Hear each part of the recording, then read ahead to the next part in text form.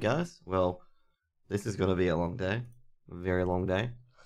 And talking about long days in particular, it's going to be a long day for potentially Greyhound or potentially Mind Freak. Given the fact they're going to play, most likely, either of these teams potentially, 3 BO3s today. So if these teams want to make their major dreams come real, they're going to be sitting here for a long time. 9 hours of sweaty CS2 action.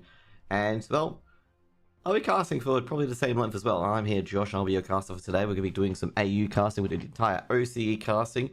And then we'll finish off with one of the OCE BO3s for the starting matchups before I go to bed and work tomorrow. And that's going to cap off probably about a 30-hour weekend of OCE and Europe casting. And some NA mixed in between, which is well, pretty out there at the moment. But anyways, guys, we got our first matchup between Greyhound and Mind Freak. And a lot of people thinking, like, how the hell Greyhound got here? Well, Greyhound lost a BO1 to Bad News Kangaroos, and here we are. Now, Greyhound get into their mojo, to get into the rhythm, the BO3 is probably the strongest suit of Greyhound. Now, this is probably going to be a trap game, I would say, for Greyhound, because Mind Freak are pretty good at BO3s as well. And we'll give you the reasons why. We'll give you the rosters on the reasons why. So looking at the rosters, we got Dexter coming back for Greyhound, the RGL himself. That's a huge step up for Greyhound. Obviously, Dexter's got to mold a few players into his formation as well. You got Liaz, you got Ali on the AWP, you got also Ints, and you also got Vexite as well. How could I always forget Vexite, dude? I always forget the 5th player of the team, and that's pretty bad as Vexite, actually. Now, on the other side, we've got Mind Freak, they've got Tux, they've got Forlex, Tux the RGL himself, they've got Orpa in DPR, Vision, Josh, I'm sorry, I was calling him Vision. DPR, Josh. His name never stays the same, but you know, you'll know him, okay? You'll know him. He's a great AWPer. And he also got Super and Danger as well. And Mind Freak had a hell of a game yesterday with some insane clutches coming from Danger and various craziness coming from Tux, able to just stop DXA in his tracks. And Tux put on a clinic to secure the Mind Freak if it was 2-0 in the end. Because I cast it, so I kind of know. But dude, every game since probably the morning yesterday has been kind of a blur, considering I've casted so much on the weekend. Now, overall, the winner of this will play the winner of the BO1 against Rooster and Bad News Kangaroos. Now, that was going to be a very interesting matchup. Bad News Kangaroos v Roosters. It's going to be another rivalry affair. Those two teams have been at each other's throats for that second spot for a very long time. But now it's going to be a lot different because now both Bad News Kangaroos and Rooster, there's only one spot. There isn't a second spot anymore. So either of these teams have to be Greyhound. And Greyhound isn't going to let that major spot go without a fight. Now, there's been rumors that Greyhound are hogging the international spots, but if you want to take an international spot now, today is the day that you're going to do it, okay? Today is the day you're going to do it if you want to take a spot of Greyhound, because Greyhound, they're going to come to that last fight after having probably a grueling fight with either, you know, Mind Freak, Rooster, Bad News Kangaroos. Surely this is the time you take him out. Played with Ints, Josh, and Dexter, and Ints, Dexter, and Aircast on face on that warm-up. Playing to show how good they are. Yeah, Josh is a very, very insane player. Like, nothing bothers him. Okay, like I guess right now, nothing really bothers him on that the CS2 like turf at all. Just nothing bothers him. Like 1v3, doesn't care. Probably could convert it. 1v4 doesn't matter. 1v2 doesn't matter. Doesn't matter about the numbers advantage. No, just plays the same style of CS over and over again. And also not to mention as well, their comms are very good. They also communicate information very effectively. And also, I think Dex is incredibly aggressive as an IGL. Will just favor Vexite, potentially as well. I think it'll favor Vexite quite a bit. But we'll see what is going on very shortly. Just going to check under the hood to see how our vetoes are going at the moment. Players to look out for, I'd say. So, players that I would look out for in particular is definitely Vexite. 100% Vexite will be a player to watch out for in particular. I'd say for Mind Freak, Tux is really turning back the clock. Tux has made some very, very important kills. I reckon Josh DPR is doing pretty good as well. And yeah, that's about it. I'd say Danger probably watch out for as well, because Danger can just turn on an absolute clinic, especially in these 1vx scenarios where Danger may be able to just tie rounds back for Mind Freak. Now, for Greyhound, you got basically Ints, Vexite, Alistar, all those players you can basically look at. I think all those players in that team at the moment are just absolute champions. They can just go, they can just, I completely lost my words there. I've completely lost my words there. They can just turn on the entire world on fire on just a flick of a switch and basically decimate any sort of plans that Mind Freak or any other team may have. That's what I'm looking at here.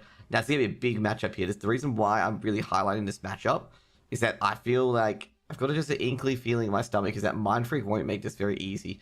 Mind Freak on paper are probably a lot worse than Greyhound. Greyhound's a lot stronger on paper.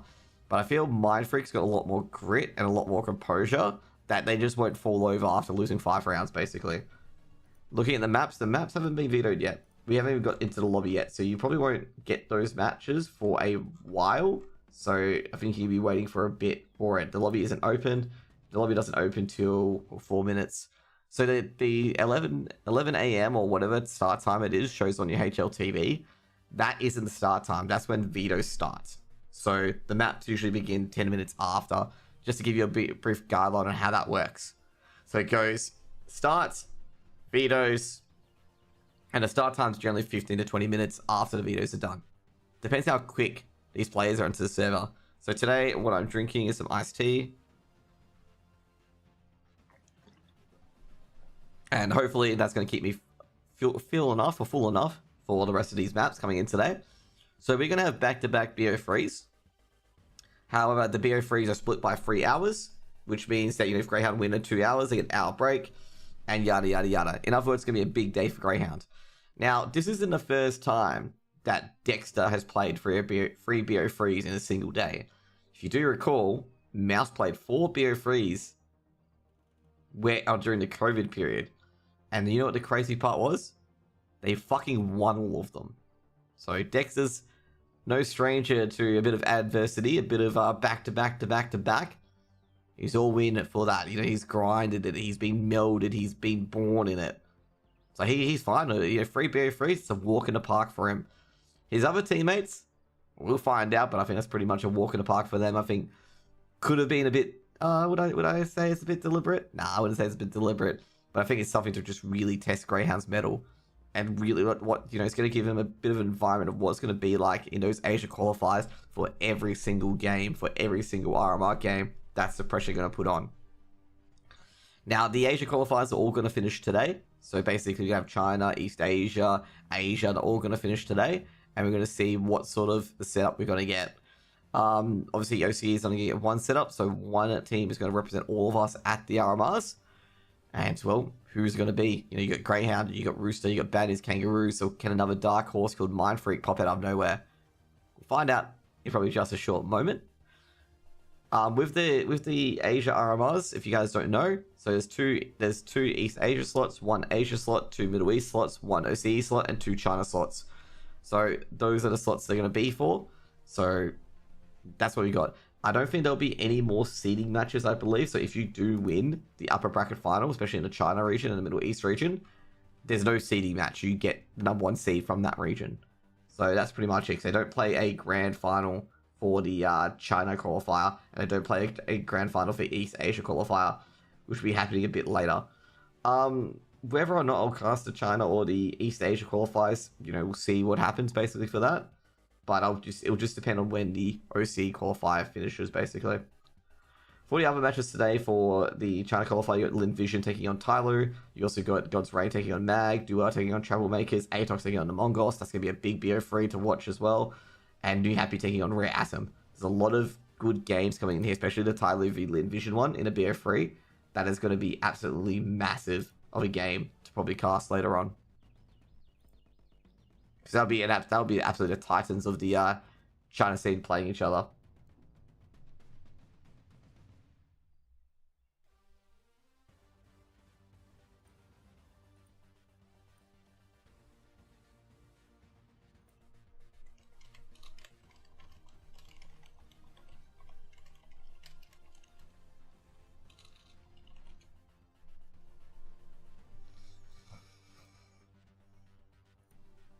So yeah, that's pretty much a lot of the preview. How's anyone feeling about the game overall? Like, a lot of people think this game could be a walkover. I don't think this game will be a walkover. I think it's going to be a close affair. It's going to be a lot closer than people expect it to be. So having a bit of a delay at the moment. I'm actually just waiting for the lobby. Okay, the lobby's opening up. Excited what happens. See, but what happens? Honestly, yeah, like I say, if Bad News Kangaroos and Rooster want to represent Australia at the major, I don't think they're the two teams complaining about it. No, Greyhound's a lot better. There's just a few other people who don't understand are complaining about it. If they want to qualify for the major, this is the day that they have to do it. Like, obviously it's a obvious solution, but today's the day to do it because they're going to get Greyhound maybe at 75%, maybe at 50% after a few grueling BO3s, and that's probably where they want them to be. Like, not to be like fully awake, fully alert, where they're just going to sweep them potentially 2-0. They want them, tired and just could make critical mistakes at critical times in particular. So Greyhound's all ready to go, just an FYI. Greyhound readied up in the first 10 seconds. They are ready to go.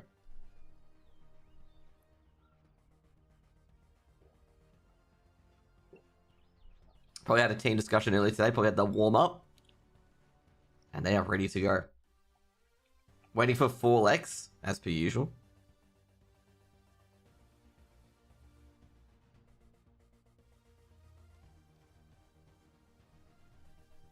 I'm tempted to at Marvin and tell him to ready up.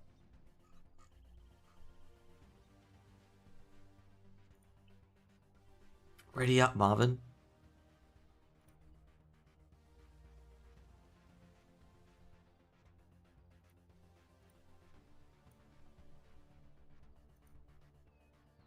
He never readies up, does he? Never readies up. Okay, here we go. We got the videos coming in. Yes, tell Marvin I already told him to hurry up. Okay, there we go. Overpass and Vertigo are banned. Pick coming in from, I believe, it is Mindfreak. Oh, actually, Mindfreak got to pick the teams. So Ancient's being picked. Anubis is being picked as a response. We're going to go to Ancient Anubis. So Ancient is picked by Greyhound. Anubis picked by Mindfreak. Just updating the comms now. So Mindfreak got to be Team 1, by the way.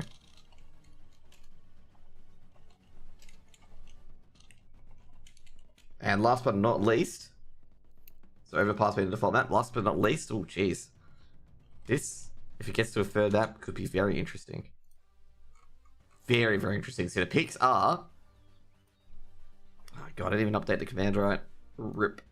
The picks are, by the way, as you guys can see there, Ancient for Greyhound, Mindfreak, they pick Anubis. And that Anubis is almost immediate, by the way, that Anubis pick. And the last match could be DE Mirage. So I guess the Mirage will be a typical OCE match to decide things. But Ancient and Anubis are the first ones on the block. Greyhound played fairly decent Ancient. Bans were this. Overpass banned by Greyhound. Vertigo banned by Mindfreak. The other bans were Inferno and Nuke being banned, meaning Mirage was picked by the server. And I gotta say, Greyhound in that final ban probably played that one really, really well by banning out Nuke. And also that veto in particular, I've got to say, I'd say overall for Greyhound, I think this veto slightly favors Greyhound, I would say. Even with the Anubis pick as well. Like the Anubis pick does favor Greyhound. Greyhound could potentially steal that pick and make this 2-0. So that's my opinion on that one, is that it's probably a good veto for Greyhound. I gotta say, with Mindfreak, it was probably hard to get a very good veto and try to sneak Nuke in there without actually picking Nuke. But at the same time, Greyhound also have a very good Nuke as well. So it's a bit, hit or miss of wherever Mindfreak went in the end. It actually depended on what Greyhound felt like. And Greyhound felt like a Mirage over a Nuke, basically. We're waiting for the CSTV.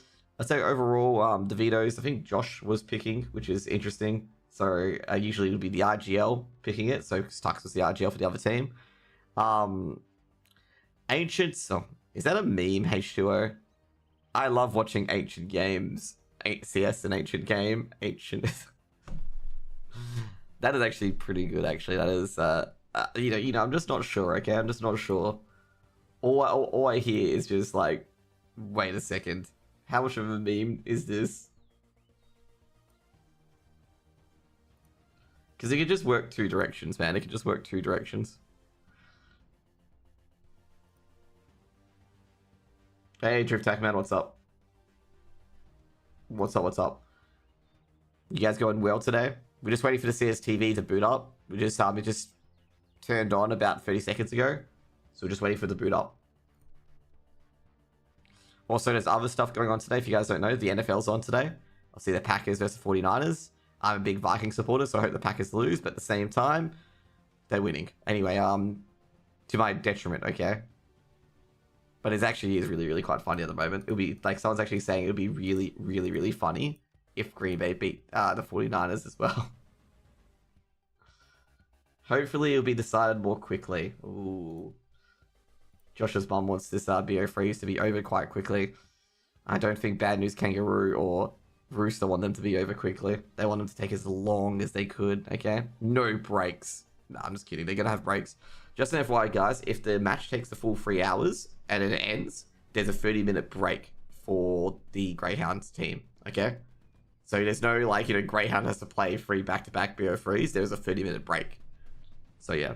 Hey, we get to be a Vikings fan because I stayed in Minnesota for quite a bit. That's why my sister also stayed in Minnesota. It was when Dante Culpepper was QB in 2000. I'll say 2008, but I'm not sure. And Dante won that infamous playoff game where the Vikings are the only team to win a playoff game at 500. When they beat Green Bay in a wild card round.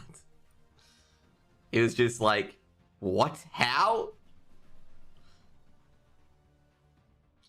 The Metrodome doesn't exist anymore, right? They knocked it down. So I do remember that was, or not knocked it down, but they don't use it anymore because they had the Mall of America field now. Or whatever it's called. I think it's called the Bank of America.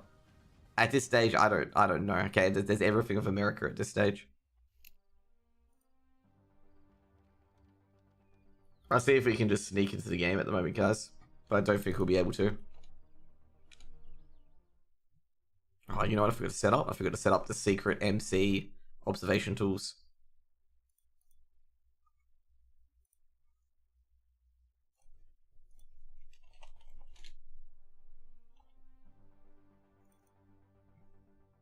Okay. The super secret observation tools. I've actually got my breakfast here and I forgot to eat it. This is not good, okay? I got Subway Eat Fresh, okay? I did my morning walk. Did a longer morning walk today because, of course, I'm going to be sitting down half the day.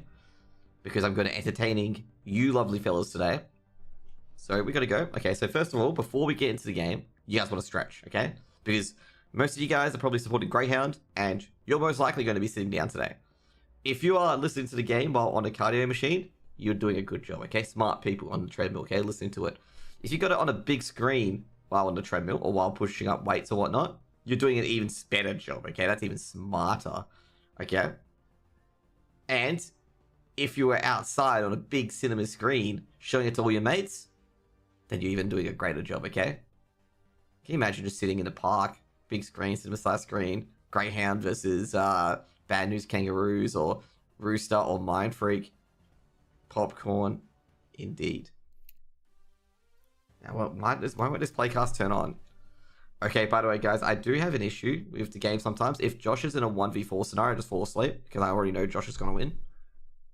So just remember that when Ince is in a 1v4, I may sleep during the cast, okay? He puts me to bed. It's just a foregone conclusion. I just already know it's going to happen. And we're going to hop into Ancient, though. We're going to hop into Ancient. And welcome to Ancient, by the way. Does Ancient have any meme sort of things in it? Not really, it's a rune, okay? There's no TV that has their source on it or anything like that. This is Ancient. And this is a place where, you know, one day someone's going to find a boost to pop up in this area and just, like, hold middle like this. But anyways, alas, we don't have that.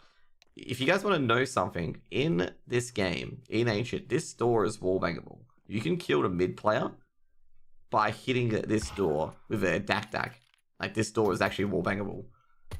You know, you're thinking, what, how? It is, okay? It just is.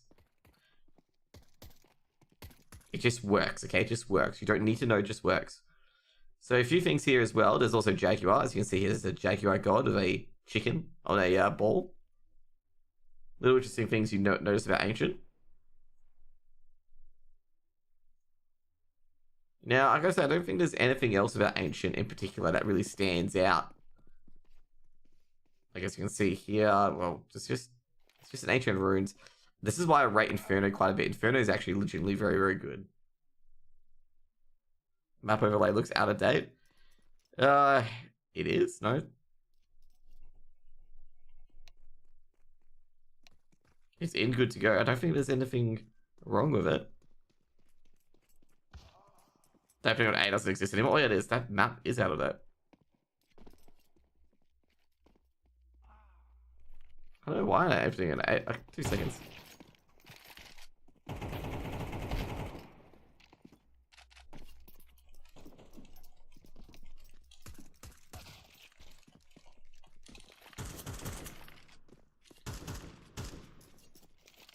There is an opening on A, okay? If you believe there's an opening on A. Just have to blow it up. I mean, this opening exists, right? Therefore, if you blow up this area, it will also exist. Not really, but I'm just kidding. It doesn't exist. They tried to make A lot easier to take for the T's because it was just ridiculous trying to plant a bomb here. Not only had to clear out Donut, you had to clear out Temple.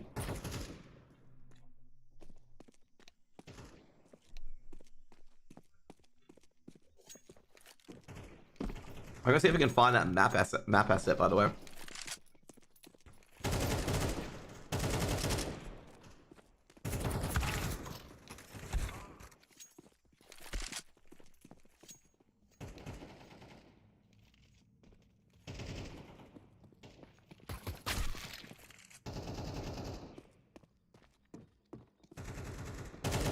Yo, Alistair? RuneScape streamer. That's good to see these days. How's the RuneScape League going? Because I know, like, because I play PoE, I think the RuneScape League, like, started slightly after the PoE League. Like, I just saw the RuneScape League starting as, like, the PoE League was dying down because everyone had completed all the stuff.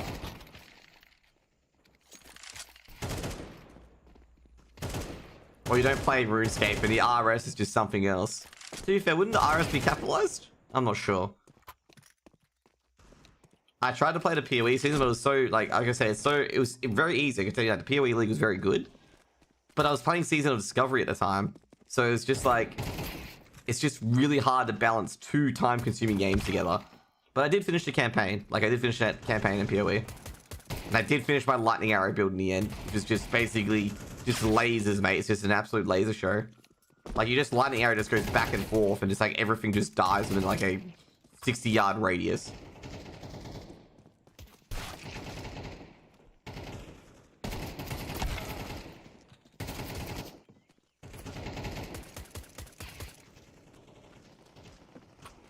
So we could have a game starting shortly. They did the vetoes quickly, okay? This is the curse about this game.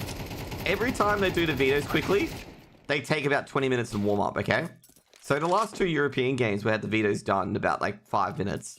They took 20 minutes to warm up. So one was during the EU game was Hadji. Hadji's kept crashing over and over again. The other time, I believe it was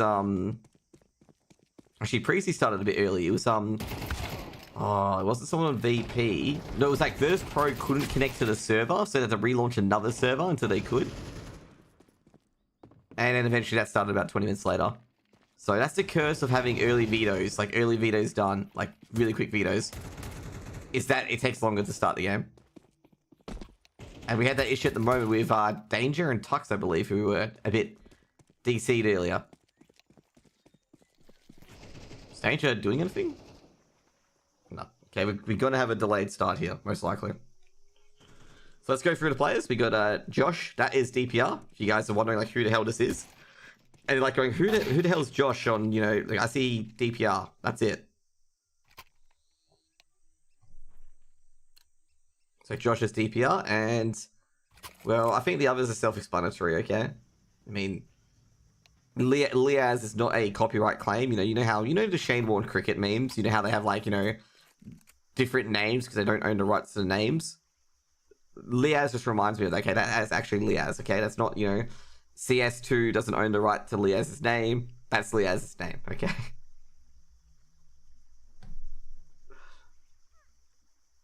Give me a tech pause at the moment. Not sure. Okay, Vex, that's DC'd.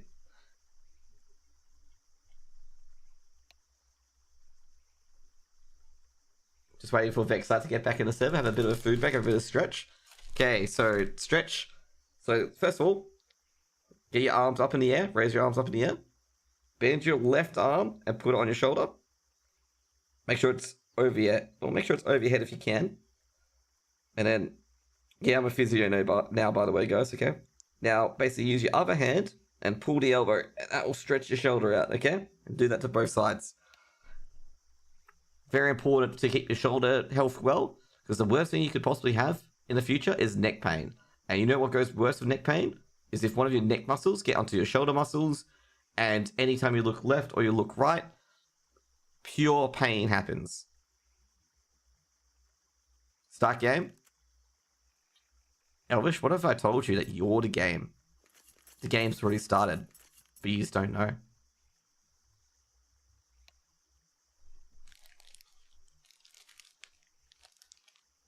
You want to play a little game? It's called how long the tech pause is gonna, be, My Subway. Every minute of tech pause means I get to eat some lovely, lovely chicken classic Subway, okay?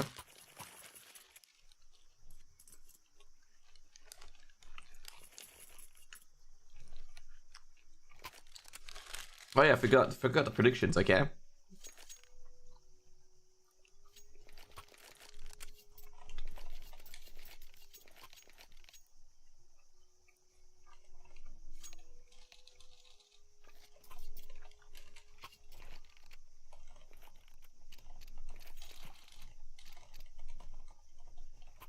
Okay, there we go. Get your bets in, okay? Get your bets. Get your gambler in. Go.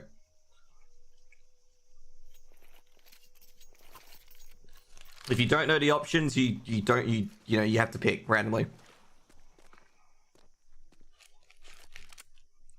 Okay, we get underway. Eating a nice, do you know the Southern style chicken from Subway? Having that at the moment. Dexter P250 a dream. Got coming in. Dexter rushing towards speed bomb site. And danger and 4X. 4X is just like, no. Greyhound does not pass into the side. But Liaz and Vexite strike back. Super trades in triple. Liaz is investigating. He's like, let's just check out if anyone's in Jaguar. Bomb is actually dropped. And it's actually in a risky proposition here because Super can peek on it. Flashbang goes in and Super's just like, nope, I don't want to do this. And Josh is like, yeah, we got to recover that bomb. Bit of a scary scenario here for Mind Freak because Josh is still alive. Okay? Which Josh? Ints. Not Josh Zom, Ints. TV2, Liaz snipes down Super, and that's going to go straight to A. Danger and Josh taking on Ints and Liaz. Ints will get the bomb planted for Donut. Actually going to fake it out, look for the A defender, and he hears two players rushing around. Ints lines them up, taken down by Danger. It's all up to Liaz, and beautiful by DPR, and Greyhound lose the opening round and don't get that bomb plant down.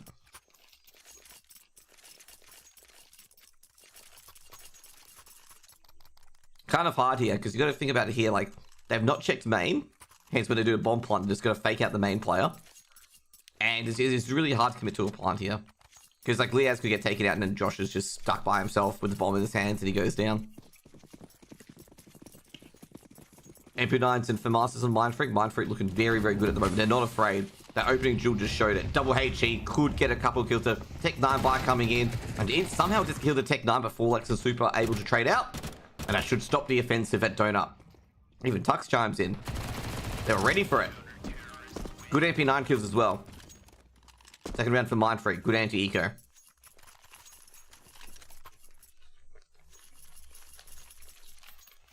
I also like that nade setup. That was huge.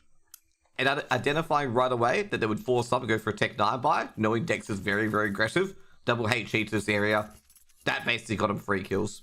And also allows them to hold onto that donut area without the Tech 9s doing their absolute rubbish and just pushing their way to the A site randomly, okay? Tech 9 is one of those weapons that are just like, you know that kind of thing where like that team that just magically pulls stuff out of the air and somehow wins. It's like, go everything. That is literally the Tech 9 option half the time. Okay? That is literally Tech 9. The Tech 9. Liaz with the Deagle does take down DPR. DPR gets a bit nervous. He drops Super coming in from Donut. Should take down Liaz, and he does. Tux will throw a flashbang out to try and get them back into the A site, and they're going to do a reverse. Ali will try and get the bomb plant to default. They do not have an aggressive defense, and I think Danger's seen Ali anyway. Molotov being thrown in, great move by Danger. Can Danger stop the bomb plant? He can't. Ali slaps it down. Danger will grab one. Jeez, Danger grabs a second as well. I switched to Tux, thinking Danger was not going to engage that. It's in a 2v4, and Dex is on the opposite end of the map. It's at ramp. Super. Will they check it out? Double peek it. Great double peek. Should be another round here. Dexter drops to 4x, and that should be another round for Mindfreak. The big thing for Mindfreak in particular for this round is they kept 4 alive. Okay, that is huge. Because they're also building money. Even though they're winning rounds against Force Spies, they're building money, and Greyhound is burning money. You know, despite the lost bonus, of course. But yes, they are building money, and CT side for building money is, well, they need it. They pay too much sales taxes on the M4s, okay, guys? They pay too much sales taxes. You know, you gotta pay your taxes, okay, guys? Looks like the grenades go in a different direction this time. Danger and Forlex taking a lot of damage trying to get close to Catwalk. But they're not gonna get a bit close to Catwalk, are they? Meanwhile, we got Forlex and Jaguar, and Mindfreak need a bit more map control, but it's really hard to get map control when all you've got is a bunch of MP9s with the Masters. Ali very aggressive with the AWP. Oh, jeez. Tux was like, what? Forlex charging in, but he's been shut down by Dexter. Tux definitely did not expect Ali with the AWP. Vexite. Oh, great stop by the Super and Forlex with the HEs, taking down Vexite. They're going to get middle control. Now, DPR. Oh, no way. DPR royally unlucky to get a wallbang there. 40 nailed Dexter. Dexter lucky to be alive. DPR, they know he's here. They're going to just target him. He's moving. Ali's just going to snipe him as he gets into position. And, well, Danger. Can he take out a few more? Now it's getting smoked off. They can wait kindly for him to stop the kerfuffle. Molotov goes down, does spread to Liaz. Danger taken out by Instant. That's a bit unlucky, and that Super's going to say save, or he's going to go for it. Looking at the money, does he? He can go for it. Doesn't have a smoke though. Liaz going to tag up. Should finish him off. Maybe. Ooh, jeez. Super. We'll go down. First round on the board for Greyhound. This is where having good money actually helps you out for the CT side.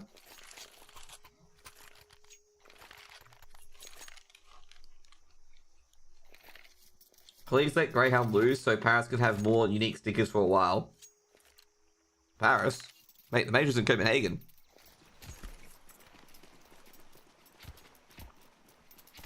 You never know. Greyhound could update their logo, mate.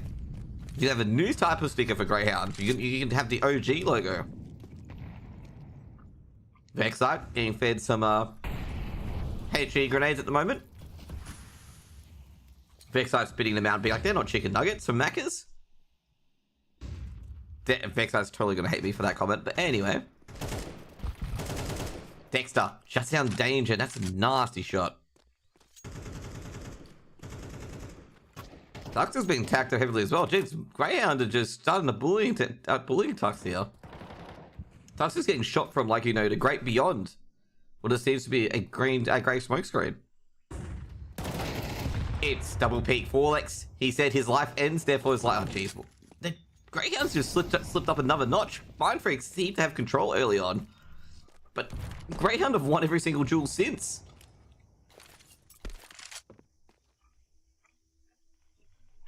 It seems like this unstoppable barrage of Greyhound at the moment. You know, there seem to be like, you know, a cute little Greyhound. They just walk with you. Then they see a bunny and bang, Greyhound's off to the races. Liaz shuts down DPR. Now Tux in a 1v1 against Liaz. He does win. And it's going to waltz onto the B-bomb site. They're like a bunny. Like, this is Greyhound. Like, you know, Greyhound 1. Let's just put a gun to Greyhound, okay? You know, they're just no bunny. They're just walking casually. Okay, like this, okay? Round 4.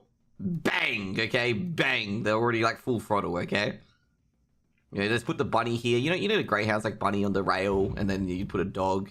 I can't draw dogs. Okay, you gotta realize like this is really hard to draw. Okay, yeah, it's a greyhound. Okay, it looks like a kangaroo, but it's greyhound. Okay, you put speed. Oh, Tux might die here. Okay, Tux POV. Tux in temple. Here's the steps, and they're like, "We know you're here, buddy." Oh, Deb, good work. Traded out by his compatriot in Dexter. You know, Dexter's very nice. He traded an AK. He's like, okay, I'll take the AK. Here's the M4. Okay. Even Tux, you know, his lifeless body stands there. Dexter believes in fair trades. Okay. He even dropped it right to where his hand was, where he's holding the M4.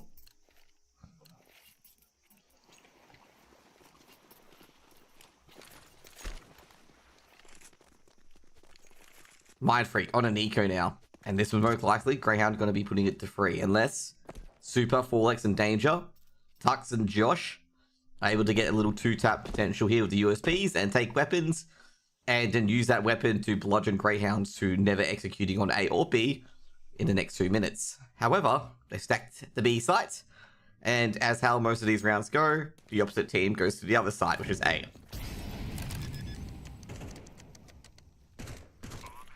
Now, he's going to be the train conductor here. And if any of these players decide to rotate to the A site, they're going to get a reward. And Liaz being the front man, because he needs that Mac 10 kills, he sees 2 on site. Liaz, probably not the greatest of Mac 10 sprays there, and nothing happens. Now, Mind Freak might want to take that Mac 10. Oh, this is looking pretty good. They're going to get an AK out of this. They're going to be careful here, Greyhound, because they're going to grab a couple of weapons. Dexter gonna throw a few grenades. They quad peek him. And quad peeking Dexter doesn't go so well. Dexter tells me his monitor size is 1x, 1x, so his crosshair is always on him. And that's why I showed there. His 1x, 1x pistol was definitely on him. And that'll be a 4K spray down by Dexter.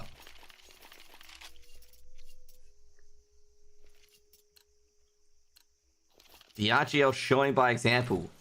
By padding his HLTV stats.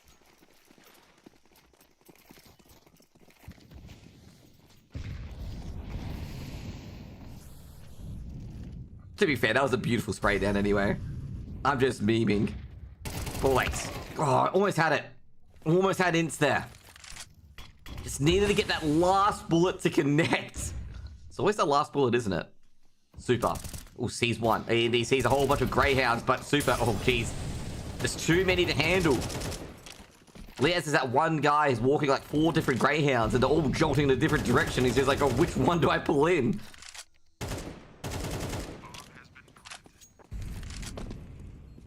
Not really much the A site can do. Josh, Tux, and Danger just gonna be like, nah. We're gonna try and keep these weapons. And I'm gonna take another bite out of my Subway sandwich.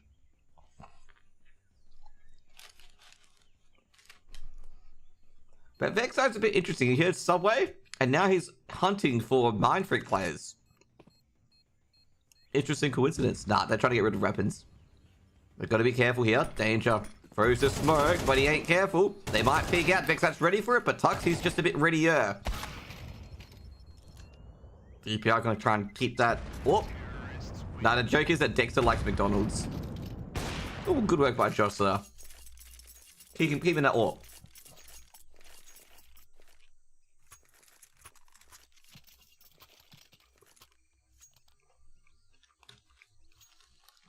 Easy for Greyhound. I wouldn't say too easy though. Hero Op coming in on Josh. With an MP9 on Danger, so they can't afford that MP9. They go to the MP9 direction. Josh, let's see what he can find. Ali on the other end with the Orb. Josh misses the shot, misses Dexter barely, but I don't think he realized that Dexter's pushed. And Dexter, he's an aggressive player. Very aggressive. Spray down, not so great, but still takes down Tux anyway. Looking for 4X. Danger's been taken out, and 4X is stuck in the smoke. 4X gonna get a 1D at least. They've taken out the third player on site. It was caught Ali with the smoke out. Can he take down Fix that? He does. Dexter immediately trades. And it's just going to be up to Supar and Dream.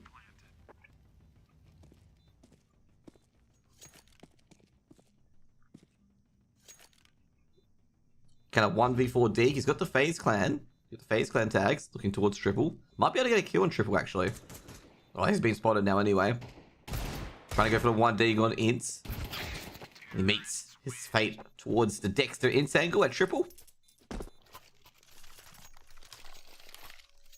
Not going to be able to grab any kills there.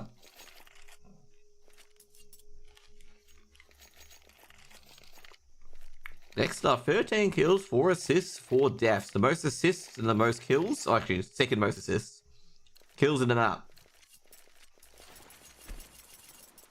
The only person who's got more assists than him is Josh.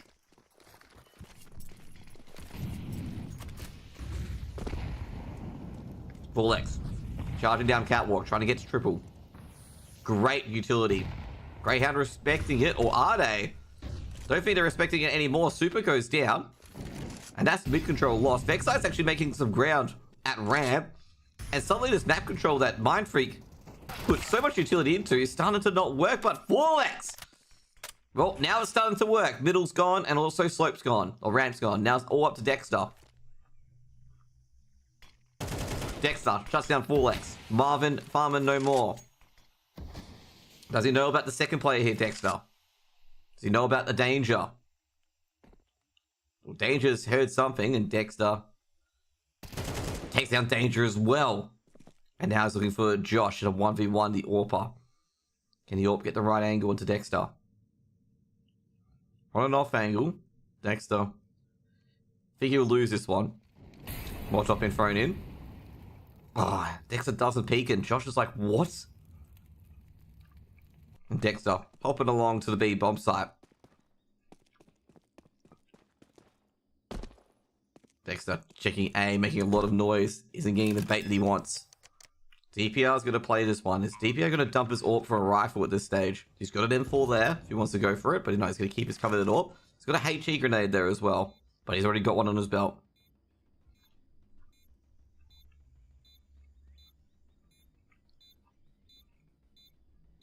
Dexter knows he's taking on the AWPer as well. Can he go for a no-scope? Oh. Not a chance, man. He had no chance on that. Absolutely no chance. Dexter snipes him and completes a 1v3. Like I say, Josh did all the right things, but just Dexter just destroyed him.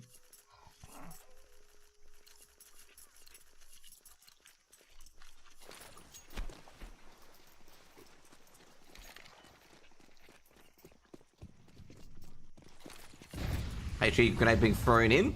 Does a bit of damage to Liaz and Ints. Danger played that bad. I don't think Danger could have really... Like, you got to keep one in the sight. But I do agree. Like, you know, they could have played it together, but that's a hard thing to do. It's a hard thing to judge.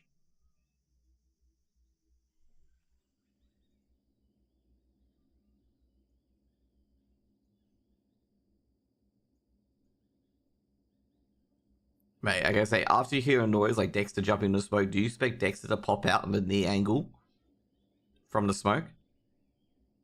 After making a noise, unlikely. Tuck should get a kill here. Ooh, doesn't. Too quick on that first shot, and Ints will get a 2k. You gotta remember, Dexter made a noise, so it's generally thinking that he would just back off. Back up. You don't think he'll push that smoke because he's giving himself away.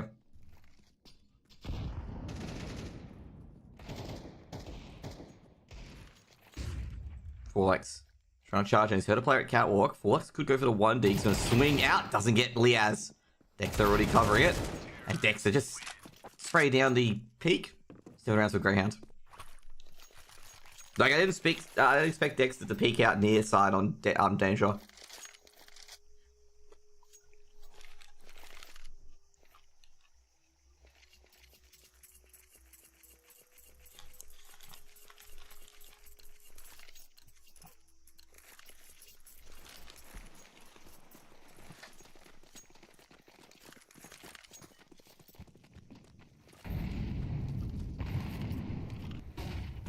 That should be a kill on Forlex. Ints really doesn't have to do much there, but super quick trade, 1 for 1.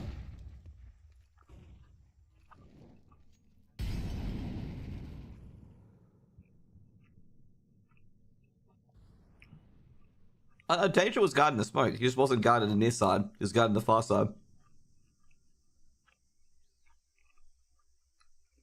I think Josh was like around here, and Danger was here, so it's really hard to pair these two up when you last play it. Like when you last play your Ferders around here. So I'm very sure Josh was deep on the A site when that duel was happening.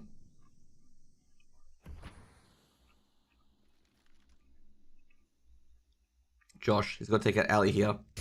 Molotov being thrown at Ali on the boo, so he's going to be taken out. Does tag up Vexite heavily though. I'm going to say, gotta give it to Josh there. Does get a decent tag. Dux is just waiting. Vexite making a lot of noise. Tux just standing still. Rotation's coming through. Dexite's going to turn over. They're going to need a flash over. Ali goes down, and that's going to be perfect. Great 1-2 by Tux. But that's not going to prevent a bomb plant.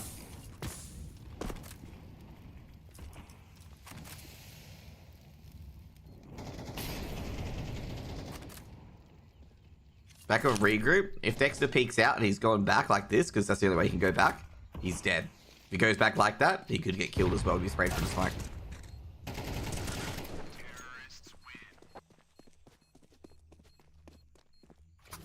He's got to like not turn his back to the smoke while walking backwards. Like it's easier said than done.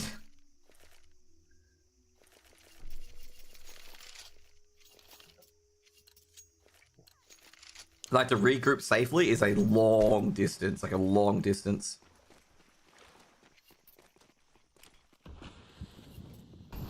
Like I don't think like a regrouping there, like unless Josh could get to him or get to Donut, I would say, to try and hold the angle.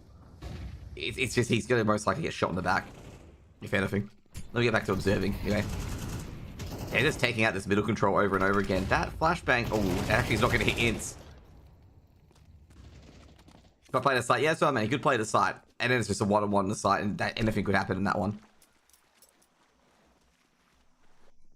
Like anything could happen in that one. That's the worst part of the CT side so badly, is that if you play one-on-one on the site, and that player loses, ugh, it's decisions, to be honest. Like you gotta realize as well, Danger's taking this into like 2-second decision making. Great work by Danger, great clear. So it's like he's got like 2-3 seconds to make a decision. And maybe he made the wrong one. That's due to that 3 seconds. Ali's been heard, so they're going to peek on him, because they know he can't shoot 2 players at once. But actually goes back to connected to buy a bit of time. Oh, missed shot. He might be aggressive on Danger, goes for it, gets a Tech 9 out. Go for the deep, oh jeez. Tech 9's doing Tech 9 things to make it 9 for Greyhound. I'm not joking when I talk about this goddamn weapon pulling off BS stunts like this. Great 1v2 from Ali, okay? That's embarrassing. No, the Tech 9 just does this. Just does this so much. It makes, like, miracles happen. It's like the miracle gun. Like, honestly.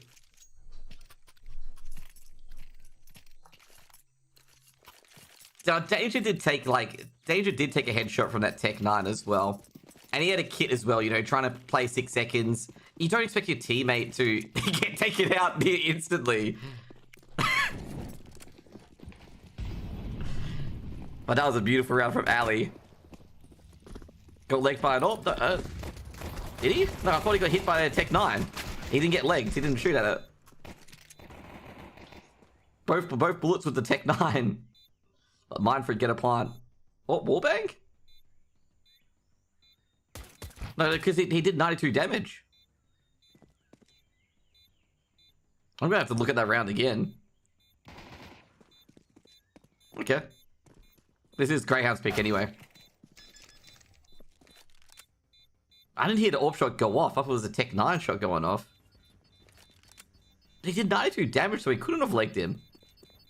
Next side just going to leave anyway. Doesn't want to take Danger on a 1v1. I'll go check my video. Maybe I was thinking about another moment.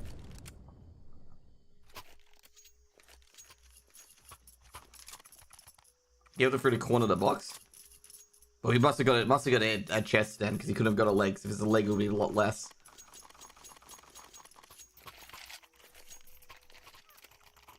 Anyway, good 1v1 there by Danger. I'm liking that.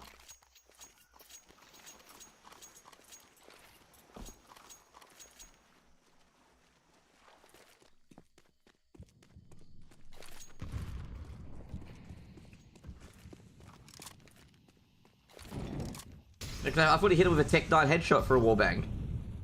I'm just watching it now as we get into the second round. Anti-Eco coming in for Mind Freak. They're just replaying it. I'm very sure he hit him with a Tech 9. Because he switched it out. Just rewatching it now on my other screen. Because he didn't have the AWP out. He switched to his Tech 9. Let's see. No, he misses the first AWP shot. No, he actually does get him. He gets him in the chest with the AWP. Gets him in the chest of the AWP. Didn't leg him, okay? Didn't leg him. I guess they... Oh, jeez. Super Tux, they're just farming with these Mac 10s. That's the A site cleaned up. Unit instant replay feature, that's going to fry my CPU so much. And it already is. My CPU is so old on this computer. Where's the bomb, though? Oh, no. It's one of these rounds. It's one of these rounds where Liaz has found the bomb.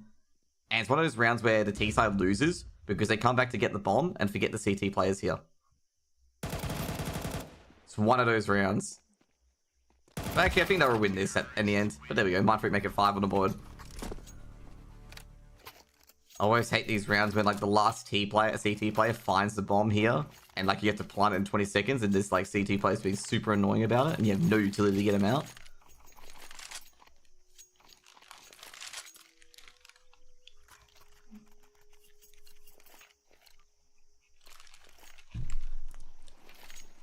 I don't think, like I say in that scenario, I think Danger needs to stick to defuse. Like, Danger's on AHP, I think sticking to defuse is a smart feature there. Because, like, Ali's got the Tech 9 out. If he swings out and misses his first shot, he's dead.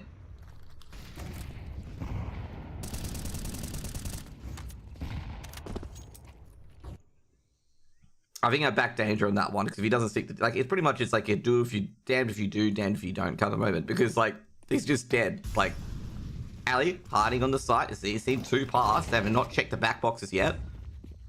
Oh, that is just not a great trade by Tux, though. But the problem is with Mind Freak, though, is that Greyhound are trading right back. Super can't get a second into the trade. Jeez. These trades are near instant.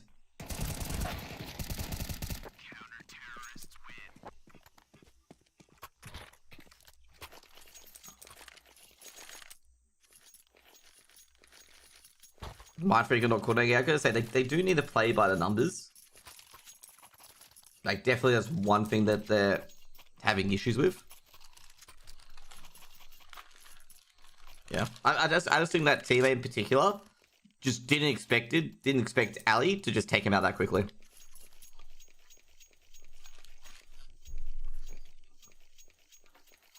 Because that was like a 1-second hit.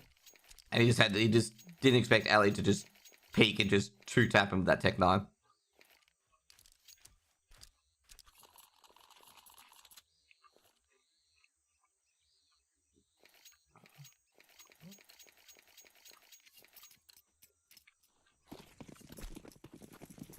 I think this side for Mind Freak is probably like, you know, talk to be like, expect the unexpected from Greyhound. Like, just expect the unexpected.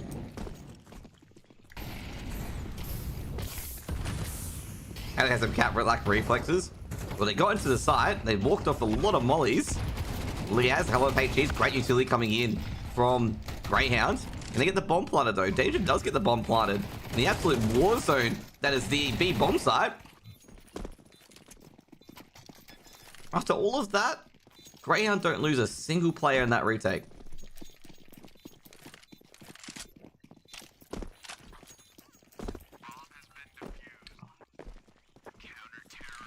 I 11 on the board for Greyhound.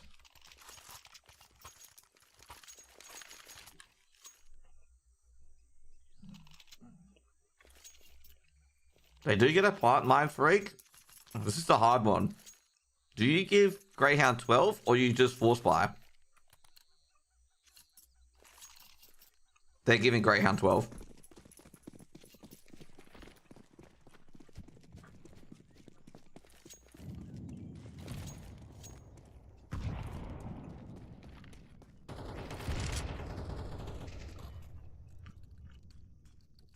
I'm not too sure, but like, you know, we'll see. Could be just, you know, doing different role.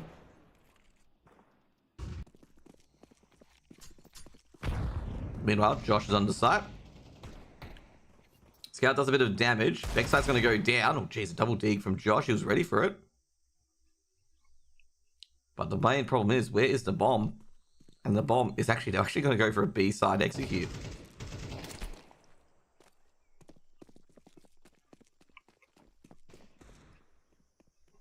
At least they know now that they're crossing over.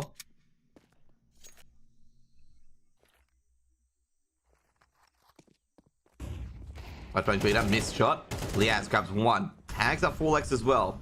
3 players from Mindfreak have 1 tappable. Now they can switch it back to B. Because they have time.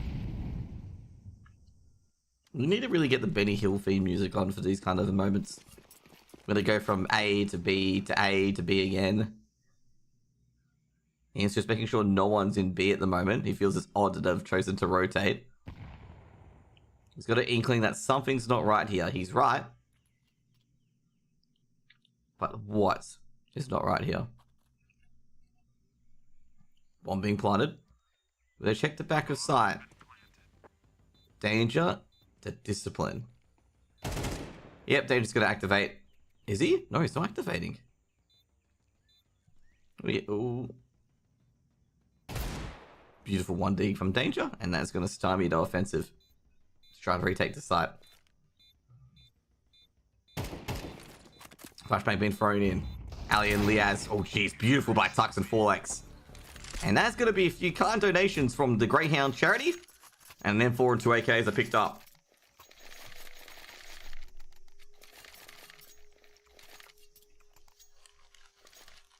Mindfreak win a round.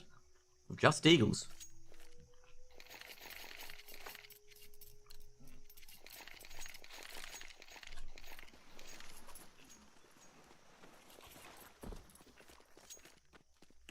Sensing a pattern? Maybe. Pistols are a better weapon, that's it. Dexter pushing up. On towards triple. Takes down super. No trade from 4x. Dexter just backing out. Trying to stop this slope aggression or ramp aggression. Inch goes down. Oh, Inch takes down 4x. Doesn't go down. And, well, this is not looking very good at the moment for Mindfreak.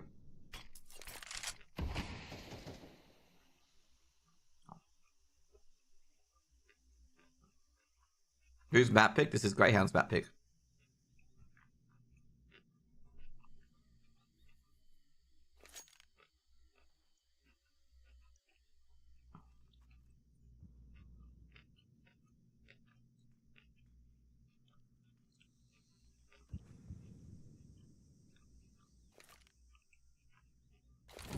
Yeah, do you see a shadow there, Josh? I think you saw a shadow. Well, takes down Liaz with the wall bang.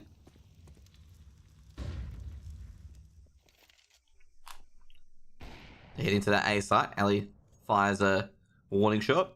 They're waiting for the donut player. That's what they're waiting for. They're waiting for that donut player to activate being back site. Ali snipes down Danger. The bomb drops. He's waiting all day. 1-for-1 trade. Greyhound get 12.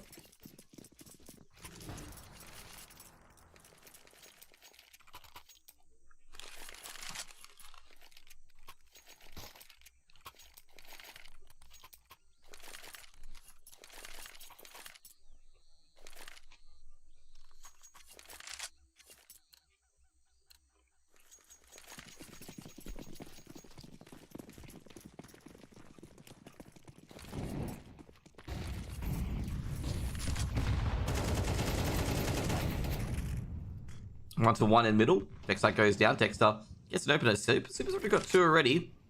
Thinking on the trade in Dexter instead of the map. However, the lurk player on towards the B side. Not working so well as Ints cleans out ramp.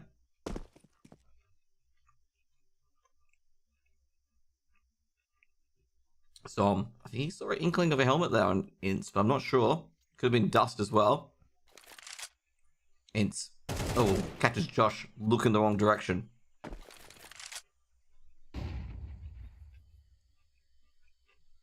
Two v3. Tux with the AK. Smoke being thrown in. Jeez, his teammates were dropping all around him. Small Tux by himself. experienced head himself. Played for the Chiefs. Been to RGL for Mindfreak for almost probably 1 or 2 years at this stage. Been to the scene for much longer. Got the bomb on his back. His team hopes on the back. So get Ints. He's played against Ints a lot of times. Ali, Liaz. Sneaking past the back of sight. He needs to clear at least one person here. Ints just checking the side a bit more. What you eating? Subway, as I said before. Subway, eat fresh.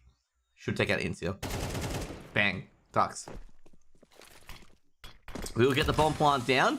And our mission is to just hold out for 40 seconds against a ravenous Greyhound outfit.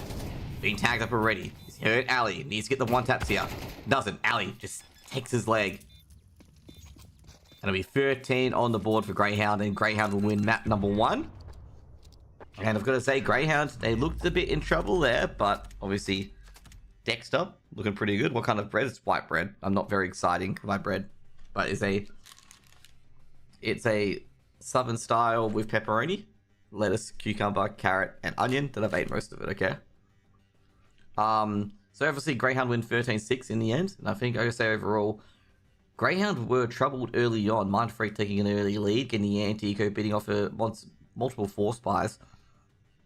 But Greyhound just triggered into another gear, led by the RGL Dexter. Funnily enough, by the way, guys, you wouldn't believe this, but the highest ADR on server was Liaz. On 110 ADR, then it was Dexter on 108. Both players had stand-up performances. I didn't notice anything really, like, amazing from Liaz, but Liaz, the workhorse in the background, putting a lot of damage on the board. So, like, you would think that Dexter would have been the highest ADR player, but no, Liaz with 19 kills, 8 assists, 110 ADR. You got also Ints with 16 kills, 8 assists.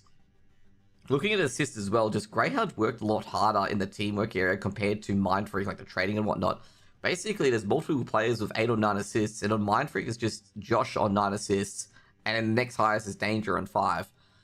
And also, overall, the kills went in one direction as well. Basically, all of Greyhound's positive, and obviously, a lot of Mindfreak isn't positive. That's the stats really there. I'm going to say overall, Danger played a very good map. Danger was 14 kills, 5 assists, 14 deaths, 96 ADR. You know, he did a little bit and more on most rounds. But I'm going to say it's probably not enough against Greyhound. And Greyhound just looked like the better team, especially after that, onto that 4th round when they just really pulled the trigger. And Mindfreak just couldn't get anything right. Mindfreak couldn't win rounds, and that's pretty much it. Looking at the last half, Mindfreak only won the pistol and the anti-eco. They only won 1 gun round in that entirety of that half. Now, we're going to be back in... Well, we're not going to be back in quite a moment, but we're going to be back with more CS. Just going to go to the next game to see how that's going. I think Tux and Josh are not ready at the moment, but I think they're taking a bit of a break. The main reason why they're probably taking a bit of a break is just to go through what went right and also what went wrong. Because there was a lot of things that went right at the start, and then it just took a sharp turn to the opposite direction, and Greyhound were just basically 9-3 up, because Greyhound won basically 9 rounds in a row to make it 9-3. So, you know, you don't have that sort of incidents happening without any good reason. But anyways, guys, gonna be right back. Once the server's launched, I'll put you guys back into it, okay? Be right back for now.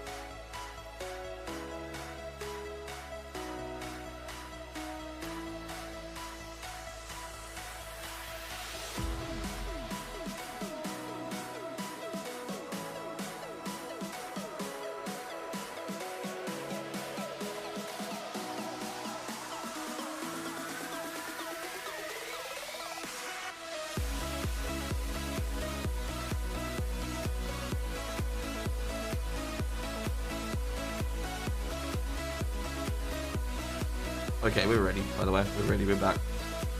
That was a good Subway sandwich. So we can get back to Anubis. And Anubis, who it is, I don't know. We can get back there. That was a very delicious sandwich. I'm still eating it right now.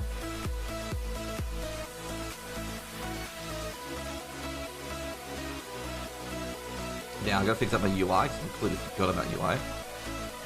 Oh, you know the first part? I'm gonna turn the music off.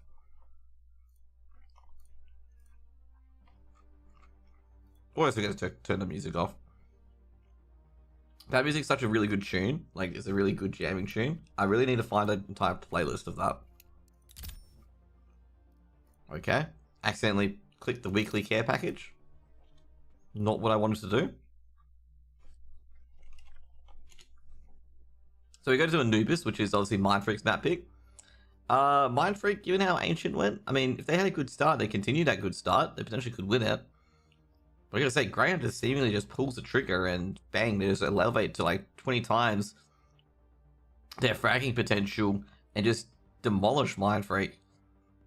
So I'm not terribly too sure about that, you know, how that's gonna go. I'm not sure what's gonna happen. I just feel like Greyhound's just gonna slaughter them again, basically. It's gonna be a 2-0. That's my opinion on it. Like, I reckon they're just gonna be slaughtered 2-0, pretty much. We're gonna get back into it. Back on Anubis.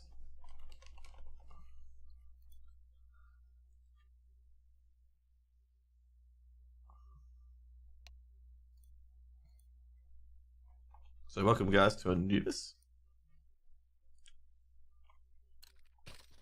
A very beautiful map. Look at this beautiful map. Look at it. Such, I gotta say, I love the water detail on this map. Like, it's so good. There's even a, like, if you guys don't know, there's a spare ship behind here as well. There's a little ship. They continue as well. It's pretty awesome. There's a lot of little features in this little map here of Anubis. Also, I love the bathhouses, like the bathhouses here as well. You know, this is meant to flow into, like there's meant to be a separate water thing that flows into here. But I don't know where the divot is for where the fountain's going to go, because this is also a bathhouse as well.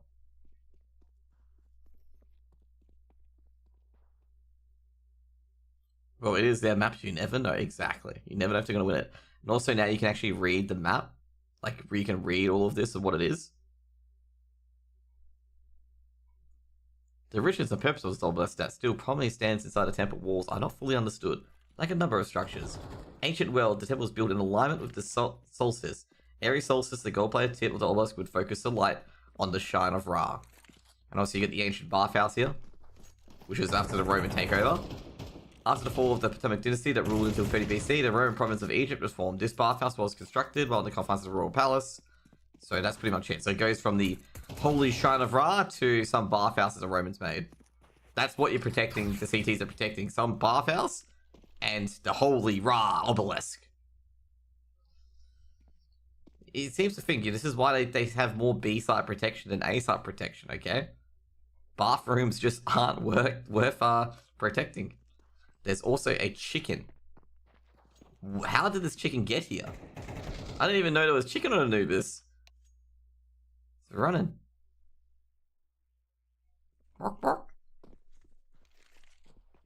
So it also tells you science as well. You also learn some language as well in French.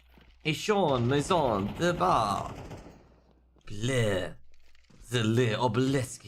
I can't even do a French accent, okay? You know, there's even things here. It's awesome.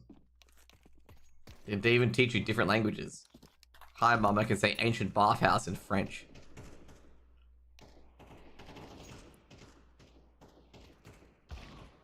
So there's also some chairs here. I believe there's another area where there's a chair and a TV that you can find in this area. I'm trying to find it.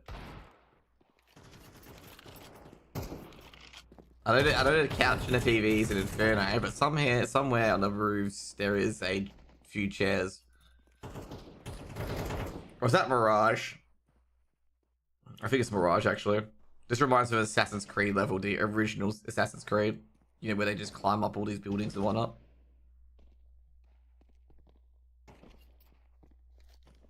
Just an FYI, this is a secret, like, ladder area. You can secretly sneak into the obelisk via this exit here. What are these berries? Are these coffee beans? No, they're normal beans. By the way, you can actually read about the Temple of Ra here. I'm trying to get onto it. See here? Like you can get a... During the first Egyptian dynasty, 3000 BC, the temple was a place where gods and pharaohs were worshipped. Within the temples, Egyptians performed a variety of rituals, such as making offerings to the gods, holding festivals as part of their religion, a way to understand the world around them. The Egyptians knew many gods. One of them was Ra, the god of the sun. He was the creator of the universe. Like, are you sure you can just move that U to the next slide? And the giver of life, Ra, also known as Re, represented warmth and growth. He was the most worshipped of all the known gods. No smoking, no pictures, no drinks. I'm playing with different apps. Please translate the hieroglyphics on B. Bro, I don't know ancient Egyptian, okay? I don't... Oh, it's hieroglyphics.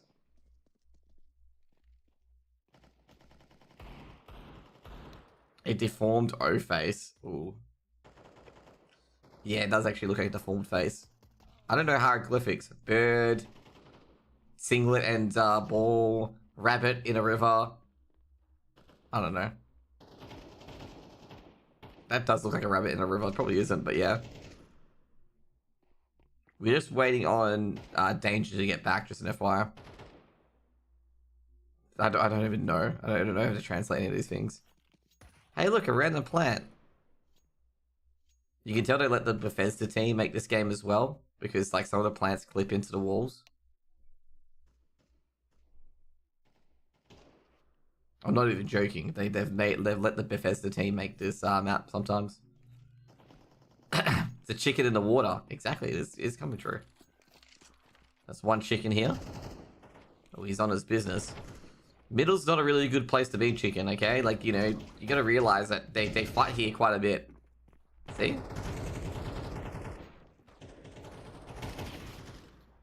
See here, this is the Bethesda team making the game, okay? See, it's clipping. Or is it clipping? It is clipping. It is clipping on the CC. This is Bethesda. Valve didn't make this map, it was Bethesda, okay? See, it's clipping through the wall.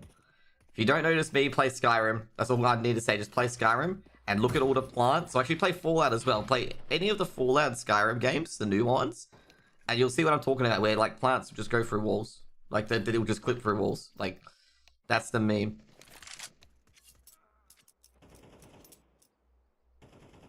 Unplayable map because of plant clipping. Exactly. Not that it matters, I tell you right now, it doesn't matter, like, on the game. Like, Skyrim's still an amazing game. You can get it on all 20 million different platforms, okay? You can get it on the, Nintendo Switch. Your first Etch and Sketch. You can get Skyrim on there as well. Probably has enough power to run it at this stage. Your massage chair. You can run Skyrim on that too, because Todd Howard wants it happening, okay? Community made by Bethesda. Da da da da! Plot twist, it was Todd Howard all along. Todd Howard isn't actually a person, it's Todd.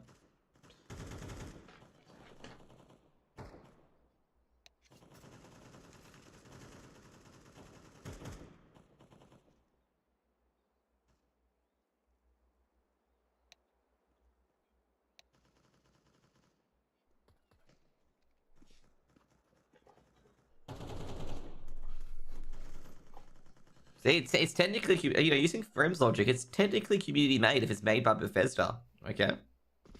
Community doesn't, like, you know, Bethesda's a community, okay? It's not a game developing studio, it's a community. They've bunched up all the people who build too much hype for games that overpromise and underdeliver. Okay?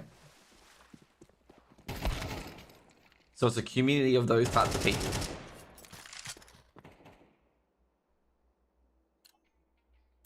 But anyway, we're getting ready. Danger's ready to go. And we're all ready to go. Anubis. Mirage free. Dust free, as they call it. As Mirage is, I know Dust 4, actually, because Mirage is dust free. We take a trip down Denial. You can use denial in a sentence, as is Mind Freak. Gay Greyhound denied Mind Freak's first map, and Mind Freak are in denial of it. But turns out Denial was actually a roof in Egypt as well. But either way, Mindfreak, their map pick. They start CT side, Greyhound on the T side. Greyhound did go overseas to boot camp this map. And Mindfreak, they believe they're a lot better on this map than Greyhound. Got 2 players in Connector, Forlex and Super just chilling. They can't find any Greyhound players at the moment as they've gone safely. They've gone to Egypt, exactly. Because they're looking for the God cards for Yu-Gi-Oh! Okay? So that's what they're secretly looking for here. Liaz sees a player towards back of sight. And no one's winning that duel. I'm starting to think that these guns aren't real. Given the fact that nobody hit a single shot until Liaz faded away. Ints will get the bomb planted. And everything will go into action here. And looks like the ancient God cards are going to be Greyhounds at the moment. As the real guns have turned on. They actually loaded the wrong score, wrong ammo type. They loaded the blanks. Forlex. Taking on Ali. All 5 players are rocking around. Forlex has been tagged up. They double peek. They know all the players are here. But it looks like Mindfreak have got the actual weapons on. They put in the actual rounds. Now it's going to be a 2v2. They do not have a kit, so they've got to retake the site very quickly. And Greyhound are going to be pretty aware of it. Actually, they're going for the defuse. Give me a first kill. Super. He's just sticking it. And Liaz is just like, nah, you're not going to stick that. That's going to be first round on board for Greyhound. Score was 13-6 to Greyhound for map 1. That was actually a back and forth round there. I think Mindfreak's lack of a kit may have not helped them out there.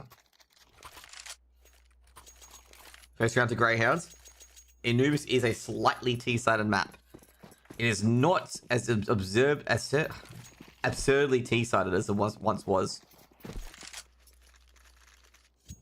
The CTs managed to find a pointy end of the gun. Mindfreak. They're trying to get an AK out, like a loo out of Ints. Greyhound going to everyone's favorite part of the map, up the middle. And what most NFL teams do on their first down is hand it off to the running back and go straight up the middle. And that's exactly what they do. And Ints is like, we've heard about 4 players go out of A main, so I'm pretty sure we should go to B. And Greyhound's like, yeah, that seems like a good idea. And Vexite will plant the bomb for cabins and for connector. Well, not for connector. Well, yeah, it is not for connector, but back for CT connector. And Dexter's just like, I need to repay the money for my Mac 10. So he gets 2 kills, and that's the money repaid. Looking pretty good for the farm. Liaz coming in from the top. And he is just going to spray and spray, but he's being dinked. And also danger, he takes down Vexite. So that's the Mac 10 dropped. Danger on a 1vx scenario. 1v2, but Ints will put a silence to him. And he's just going to realize that they all had USPs. And Greyhound gets 2.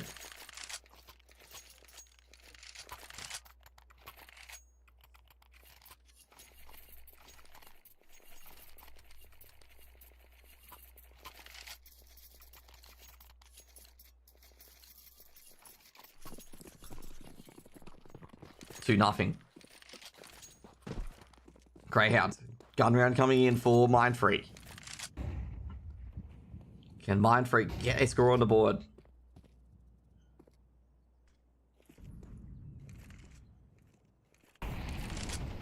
Molotov thrown in Forlex just by himself at B main. He's going to be forced out with a Molotov, and he's going to take no damage. Super on the other hand will take a bit of damage on the other end from a HE grenade, but has loose one. Not too much done so far. Middle is Super. Super's just dropping back from the middle.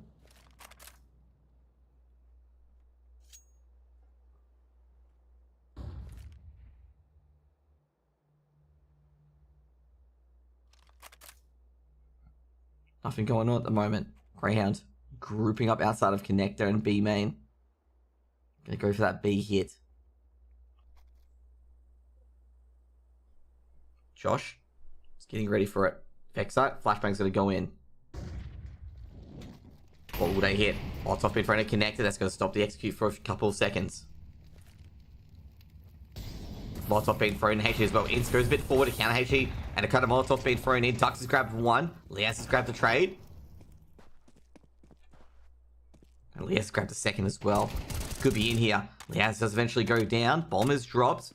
Ints will try to recover it. Smoke's going to go down, and Ints will probably jilt after it after he hits a few gunshots there. Ints does jump it. Does receive a bit of damage. but the bomb will be planted nonetheless. It'll be a 3v3 retake. Mind Freak electing to go early. They've seen ints.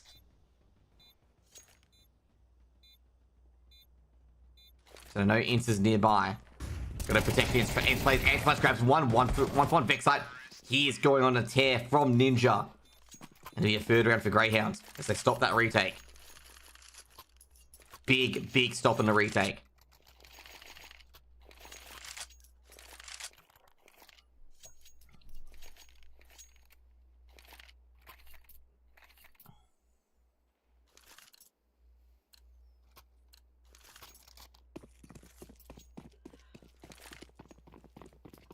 Greyhound 3-0 up.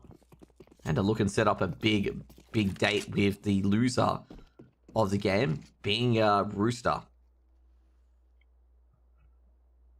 So Rooster and a BO3 after this. That will start at about... I'm not sure actually. It'll start about 2 o'clock unless they want to bring it forward. Ali can't get it working, but Dexter with the instant trade with the Kobe. Danger thought he got the initial pick, but the dunk on the head. Insta trade. Now they're going to head over towards A. They feel like they heard 2 extra sets of gunfire other than Dangers. So they're just going to check A instead. 4x. Just revealed a bit too much and Ints just sprays him down. Bomb. Looks like it's going to be hard here. Dexter's going to have to fight his way out. Fortunately, Dexter dodges the 1 dig and he's just going to run straight to the site. No Super in hot pursuit. Super's actually going to pick up the AK. So I don't think Super was actually trying to stop the bomb from being planted. He was just trying to recover that weapon. So Mind Freak can just save it. They've got a Mac 10 and an AK to put in their back pocket.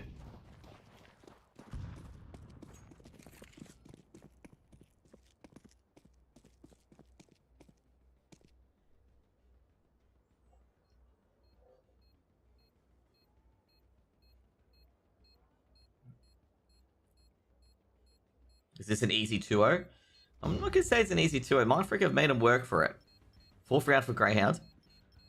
But Mind Freak get a bit of extra weaponry that's going to help them out with next round.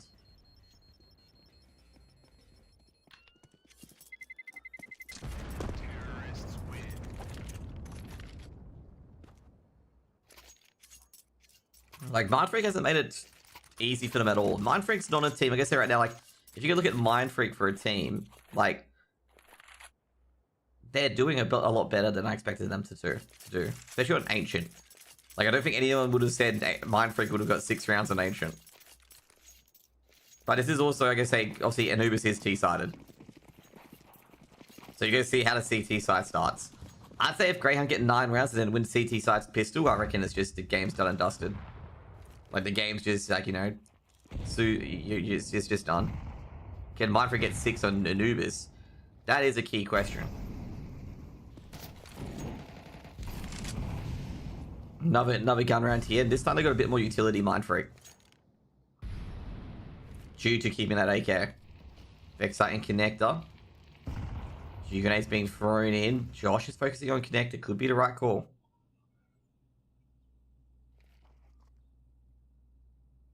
Players on site. Gotta make sure they make no noise. Vexite has heard a smoke towards B main. Got to saying on Tux. Tux is going to be very careful, so that's why he throws the HG grenade to Connector. Is he going to try and clear? I think Vexite's seen a player. Well, Vexite's seen Josh as well. Flashbang goes in. Vexite. Jeez, Tux is choosing his time, and Vexite still gets the timing. Traded up by Danger.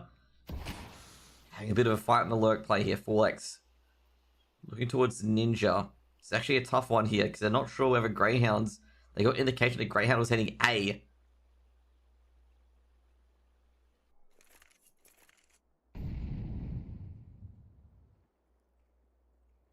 Mind Freak just not sure at the moment. I'm not sure, Martin, about the IP. You know, you can you gotta ask a guy called Martin on the Discord. He knows where all the IPs are. Molotov's been thrown in. Danger grabs one. Should be able to win this round here, Danger. Oh no, he has to reload. And Leaz catches him while reloading. That's gonna be a bit of damage. And Leaz is gonna wear that like a badge. Josh goes to the pre-fire. Actually, no, it didn't damage Leaz at all. We went too far. Oh, jeez. HE physics, and, you know, you just don't know these days. 4x. He's giving himself away with that one. That random flash, Liaz. Oh, I think Forlex is not going to be too happy about that one. Liaz knows he's there now. Liaz does win the duel. They should get a retake here, surely. Super. He's done it. They've got that retake. And Mindfree get a first CT round on the board.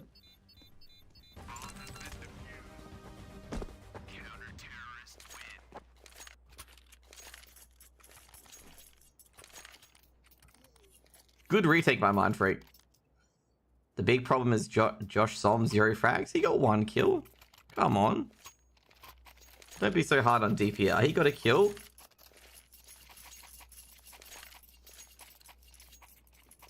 Barton definitely has those, okay? He's lying to you if he doesn't. You have to get his reputation up to friendly, to honored. It's a hard grind, but you got to get, the honored reputation. He just gets it. It's like, he has the extra store that he doesn't tell you about. That's how you get the IP. It's a Bethesda RPG, okay?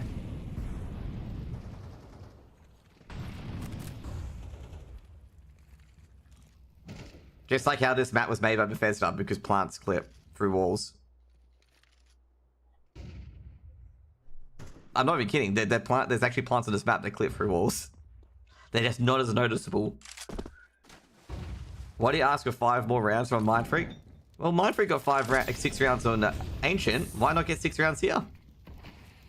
Danger. He's got a bit of damage there. Forlex on the other hand, on the other side. This is looking pretty good from... Oh, good work, Forlex. Let's go, Marvin. Oh, no, you ran out of bullets. And Vexite's got a 2K, finishing off Super and Marvin. Poor Forlex. I caught the big fish, sorry, and ate it. Good work by Danger. This makes it a little easier. A walking wounded Liaz. It's on the crutches at the moment. And Mindfreak got a successful retake on A. Vexite going a bit too aggro there. And Mindfreak will happily gain a 2nd round.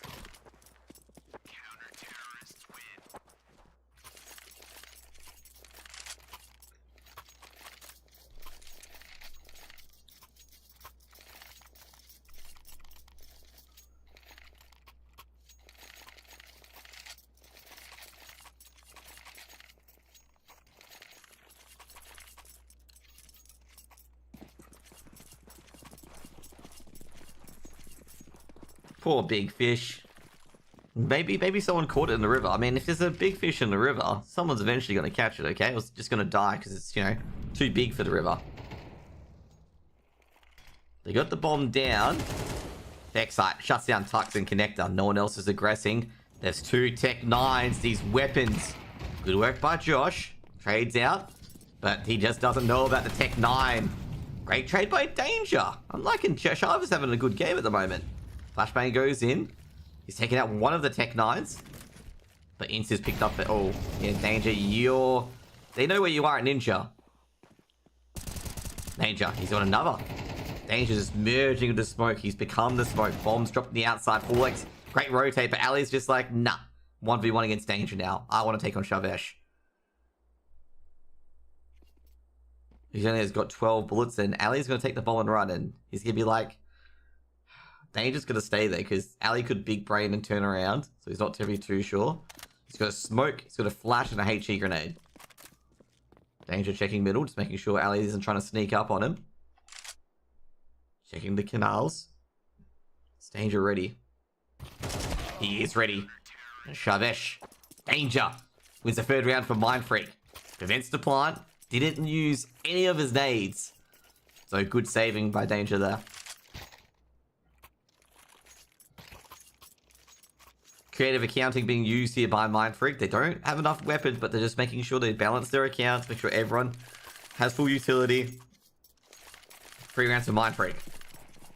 Greyhounds. Well, they've been stopped. They're stopped dead in their tracks. The bunny stopped working. They aren't running anymore. Mindfreak. 3 big... 2 retakes, 1 hold. Vexite's been tagged up slightly. Little tip drips and drabs here. Meanwhile, Tux has gone out to B main. Liaz on the lurk. Is Tux ready for this? Tux is going to give away his shadow first. And Liaz, oh geez, Tux and Liaz just weren't ready for each other actually. And Tux goes down outside B main. Meanwhile, the lurk Ince is going to be revealed. Forlex will get his man. Molotov being thrown in. Vexite, oh, geez, Danger, not a chance. He's trying to get back to Ninja. And that's the only player on B. They actually doubt that. Actually, Greyhounds are not... They're not satisfied. Bomb's going to be planted. And Mind Freak... Oh, they've been caught. Forlex has been caught. Marvin, is he going to be able to save this? Dexter is looking for Super. Super's trying to help his teammate out. But no, Super's the one that actually requires help, and he goes down to Dexter. Sexter, his one-on-one or 1x1 crosshairs always on him. Josh trying to save this orb. Danger's playing out of this mind on this map. It's made it 2 rounds happen for Mind Freak. But his magic didn't work here. Just got caught with a name in his hand by Vexite, and Vexite made no mistake. Josh keeps that orb. Forlex is finally dealt with by Ali. It'll be a 5th round for Greyhound, and Greyhound, well, gets the run of play. Able to put another on the board.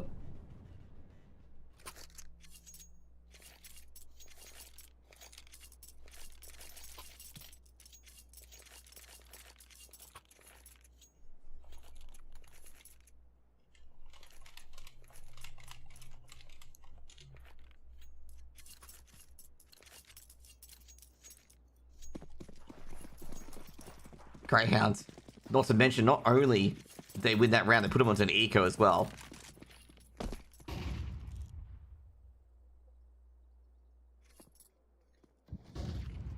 Got the hero up on Josh, and that's it. No force fire.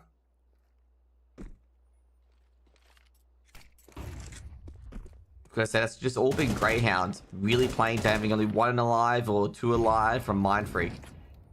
Whittling their economy down bit by bit.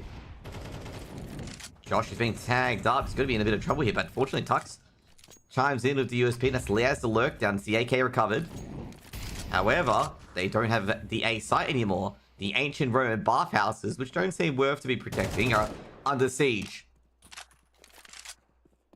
You know what? The bomb's gonna get planted. You know, I'm just gonna take a bath, okay? That's good, you know. It's hot in Australia. I need a cold bath. Oh, wait, sorry. Retake coming in?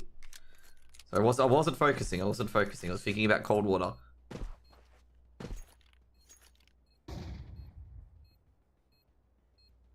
I'm only joking. That's a bit of a shtick. But anyway, retake comes in, but it's not gonna really come in. I don't think Mind Freak are gonna go for these exits, given that there's all these smokes, all these flashes being thrown in.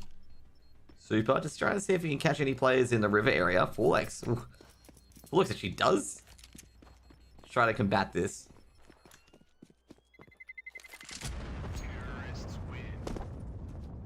Six rounds of Greyhound. Gonna be a buy here for Mind Freak.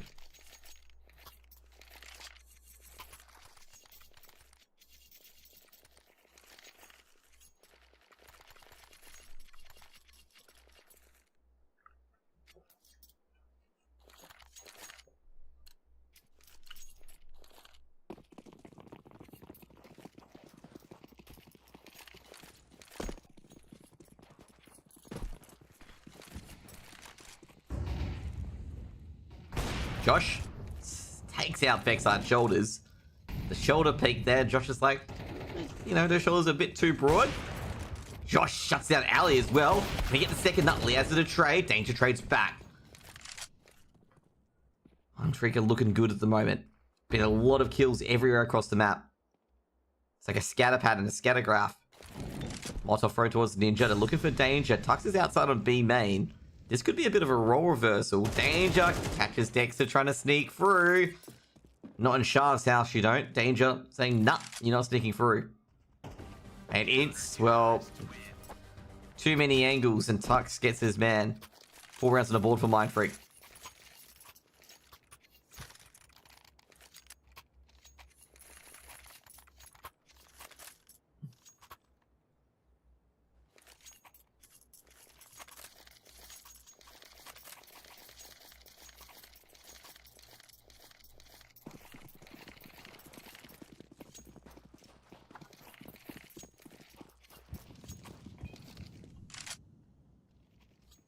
Jeez, Neo's a bit harsh. Dexter dominated Ancient and now damn, he's trash?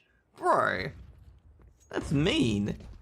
Oh, geez, Danger. Once again, I gotta say, the greatest danger to Danger is just being caught with a goddamn nade in his hand. That is the greatest danger to Danger at the moment. The second time that he's almost been killed because he has a nade in his hand. Actually, no, the first time he has been killed. Liaz just sneaking around. Josh Zom is gonna get knifed. Okay, like, I'll do the knifing. Oh, no, he actually turns around, but Liaz takes care of him, and the bomb is going straight towards A. But that's gonna be potentially a stop here from Super. Or is Ali going to check the canals? He is. Jumps it over. Now Tech 9. So Ali's getting his Tech 9 out. Bomb will be planted. And that'll put the pressure on. Ali dying numbers in. Tux. Can he find Liaz? He does find Liaz. And now Ali's going to have to fight his way in Super. Never mind. Going to be 5 rounds on the board for Mind Freak. Doesn't use the Tech 9, he uses the rifle by accident. He gets to switch the gun out. Mind Freak put 5 on the board.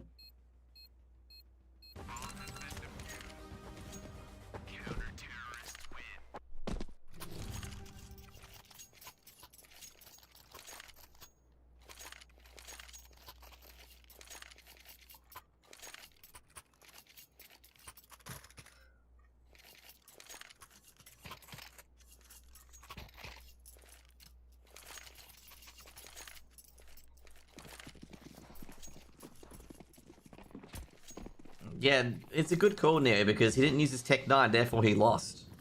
That's why. That's why the round was over. He didn't use Tech 9. He's got to use the weapon, okay? Like, watch this. Like, I reckon Ints will kill 4 likes here with the Tech 9, okay? Ready? 1, 2, 3, let's jam, okay? Ints will get a kill here with the Tech 9. They both counter-mollied each other.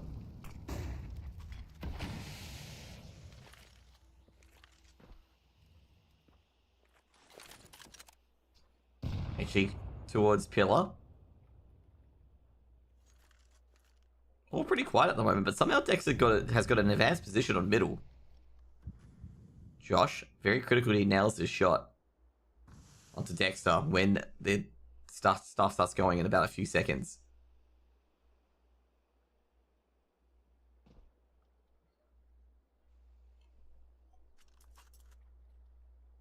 So silent. A hit coming in. Or shot hits Dexter's leg. Now Josh, he gets one betrayed out by Liaz. The Tech 9's running in, and here comes Ints. Ints firing this weird Tech 9 weapon. And they know a player's on the side, and Tech 9, well, he doesn't hit with the Tech 9. I'm getting concerned that he's got an accidental wrong Tech 9, and Folex has got 2 here. And he might stop off from being planted, but Ali able to trade out. Flashbang's being thrown in. Ali just trying to get the bomb planted at this stage. Numbers being dialed in, the green light flashing. Ali gets the spray down, but just doesn't take down Tux in the end. Danger and Tux in a 1v2. Liaz trying to just buy time. Takes down Danger. No, Tux is swinging out, and Tux delivers the coup de grace. And that'll be 6 for Mind Freak, and they tie it up. At halftime, 6-6. Mind Freak got a big chance on winning this map. Big chance here. 6 CT rounds. They recover it from a 4-0 deficit to put it in 6-6.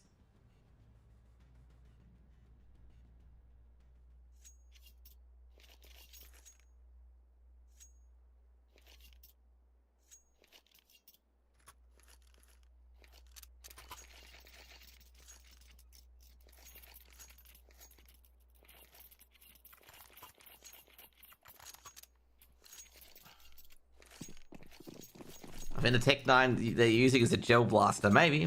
It was firing at hair gel. Tux's, Flex's hair was looking a lot better, a lot more shinier. Maybe you're onto something. T-side for Mind Freak.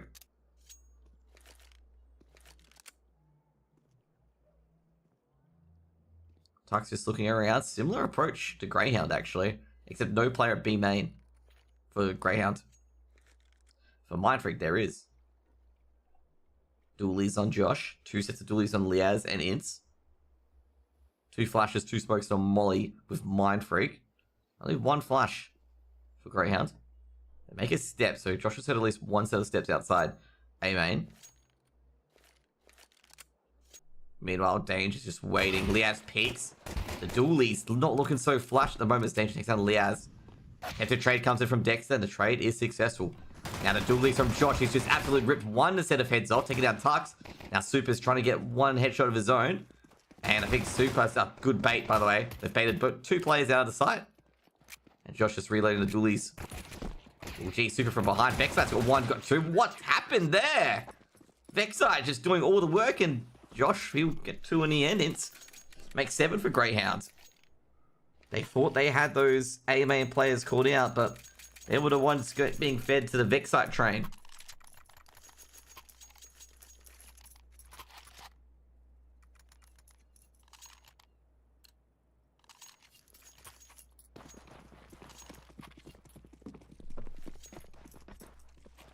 Biggest CT sided map ever. Greyhound wins around. CT side map.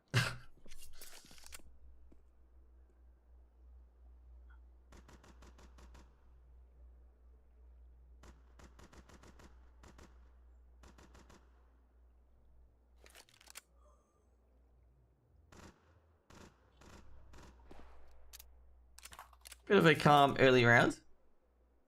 Hoping Greyhound give him a bone.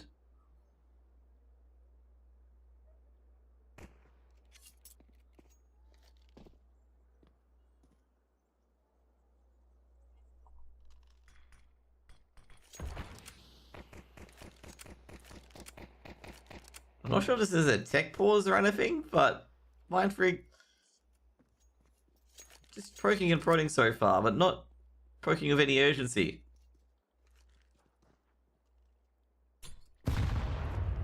Oh, HE grenade's been thrown in, and Greyhound's just like, come on, get here already. Vexite, first man, first contact. Noise is made.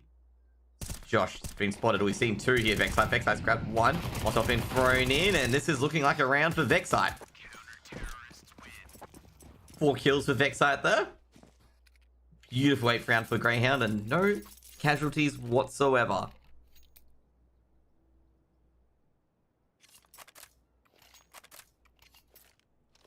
Vexite's starting to heat it up here. 14 kills, 6 assists. Highest kills and tied highest assists on the map. Also tied highest kills as well. He's like a Danger and Super combined, as you can see there. Tux tagged up by the scout. Ali scout.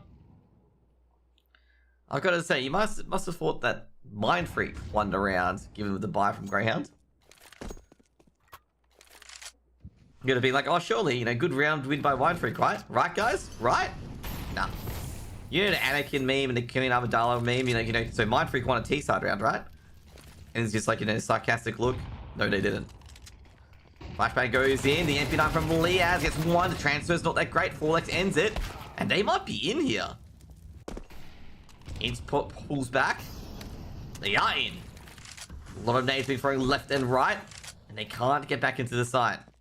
Molotov being thrown in, should do a bit of damage. He's got to move. Oh, no way. The flames do not spread. What they do now, actually, perfect timing is instant Vexite pop in, and it's all up to Josh. DPR. Can he do the miracles? So running the gun with the MP9. Josh is firing, but he ain't getting the shots hitting. And it'll be a 9th round for Greyhound.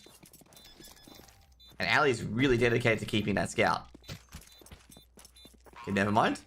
Grabs the AK instead. 9th round on the board for Greyhound. Mindfreak can buy up into this. Mindfreak can force up into this, but I don't think they will. They'll probably talk about it. They'll be like, wait a second, okay, so first of all, we only got a couple of weapons down. And then, you know what, Tux is just like, hey, I heard a rumor from a caster that Tech 9s are BS and we can just charge it to any site with it. So that's what they've done. They've picked up 3 Tech 9s. So Tux makes the call. Super's just like, yeah, I agree too. Danger's like, nah, that caster's lying. I'm just getting a Galil.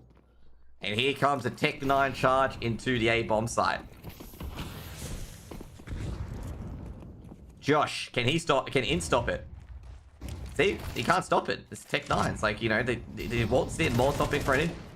Taking down the Galil player. Ali takes down Tux. These Tech 9s are, you know, they're not working. He shorted. Maybe they got fake Tech Knights, 4x, super. Okay, maybe they are working. They're working pretty well.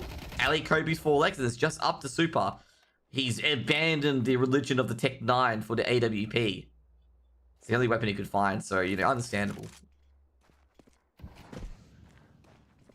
1v2. Super will get the bomb planted, which would be huge for Mind Freak. Fake plant. Dexter's heard that AWP scope. Tags up Super a bit more. They don't have a HE grenade. Legs. Liaz there. 10 rounds to Greyhound. See, if he kept his Tech 9 out, he would have won the round, because 1, he would have given away his position of the scope. And 2, he probably would have, like, just KO'd Dexter there. You know the Tech 9s have lost the last 2 rounds and I've hyped them up, okay? So Tech 9s are no longer hyped up anymore, okay? Tech 9s are not a good weapon. Dexter's kind of GOAT. Dexter is kind of GOAT. He has 4 legs, that's why, okay? So he hit the 4 legs, so it's only 83 damage instead of multiple damage.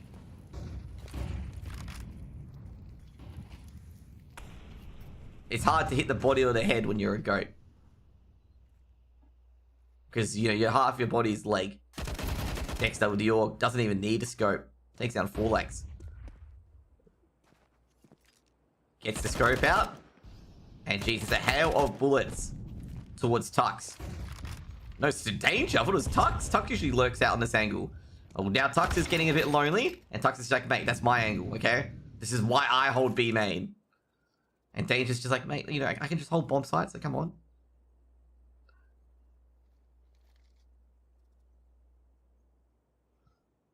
I actually thought it was Tux out here, because Tux always camps the spot on B main. So, Molotov being thrown in, and Josh is just going to throw one back out.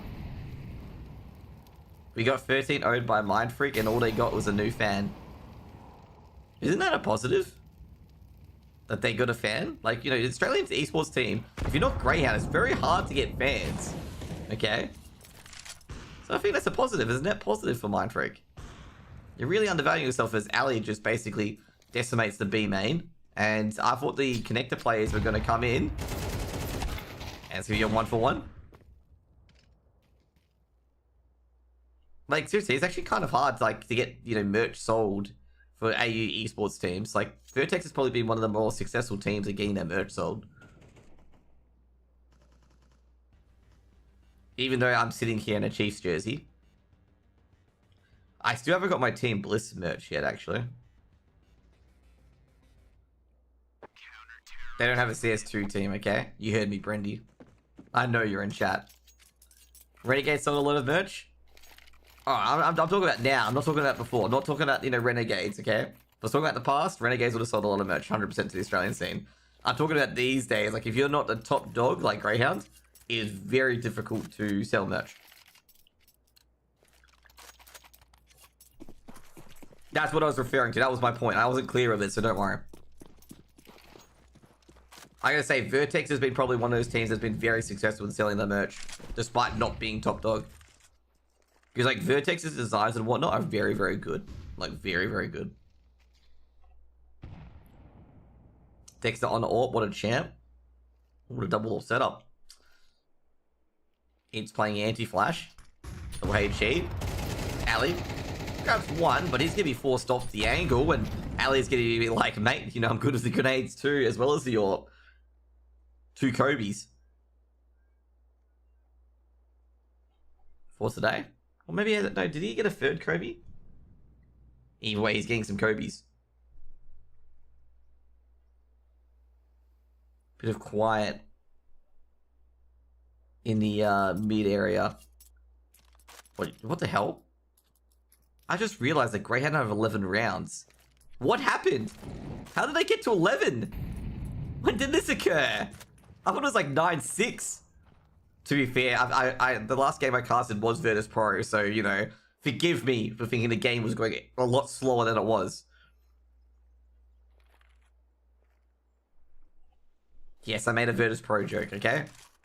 You heard me, I made Virtus Pro jokes about how slow they play.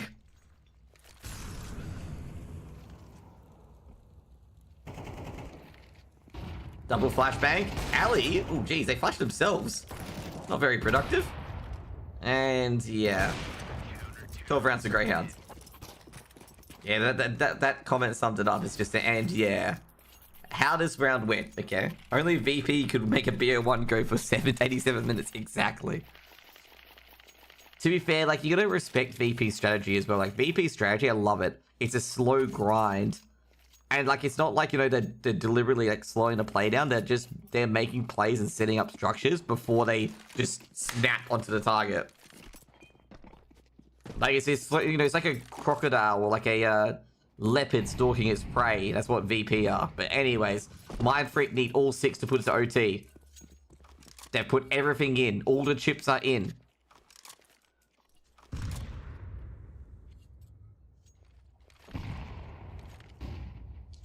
No one has merch besides Greyhound and Vertex. Rooster did have some merch, but they didn't really contribute. They did not contribute, but didn't go all in on it. But, you know, Kanga has merch, Chiefs has merch, Team Bliss has merch. I'm assuming you're talking about the CS2 teams, of course. The Bliss jersey looks pretty good. Fury has pretty good, decent merch as well. You can hear Quick Draw in the background being like, yes, Josh promoted us. Dude, Fury still have the best shirt, okay? They still have the best shirt for, like, any humidity weather or any, like, you know, if the weather's just, like, a stinking 40 degrees and 60% humidity, it's one of the best shirts. Because, like, it's got those rivets in it that just allows the shirt to breathe. So, like, you know, you're not caught in wait, Dexter, can't do it. His crosshair's not always on him, and Super is the trade. Trade's out. Fix site. They're coming here for a retake. The retake of Destiny. Super's tagged up. The HE grenade. Is it good? Nah. One is for danger instead. That's a 4v4 retake. Forlex looks around. Ince gets the first. They're coming back on. Trade back. Forlex. Still good hold so far. Can they get a bit more? They're waiting on Liaz. Liaz coming from behind. Does enough damage. They might hold. Ince is the last one left. He's trying to take down Super. Super's got the higher HP. Super swings left, right. 7 rounds of Mind Freak, and they hold on the emphatic B-side hold. 7 rounds on the board for Mind Freak. Timeout being called here. They rose up. Their Super and Forlex rose up.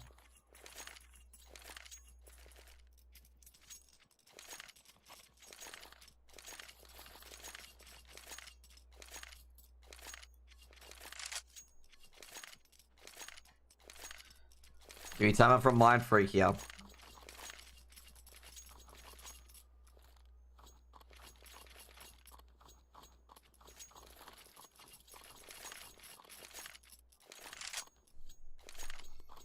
Greyhound won 6 rounds in a row. The Mind Freak, quick punch to the jaw to Greyhound. We're not out of this yet.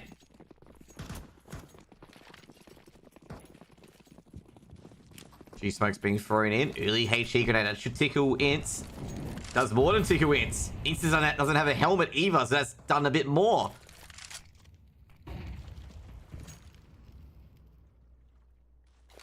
Super. Big nade. Massive value nade. Just alley with the AWP. Just opening up the angle. Just trusting his handy HE grenade here. If he threw that, Super would have dealt about 40 damage to himself, 40 damage from that utility.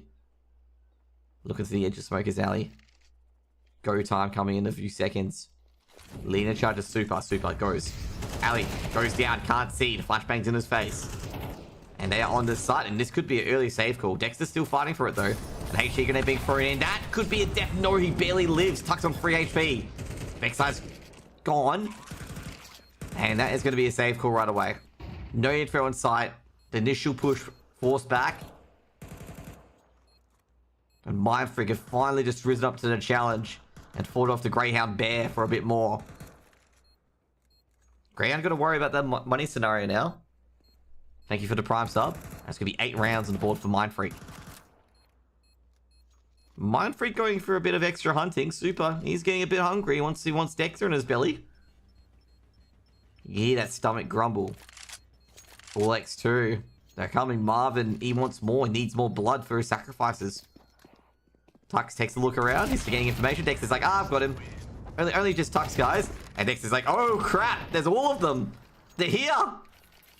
Fortunately, Dexter's saved by the infamous Silent Hill reference by if a situation looks like you can't get out of it, fade to black. And suddenly you're safe. If you guys have never played the Silent Hill franchise, there's like certain scenarios where your main character, like it looks like he's going to, like he's done, and it just fades to black and you're safe again, okay? It's a common trope in Silent Hill, where like if it's an impossible situation to get out of, you fade to black and somehow you live, okay? It's something like that, okay? It doesn't make sense, but it does.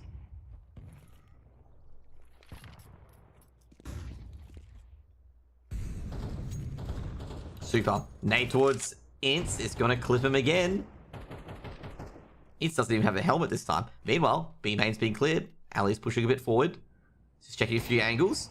Ince takes down Super, though. Super tries to aggress. Danger shuts down Dexter. Trades going on both sides of the map so far. The Lurk is gone. But B-main's been taken by Greyhound. Which means that Mind Freak might have to look to the A side. And most likely will do. Tux has got himself pinned in a nice little position in the middle. It's all clear. Greyhound may want to reinforce that now. They don't want to give that indication that middle is clear. Vexite. Going to rotate over. Tux is not going to see this. Ince, is he going to peek him towards Tux? Oh no, Tux gets a freebie there. They could go right up the middle. Vexite only has a USB. That was a Hero M4. And Vexite's not going to go via middle. And, well, the Barbarians are at the gates. But no one's manning those gates. They don't know about it. And they're going to go for another save. Basically, I say Leas is going to clear out middle. Did Tux throw the M4 over? No, the M4's still there. So I wonder if Vexite's going to go for this M4. Leas has basically cleared it, so they can go for that M4. I can say Tux. I'm a bit surprised that Tux did not throw that M4 away. There's a kit there as well. Yeah, I gotta say this is a bad play from Mind Freak. They really should have. They've even got a few grenades out of that. Yeah, I'm a bit surprised that Tux didn't throw all those things away, so Greyhound couldn't recover it. 9 rounds for Mind Freak. Greyhound have looked pretty good with Dexter in the roster. They have looked pretty good.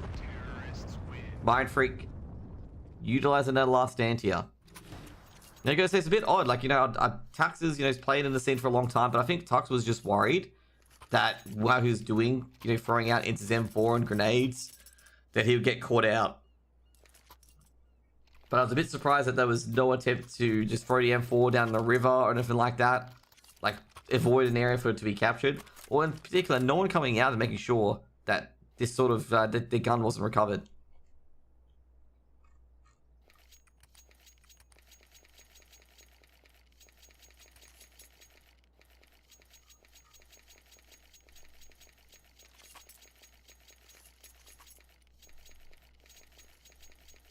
Yesterday's matches are basically smurfing.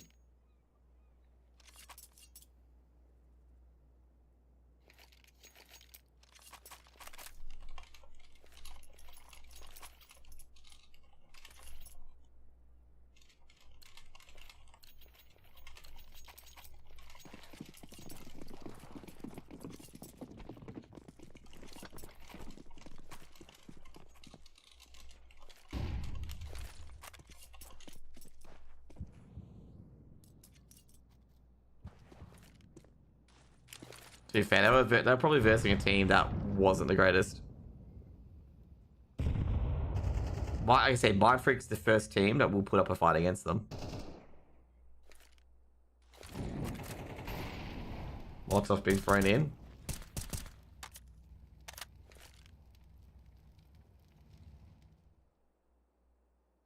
Full X just chilling. It takes a bit of damage. I've got to say, Mind Freak starting to get a bit of utility damage here. Greyhound just needs one stop, and Mind Freak just need 3 straight rounds.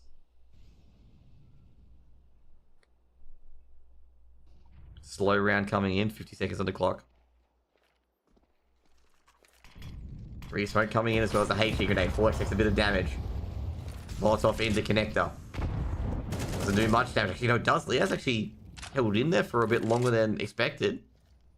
Both Forlex and Leah's doing similar amount of damage to each other. A crunch on B.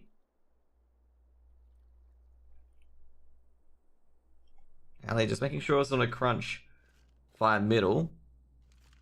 Connector and B main. Lots of been thrown in. They see it. I think Leah sees at least one player in there.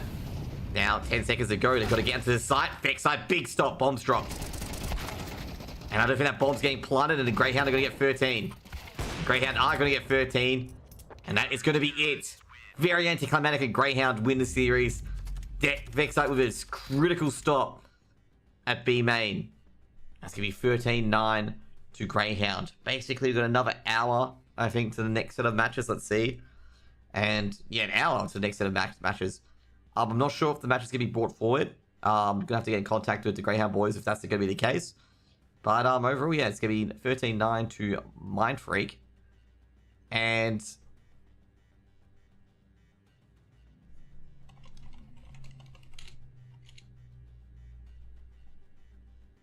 yeah, that's pretty much it. Like I say, overall 2-0 to Greyhound. It was a very tough 2-0, actually. It was a very, very tough 2-0, actually. Mind Freak really gave them a run for their money. And this is what I was saying now. If you want to be a team like Rooster or a team be like Bad News Kangaroos and you want to go to the major, like, this is the time to do it. Like, this is basically the time to do it.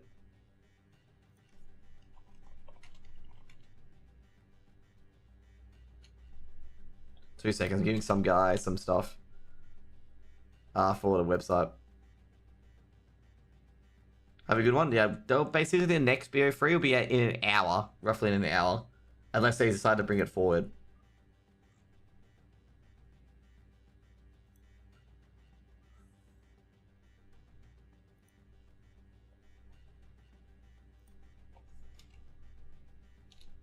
Greyhound v Rooster? Yeah, it'll be Greyhound v Rooster.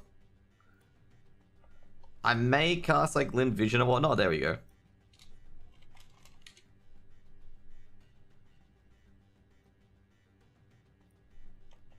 My copy paste wasn't working. What I might do in the meantime is while we're waiting for that game, we're gonna be looking at that Tyloo game. Like I was wondering if we're gonna finish.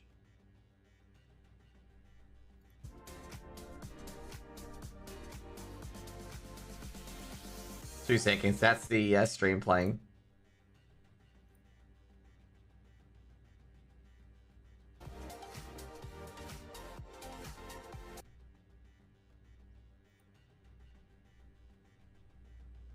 So that's a stream for who you're playing. So I'm just trying to...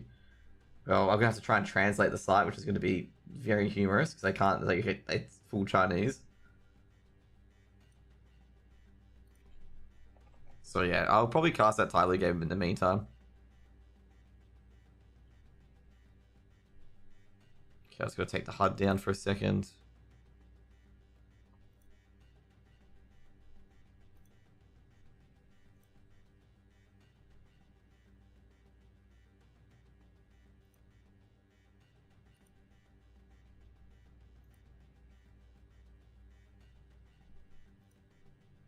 So I'm trying to get it on a, like, you can't, like, I'm using, obviously, if you guys don't know, I'm using, what is it? I'm using, Opera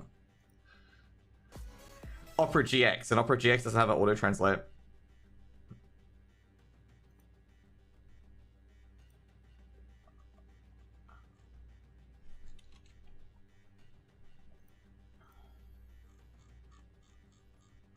Can you not register on +61? Oh, God, he can't.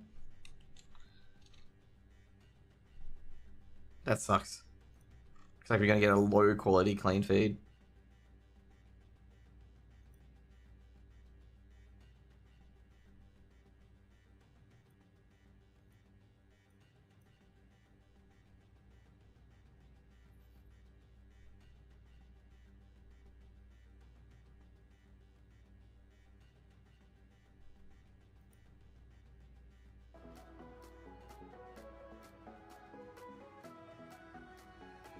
Just testing if this works, by the way, guys, okay?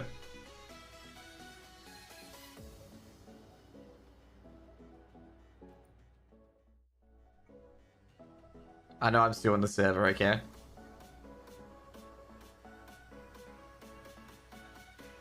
Cool.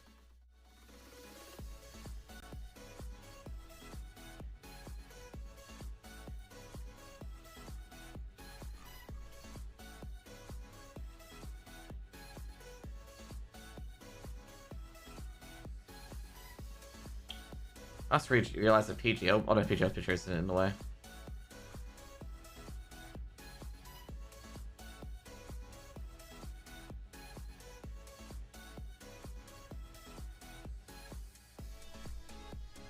There we go. Just checking a few settings.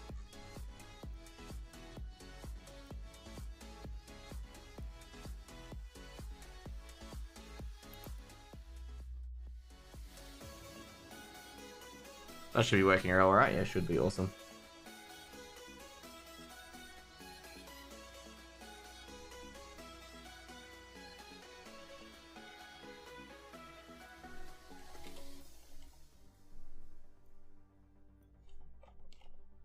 It hasn't started yet, so yeah.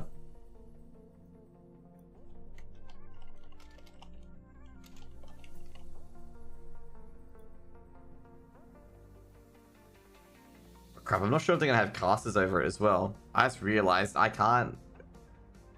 I'm gonna have to mute sound, which sucks. If they have casters on it.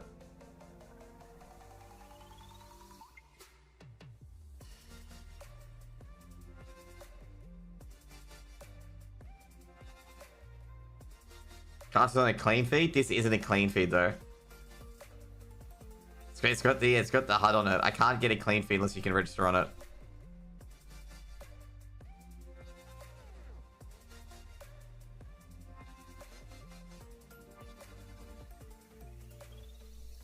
Yeah, I think what I might do is like I'll see how it is at the start. If it's like not that great, I'll just pull my name on it and just put myself onto the rooster game.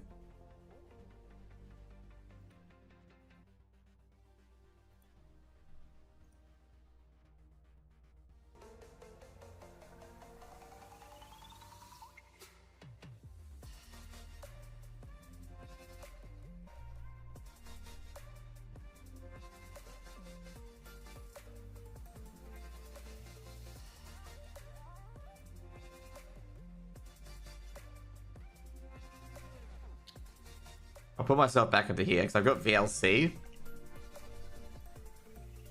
So I want to see if we can get it done. Okay, cool. Let's get VLC downloaded.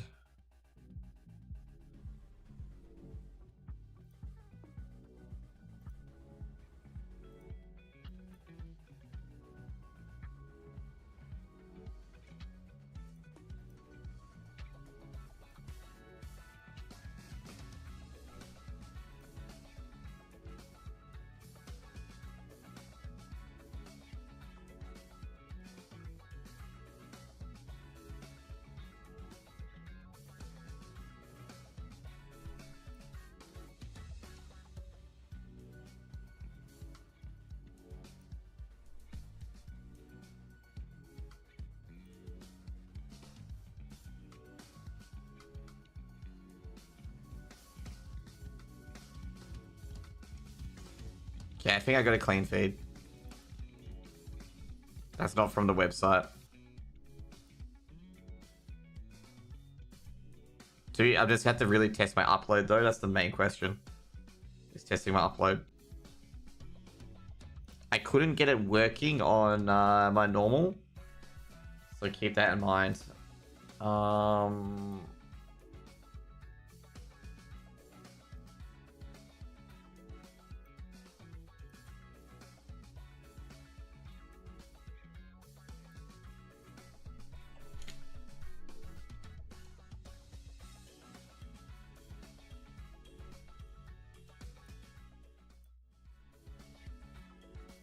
Does that work? I think I'm gonna have to play display capture. Okay. Just gonna make sure display captures this. Okay, cool, awesome.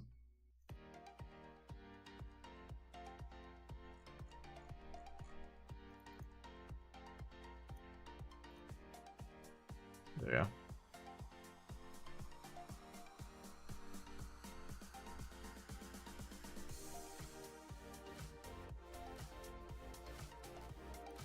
So I got the clean feed. I'll transition back to here because I gotta go onto a Discord. Just gonna move my Discord to the right, so you guys don't see that either.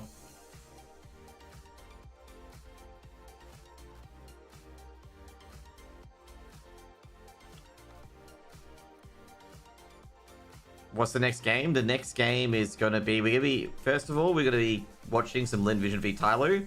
And then when the Greyhound Rooster game is ready, we're gonna be switching to that. So next game's gonna be Greyhound v Rooster. Sorry, I got YouTube open as well. Like, I'm streaming to YouTube.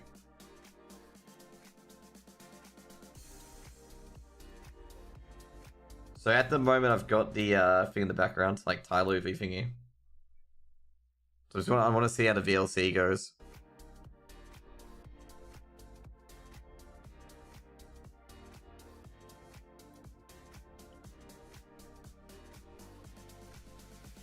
I keep accidentally putting myself to the Lin Vision Tyloo game. It was like pure accident.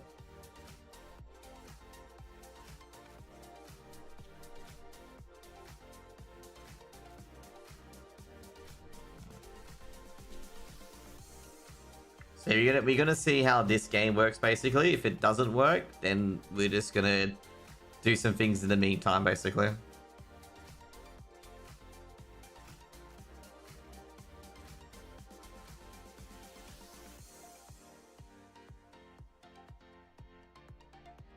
So I'm not sure if the videos have been done or when the game's gonna start, so just be aware of that. Okay, I have no idea when that's gonna start. So this is how it looks at the moment.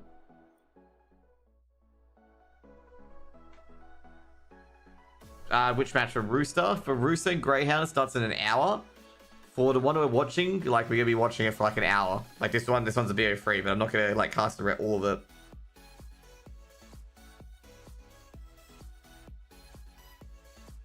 So it starts in 55 minutes for Greyhound v Rooster.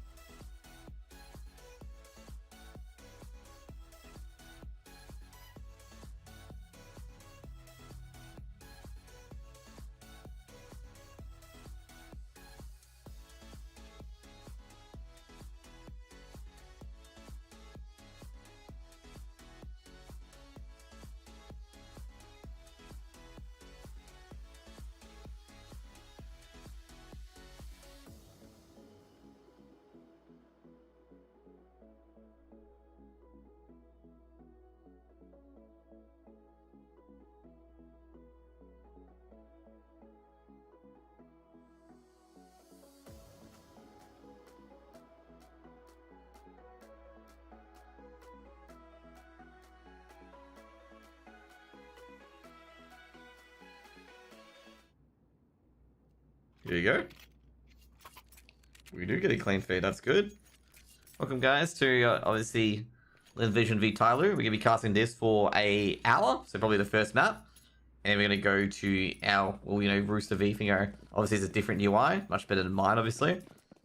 Welcome to Perfect Well. So we got on the left hand side, we got Zaka, Amelia, Starry, Westmillan, and G taking on AU Man, Jamya, Kaze, Mercury, and Advent from Tyloo, the old Rare Adam roster. Jeez. Mercury gets the opener. Mercury might be able to get into A. Doesn't take the CT vents. Very quick checks, by the way. And Star has got two from on his own from Heaven. Or from Mini, actually. They didn't check him. Kaze. Can he get anything done? I'm not sure if the guns are real. Jam Young does take down G on the outside. Streamers on HLTV. That's deliberate, Cool Beans. That's deliberate. That is deliberate. Mercury, well, he's going to go down. Bomb's planted by Tyloo, but that's about it. But that's pretty much deliberate, just an FYI. Because Hellfish guy's going to be casting the entire thing. To be first round aboard to Lin Vision. I'd rather like the people watching this go to Hellfish than go to me at the moment.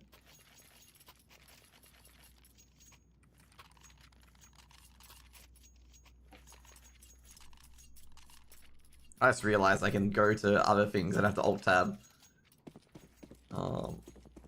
Let's change my title in the meantime.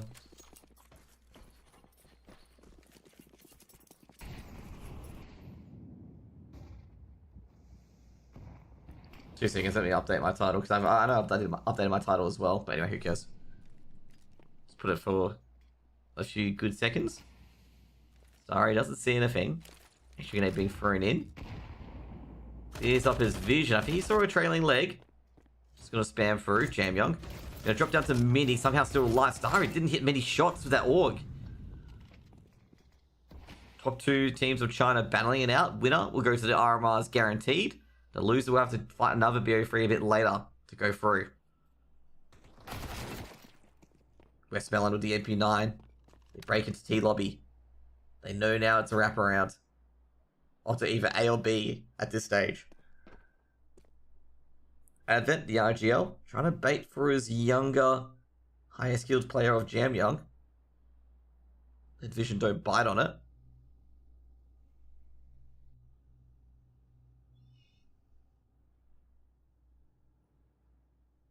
Westmelon just creeping around. Jam Young on the off angle. Does he clear Jam Young out? And he doesn't.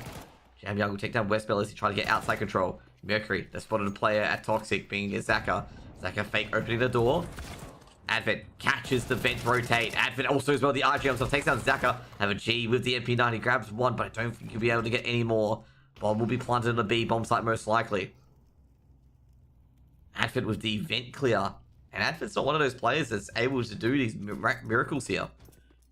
And he should be able to get the bomb plant in the nick of time. Just needs to plant it right away.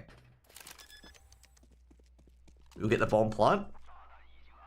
Not really much G can do there.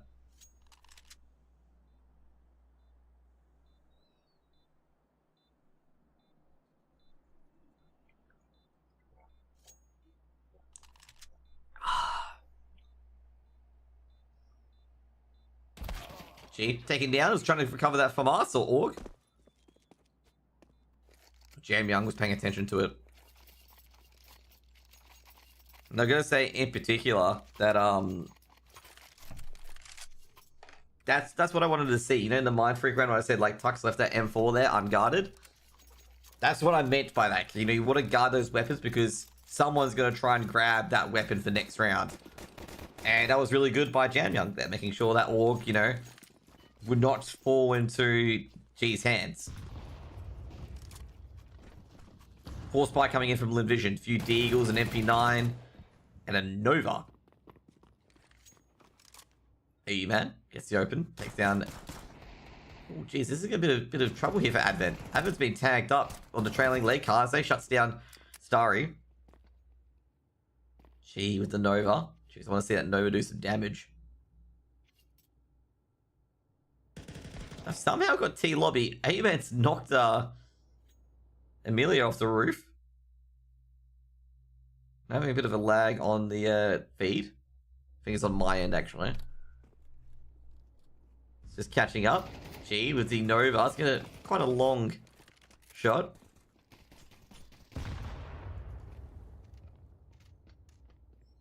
To be fair, I'm trying to download a 4K feed and also upload it at the same time.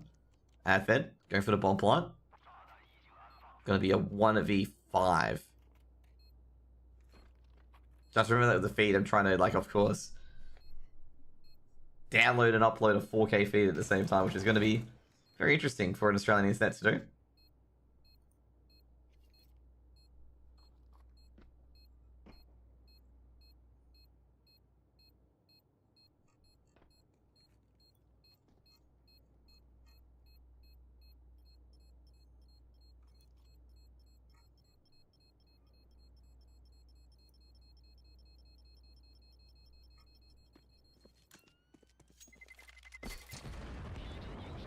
Caught in 4K? Exactly, caught in 4K.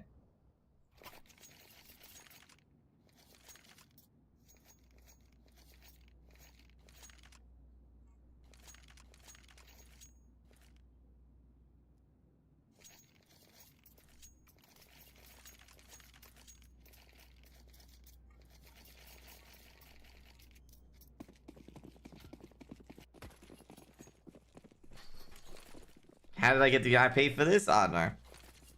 I'm just good at getting IPs, okay?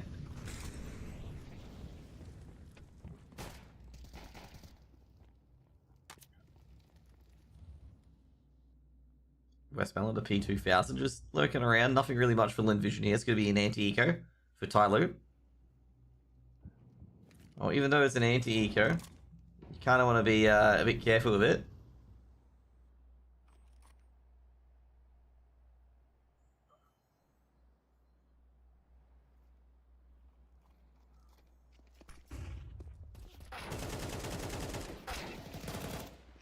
Vision, they get an open, I get a second as well, but I haven't taken any weapons yet. Vent. See spots player trying to jump into the vent. I don't bet on games, just an FYI. Bomb's gonna be picked up just outside mini. Advent's just gonna be like, have you guys got any of that bomb outside? And he sees the C4 on the ground, just corrals it in. And he's like, okay, you do have that stuff. Kaze coming up from Secret. Advent's pulling the bomb, and the Nova, come on, the Nova's gonna get killed. There we go. Everyone's favorite weapon, the Nova, does get a kill. It's a 2v3, and Lin Vision have a chance to retake this.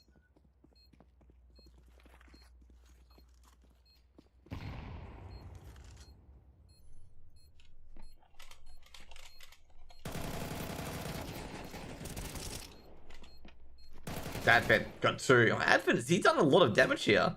I think AU Man at the moment is just basically a decoration. Advent did so much damage to that on that initial foray from Lin Vision, and Lin Vision just like, yeah, we're not going to go into the site. And Tyloo get a third round here. Advent's looking pretty good. And that is really unlucky. That's what you call the expansion of the bomb radius. Still takes out Starry from like 600 meters away.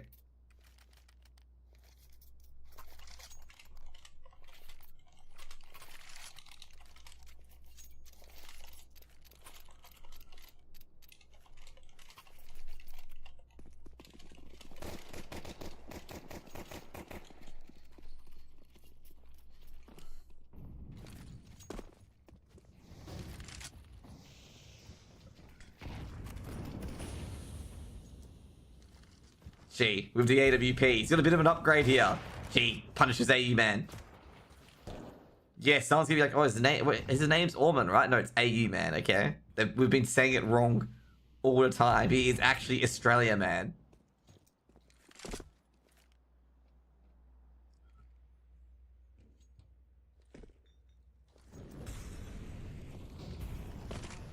Jam Young tries to push over. Saka quick to stop.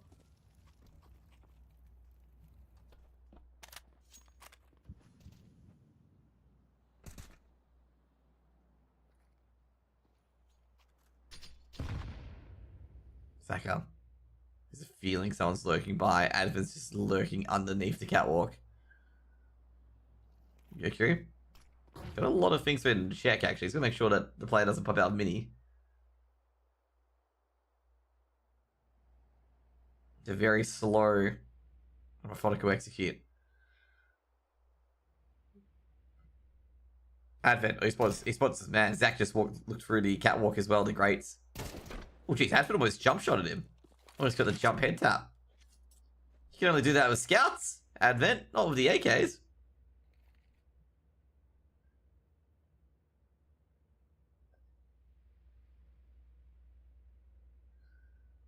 Is he coming in via heaven? Look away, Mercury's got 1, 2. However, Starry and Emilia able to grab a couple of kills. Advent in a 1vx scenario. But gee, Wicket second on the board.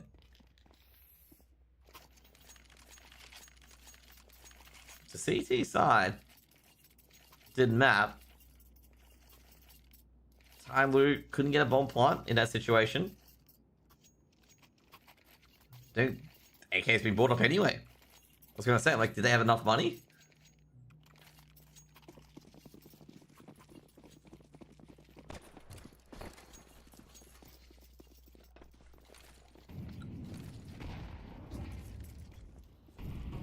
G with the AWP. This is the first shot. Smoke's been thrown up. Mercury being pushed in. Emilia can't see. Mercury should... No, he doesn't win that duel. Emilia just able to see at the last moment. They could lose the bomb here for Kaze. Kaze does lose the bomb at Jam Young. Silo from the sky, able to take down Emilia. And that will be the bomb recovered for the moment.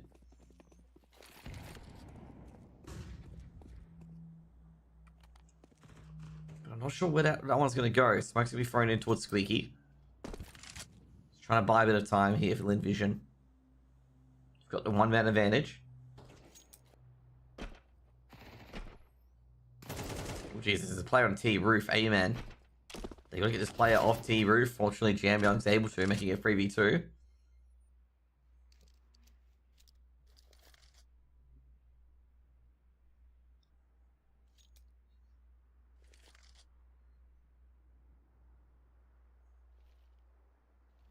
Jam Young's getting all these kills at the moment, just being set up, which is good to see for Jam Young.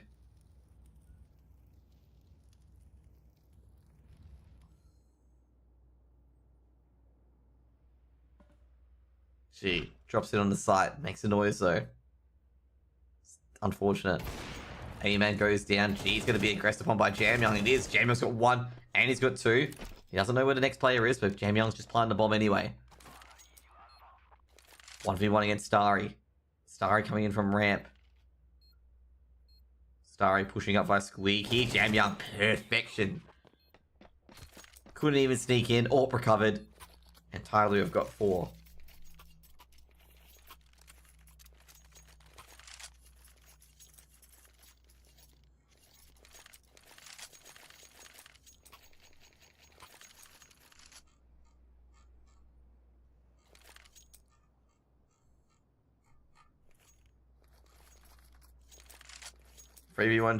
3v1 Jam Young CS, okay? Jam Young CS.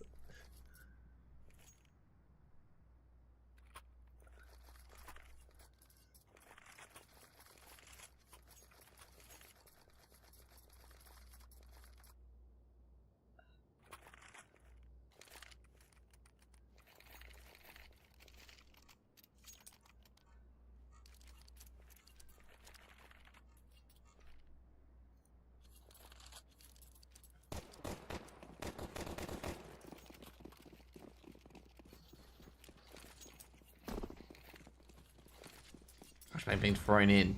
Miku. Give me an eco here for Lin Vision.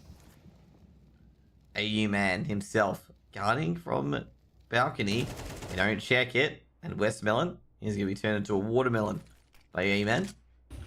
A-Man's not trusting this. He feels there's going to be a few players trying to sneak their way into CT lobby. Finds a second. Emilia's hit. They're just going to all peek onto A-Man. A-Man gets a second before going down. Advent the IGL. He knows someone's around here. It's like, bro, just peek. I know you're here. And Zaka's like, no, I'm not here at all. You're just seeing things, Advent. Zaka recovers a Molotov, but he's just like, where's the AK? And Advent, he sees the AK. He's Molotov being thrown in, but Advent steps into it. And no gun saved. And it'll be a 5th round for Tyler. Tyler winning 5 rounds of the T sides. Already set up. Good to go.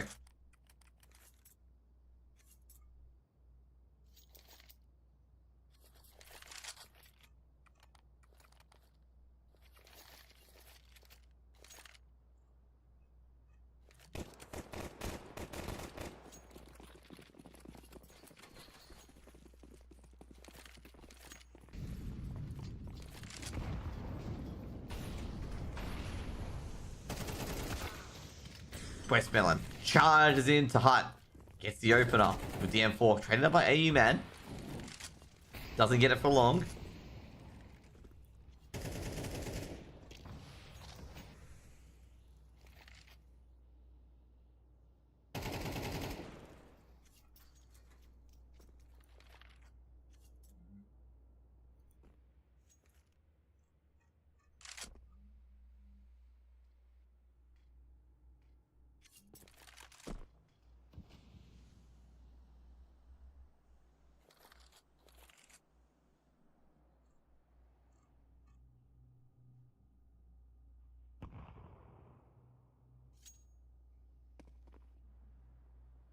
Nothing really much going on at the moment. Just a little bit of chess, a little bit rearranging the deck chairs. A little bit of poking and prodding to get that extra information. I'm trying to find out where everyone is.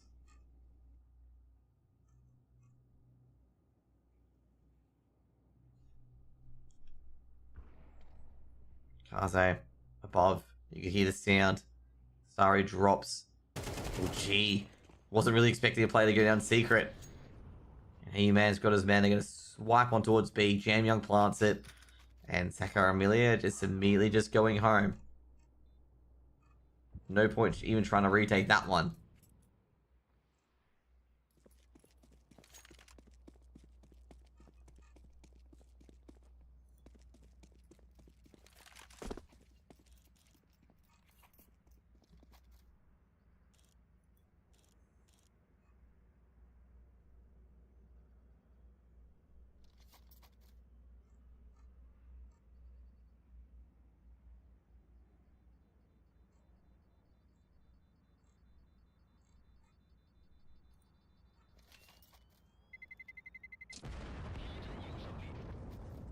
I liked it. I guess I liked it. I like the Chinese voice clips, okay? I like them already, okay? I'm a big fan of them. Maybe I should put the voiceover dude in my like ones.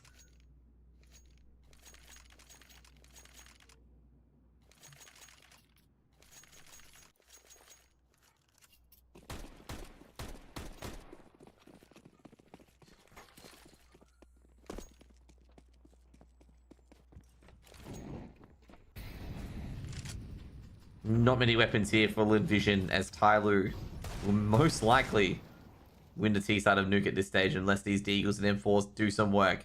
Mercury, shut down. Starry at the moment. Gonna say, oh, just 5-7. Can it get any more damage? Westmelon takes down Advent at least, the IGL. GHE grenades might grab a kill if they do throw them in here. Oh, geez, they're gonna say they've heard Westmelon get tagged up again.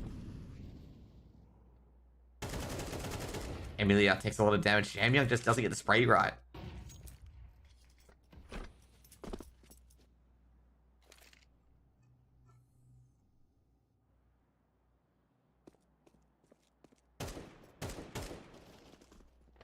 This Vision are lucky it's a BO3. Yeah, but to be fair, I gotta say, they wouldn't give Tyloo Nuke in a BO3, to be honest.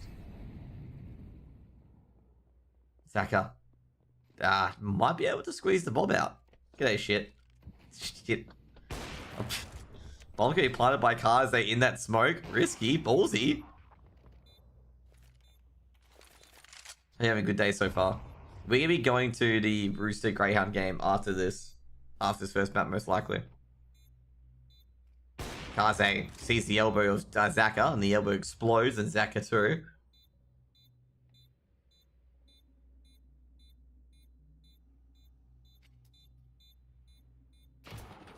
Really just getting out. Knowing the B bomb site, the explosion can just damage anyone anywhere.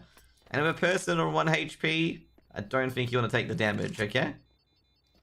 I was about to accidentally press 2, by the way, to go to Amelia. And Amelia lives down in T-spawn.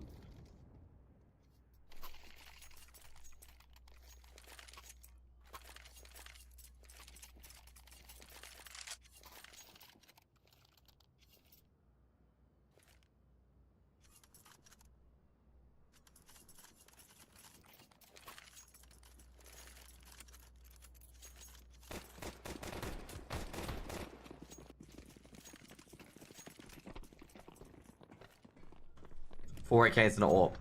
AWP. Double AWP set up for Lin Vision. Tyloo have won the T side half of Nuke so far. Can they get a bit more? Gee. It's got such a good angle here. Advent is not going to be able to aim for this. But G does have to help his teammate on the outside though. A few smokes, a few flashes being thrown in. Utility being thrown in, counter Molotov in Amelia, but they're already on this side. Fortunately, Amelia and Westmelon able to win their duels are squeaky. Mercury does trade out. Bit of a pixelation there from the Molotov. Warps time reality. Jam Young shut down. G gets the man. Beautiful Fred takes out Kaze and the Kobe to end it in Lin Vision. A massive stop before they can get in.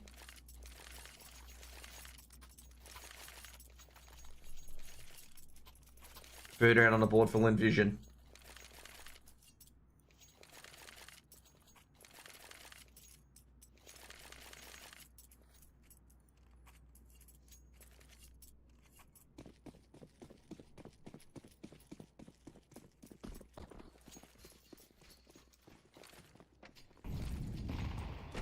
Squeaky's destroyed. Looks like Tyler, we've got a bit of extra weapons here.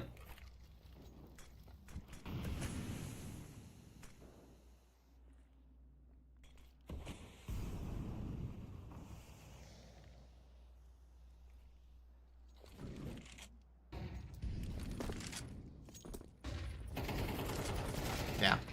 Starry gets an open up. It should be traded out by Advent. It is. Westbound was ready at mini. Wait for all of them to drop.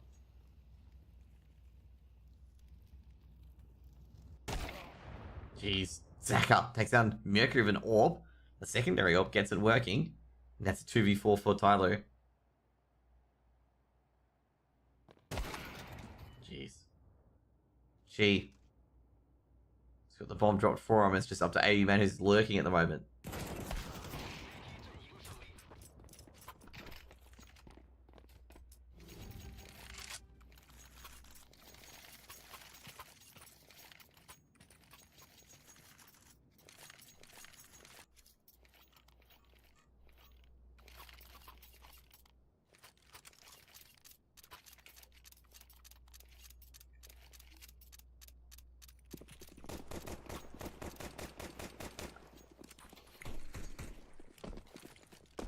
Seven 4 to Tyloo. Tyloo, they've got a few AKs. Mercury would have been hurt out there. So Starry gonna make sure that he doesn't cross. Gee, he's on a very aggressive angle. That's gonna be Jamyang dead, I reckon. Oh no, missed shot. Jamyang's gonna punish him for it. Another grenade's come here to Tech 9's doing Tech 9 stuff. AU Man pushes forward with a Tech 9. Starry looking for all the way through Squeaky, but AU Man. Well, I was gonna say he didn't go down towards that Squeaky area. Kaze picks up a Galil, and it's a 2v3 situation once again. Jamyang, not traded out. Molotov towards CT vents. Kaze has realised that they may have been pushing through. Rip Australia man feels bad. Jamyang takes down Starry. And it's just up to Zaka now as well, and Zaka's not sure where to go. Zaka's going to go for a Via Mini instead. Jamyang planting the bomb. Zaka got to swing in. Ooh, doesn't get the shot he wants on Jamyang. Jamyang already hidden towards hut. Bomb's ticking. He's got about 30 seconds. Does have a kit on it. Oh, does he have a kit on him? No, I don't think he does. There's no kit.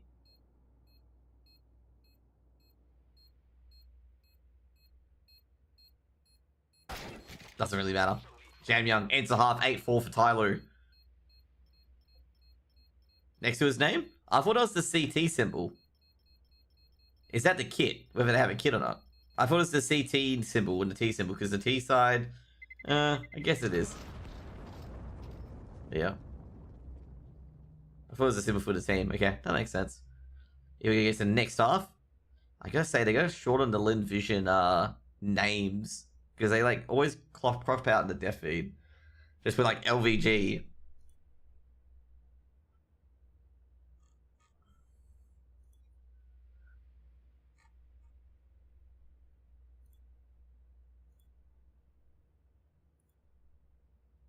Ready for the next half.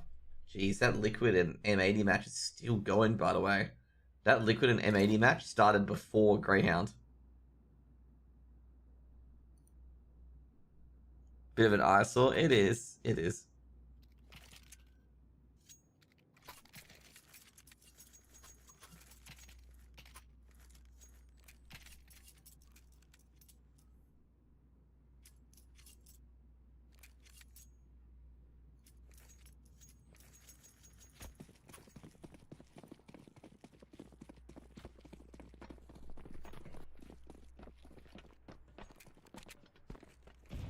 Dualies, 2 dualies, P2000, and 2 USBs. Kaze. Can't take the head off Zaka. Jamyang's gonna drop back. You think OT? I think Tyler wins this map. Zaka opens up the map, opens up ramp. If it's in hut, Mercury's just gonna drop down. They would have heard that. Jeez. That's a perfect round from Lin Vision.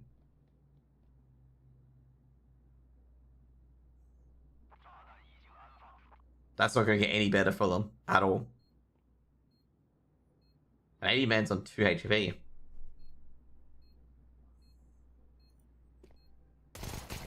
Oh, jeez, that's a bit of a fumble by Starry there. That was a massive fumble from Starry.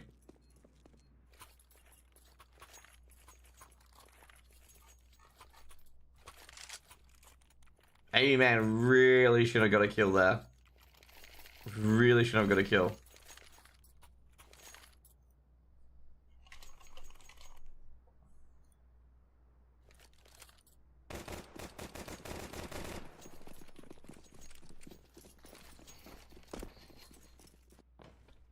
He generally Nuke is a very CT sided map.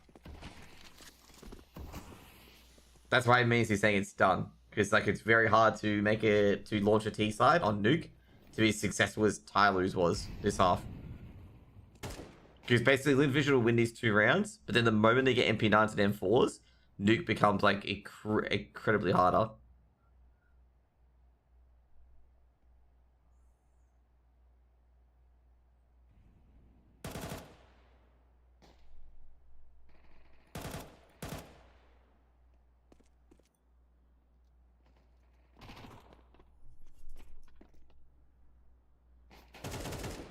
Could they get a few AKs? Nah. Oh, jeez, it might. Mercury's picked up and get a little, but won't have it for very long. Good farm by Lin Vision. They actually get rid of all their Mac 10s.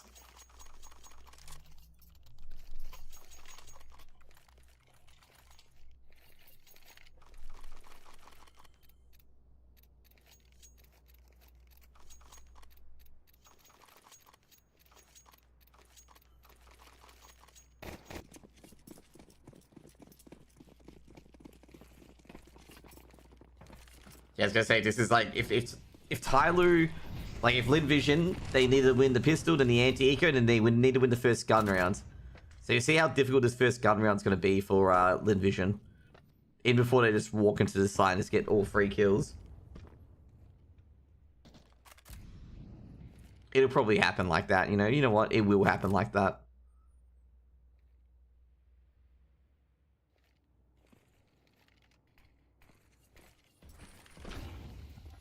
Kase with the XM. Well, you man actually sees one on. Oh, geez, gets a kill with the XM. Can he get another? Not traded out. There's one player on the side being Mercury. Now towards Heaven. They get the bomb to drop. There's going to be a 1-for-1 trade. man can't get the trade, and this is looking good for Lin Vision at the moment. They're looking for Advent. A re-smoke goes in. Advent tries to stop the bomb from being planted. Unable to, and Lin Vision win a critical gun round. 7 rounds on the board, and Tyloo, they're looking stopped at the moment.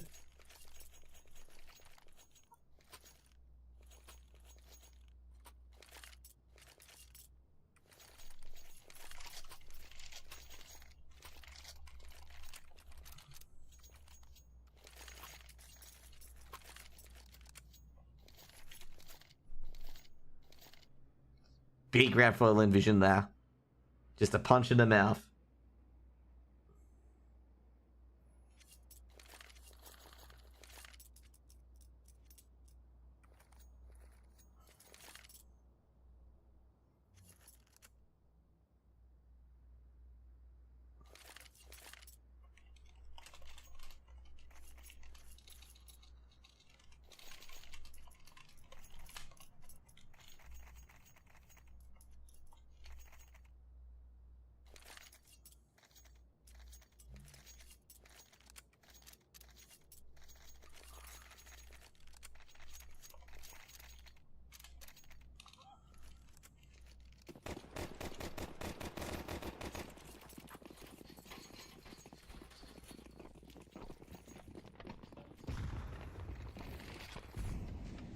I was gonna say, did Jam Young die? I saw like 7 disappear in a minute. I'm like, what happened to Jam Young? Charging into that B site is Westmelon. On the off angle is Jam Young. He'll get 2 kills here. No, it doesn't. Come on, Jam Young. Did it head for it? Oh no, you walked into a 5-7, but fortunately, he just jumped down. And it was actually peeking the right angle. Lin Vision will make it 8. At least they're having a good T side at the moment. A good T side. They're back into this.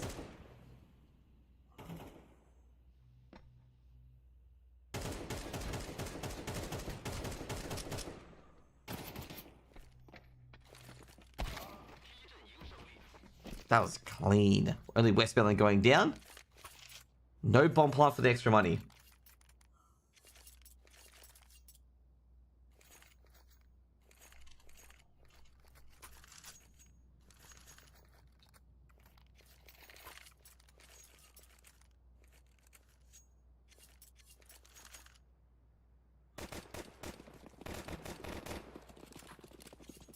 AKs, M4s, another gun round coming in. We've got a match here. Tyloo need a stop. They've got 2 players on ramp, and that is not stopping anything. They know Kaze's here. Kaze's got 1. He ain't getting any more, though. And they're already in B. What? The B? Advance is like, oh, no one's in B. And she's like, oh, yo, I am in B, man. What's up? And A-Man's dead, because he's walking... Oh, no. Fortunately, Mercury's there. I actually thought one of the Lin Vision players were in the vents, and I'm like, oh, he's just waiting for it.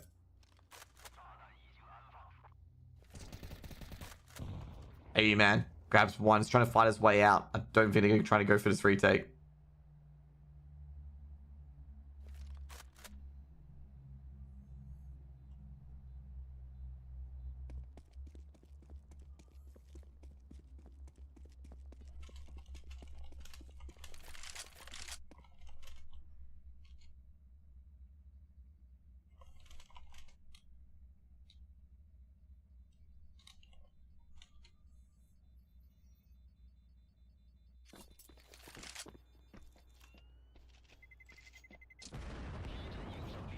Vision get 9 and take the lead. That's a big, big lead as well. Tyler save some money. They could pop up some MP9s and go into this.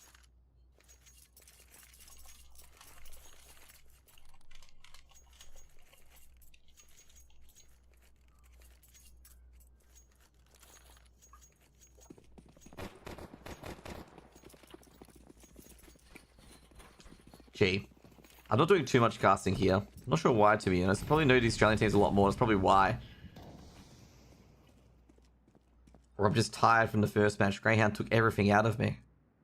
Nah, I'm just kidding. Been a long week, actually. Long week of casting.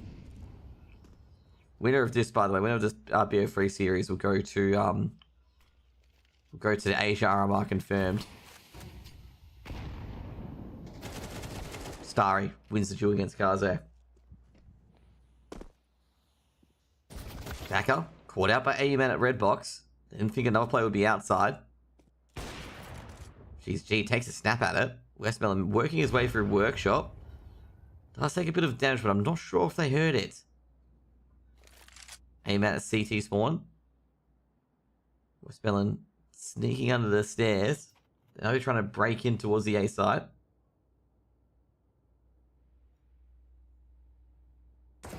Oh, jeez. Mercury catches Amelia. Amelia looks to the left and he sees a whole bunch of M4s and MP9 going his direction. Jam Young spots them coming in. Puts the smoke up. Gonna be a B-side hit.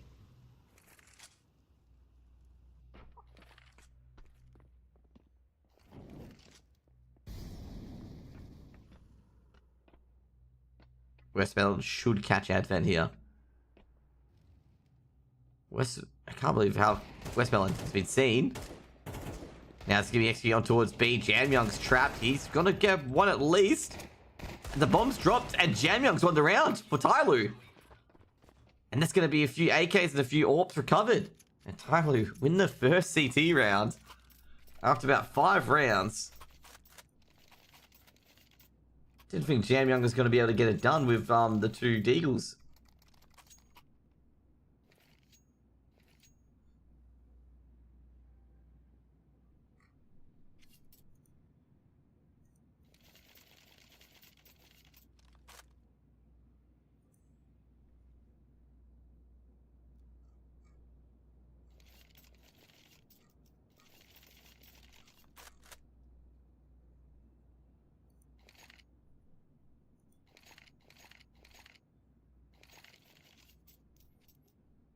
Nine. Timeout was called probably by Tyloo. Probably by Lin Vision. Can only imagine that was why the timeout was called.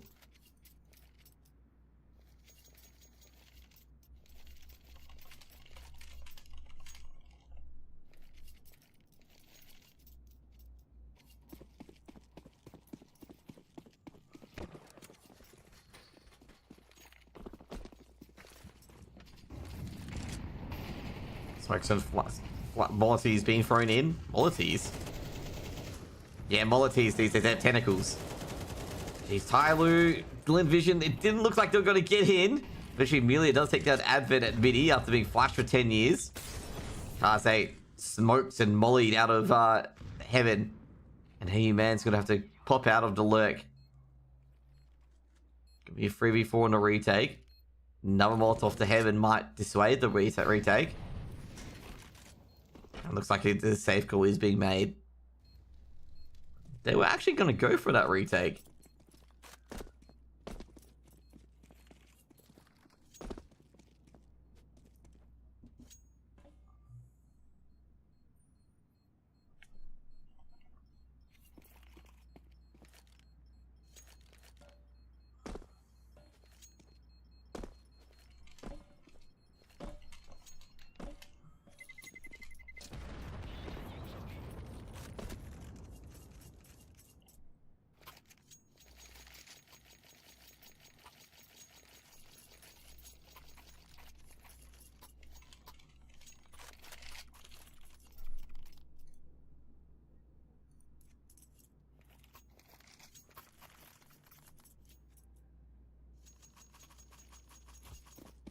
(10-9). Lin Vision grabbed the lead on the T side. 6 rounds already.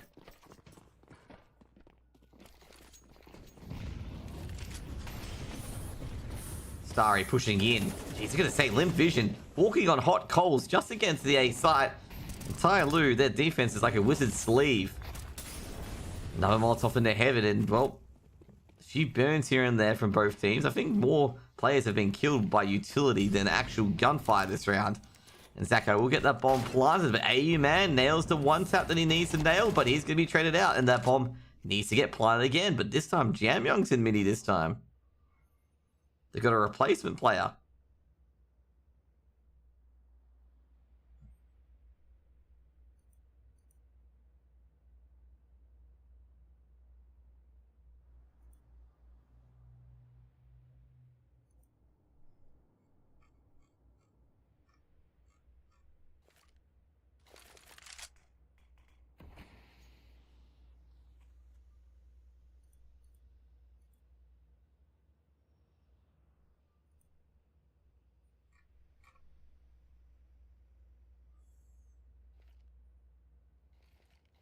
So I've been thrown towards mini. Jamyoung still hiding in that smokehead mini. Is he going to play aggressive through the smoke? Because G's not going to know about this. They ain't. Not yet. G.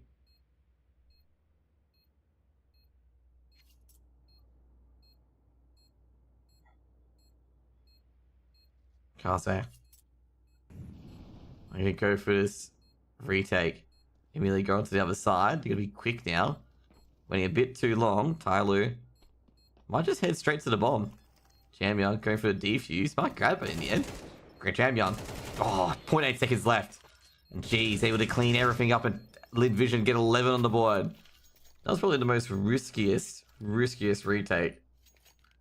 And also, not to mention as well, the riskiest defuse without a smoke.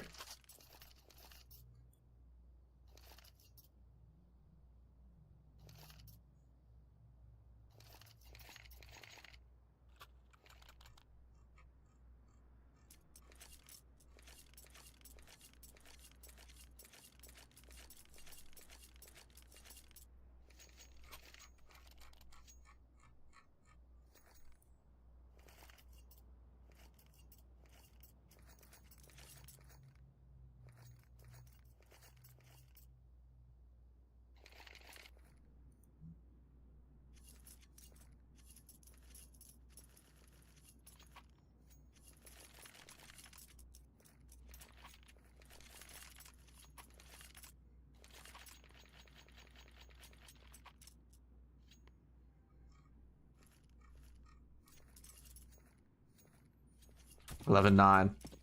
I think Lin Vision might have this. A timeout for Tyloo here, because Tyloo, at this stage, they've got their backs against the walls. Especially if they lose this round. Like, this is going to be probably one of the last buys, and they don't have, like, the M4s and stuff like that for the next round.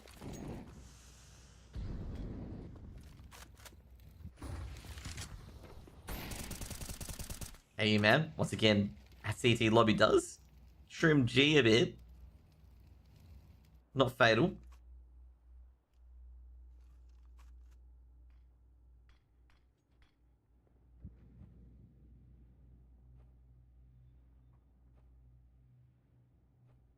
Jam Young just chilling down at double doors. Just jump peeking, see if he can see anything. Somebody get caught up in the air. I think he saw a head. Starry with a boost. Trying to take out Jam Young. I think Jam Young did see a few. Yep, he confirms that. Molotov thrown in. And it's going to either be like, come and get me, guys. Come and get me. 45 seconds on the clock. Zaka speeding up. Hey man, playing CT lobby.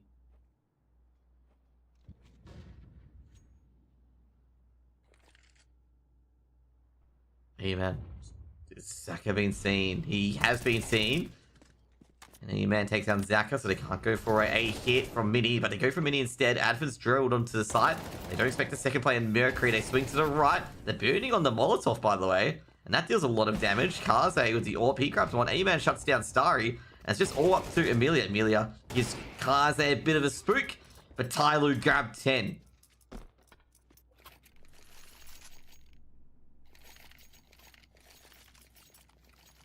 Yeah, I'll tab there by accident. You can see all my programs. You can see all my notepads and whatnot.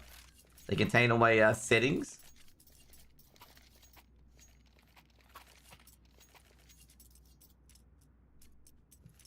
I always forget that I'm on display capture to not alt tab. I always alt tab every time.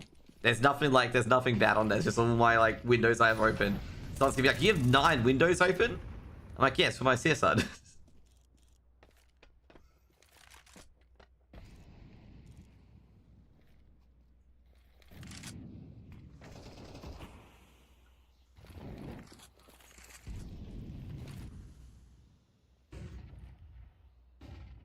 A lot of flashes, a lot of smoke's been flying up at the moment. This could go to OT. We may have to go to Rooster and Rooster and Greyhound. Rooster and Greyhound just asked us. He's going to update that now.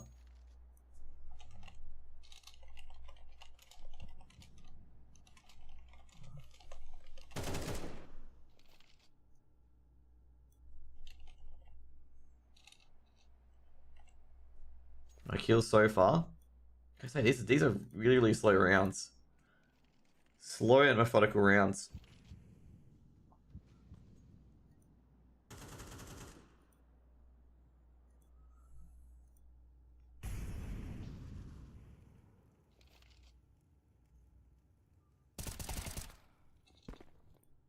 Another kill again by A-Man. Kaze with the AWP. He misses the hit. Kaze's got to force himself back. Can't really... Oh, geez, he's just realized that Lin Vision are all on the site. Jam Young's got a 2. Kaze manages to take down Amelia. Now it's all up to Zaka. Zaka really should have taken him out there. Mercury had him dead to rights and didn't elect to spray him down there. That makes it 11-11.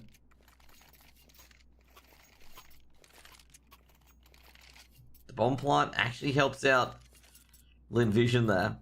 Well, the almost bomb plant. Actually, it doesn't even help him out at all. It would have helped him out.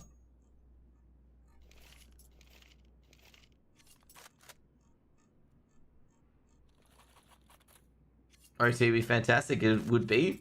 But you wouldn't be watching this OT. Okay, I'll tell you that much.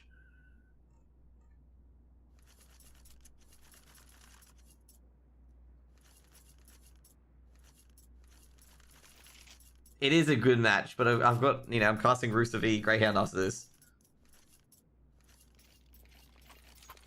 So yeah.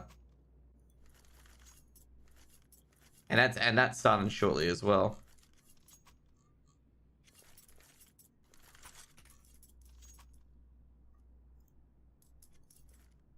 Okay, I was trying to find Rooster at the moment, their logo. Set this one up. There we go.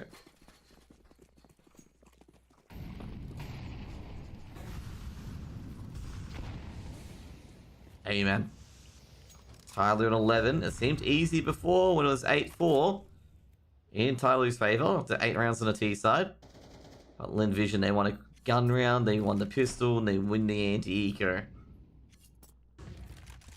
But before they could get the mighty number... Oh, geez. Westmoreland's gone, and that's the bomb dropped. Bomb is recoverable. But it could have been a lot worse if it spurted out beyond the smoke. Jam Young. He knows this is probably a B-side hit. I'll probably just give you play at ramp. Ramp play, they wander onto the site. Jam Young taken out by these mystical Tech 9s. I picked up a few AKs because of it. Now Advent is jumping around. He's gonna catch. Oh, doesn't catch. Emilio just ready for it. It's like an elephant in a China store. And given the money on Tyloo, they can't commit to this.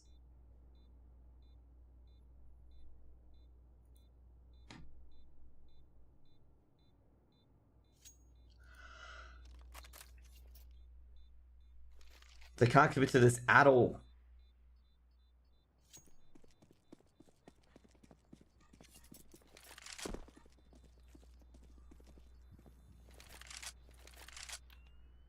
$12 rounds on the board for Lin Vision. G dies after round. Gotta say, some of these players, they really underestimate how big the bomb radius is. Like, they really do.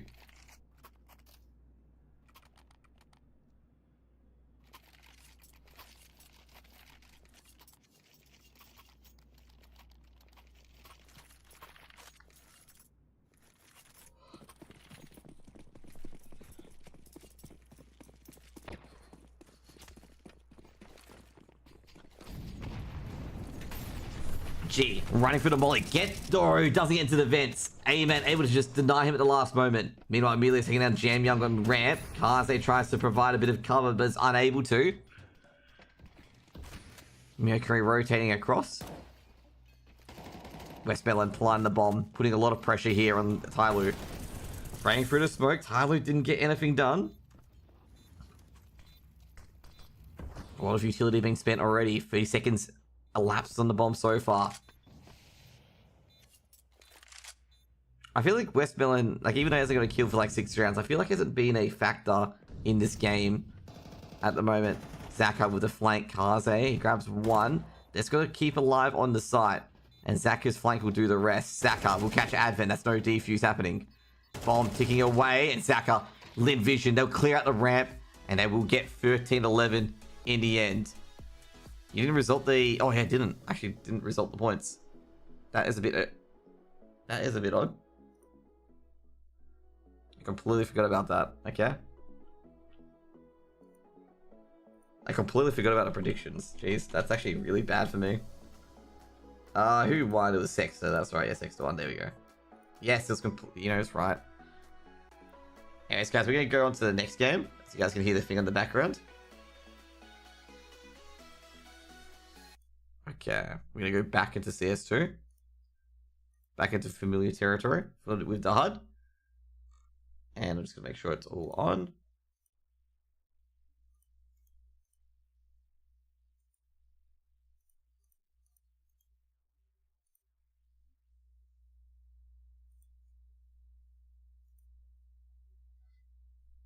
Okay, we're good to go. So, we're going to have Greyhound v Rooster. So, Rooster obviously lost... Well, unfortunately lost a BO1, just an FYI, to Bad News Kangaroos. So Bad News Kangaroos will be in the grand final to face the winner of this in a BO3. And this will be Greyhound's second BO3 today. You know, Greyhound are a glutton for BO3s. They lost to Bad News Kangaroos earlier and they've had to fight in these lower brackets. Now they're in the consolidation final, where they'll be facing Rooster. And it's going to be Rooster with a dash, which is going to come in 2 minutes. Now, Rooster, I believe Rooster are playing with a sub, or is Chelios in? No, I think Chelios is back into the roster. So, substitute being obviously JHD. So, I think Chelios is back in, potentially. I'm not sure if he is. If not, it'll be JHD back in the roster. So either way, I think this will be a lot harder matchup for Rooster. I'm just going to check the upper brackets to see who played for Bad News Kangaroo, who played for Rooster in that matchup. No, it was Chelios. Chelios is back in, so JHD won't be playing. So we'll be Chelios. What jersey are you wearing, Chiefs? It's a Chiefs jersey. Yeah. The non-existent Chiefs, the chefs, okay? So I guess I overall think Greyhound's a lot favoured here.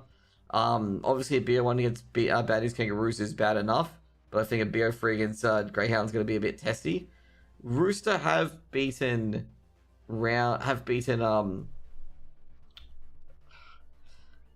I'm losing my words here.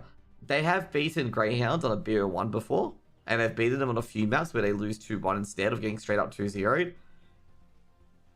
It could be the time here for Rooster, and they could get a bit of revenge against Bad News Kangaroos in the grand final.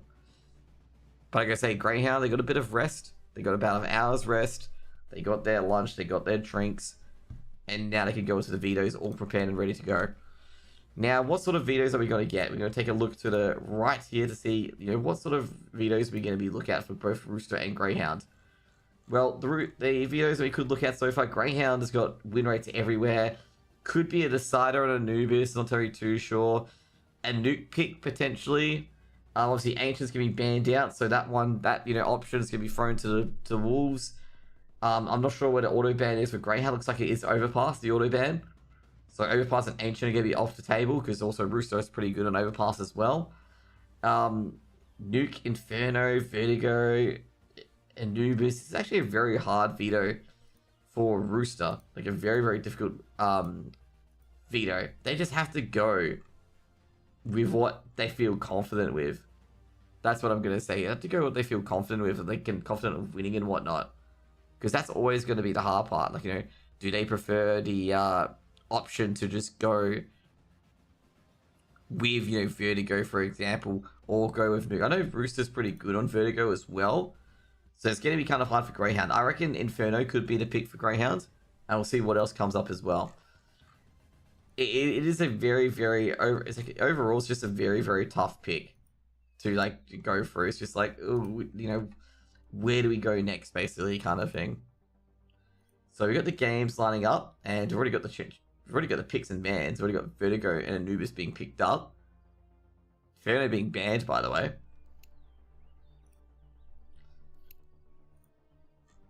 So the veto is basically Greyhound picked Vertigo. So they're pretty confident they can beat Rooster on it. And Anubis is picked by Rooster. So another trip to the Nile, to Egypt, down the Nile. And Mirage, once again, is last. The only maps we changed was Vertigo from Ancient to Vertigo. So Greyhound, obviously, just in case you guys are just only realizing this, Greyhound, it was Team 2 this time around. So yeah, need to check something before I go live in CS to make sure I haven't got display capture on. Because otherwise you'll see nothing. You won't see the overlay. Okay, good. So with the vetoes, I would say overall, I'd say Rooster got a pretty decent veto, but I wouldn't say it would be the best veto. Like Vertigo, they're pretty consistent on. Obviously with Anubis, it'll be a bit different. For Rooster, as Rooster do play it quite a bit. And they do play it a lot more on Mind Freak. A lot of people think it's going to be 2-0. I don't think it's going to be a 2-0. That'll be close. Rooster did originally play a lot of Anubis. So Rooster beats, I'll put it this way. Rooster beats Greyhound on Anubis previously, but not when, this was before they went overseas. I'll just say that, basically.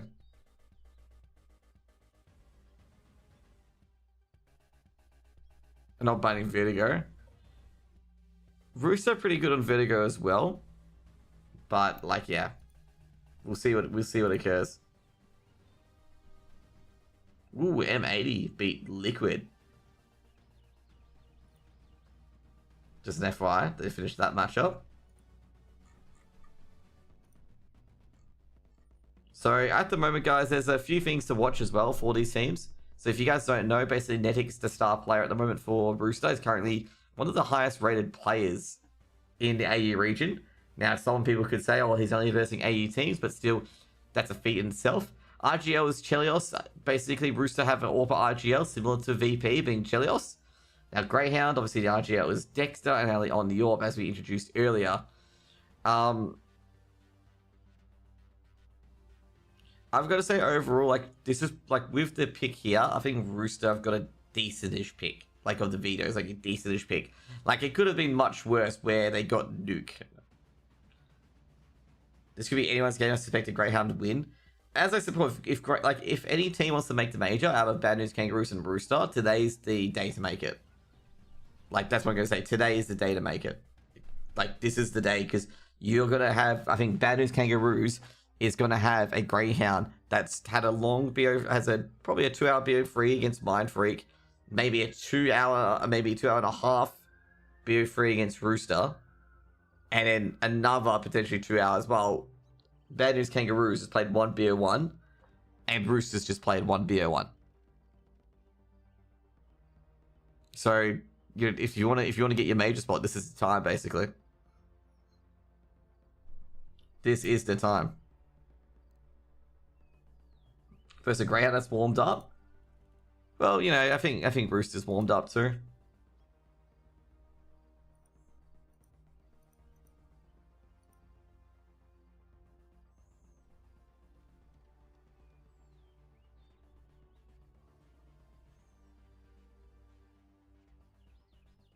Nah, Bad News Kangaroos for later.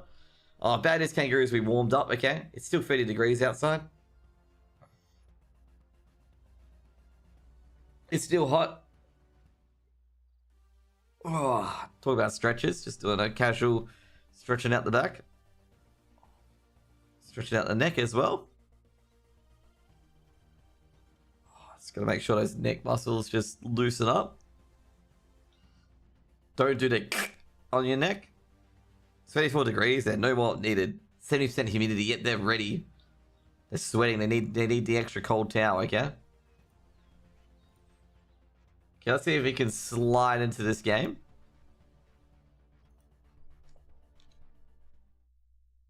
That's what we want to do. Well, we can't slide into this game at the moment.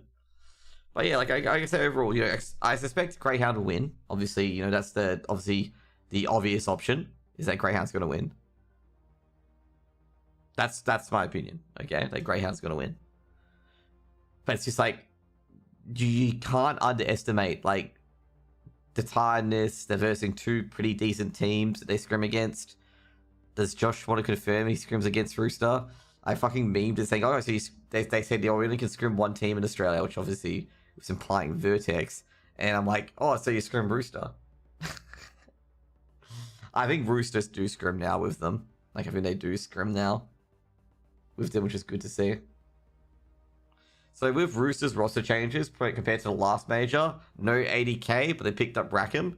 So I did have a talk to TJP about, and also 80k as well, about the retirement. So 80k, if you guys don't know, got picked for like the Youth World Cup for Australia. So he had a crossroads. Does he play CS or does he go play soccer? Because obviously, if you don't know, ASAP and 80k play football. So football, by the way. So 80k decided, you know, obviously to move careers because obviously if you get into the World Cup, Youth World Cup kind of thing, that's where you went, basically. So 80k's gone to the football career instead. So yeah. So if you don't know, ASAP also plays football, but I'm not sure if ASAP's of a similar quality to 80k, but we'll see. But yeah, that's where 80k went to. Is he going to be in the World Cup? I have no idea, okay? But like, you know, he's obviously chose the football over the esports.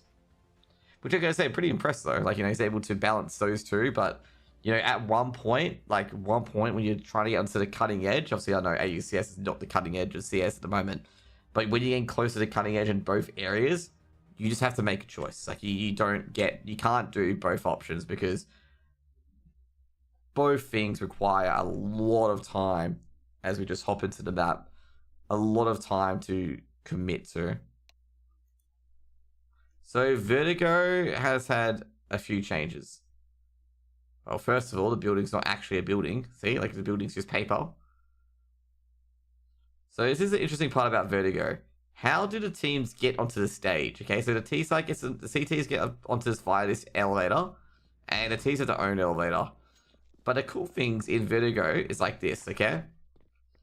So with the elevator shots, as you can see here, why did the elevator stop down here? Okay. How did they get on this building, okay? We don't know. So one thing in particular, you know how there's a forklift here previously in A main? The forklift is now back here. See? He's finally got his box over down here. They've also put another forklift, I think, around here as well. See here? Like, imagine if you could just go through here, okay? Because you can, obviously, the guardrail's down here. That's CT spawn. Are you going to cover doing United matches? Unlikely. Not today. I'm covering all the OCE, basically.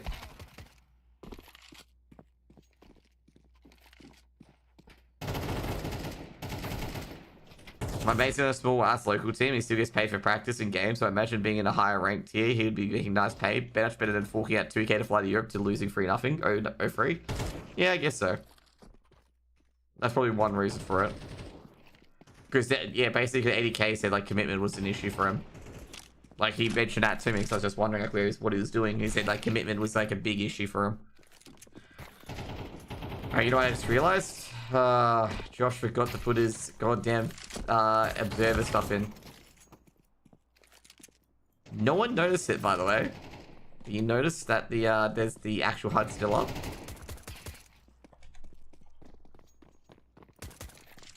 There we go. You've now officially seen the secret MC observer tips, okay? On how to get a good HUD and how to get a good good map.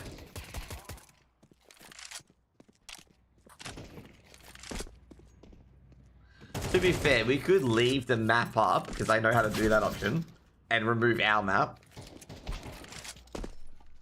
I'm very sure I can do that, because for Ancient, I might actually do that, because the Ancient map obviously is wrong.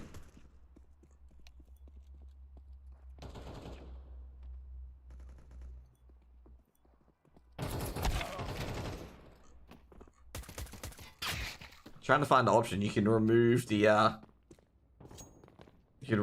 map.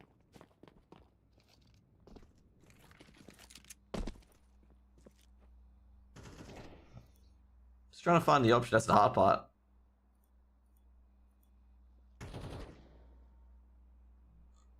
No, we actually can't at the moment. I'm not sure where it is.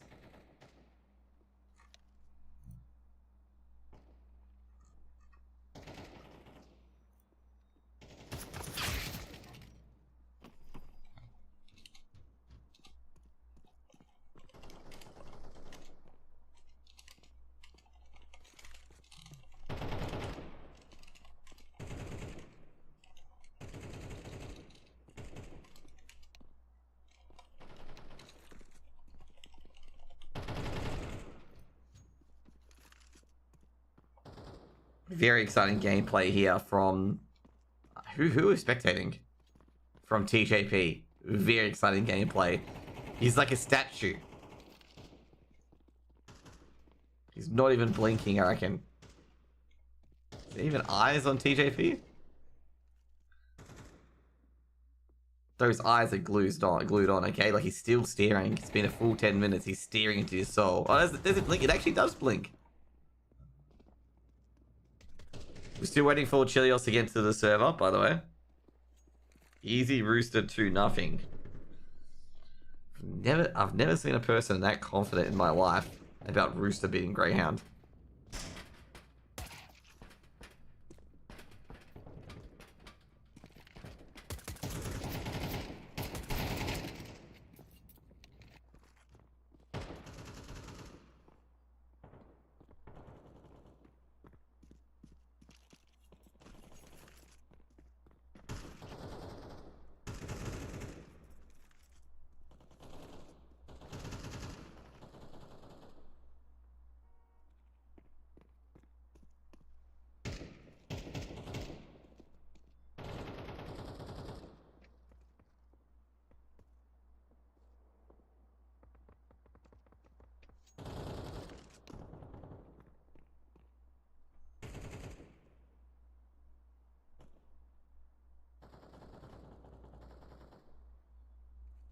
What do you guys reckon? Someone said 2-0 to Rooster already.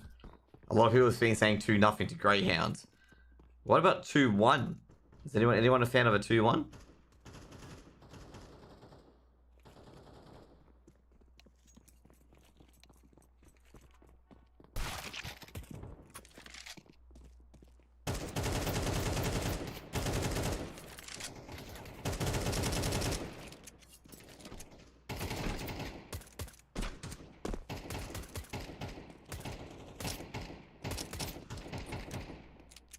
He's just getting ready. Everyone's just getting ready at this stage. And Chelios is going to enter in. If Greyhounds lose, I cry. You know, Rooster would probably like that. You know, you're just fueling Rooster at the moment. You're just fueling Rooster, okay?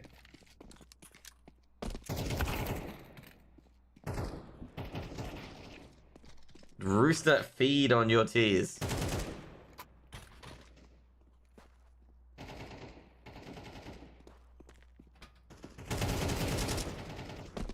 Yeah, let's not get that dramatic, okay? Let's try to not get that dramatic.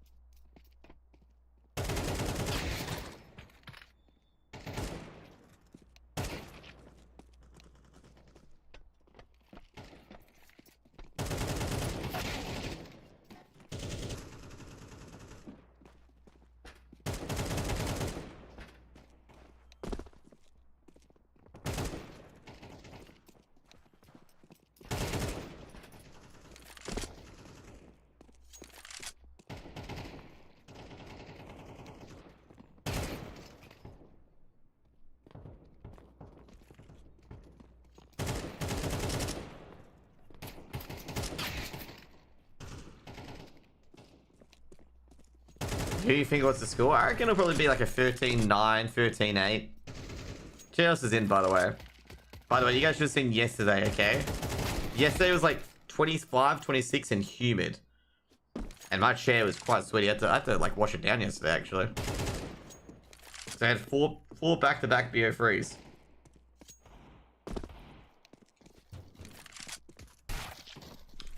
But Chelios is in. Insta already dropped 40 on Vertigo. In warm-up. Generally, warm-up is a good indication of who's going to win, okay? You know, the better the warm-up, you know, the better you're going to go in game, okay? You in Sydney? No, I'm in Perth. I'm in Perth, WA. It's just the room that I'm in gets, like, it becomes a sauna, okay? It becomes a sauna. Earlier in Perth on Monday it was 41 and 60% humidity, which is just absolutely fucked. Anyways, we're going to get some tea, and we're back for the first round of Rooster v Greyhound.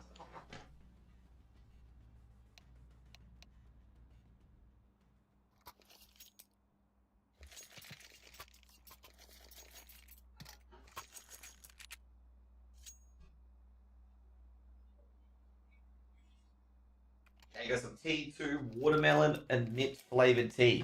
They started giving these like tea cans, like soft drink cans, and they're actually so good. There's only sweat on the server, by the way. Only on the server. Meanwhile, I forgot I had to observe TJP and Chelios. Chelios, the RGL, takes down Alistair, his compatriot, with the AWP. Liaz will take down Chelios, and looks like Dexter has cleaned up the other side on side. Vexite being a bit challenged and being just like, what's going on here? Only TJP and the ASAP. ASAP still alive. This is a bit odd. Where's the bomb dropped? Where is the bomb? Vexite takes down TJP and it's all up to ASAP. It's going to be an interesting round. ASAP's going to have to try and win the round without the bomb.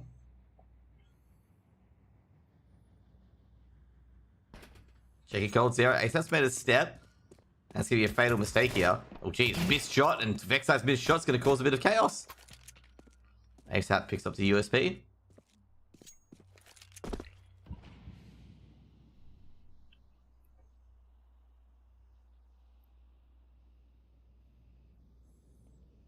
.45 seconds on the clock. ASAP looking left and right. It's checking all the corners. I mean, that one from Vexite earlier. You know? Spots one on sandbags, checks secret, tries to take down Dexter, misses the first 2 shots. Hey guys, can we not talk about that? Please, don't mention that. I'll just purge you guys quickly after this round. ASAP goes down to Leas. And it'll be a first round on board for Greyhound. Okay, let's get rid of that. There's no talk for that. I should have actually purged it earlier. Where is that one? Let's get rid of that. Don't talk about joke about stuff like that, okay? Because there's some people in here, of course, who lost people to it. And I don't have a purge button, so yeah. 1-0. I should have actually purged it a lot earlier, so anyway, that's my bad. MP9's on the board for Greyhound, and well, TJP and Nedic and Rackham are all about those P250s. And we've got a big Angry Deagle on ASAP. That was a well-placed nade by Vexite. Oh, actually, it wasn't by Vexite, it was by Leaz. Vexite doesn't have the HU. Dexter. ASAP. Can't get anything done. They boosted up on the danger side, and ASAP doesn't get the shot. Gets tagged a lot because of it.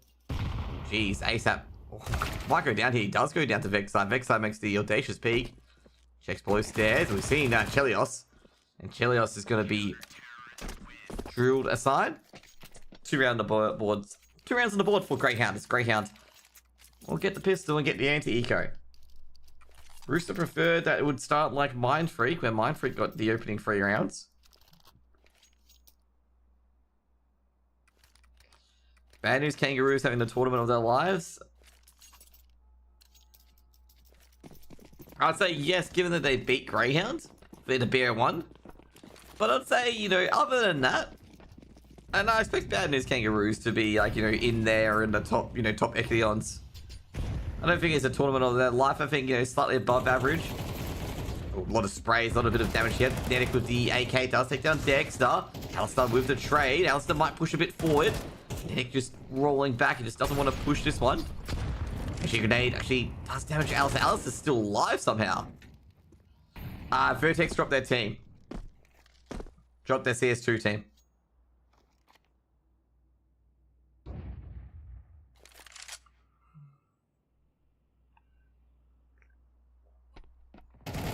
Leas holding B. Under a bit of pressure.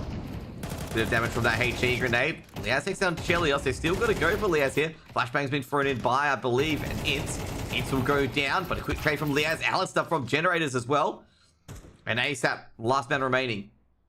They haven't been able to do it, but Vexite from behind makes it free on the board, and a couple of AKs picked up as well.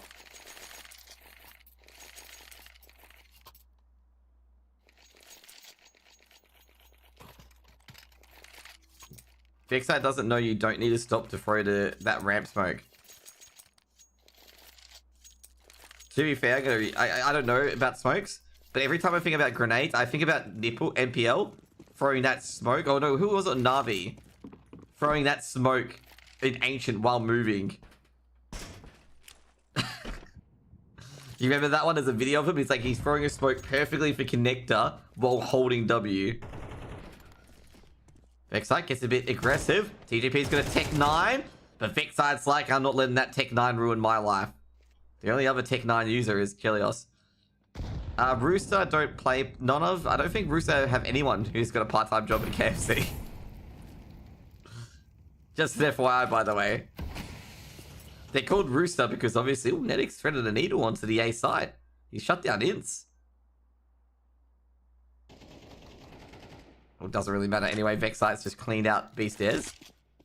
I haven't heard of that. I'm trying to think of who it was. Who was it on Navi? Like, it was one of the rookie players that was not forced to do it, but he did it.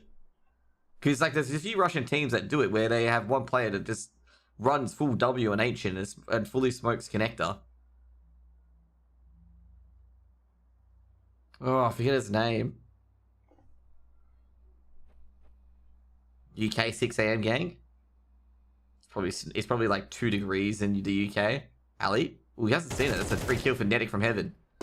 New Navi actually good? Yeah, they are quite good. They beat the slow VP. That's obviously the obvious Australian bias talking. The new G2 actually trash. G2s are actually alright.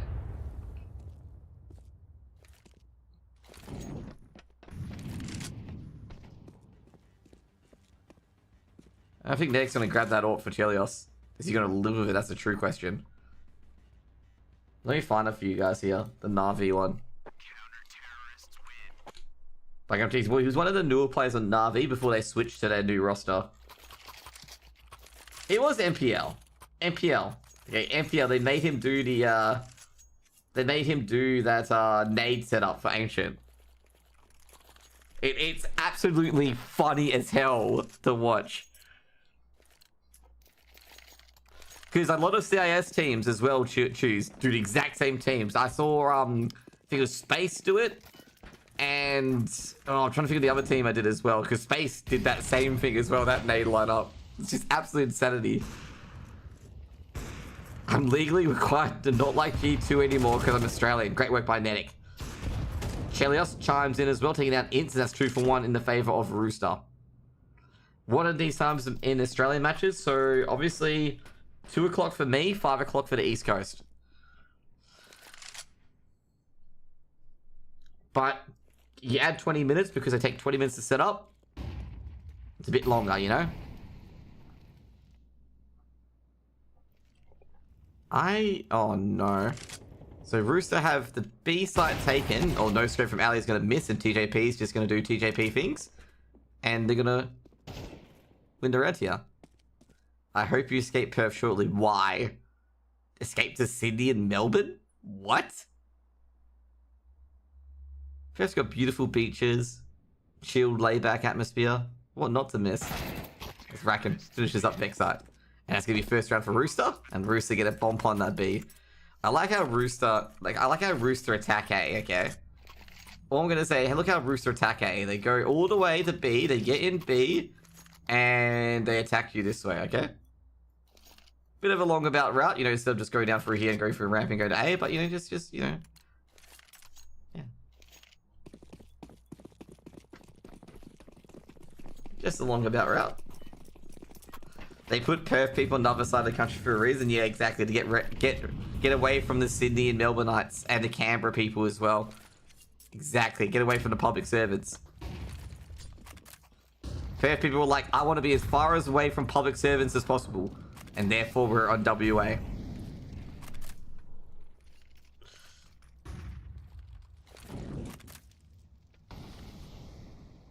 Bit of damage being dealt here to both Greyhound and Rooster from the opening forays of utility.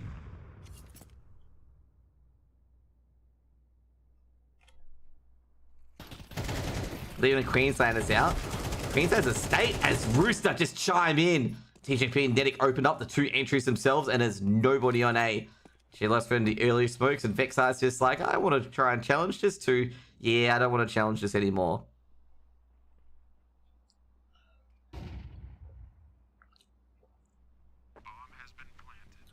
All I know for Queenslanders, by the way, is that every time I see a financial advisor get suspended, it's always a bet whether they're from Queensland or not. Like, literally, always. Always a bet whether they're from Queensland, because they always get suspended. They always try to do some dodgy property schemes and get banned. Like, not even kidding.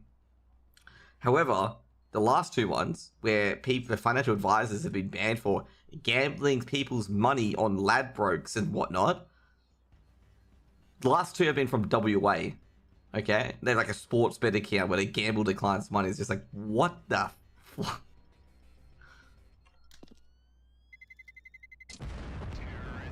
Get your second round the board for Rooster.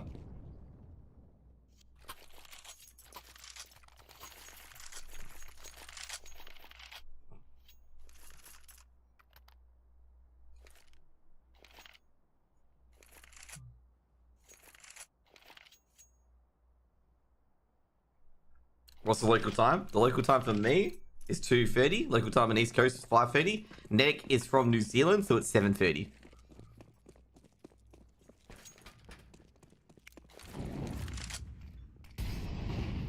Nedic looking for Vexite.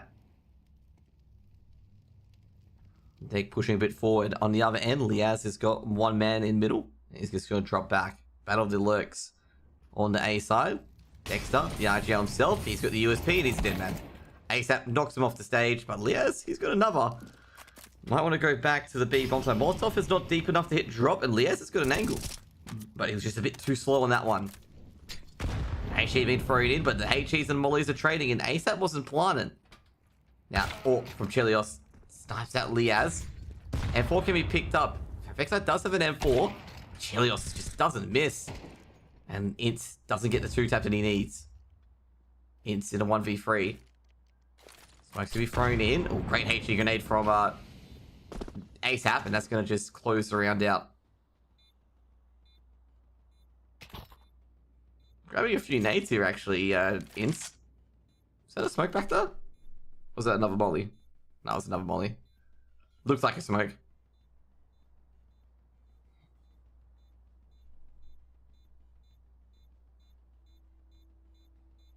Ints on the off angle. Gotta be careful while trying to get out here. Chelios has to risk it, potentially.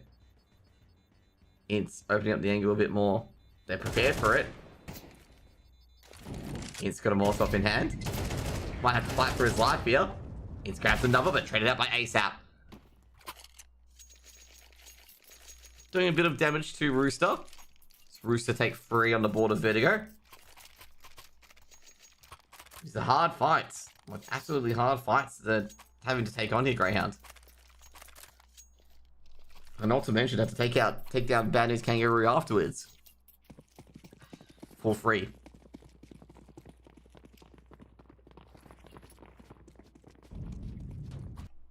Liaz, aggressive on danger sign. Early Molotov. And he's going to throw a smoke down afterwards as well. Bit of a battle going on at A main. Netic looking for those TARP plays. Spamming through the smoke. Battle's going on at both A ramp and the B stairs. Dexter. Pushing the TARPs. Poking and pushing. Does hit Netic and Chelios for a bit of damage. Molotov's been thrown in, but Netic making his way up. Can he find Dexter? Opens up the angle. Oh no, Dexter's got a nade out. Might go down to Netic. Netic pushing the advantage and does take down Dexter. Dexter, I gotta say, he had the gun out. He may have been able to take out Netic there, but he's just preparing for the re-smoke. A lot of nades being thrown towards Catwalk, going back to the B site. A lot of grenades, 2 HEs to the Catwalk area. And I gotta say, I'm not sure where Rooster's gonna go for this hit. I know they're taking out Dexter, but even though they took out Dexter at the tops, they haven't made much progress into either site.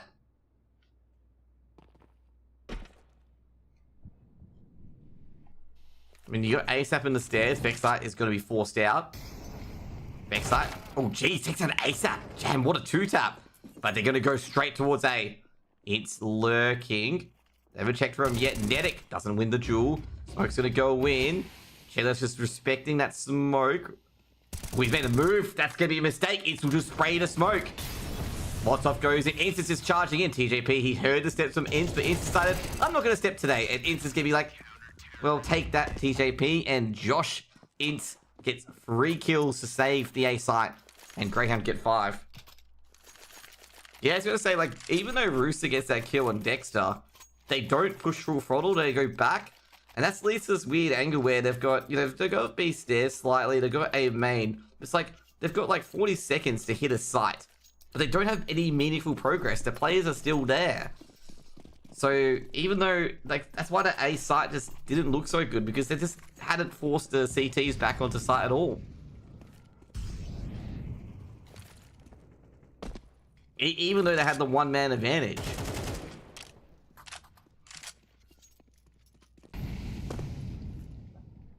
And Molly being snuffed out there, not a good sign for Greyhound. It's on the boost. Actually, on a passive boost, actually, I don't think Rooster will spot this. Meanwhile, Vexite's in the B stairs. He's got 1. If they can clear out B stairs, he can probably take out that. Yeah, that's what they're going to do. Wants that AK. They might want to protect that, because it was an MP9 that got the kill there. But they're not going to risk it. I think that Lurk player was meant to catch the rotations, to be honest. And he just got forced to be a bit too active. Let's go to the stairs. The AK's still there, so that's positive. Meanwhile, Nedic taking down the boost. Beautiful. He knows one player is at secret at least. A flashbang's been thrown in. Dexter, is he going to try and take on Nedic? Dexter somehow gets away. Liaz on the other end has held his end of the bargain. And Rackham able to silence it. Vexite trying to chime in himself. Rackham in a 1v1.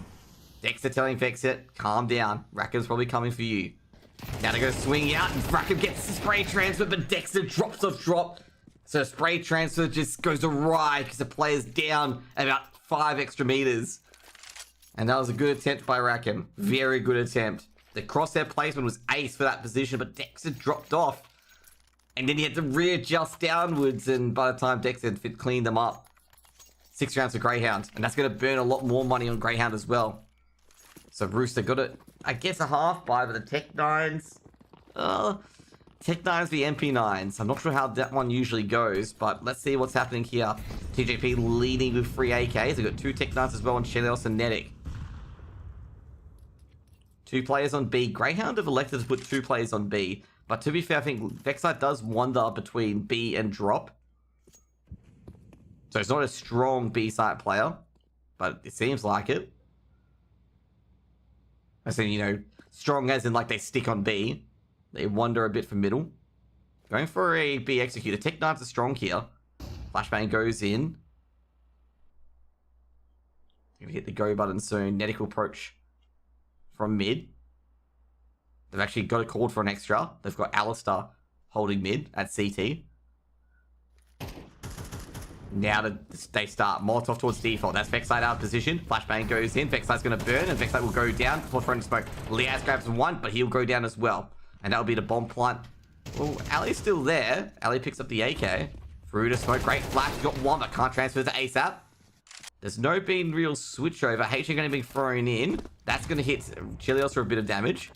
Dexter's given away his position. Tech 9's chiming. He's seen one on the side. Dexter finally gets a head tap. Isn't traded out by ASAP. ASAP only had a Tech 9. Smoke's gonna be thrown in. He hears aggression, and Nedic, all he has to do is just nothing but net there with the Tech 9. Nedic peeks out. It pins him towards the catwalk. And Greyhound get another bare retake. 7 rounds on the board. Gets a smoke out of that. Is 7-3. It's looking not so great for Greyhound at the moment with the money situation. Scoreboard looks amazing. Mwah, chef's kiss. But actually the Spire's a bit better this time around.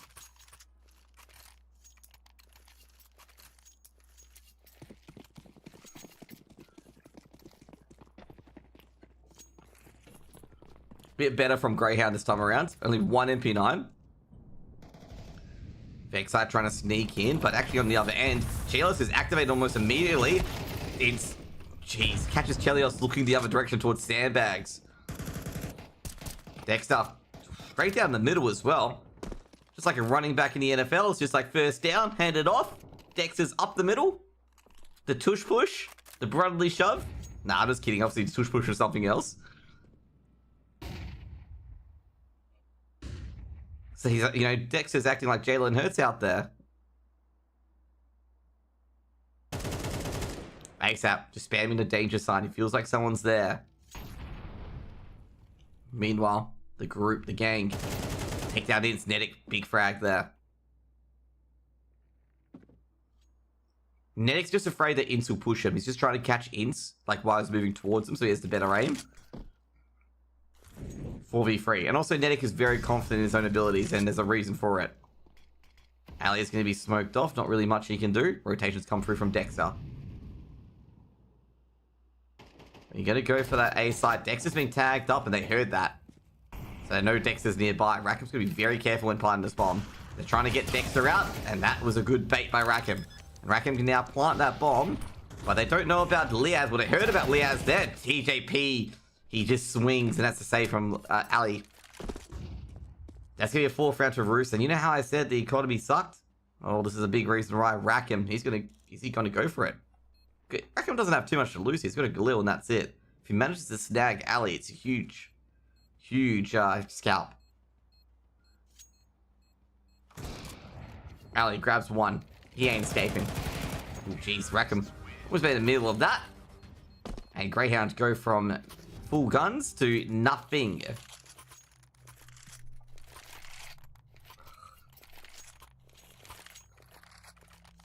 This could be a full buy, by the way.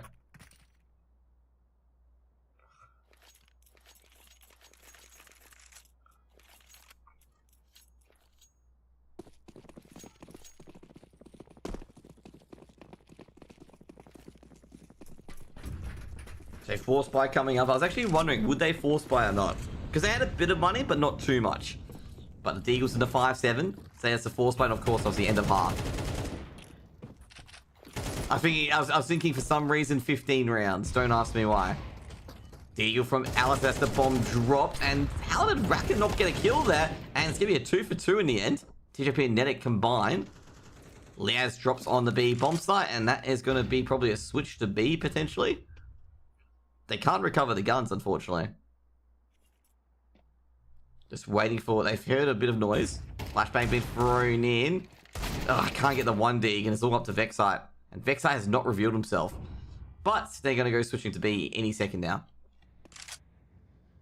Jeez, ASAP's very ballsy. ASAP doesn't even check behind the site. Vexite could be like sitting there just 1D'ing, but he does anyway. Vexite in a 1v2. A Deagle in a dream. Molotov being thrown in, but Vexite's ahead of the Molotov. I think they've seen him anyway. Trying to 1D TJP. Doesn't get him. Takes down Netic though. Doable. Jeez. He's... Oh, what? He's done it! It's 1D TJP for the win, and Greyhound makes it 8! Vexite clearly got his chicken nuggets and his Happy Meal. Dude, how did he get that? Oh, dude, I didn't think it would 1D TJP. I figured he'd kill Netic, you know, body shot's fine.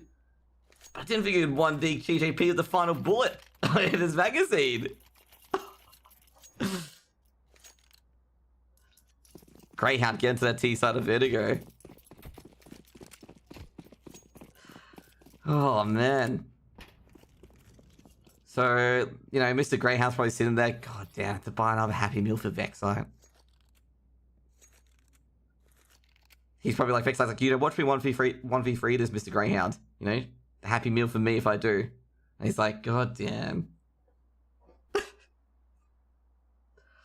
Vexite leading with the Glock. Dualies on Netic. To be fair, I think TJP is just going to be fine. Because TJP is just, basically with the Rooster guys, they still just keep going with it regardless. Like, they're very, very resilient. I mean, you got to remember, Rooster had, at one point, a lot of the scene didn't like them. So, they've been built by adversity. So, that sort of stuff happening, it just goes off the duck's back, basically. Ali and Netic both hitting the deck. Retake coming in for Chelios. They do not have a kit, so they have to get in quickly. Why does he not like him? Attitude.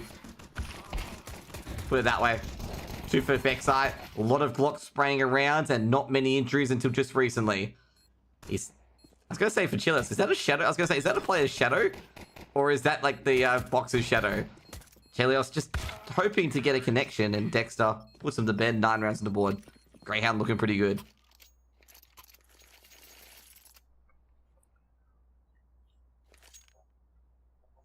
(9-4). Greyhound win the pistols.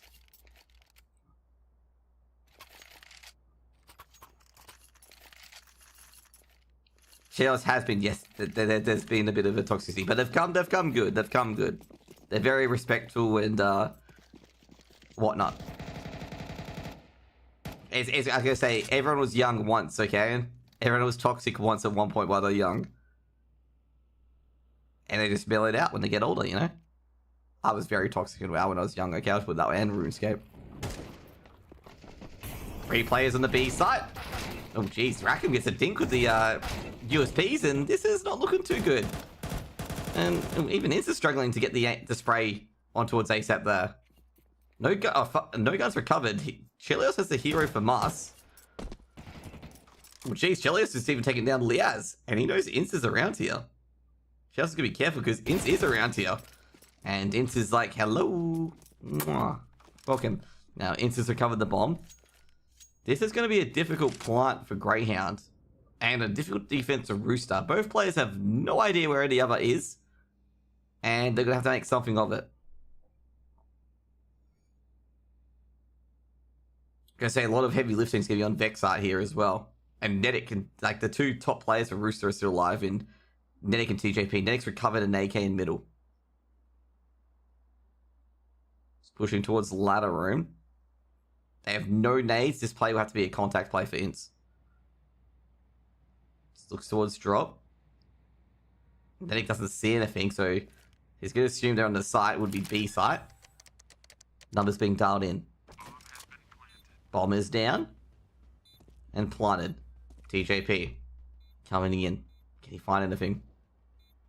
What's Ints? Should be a quick burst. They heard Vexite.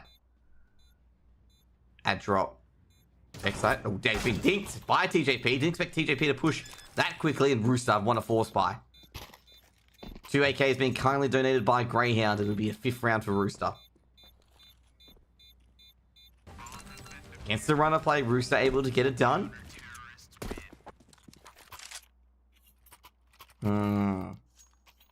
This be interesting decision from Greyhound. 4-spy comes in. I was actually going to ask, like, is the Tech 9's going to come in?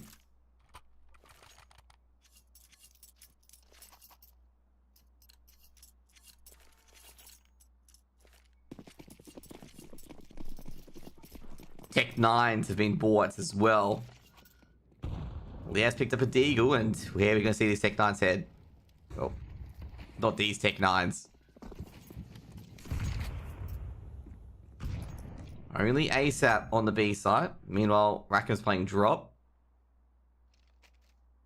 We're going to say they're actually rotating towards A. Only one player on it.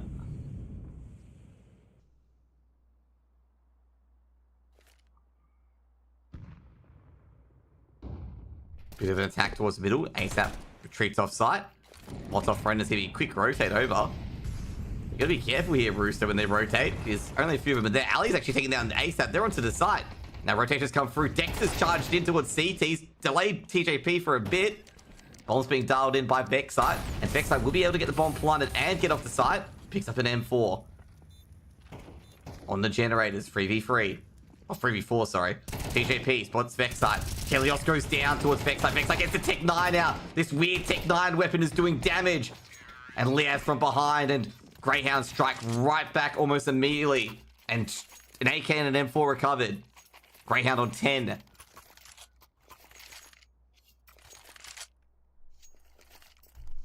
Didn't jinx the Tech 9s this time, okay? Didn't jinx those Tech 9s.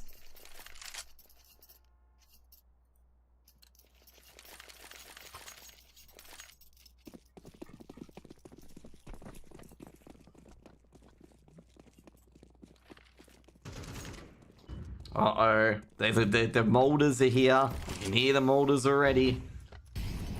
Molden. Deep HE towards ASAP. Take a bit of damage, and the traffic cones go flying. Another deep HE grenade. ASAP doesn't like, doesn't want to catch what Greyhound are throwing.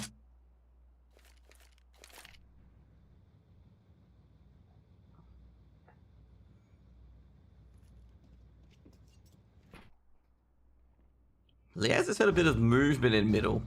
So that's why it hasn't been so aggressive. It's had a bit of movement. Gonna throw a flashbang to TJP as well as a smoke.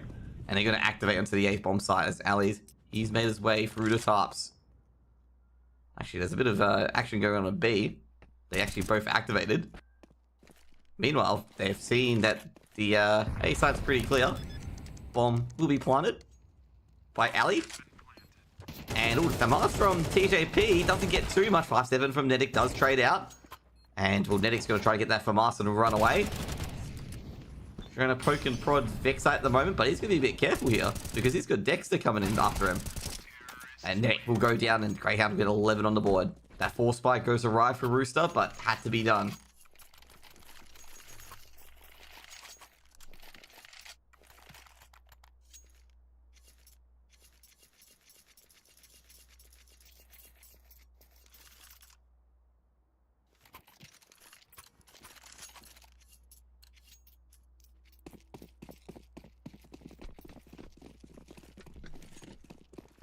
He forced buy for no reason the CT side. It's a double eco, Danes.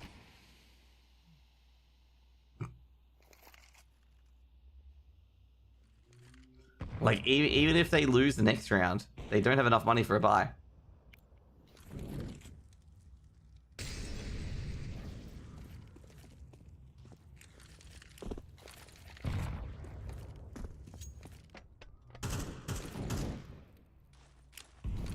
Like, they had a bit of extra money, but they didn't have enough to buy the round afterwards on everyone. Oh, gee, Netic thinks Dexter, and that's going to lead him to go to that different bomb site. It's getting a few testing shots there. Jeez, almost takes down ASAP as well. Like pretty much like they had a double eco situation where they had a bit of extra money, but not enough to buy it around afterwards. So they had to force up there. It was kind of a no choice.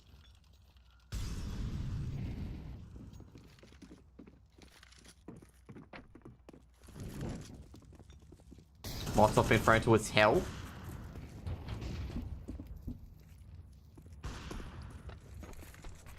Watching CS in traffic. Well, don't make sure you're not driving, obviously.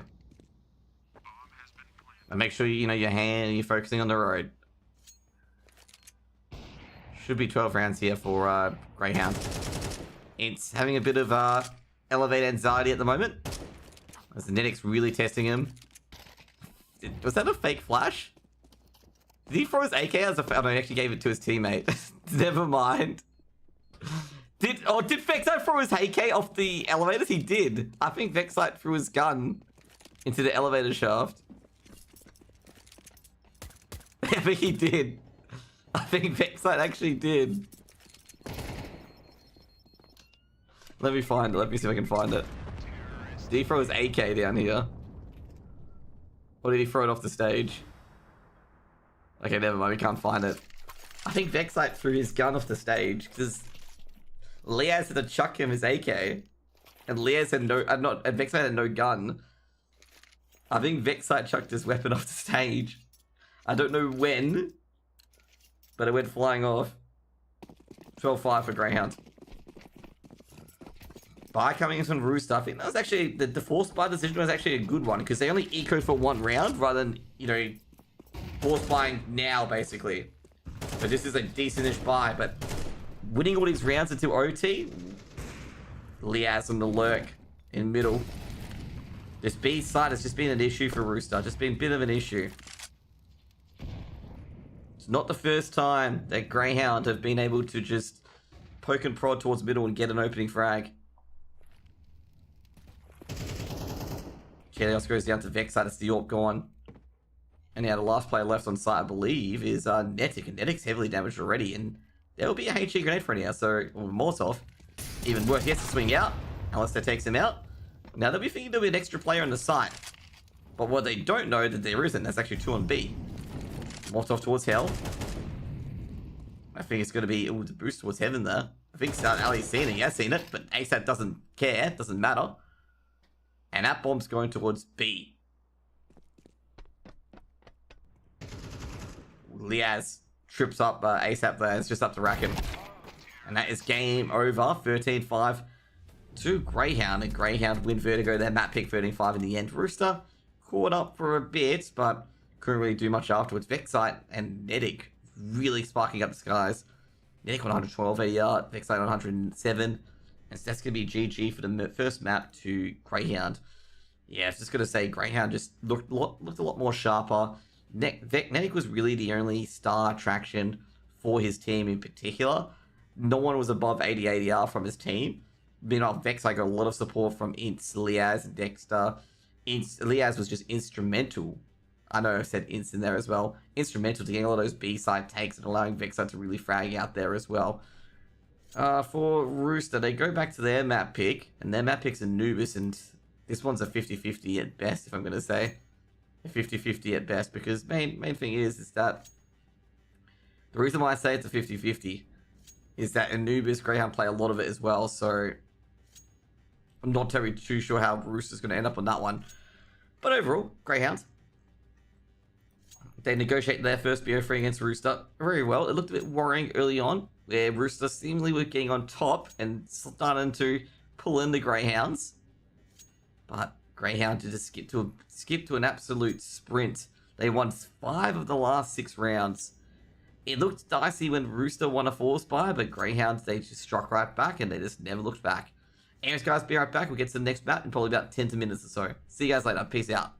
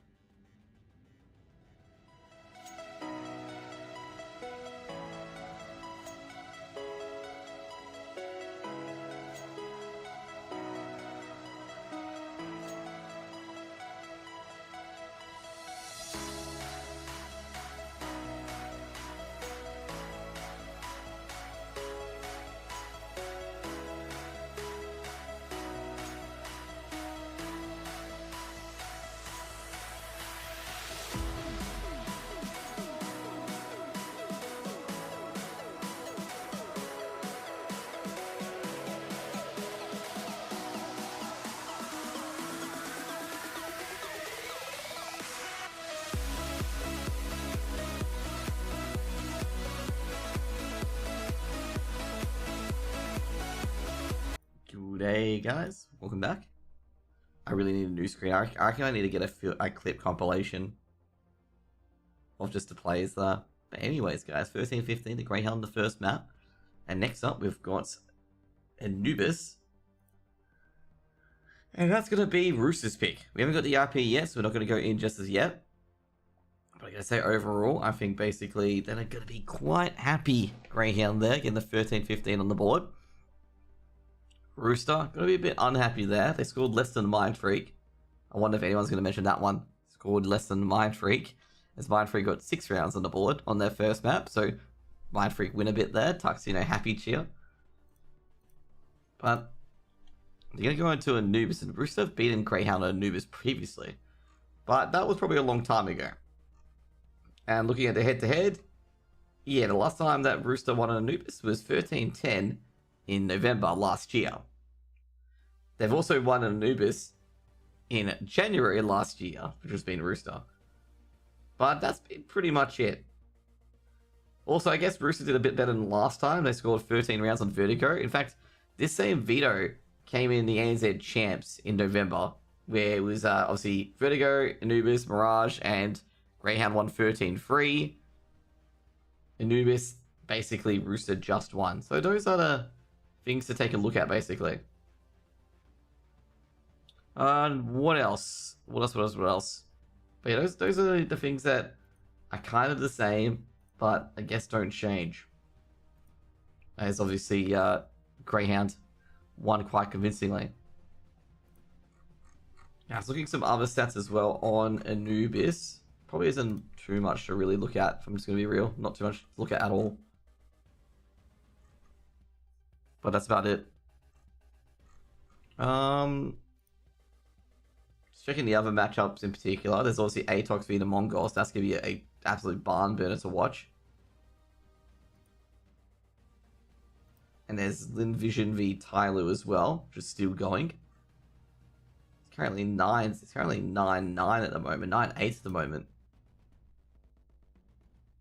on the map. And you got Dua v Troublemakers, currently 9-5 for all the other qualifiers.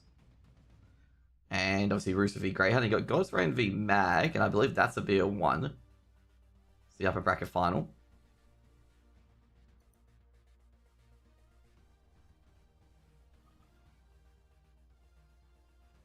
So the other games coming up is obviously the grand final. There's also New Happy v Rare Atom at 4 o'clock, which is a lower bracket final, another BO3.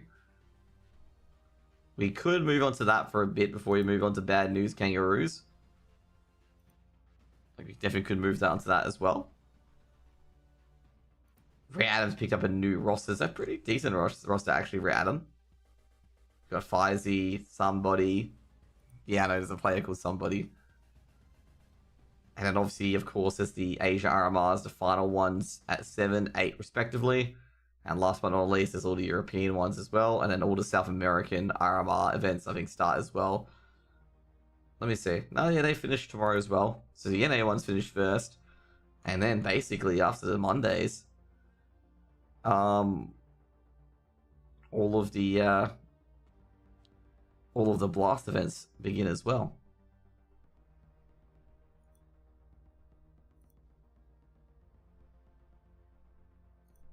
So I'm just looking at everything else at the moment. Oh yeah, we do have this veto. We do have the IP, so you can probably hop in. But also tomorrow, by the way, guys, like I say, Greyhound, Rooster, and Bad News Kangaroos, they have matches tomorrow as well. They have the IEM China upper bracket qualifiers tomorrow. I'm actually trying to think what games are on tomorrow. I think it's only the upper bracket tomorrow, is it? No, there's the lower bracket final and the upper bracket final on tomorrow. So they have that starts at 4:30. So that's another one. I'm not sure if they've released the... They've released anything yet on it. So yeah, that's pretty much it. I haven't released any of the fixtures yet. I just feel bad for anyone who's versing Greyhound, because obviously Greyhound went in the first open qualifier. So it's going to be who's the lower rating out of Rooster and Bad News Kangaroos, who's going to get Greyhound first. Which is just like sitting there being like, really? Just absolutely really? I may have the information, but I'm not sure if I do have the information on whether or not that there is anything in there. Something I silly about this game is that Rooster looks so disjointed on the T-sub. They still won 5 rounds. Rooster do have good aimers on their roster as well. Like, they do have Netic. They do have TJP. I think the only replacement they've had is obviously Rackham for ADK, but that's been about it. We'll get into the map right away though, because the players are just lurking in at the moment.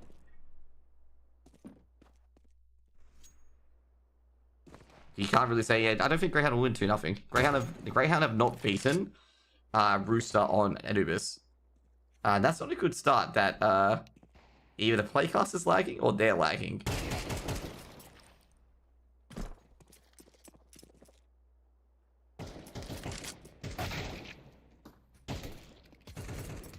Two seconds. Let me check see if it's playcast.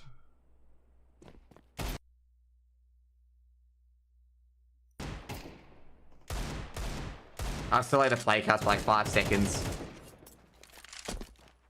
with how that goes. Okay, it's a bit better now.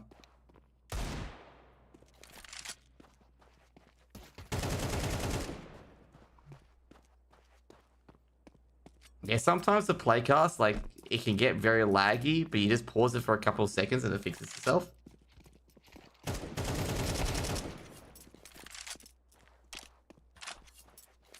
Is Rooster starting on T? I'm not terribly too sure.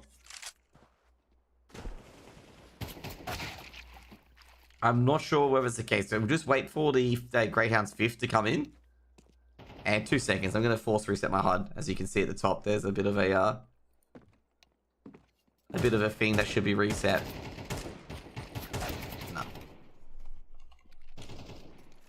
No. It probably fixed itself after warm-up.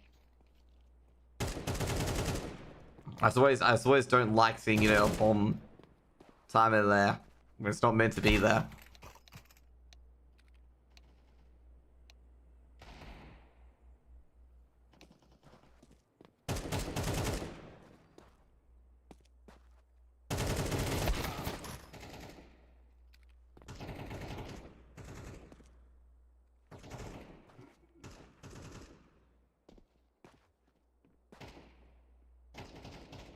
Score protection? Oh, that's right. I reckon Rooster will win. This might be a 13-10.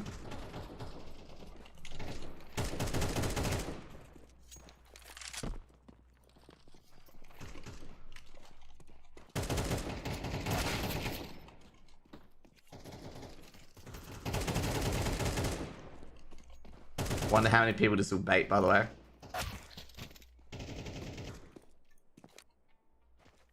Crap.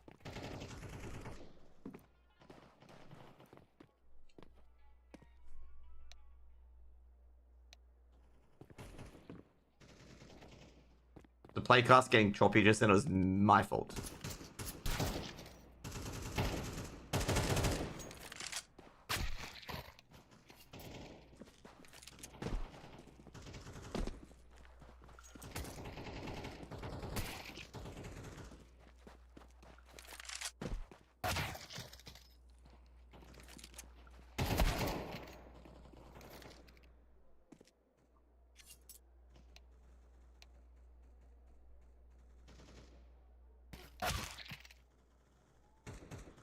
Best player on the server for Anubis? I'll say Netic.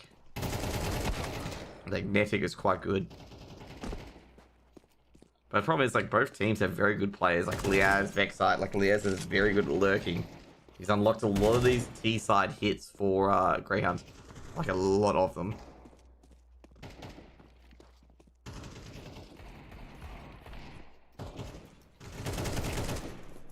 I'll check the tickets, by the way, because there was some chatter in the server. So I just want to see, making sure that everything's being resolved. No. Can Rooster win map 2? Yes. Suggesting looking in the past, they've won the 2 times they've played Greyhound on Anubis. And one of them was in November. So it's doable. I don't think Greyhound has beaten Rooster on Anubis.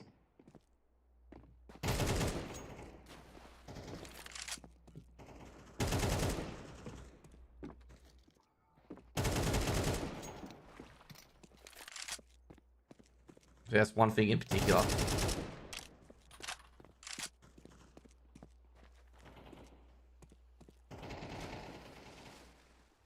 Greyhounds have Anubis from the P90. P90 is a scary weapon. Don't get me wrong, it's a very scary weapon.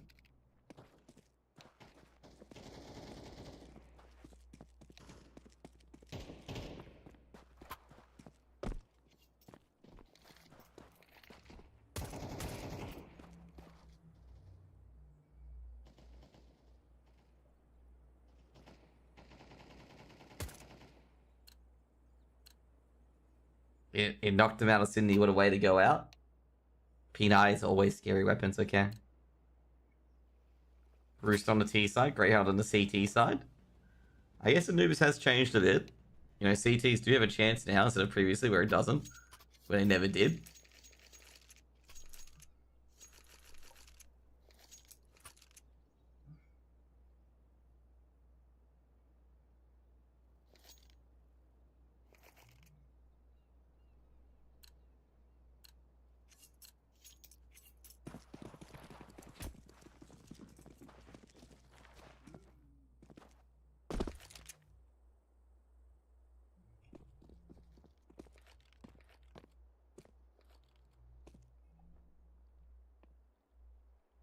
Second map for Greyhound and Rooster. Greyhound takes the first map. Rooster on the T side. With the ASAP, with the Glock.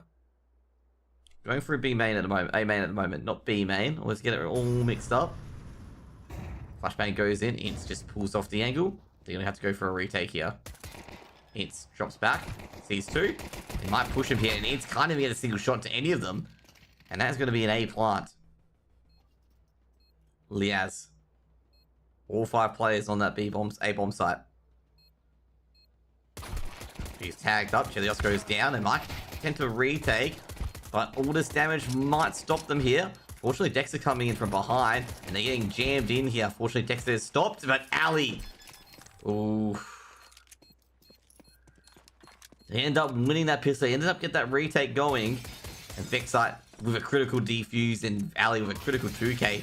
Dexter played a massive supporting role in getting so many players focused on the back of site. G'day, Kai. Great. I gotta say, I didn't think Greyhound were gonna, sort out that pistol round, but they ended up sorting out that pistol round. Give me 1-0 on the board for Greyhound.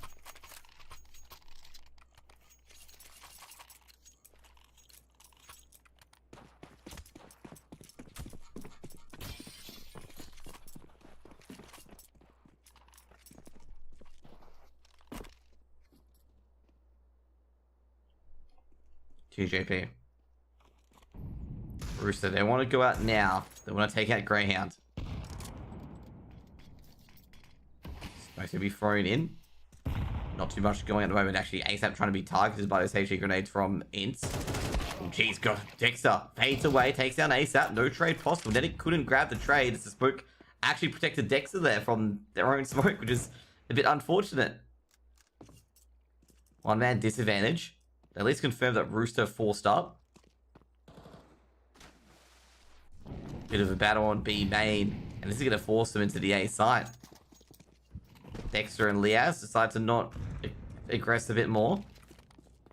A few flashes being thrown over. Kibby, do they check? They've seen 2. Dexter's like, hey guys, they're coming. Dexter getting into a defense mode already. HG grenade thrown in. Gonna do a bit of damage. A counter Molotov to do a bit more damage if they try to go through. Flashbang's being thrown in.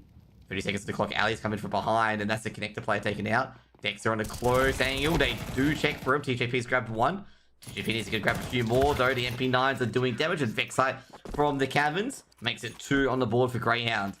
They convert that anti-eco and they keep all the Galils and the M4s. That is very important. It's going to be an eco for Rooster. And no, well, they can go Tech 9s if they want. They can force up again.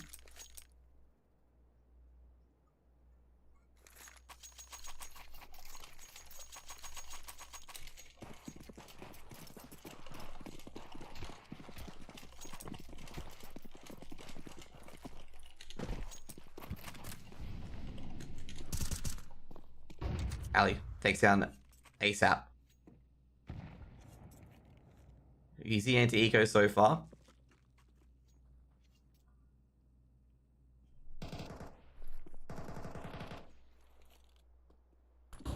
Flashbang being thrown in. Nedic.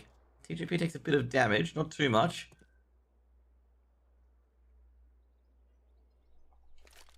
Ali just lurking around. She's just gonna poke in. See a player back of sight, and that's going to allow Ali because Chelios wasn't fooled by that. He thought it was a bait. Ints goes down. Chelios might get a second here. Deep HE, Kobe from Vexite. Vexite's going to take down Nedic as well. That's going to stop the aggression. Liaz and Rackham. Not really much Rackham could do. And he's going to grab hopefully an upgraded pistol, and Liaz is going to be like, oh, that's a Glock. Third around the board for Greyhound.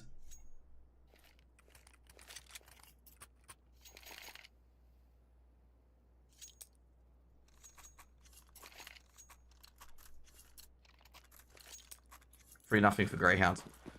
Greyhound looking to try and stomp Rooster here. Critical round for Rooster. Rooster want to start, build a platform. This is the round they started up from. Nick in the river. They've just always not got that initial pick, Rooster. Like that first round, they got the initial pick and into the site. But ever since, it's just been Greyhound getting that initial pick. And Roos is effectively just trying to catch up.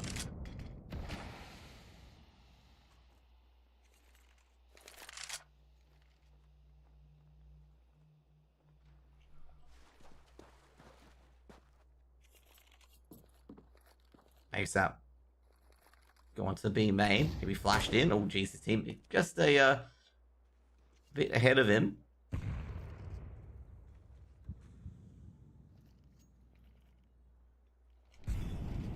Ali. Beyond the angle still doesn't burn, so I don't know he's this close. When anyone's this close, meanwhile, he's got one, but he takes a lot of damage in that exchange, and this is what I'm talking about. Is that Greyhound get the early pick always, and Russo trying to play catch up. They're going to hear that. No, Alice is closer connector. Shaylos being called in. They will probably pre-fire this angle because they know he's here from the scope. Oh, damn, Ints from behind. He's got one, but trained out by Netic into a crucial intervention, and that's the bomb dropped.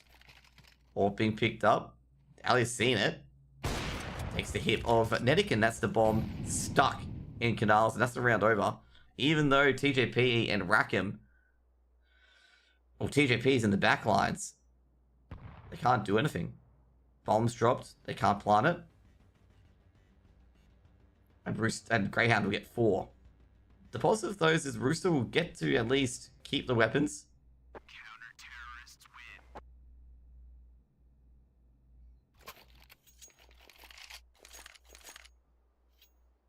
win. 4-0. This happened last time with Mind Freak. Like, you gotta realize that happened last time with Mind Freak.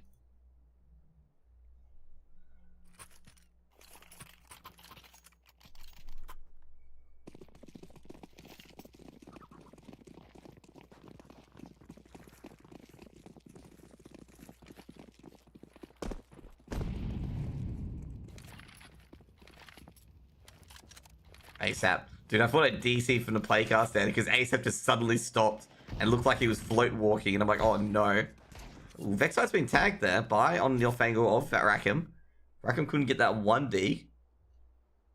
Meanwhile, they've actually, okay, Tech 9 buy might work out here. Ints. Waiting at B main. Scene 2. Molotov goes in, but they're all going to go ahead of it. He's going to be more, he's going to burn. He grabs one in the end. Chelios trades out. Now ASAP, they've finally got a one-man advantage. Alistar able to trade out as well with the AWP. Actually been thrown in. Netic takes a bit of damage and waiting for reinforcements.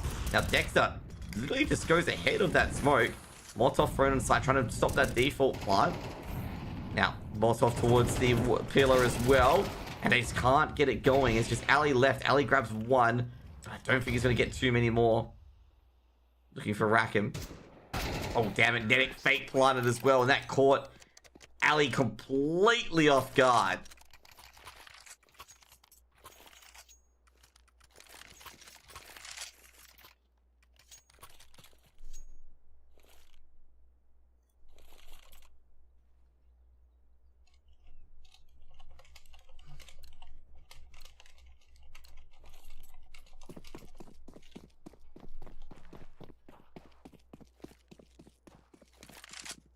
Who's benched for Grey from Dexter? Sicko. So it was minus Sicko plus Dexter. Which I was going to say, probably natural given that they couldn't really develop an IGL. And also, you don't really want your star player, i.e. Ints, to be an IGL as well. Vexite's seen TJP. Ali gets the opener, and they get a bit more damage. I think Vexite doesn't realize how much damage he's done. And Vexite does go down, but he's done so much damage. Even though he didn't get any kills whatsoever. Liaz. Poking and prodding the smokes. Rooster trying to fight at the moment. And Alistar's taking down Netic. Rackham can't fight back. Once again, Greyhound just get that one-man advantage.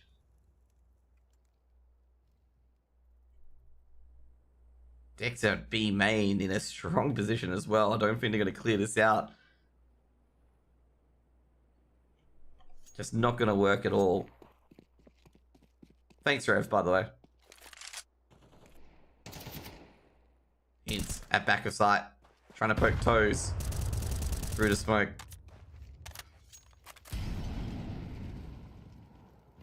Another smoke being dawned up. Ooh, I think Ints may have seen a shadow. Molotov being thrown in. Is he going to peek it? Well, they've both seen each other. Another, oh jeez, it's Kobe, double for Liaz there. And ASAP, he's going to have to try and poke and prod, but he can't. 5th round for Greyhounds. I didn't know how that round was going to go until that one happened.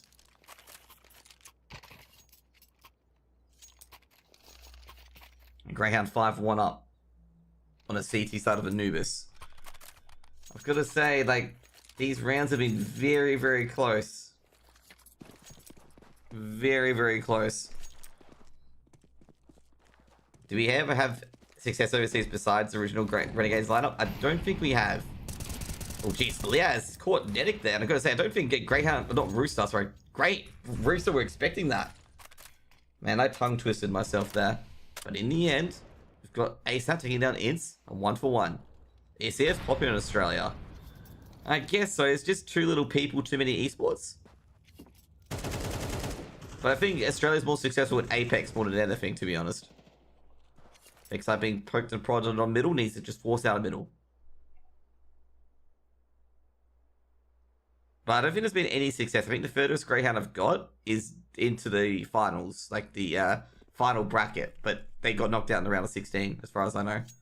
Is when they beat OG to qualify for Katowice during COVID.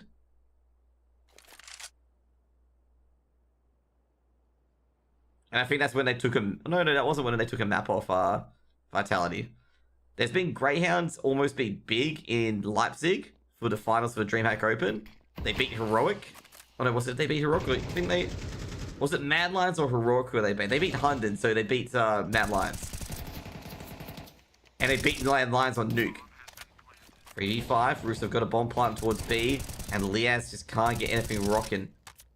Firing through that smoke and getting nothing.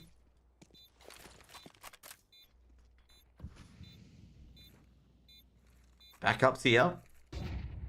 Flash of Molotov. Rackham has to act. Rackham does act and gets his man. Deep nade will take... Oh, no! Oh, that's not a nade you want. However, Ali's nade strikes true. Second round for Rooster. Are they going to peek on towards Ali? I don't think so.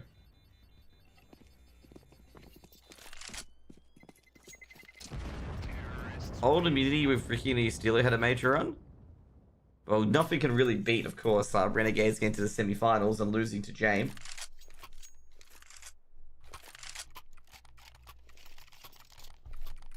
And then, obviously, Astralis winning that one.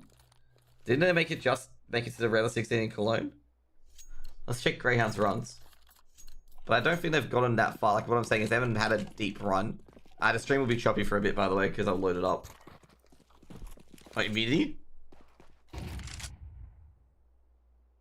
Great time, full-time professionals. I don't think they are. I have to ask the players that. Are they semi or full-time? I know they're salary, but I'm not sure if it's a full-time salary. You get what I mean?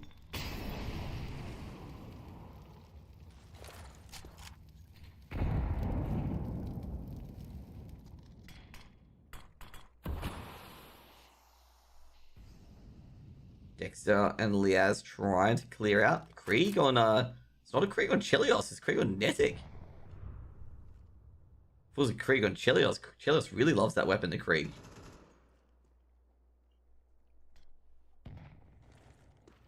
Chelios with your 1-for-1. No, it's not even a 1-for-1.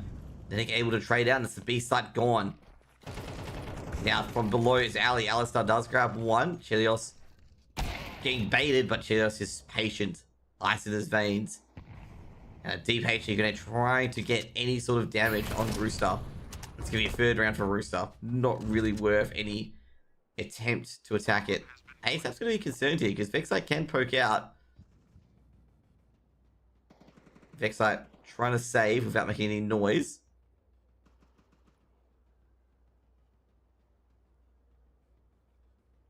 What I'm referring to with like whether they're semi-professional or full-time professional, I'm not sure about their salary.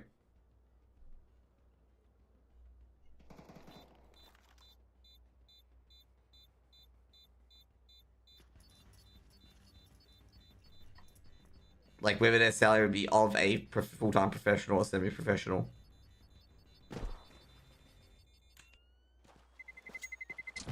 Terrorists win. Ints picks up that orb. So yeah.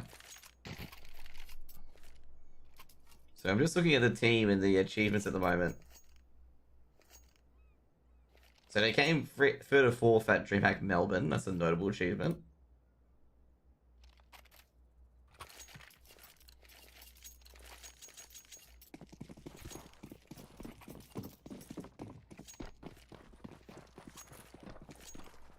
I'll look at that later.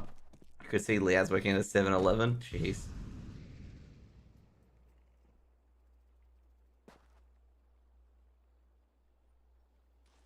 Rough.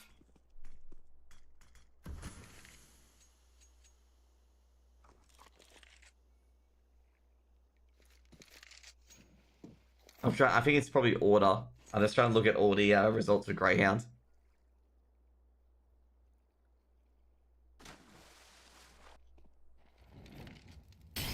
Now it's not being forced back.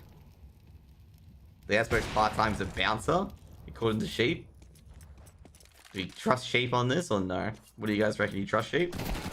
Leah, it's with the 5-7s. They have to grab one. Vexite does trade out for 2 more. Won't have to go Vertex? I'm not sure. Vertex just dropped the CS team. Like, I'm not sure if there's any bankruptcy issues or anything like that. We have to wait and see. Like, you know, I can't really say anything. Greyhounds. They got taken out in Sydney. Obviously got, you know, eliminated by Monty. ESO Pro League, not too much either. It was 1-3. Challenger stage, they got knocked out of the major by Liquid. The most unfortunate like scheduling there is, but yeah. Couldn't afford a CS2. Twig bounce. Oh my god. I think Sheep is trolling 100%. Greyhound's in a good position on the CT side of Anubis. It's one thing.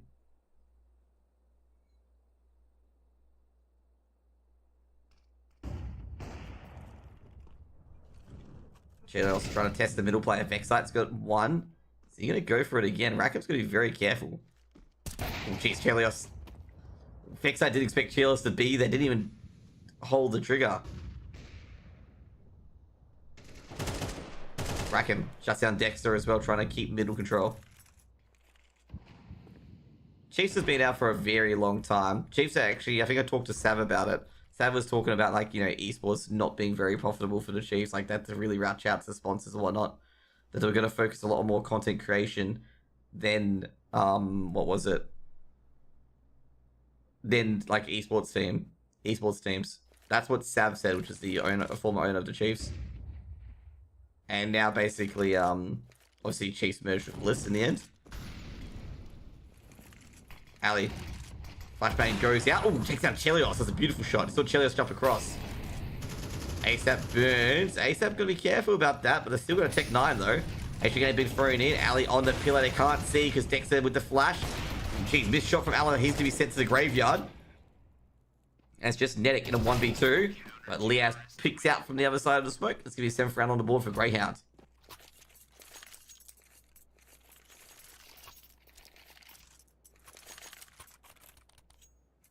Oh my god. Oh my god.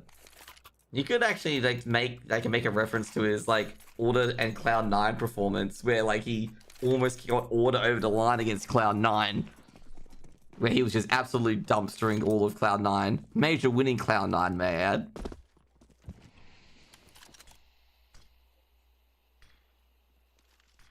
And they lost in all of that, which was just so unfortunate. ASAP with the dig. Int's playing anti-flash. Could sneak up here. Int's got to activate. ASAP tries to spam the dig to take down Ints.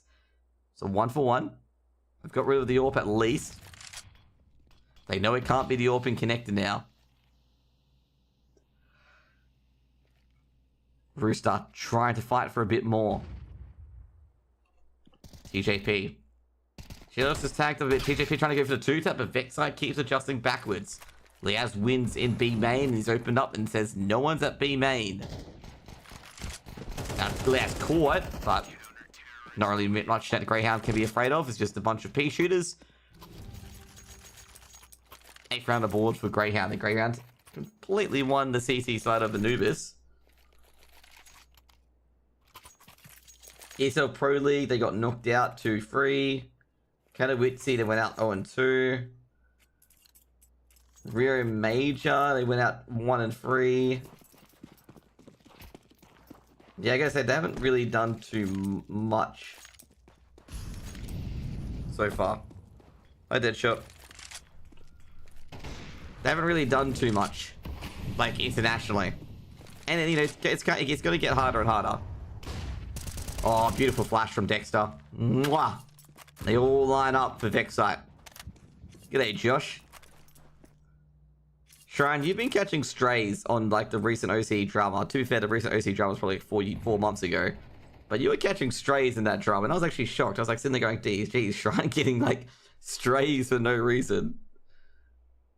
Weren't they close to EPL playoffs? Yeah, they went 2-3. I mentioned that, Samuels. Oh, no, basically, it's with one of the, lower teams. And Shrine caught a stray for no reason. Like, literally no reason. It's Nedic in a 1v2 situation before, but it's a bit advantageous to him. No, he just caught a stray randomly, basically. Like, basically one of the players, like, was like, you know, a DMs of, like, really derogatory stuff. And they basically said, like, oh shit, Nedic could win this. Vexite opening up the angle, and Dectic does win the 1v2 to end the half. We've got another banger. No, but they made a comment that Shrine was like a moron or something like that. And I'm just sitting there going, geez, Shrine really catching strays for no reason. Like, Shrine wasn't even remotely involved with it. His name just popped out of nowhere. It's just like, what the fuck? Remember when UCLA played for FaZe and top fragged against Chiefs? I do not remember that because I was not watching or casting CSGO during that period. They had role issues since Dexter left. Yes, that's been the biggest one. Like, they were thinking to put Ints as IGL, as far as I know. Pistol round coming in. TJP's got an opener as well. They charge up middle, and I don't think they're going to stop charging up middle. And I think Rooster's beginning to realize that as the B players have got into action, the A players just need to survive. You know that mission on Halo Reach where it just says survive? That's what mission they're up to at the moment. Greyhound getting that bomb planted. They feel like Dexter's there, and Nedic's little spidey sense is going to be right. TJP trying to go for the retake, needs to survive here. And survive he does, and the retake is successful before they have to do anything. And Rooster put 5 rounds on the board. They win that pistol.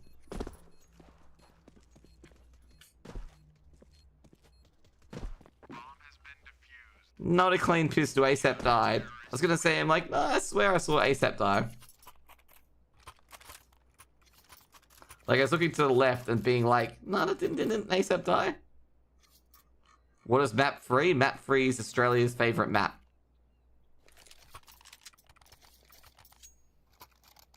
Australia's favourite map. Which is Mirage.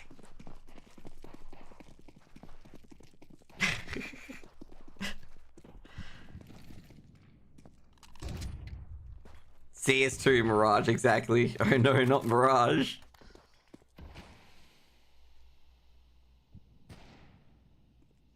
Force spike coming in from Greyhound. Then the bomb planted, so that force spike's coming in. I didn't say it was your favourite map, I said it was Australia's favourite map. Oh, Ali's got in here. Jeez, Chelios and Racken played aggressive. Nedic, can he get a few more? He's being smoked. A few mollies being thrown his direction. He's going to try and fake it out. Vexite's seen him. And Nedic's going to go back deep into back of sight. And that bomb is going to get planted. They can plant it at this stage now. Dexter going to plant it for connector. Numbers being dialed in. And they're going to try and make it as open as possible. I've got to say, quick on the trigger is Nedic. He's just realized the danger. Now the sap makes it a 3v3. Vexite shut down TJP. That's at least stopped one of these Roosters from the back of sight. And that is going to be up to Nedic. Nedic, the hero from the previous round.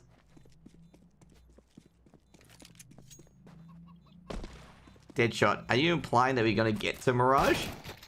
Dexter shuts down Nedic. And there'll be a knife around the board and an M4 recovered. You gotta remember, if Greyhound win this map, it's over. We might not even get to Mirage. Or you reckon they should play Mirage by default, okay?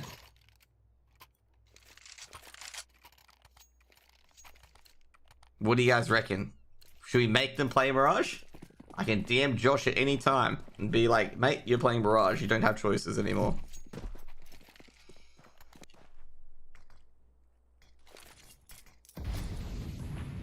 Nah, we're not. We're gonna make them. You know, they need the rest. Okay. Oh, that's a bit heresy in there. Treason. Aztec better than Mirage. I reckon Mirage is a pretty decent map. I think it's an overhated map. People just hate it more. Chelios trying to open up the angle. Vexite trying to close the angle. Chelios doesn't get the 1 DX he's needed. Didn't even hit Vexite. But the B site's now open. Nah, Elvish is casting a very good game though, Deadshot. And also it's getting to the tail end of the Rooster game. And I think the Lin Vision game's done. Did Lin Vision win in the end? So it doesn't really matter about viewership anyway. As long as you have a good cast. That's going to be a gun recovered by Nedic. That's a risky cross alley. TJP. I was gonna say, interesting.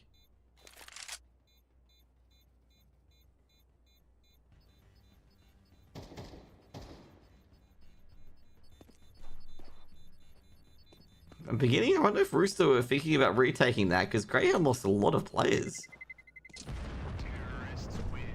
They're gonna get a couple weapons out of this.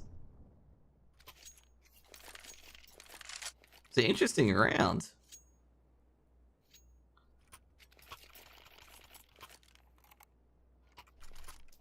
Well, it was a 3v4. Like it only turned into a 4v3. It only turned into a 4v2 a bit later. But it was a 3v4, so and then TJP got the kill at B main. And the half their players were already at the A side. So, you know, I think it's a bit rough. I don't like it's kind of the ones where like even if you retake it would have probably been just there if those 8 players from A rotate. But I gotta say, with that scenario, I didn't think Russo would defuse in that amount of time.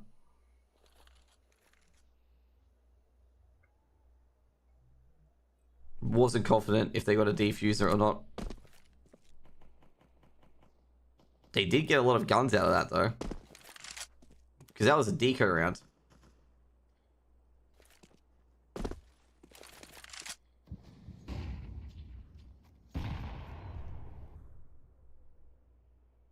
I'll probably review that one in demo as well. That's that. Great win. Needed. Vexite. Oh, jeez. You saw him slice in there. TJP, great trade, but he's under a bit of pressure himself. It's just, I gotta say, Rooster just can't catch a break. Every time Rooster seemingly gets an advantage, Greyhound just grab it back. Dexter takes a bit of damage. They've seen the MP9. Liaz grabs one, traded back by Dexter. And they just can't catch a break, Rooster.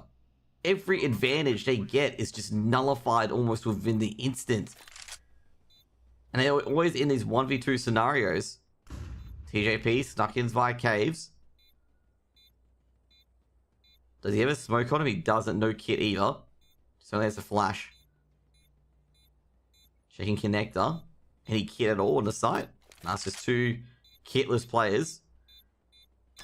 And Dexter, he's just going to wait. No, TJP's going to try and get done, but I think by the time you're going to take down TJP. Or a Liaz from caves. It's going to be 11 rounds on the board for Greyhound. This is 2 force-ups, I reckon. They will force up here. I'm surprised Rooster aren't forcing up.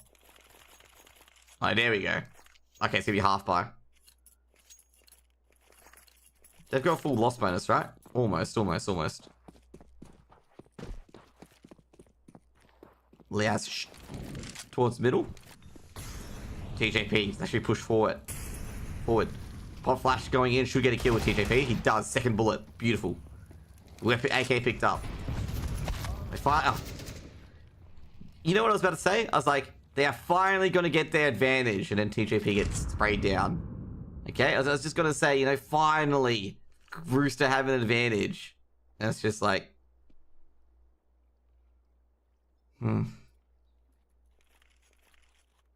At least it wasn't near instantly that time. Greyhound. Looking for that A main hit. Boxing Kangaroo with bad news on each glove. It's coming into Mac 10. Need to get the 1D. Can't see his ASAP. Excite. Oh, jeez, the alley flash is huge. Another smoke being thrown in. Rackham's been clipped by that smoke, and Rackham gets a 2k, but once again, it's another 1v2. And this time it's Nedic with a deagle.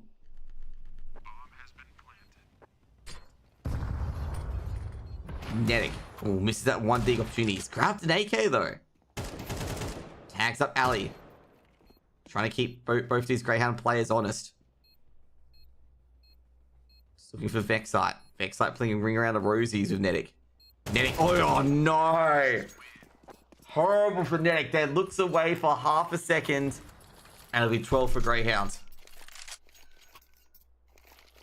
Oh, that's a horrible look away there for Nedic. Takes a look to the left to check the pillar. Bang. Full buy coming in for Rooster. And Rooster, this is going to be the first time that Greyhound, if they do win this, beat Rooster and Anubis.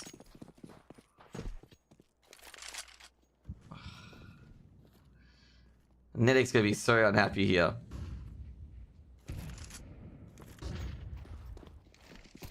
They peek out and rack him. I'm going to say Vex, that didn't look so good. They might be able to hold B here. They will hold B.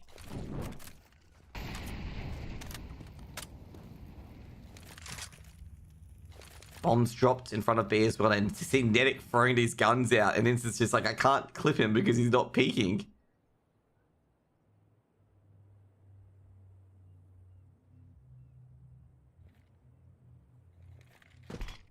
It makes a noise. Trying to take out Nedic. Flank coming in, obviously, from Chelios. A very deep flank.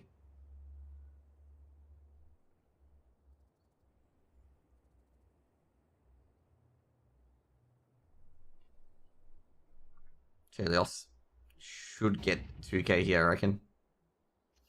Doesn't catch Ali, will catch Insta though. Ali with the Insta trade.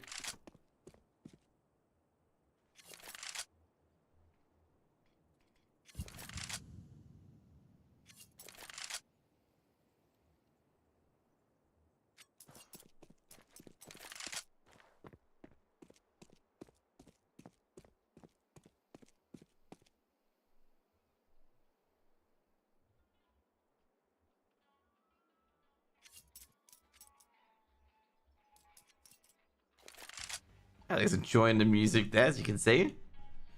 But not really much going on.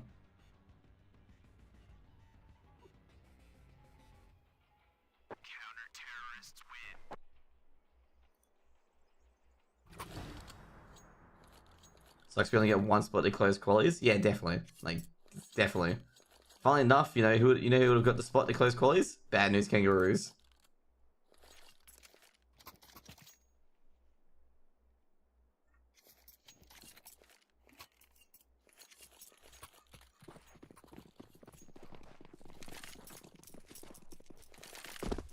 Oh, jeez.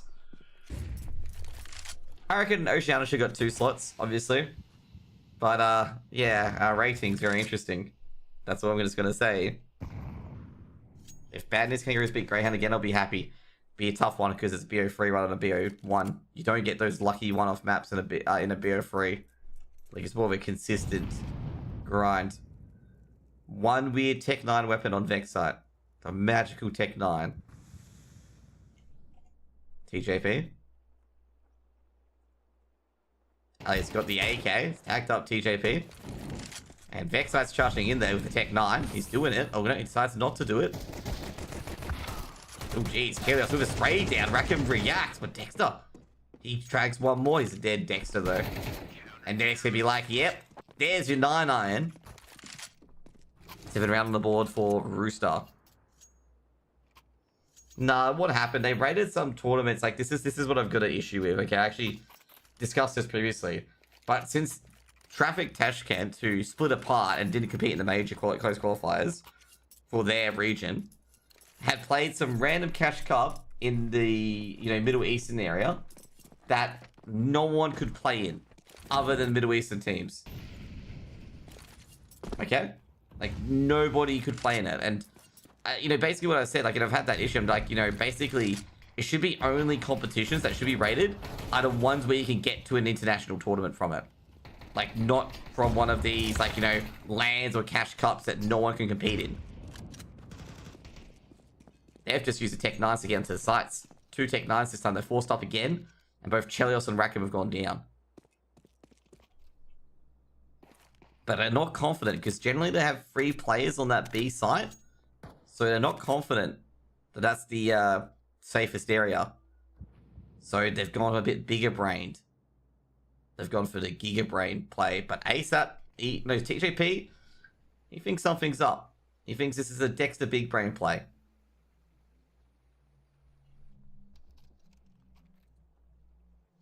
TJP's ready. But TJP wasn't ready for Ali. And that is going to be Greyhound. It's going to be a 2v4. Bomb planted.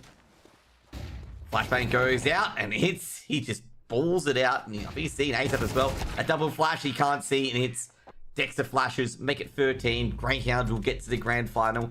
They knock out Rooster. 2-0. And we're going to have another hour break. So obviously Greyhounds can let Sheep shower for a bit. Looks like Sheep can take a long shower because the next match is for an hour and 15 minutes. So he can take the extra time in the hot water because it's probably cold where he's at. Okay, I mean, probably -5 degrees. So he can, just go on to the hot shower.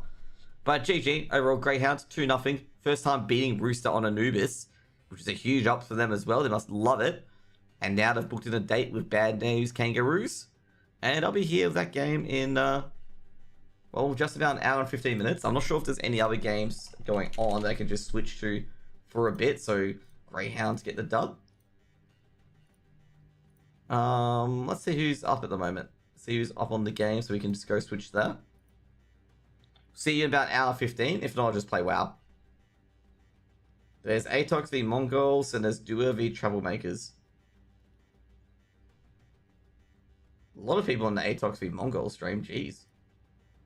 I don't think they would have too much love. Crikey, indeed, man. Crikey.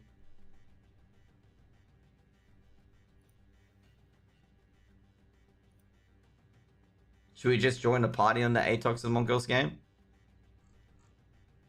Join the Mongolian showdown?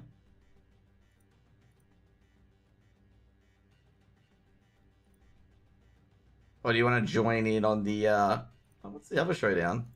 I think it's a Filipino showdown, actually. No, it isn't. It's the Singapore team versus the, Dude, I don't know the nationalities. I am actually really bad at this. It's a Singaporean team versus a Vietnamese team. Oh, it's Kyrgyzstan.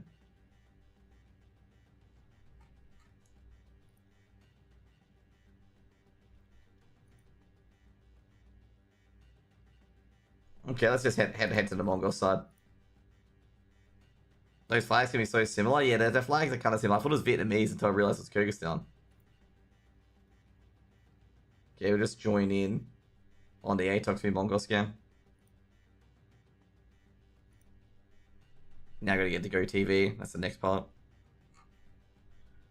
Mongols. Go to Asia.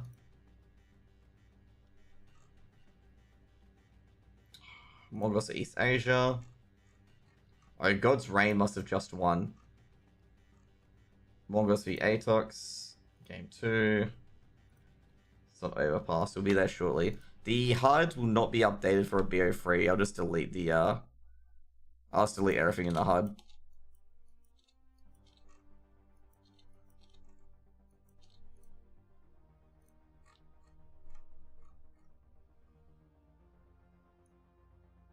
Is it consolidation final or is it upper bracket? UB final. Okay, yep.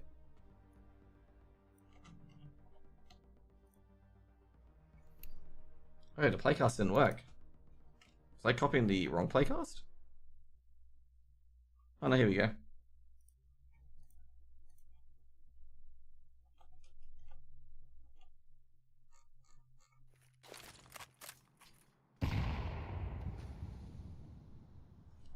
Could be 4-4. Winner goes to close, or they only have one slot as well? No, winner of this will go to the RMRs.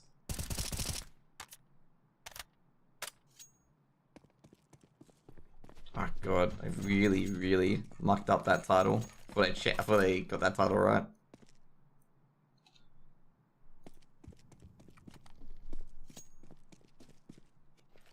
Atox charging in. So at the moment, Mongols are up 1-0. Senzu trades out. It's going to be 3-for-2 trade in the favor of the Mongols on the B-bomb side. And that's going to leave accuracy, the last one left of the AWP. So just an FYI, a lot of these players have played with each other before. So Techno and Blitz have played with Cabal and Dobby before. So those are the main ones if you want to look at anyone. So it's a bit of a grudge match here as well.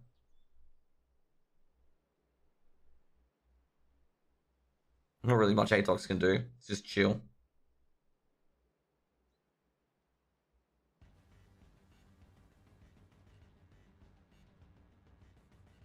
Okay, 5 rounds for the Mongols. Mongols recovering on their CT side.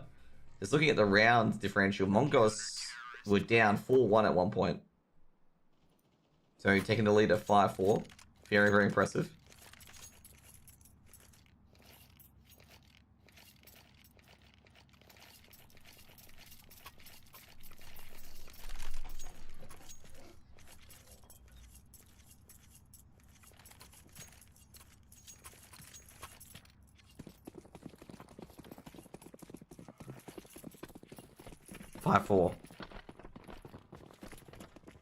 Mongols pumping forward.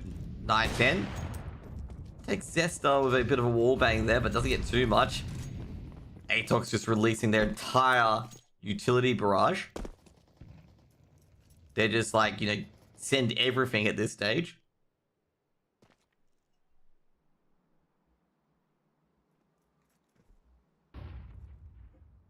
What time is it? Just feeling a bit peckish. Oh, it's getting close to that dinner time.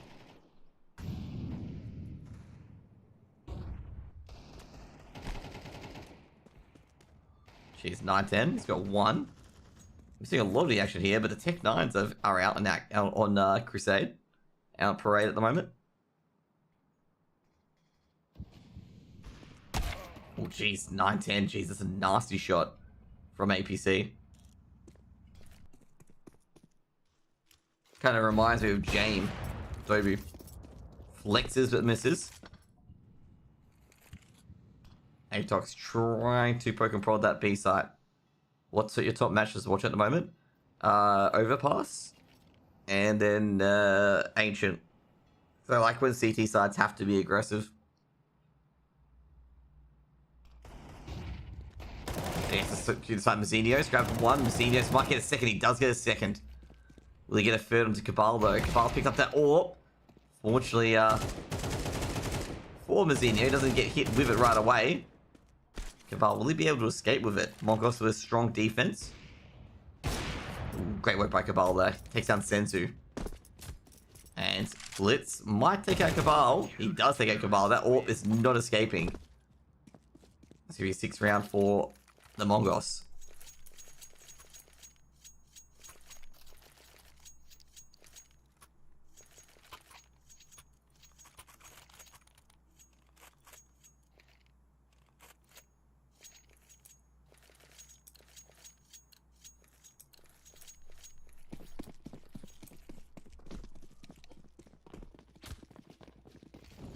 Not sure what was said there.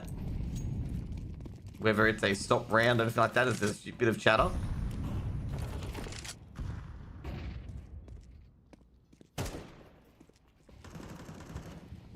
Oh, Techno. just having a bit of a duel at the moment.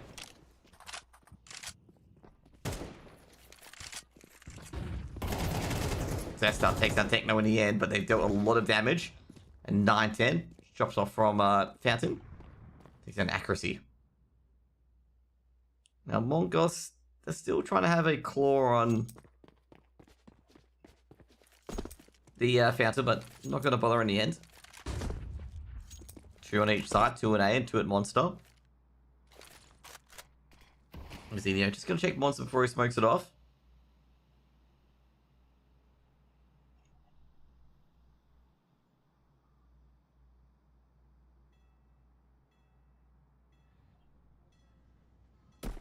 Cabal. Ooh, that was a risky drop there, making a bit of noise. It's not something you want to do. Especially when you're trying to sneak into the site. 30 seconds on the clock. They can hit A, B in this amount of time.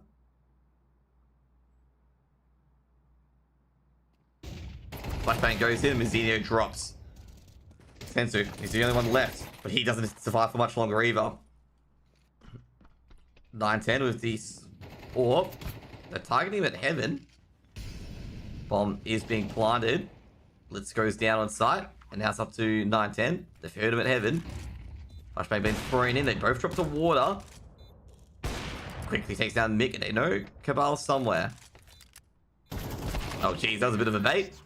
And Cabal make it 5. And Atox win a round that they were unlikely to win.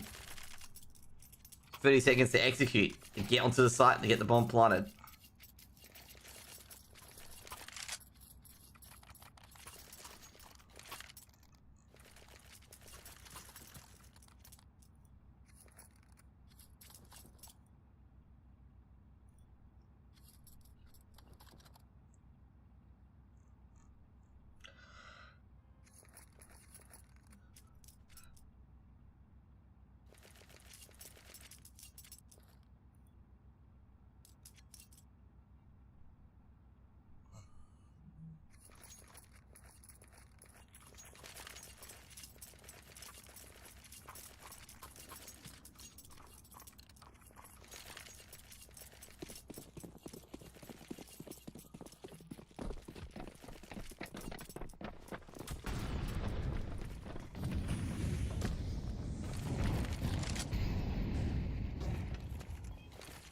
Molotovs and flashes being thrown in.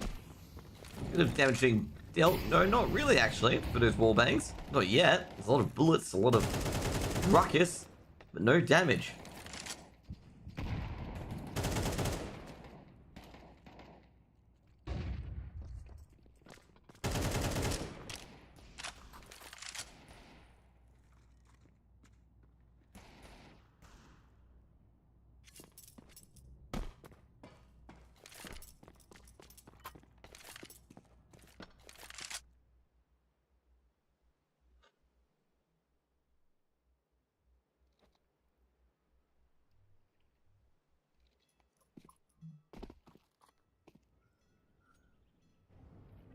Techno from Connector. Ooh, does almost take out Dobu. Does take out Dobu. Gets the deal out. He's disrupted the key area of Connector. Sees the bomb pass. Let's go to everyone. There's a bomb around here. HE grenades go in and deal no damage to either player actually. Molotov thrown in, but does nothing. Now Techno goes down to Cabal. Techno trying to be very clever. But the problem is that Atox don't have a site to really go to. 14 seconds. They got to get to a site and they've picked B, which is arguably probably one of the worst sites to go to at the moment. Now, Mizenio grabs one, but traded out by Mick. Accuracy takes down 10, but will he get the bomb down in time? Should do. Now, from the rotate is Blitz coming in from behind. Accuracy doesn't check it, but, well, they got the bomb down. But the retake goes to the Mongo 7-5. I'm going to say it's a good T-side overpass from Atox. Very, very good T-side overpass.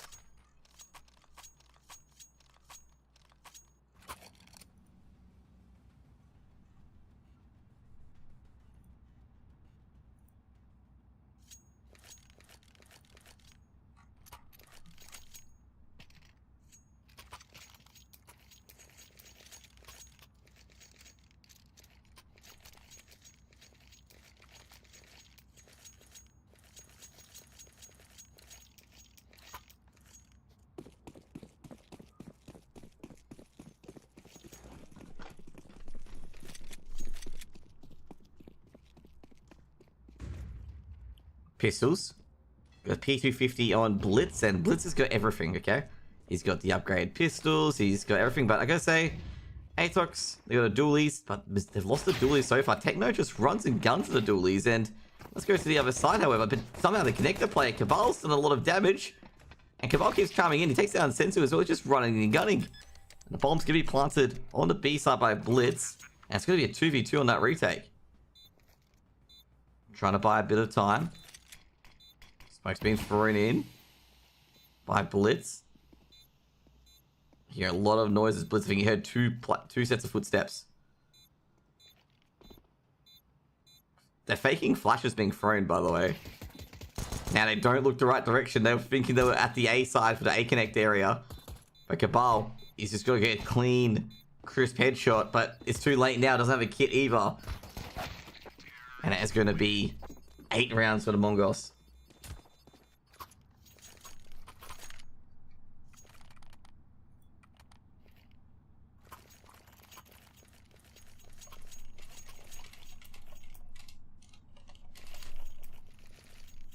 Just gonna update the title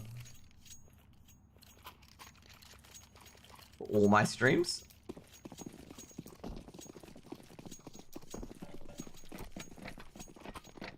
There we go.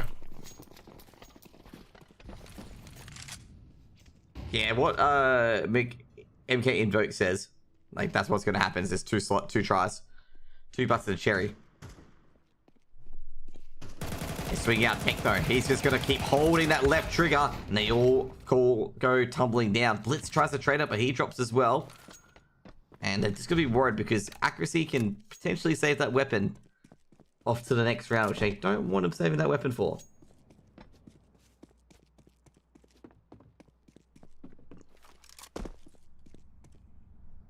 Accuracy with the Galil.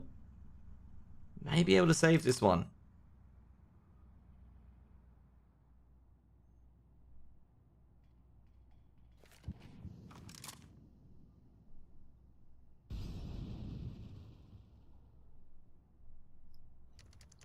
Not really much excitement here, to be honest. Bomb plant, no real retake, already saving.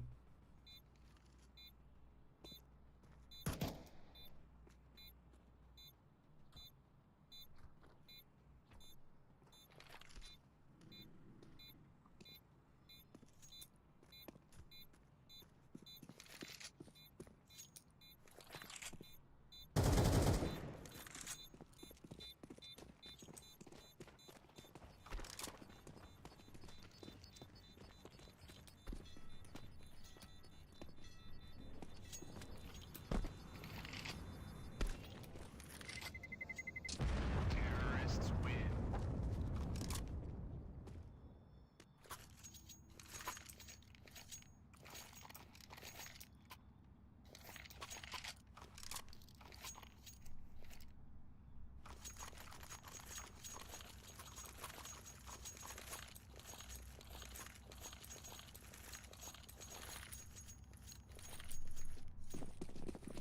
9-5 for Mongols.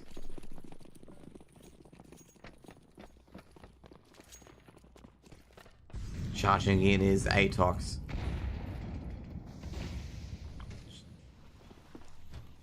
(9-10). Just checking all the angles. They've heard a drop. They might go for the boost here. Because they definitely heard a play a drop. Just going to check short though.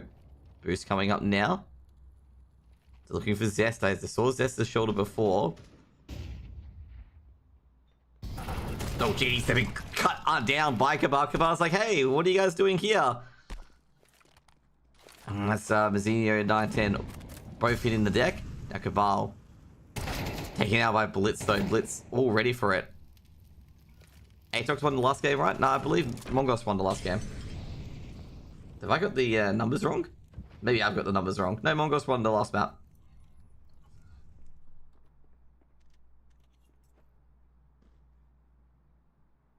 So Mongols are 9-5 up currently. I haven't set up my config for this.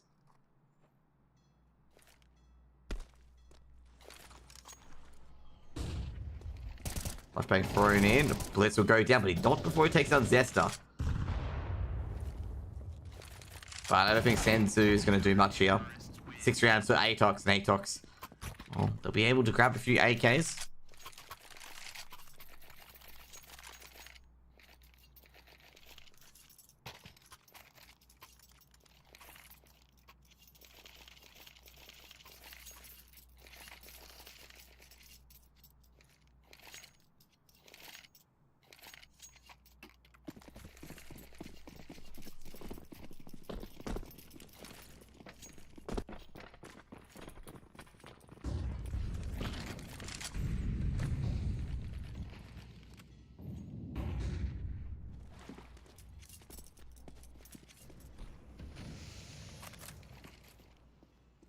Just because they cleaned out connector awfully fast. I say basically Atox just went through the entirety of connector to stop a B hit that never eventuated, and now they've lost a great day into connector. Now they've lost connector. They went for a scenic tour around overpass it seems, and Mongoose didn't even reveal anything.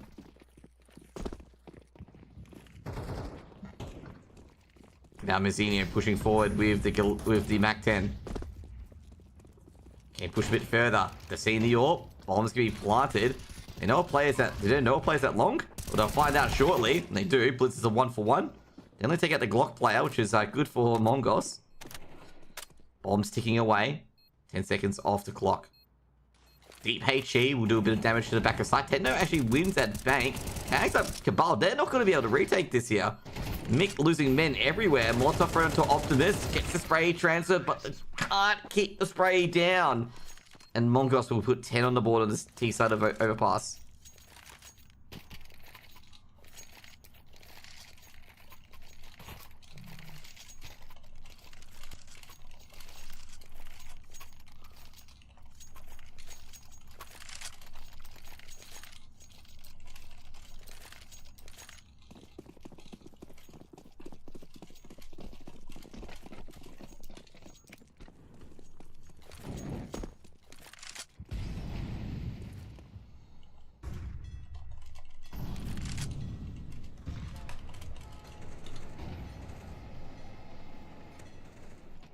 He's gonna say, missed a lot of observing there.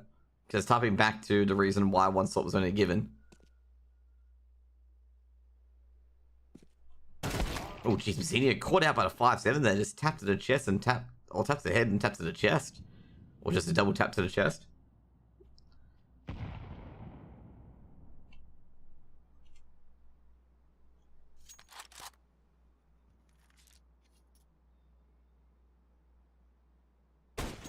Great scout shot from accuracy, taking out Techno.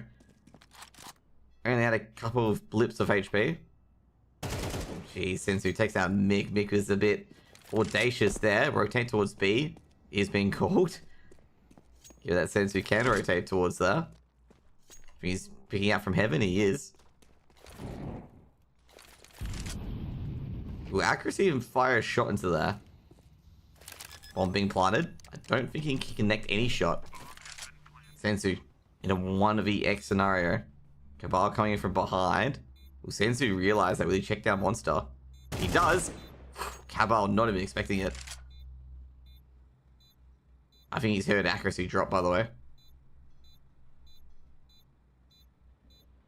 Accuracy does not have a kit. Accuracy is going to peek in. Oh, jeez. Didn't take the shot. And Sensu made slight movement to make it 11 on the board for Mongos.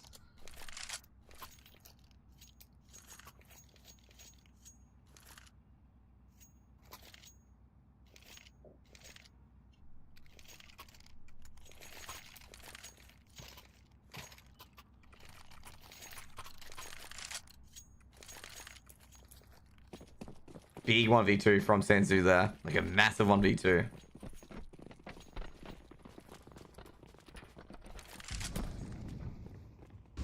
Giving an anti-eco gives Mongos map and series and obviously RMR qualification point. Mazzinho gets in towards short. Molotov getting thrown in. That's accuracy. He's got to move.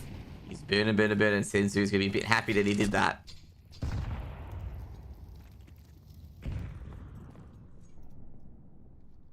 Atox indeed needed that because now they're in a position where they're going to be fending off serious points potentially. Mazzinho not even injured. He gets the Mac 10 kill. They're not being so greedy either, Mongos. Atoc's trying to get things to happen, but Mongos is not letting it happen. Full committed to that B bomb site. Bomb is just behind Monster. I gotta say here, Atoc's being played like a fiddle at the moment. They haven't seen the bomb anywhere.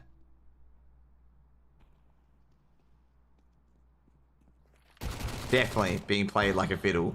Even the sound cues. I don't think Accuracy realizes there's a player behind him at this stage.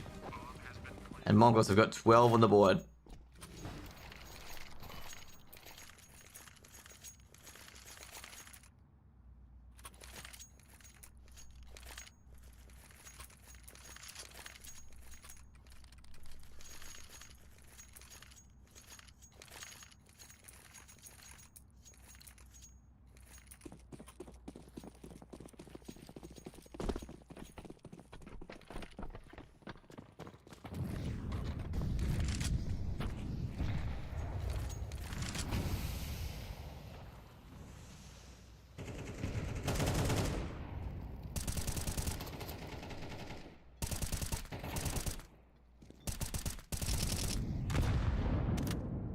Bit of damage into Cabal here. Cabal and Dobu working together with the wall bangs. Eventually do grab one. Dobu actually went into connector in the end after hearing the damage. Being like, hey guys, we're getting some hits.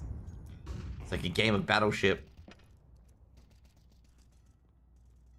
Should be around for Atox. Will be around for Atox with that bomb drop there. They're gonna have to clear out connector before even trying. Dobu trying recklessly to get towards restrooms. He'll surrender the bomb at least. Xeno's just looking for anyone just in case they're trying to refrag or trade out.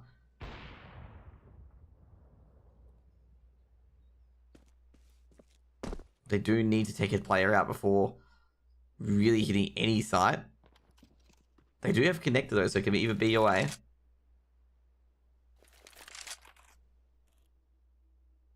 Accuracy. It's in the restrooms, just chilling. Gonna rotate, player rotate back. Accuracy sees the shadow. Takes down 9-10. Should be taken out from behind, and Accuracy makes it 7 for Atox. He surrendered? Actually, never mind. He didn't surrender the AWP.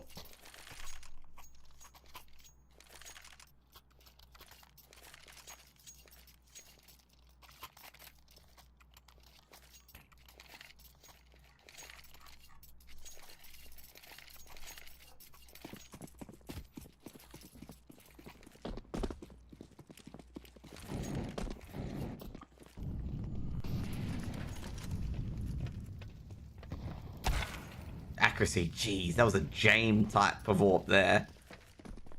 Gets the tech buy around. Actually, Sun's the only tech 9, the player who had the only tech 9.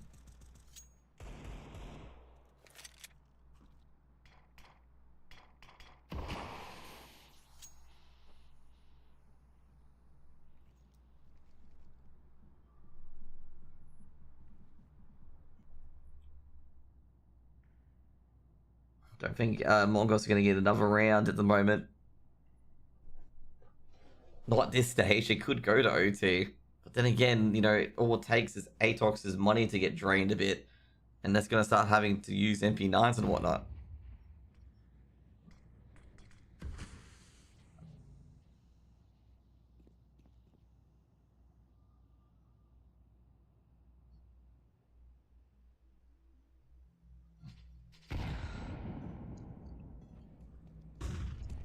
Nine-10.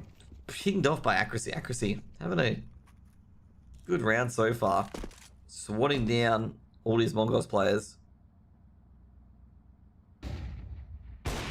Gets the third. Go for an anti-eco ace here.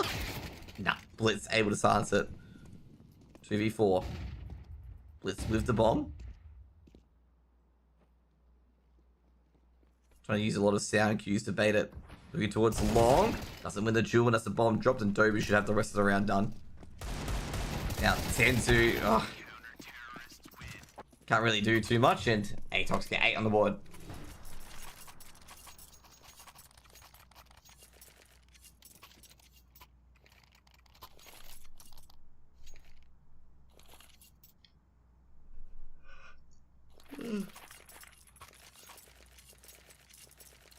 I get a good slap in my face at the moment to stay up.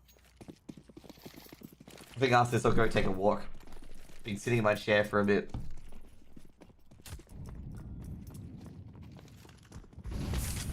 Blitz takes a bit of damage. He should be killed, but Jobu is. I take no with the trade. I just woke up. Damn. Oh, jeez. Techno goes down to a Kobe there from Cabal. Pop Flash goes up. 9-10. Shuts down accuracy.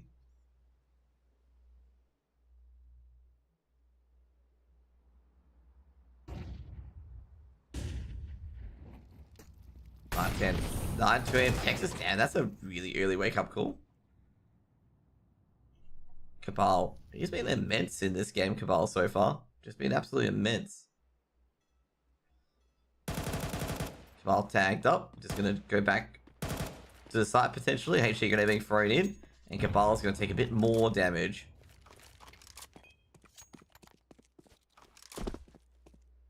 Now we've got to be careful to connect the player. Jeez, Mick.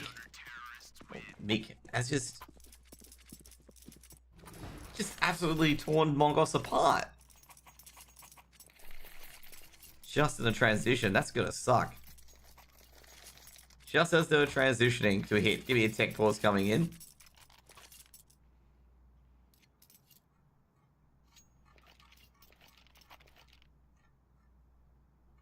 CS's life. Oh, you can make sure you have a good sleep schedule though. It's always what I focus on.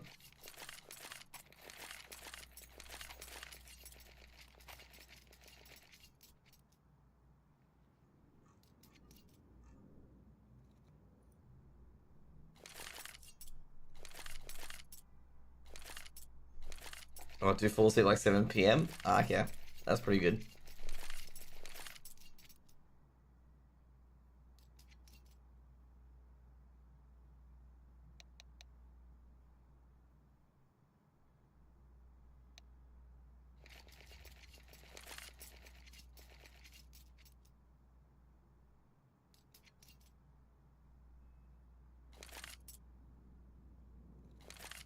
Oh man, shit indeed. I know what it's like to feeling up to 7 and 8. Dude, I'm like 30 plus.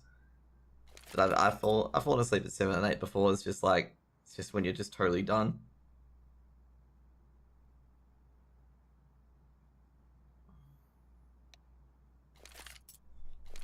Just trying to think, will my shops be open? Yeah, they probably will actually. GG? I don't think it'll be GG. If you're spoiling a game, I'm just going to ban you, you know that, right? So you'll be timed out, and if that is true, you're going to be banned.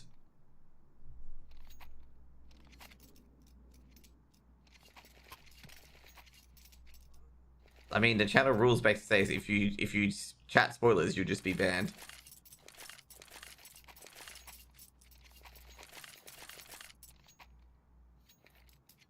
Score is 81-81.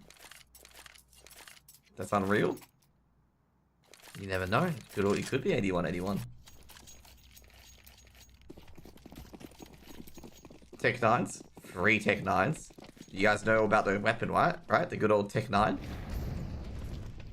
It's a cure-all solution. If you want to run around with absolutely tomfoolery. That's the Tech 9. Absolute tomfoolery. It's a weapon that causes immense pain. Right, from Dallas, Texas. Oh, dude, are you gonna say how about them Cowboys to him? Come on, that's just mean, okay? That's just cruel to all Cowboy supporters, okay? How about them Cowboys?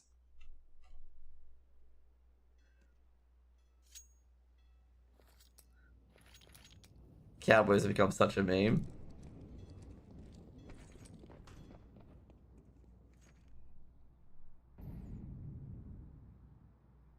Cowboys are ours.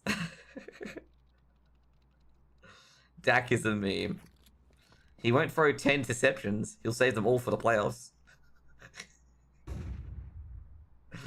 I played that urinating tree video, like, on repeat for like an hour after they lost. 3, 2, fraud. Great flash, but they don't act on it. Mizzio charging forward with the Tech 9. They check Toxic. Oh, one tap. This is the Tech 9 doing Tech 9 things and Tech 9s, Tech 9s, and Tech 9s. Bomb planted. For short. Not at the default spot. I'm in Dallas too. Oh no. Got a lot of Dallas Cowboys. Oh, that was a big ballsy peek from Cabal there. Thanks, Mazzinho. And that's going to be it. 13-9. Mongols will win 2-0. And they will qualify for the RMR. Looks like Mongols had a bit of an easier route compared to Greyhound. They only had to play one BO3 today.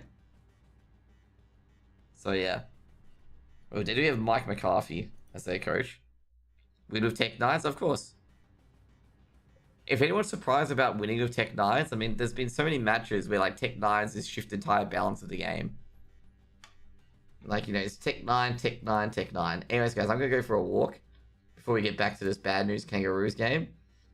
Bad News Kangaroos don't have a logo. Okay, so they're going to have to get the RMR treatment, where they get the logo assigned to them. Do I just assign a kangaroo? Maybe I could just do that. It's like, put a kangaroo. Bad News Kangaroo. Let's just put a random image to it.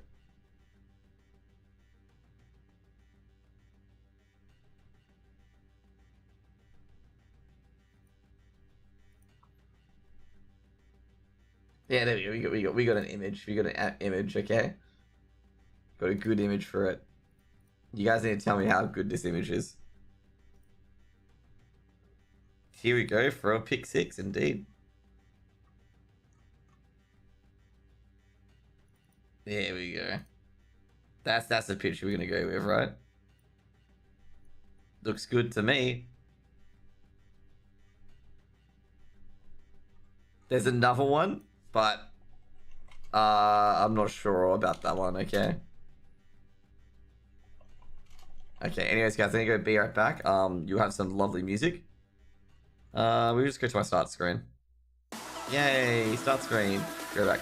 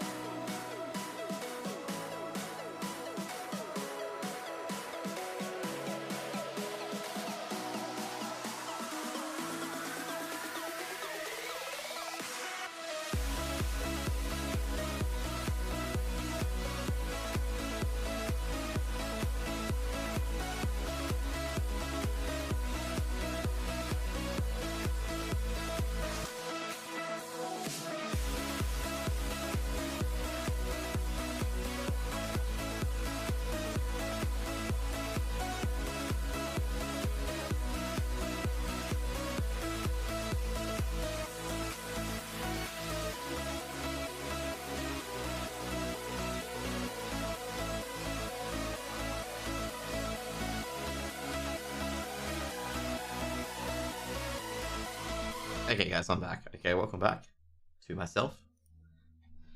We got the bad news kangaroos. Sorry, my bad. And greyhounds. So greyhounds are trying to go free for free in the BO freeze. And bad news kangaroos want to get their first major stickers in quite a while. Okay, no, not just kidding. Get to the Asia RMRs and hopefully get their first RMR stickers in quite a while. Now, last time these two teams went to the RMRs after Bad News Kangaroos beat up Rooster to get here. But this time around, there's only one spot, okay? Only one spot for these majors this time around, which means that, oh, the house ain't big enough for the two of us. Let's just put it that way, okay? So unfortunate, okay? So unfortunate, to say. Now, BO3 number 3 for Greyhound. And this time, I'm writing a tweet, by the way. It's for the RMR spot. Will this be Greyhound playing... How do I put this?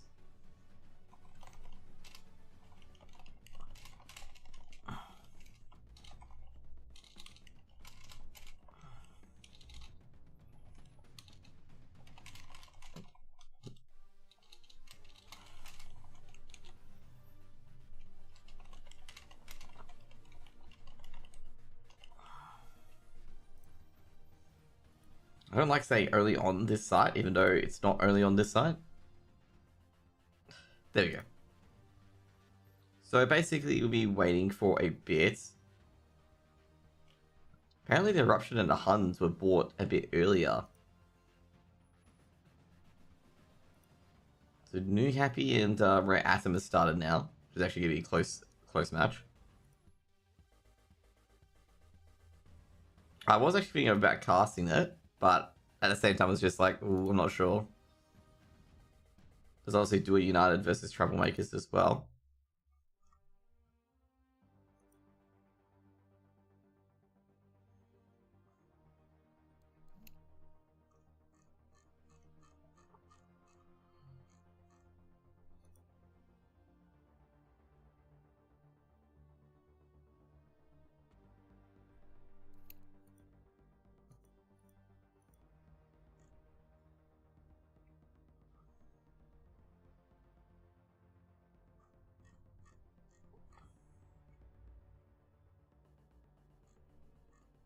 Just looking for a few things at the moment. Got you know, actually walked over today. It was actually pretty good. It was actually a really good walk outside. Highly recommend walking. I like in the post about the good old Sydney's pretty bad for snakes. Spiders are still everywhere, right? Yeah, spiders are pretty much everywhere, I suppose.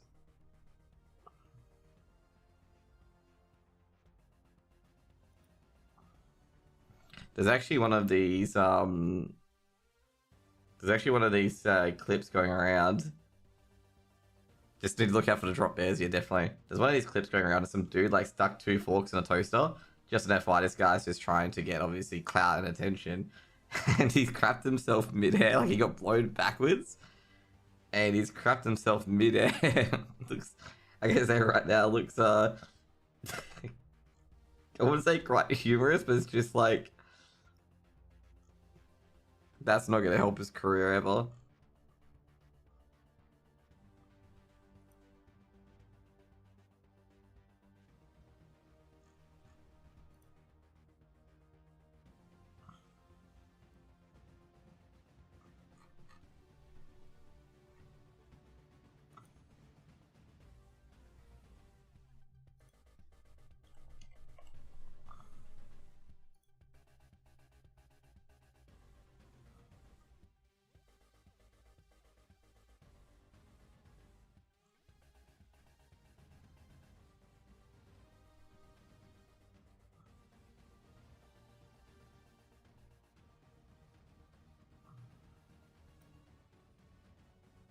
The drop bears are deadly, okay? They've actually, you know, funny thing is, like, some people thought the drop bears are true in Minecraft, so they added them to Minecraft, where, like, the koalas are in the nether, and they fall from the sky. And there's a bug with that add-on in particular. when a drop bears would go outside to the overworld and just start killing random animals. So like if you got an animal farm with like your chickens or cows or anything like that, they just all die to the drop bears. Like that's all die to the drop bears.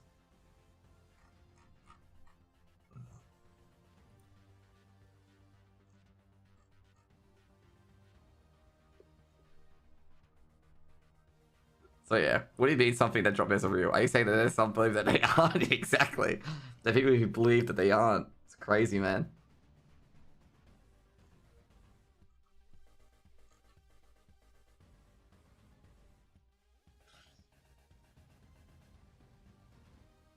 Dude.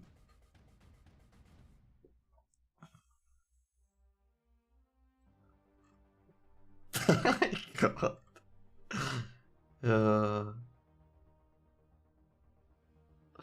I'm just looking at the tweets of the dude. Like just an FYI, the dude that's like did it put the 2 forks in the toast is like banned from DreamHack because he's like an obnoxious dickhead. So yeah. The Jungers are in for a ride when they don't expect to drop bears. Yeah, I guess they are in for a ride. But I actually did encounter that dude, like the dude that got banned from Drake. I did encounter him, and he was like talking like mad shit and how like he was superior and he was gonna spray all these nerds with deodorant and stuff like that. And I like sitting there going like, mate, what a fucking loser. I didn't pay much attention to him, to be honest, but I'm just like sitting there going like, man, what a loser. What figures are behind you? Oh, these ones? Okay, so this is... Okay, let's get all of them out. So this one here, which you can see a part of, is Ezio Auditore, which obviously is Assassin's Creed 2. So, yeah, I think... do I really need to explain who Ezio is? He's like the most popular assassin in Assassin's Creed. He's even got the belt and whatnot.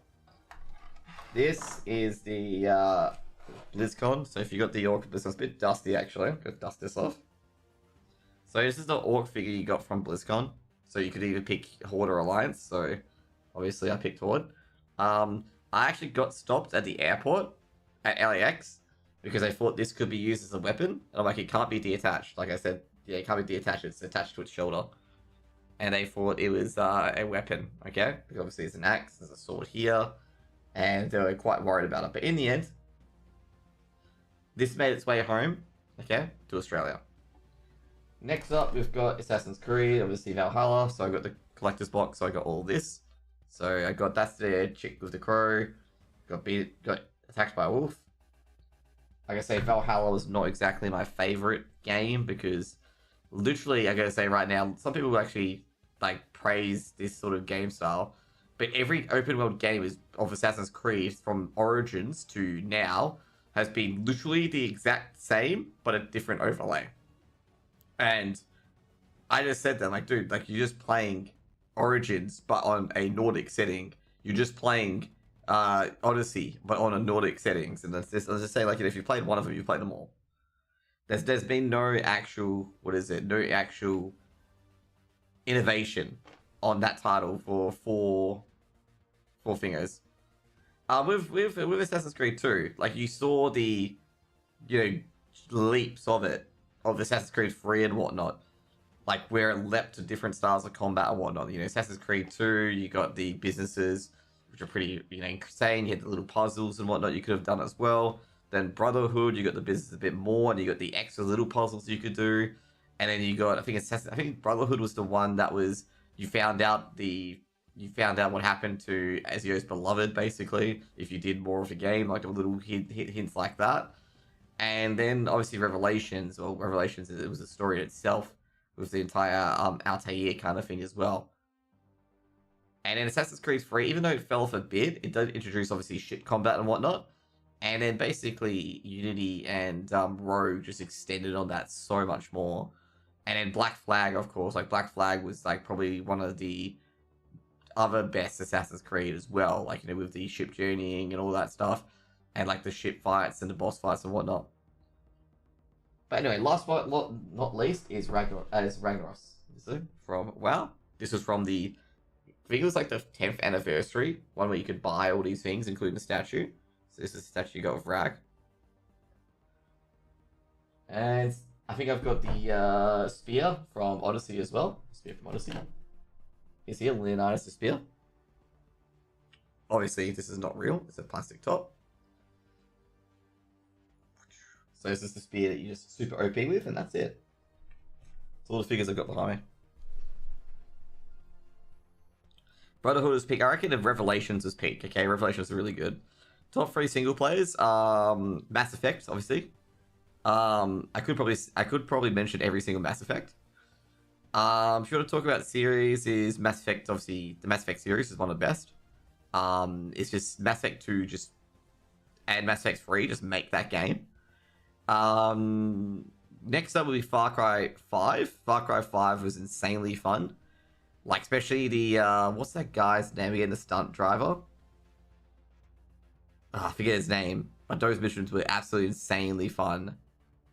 And also, like, the storyline was absolutely hilarious. Like, it was super, super comical. I gotta say, like, Far Cry 3 is up there as well, but not the top 3. And the next one is... I just think of the ones that I've replayed over and over again. So Mass Effect I've replayed 3 times, actually. And the other one that I enjoyed... Fallout New Vegas. Fallout New Vegas I've replayed 4 times. And I've gone Caesar's Legion and 1, okay? But I've gotten NCR and the rest. Did you play Baldur's Gate 3? Yeah, I did. I haven't finished it yet. To be fair, that's a multiplayer co-op game as well. But Baldur's Gate 3 is very good. I know you can play it single player. But yeah, like I feel like it's a co-op game. Baldur's 3 is really, really good. Since I still play Fallout Shelter. Okay. I've never played Fallout Shelter. I've heard of it, but I've never played it, basically. Like, is it like a 2D, something like that? I'm not really too sure.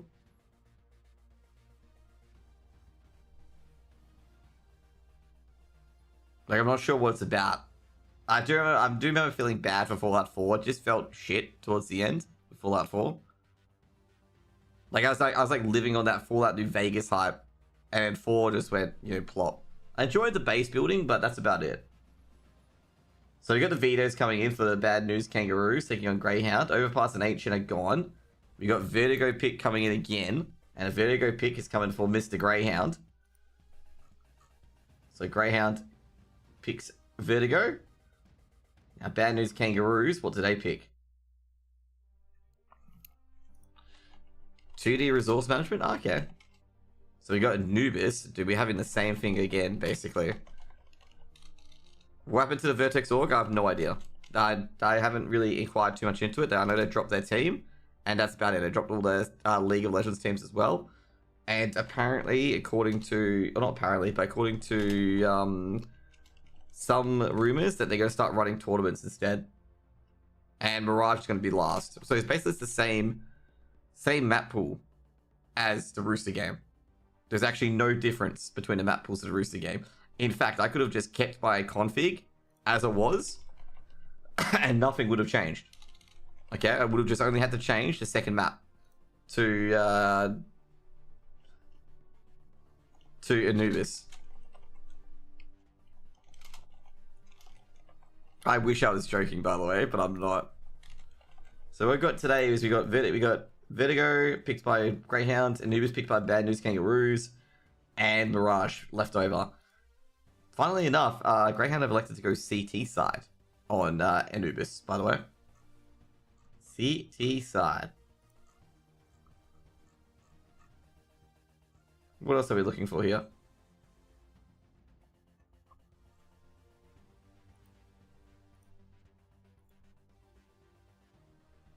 I think an Australian team will win this match.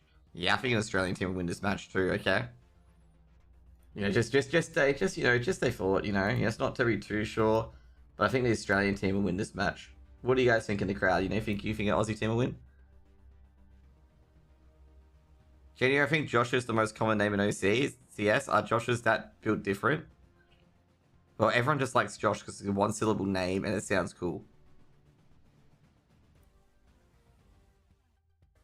Like that's the point.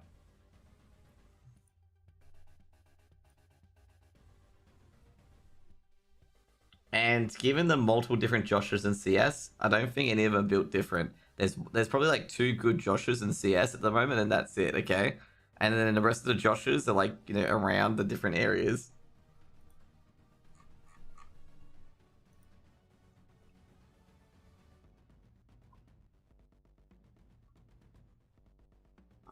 Funny thing, Greyhound, after winning that game, by the way, they got tier 3. After winning that BO3, they got promoted to tier 3 on Challenger mode. I thought that one was quite funny. Okay, I thought that one was quite funny.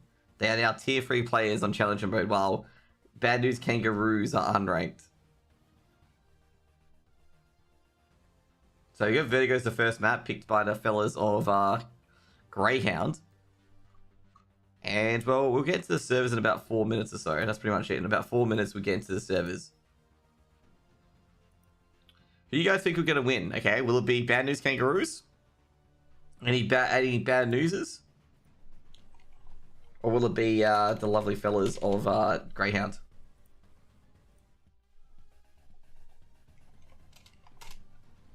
I don't even know what to put in here.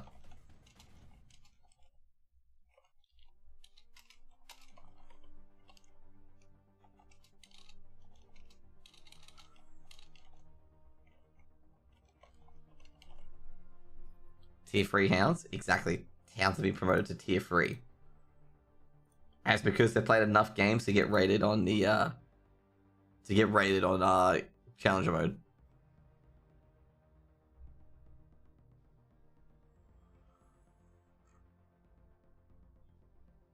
Close free game series, 13-6 both maps. Damn. I think everyone wants to see Greyhound and Dexter perform internationally again. I do too. The last time I saw him perform internationally was at DreamHack Leipzig, where they beat who did they beat at DreamHack Leipzig? I forget. They beat a few good teams there, okay?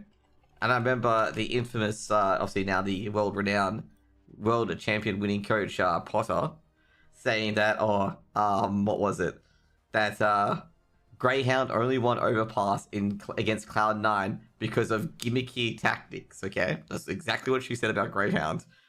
And then said that Cloud9 would thrash them on Inferno. Now, if you don't want to know, if you don't want to look, Renegade 2-0'd Cloud9, okay? That's pretty much it, okay? And I'll give you the score of Inferno, 16-7. Okay? And I said to my Danish, like one of my Danish friends, like the viewer, she was there, and I said to her, watch Renegades win this like 16-7 and like a crushing defeat as well. Because Inferno's just played too much in the AU region. That's what I was put down like that. Watch this. And that's what happened. That's the tournament where VP just got knocked out. Like VP played so badly that they deserved to get knocked out. But yeah, so in that one, Renegades beats Mad Lions 2-0 and won on Nuke against Mad Lions. And then they got thrashed by Big. Like Big just completely destroyed them. Like Big beat them, I think it was like 16-5, 16-6. Like just didn't have a chance against Big. Like, Big was just immense. Like, Big 2-0 to Heroic. But this is, of course, Heroic pre-getting refresh and all that stuff, okay? Like, this is when Snappy was still RGL, just an FYI. This is pro, when they, like, when they got all that well-beating power.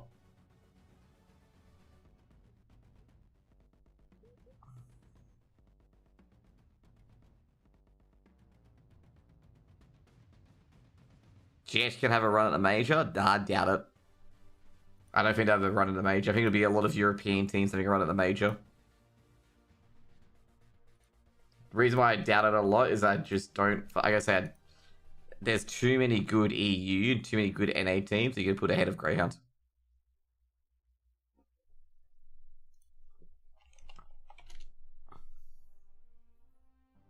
Is this the best Greyhound lineup ever? Nah, I wouldn't say so. I wouldn't say so.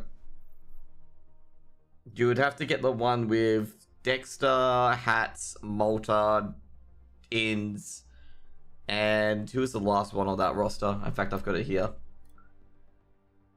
And Sicko, that roster. It was Dexter, Malta, Sicko, Inns, and Hats. But for firepower, it probably is. Do you think JKSS would join Greyhounds? No. Nah. Definitely not. JKS could just be an anchor for any team, really. Like, if they have a strong IGL, JKS could be an anchor for any team. JKS is back in the EU. Oh, 100% he's back in the EU. No, he won't come to Australia. Just no Australian org can afford his salary. Most likely, okay? Now someone may be going, oh, Dexter's back in here, but I'm like, nah, like for JKS is standard and whatnot. Because like I say, for Dexter, oh jeez, I don't like saying this about Dexter. I don't like saying anything bad or anything like that about anyone, but Dexter, like overall, is probably tier 2. Like tier 2, like on the border of tier 2, tier 1. Like IGLs. Like he wouldn't be the tier 1 IGL. But he's up there. But like, talk about IGLs and stuff like that. Like, Dexter's not like you'd pay 5 million for him or anything like that. But JKS is, because JKS has won a lot of trophies and has been the main firepower of that Renegades roster. Well, Dexter hasn't got too much to his name. What about Dick Stacy, Greyhound era? Nah, I would say not too powerful. Like I'd say it'd be that in-between period just before COVID was the strongest Renegade / Greyhound roster.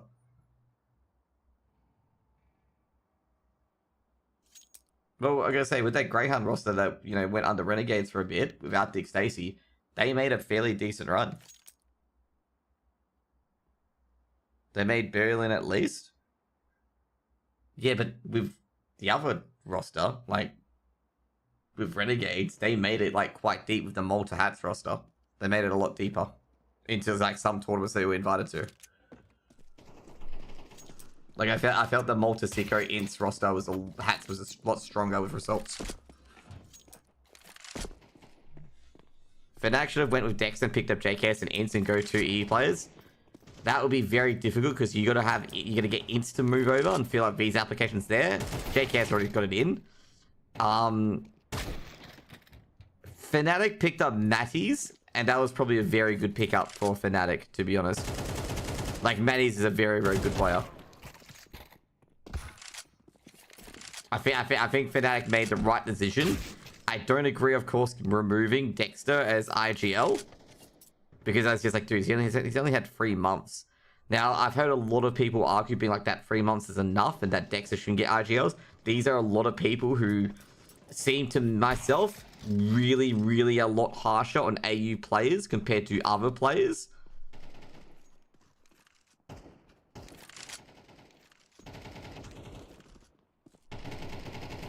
Like, I just get that vibe. Every person who just, like, thought Dexter should have been kicked at Fnatic, they've previously went off hard at, at other Aussie players. Nah, I wouldn't say that Ross, like, pretty much with Greyhound at that event.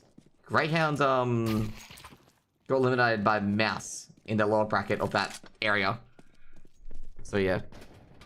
Fnatic is an Oz org. Fnatic's a UK org. Fnatic's headquarters is in London.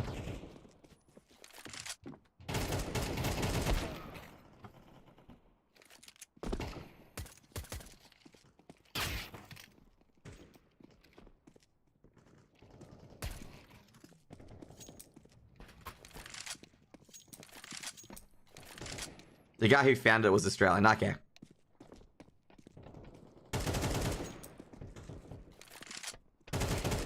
That makes sense. Because they do, I think they still have a team at R6 still. He's got an Oz ABN and pays taxes here. Then why is it HQ'd in London then? I do remember G2, I think Carlos, like, he would just crap on Fnatic because he knows that Fnatic can't talk back because they owe G2 money back in the day.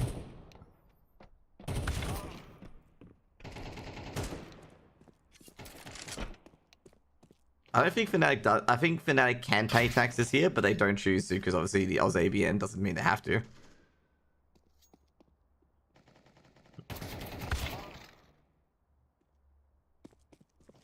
Probably pay taxes in Ireland. Probably look for a nation that pays less taxes. Either way, we have a good start. We have a... Oh, no way. They start it. And brace DC, so it's going to be a tech pause. Taxed in Ireland? Oh, what do you know? Take advantage of that low corporate tax rate. That sexy low corporate tax rate. That's where they get paid.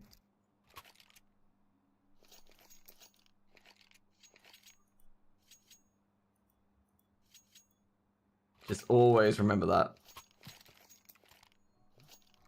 Opinion on new phase versus new liquid. New phase is better. New phase still have those players on that lineup. Okay, Frozen for twists, just a side grade. Except, you know, of course, you know, Frozen just needs an extra batch of hair gel to keep his hair up.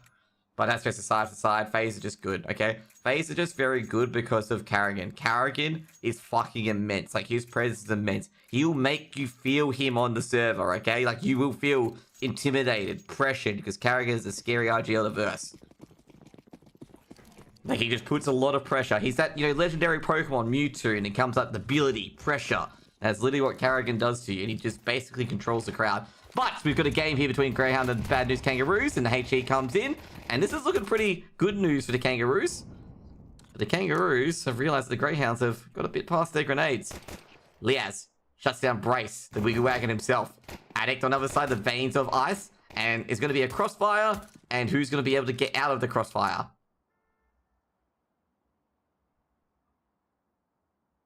Well, the Greyhounds trying to sneak around, trying to get the bunnies. They might be able to go to B. Actually, where is the bomb?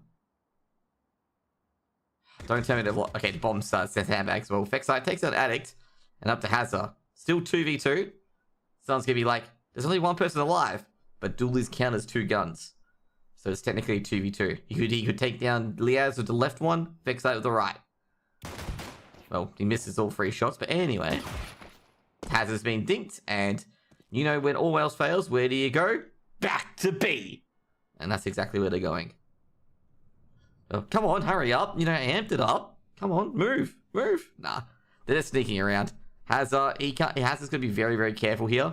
Because obviously if he peeks into, you know, a rogue Liaz or a rogue Vexite on an off angle, it's going to be Greyhound wins the round. The previous Greyhound roster is getting good. I think coach is a nice change. It's just Greyhound's biggest issue is that they had the mid-round and late-round calling wasn't great. And they just didn't have a system, I suppose, for that area. Their early round was probably one of the best, okay? Like, their early round was really, really good. Like, they could get into sites, they could get the plant, and, you know, everything was good. It's just the late-round, high-pressure composure situations. Similar issue to Mongols, by the way. That was unnecessarily long. Is everyone hating VP here? Is this an anti-Virtus Pro? Long rounds. Greyhound's just using their Virtus Pro tactics, okay? Hats not hate. Oh, Hats is a sub for Bad News Kangaroos. Just like Valiance was. To be fair, I would like Valiance back in this roster, to be honest. No offense to Hats, because I like the Cowboy Valiance. Valiance, who I don't recognize now since he's not wearing a hat anymore. Do you guys know that Valiance doesn't wear a hat? Okay. His HLTV picture shows he wears a hat, okay? Now, since he doesn't wear one, I don't recognize him.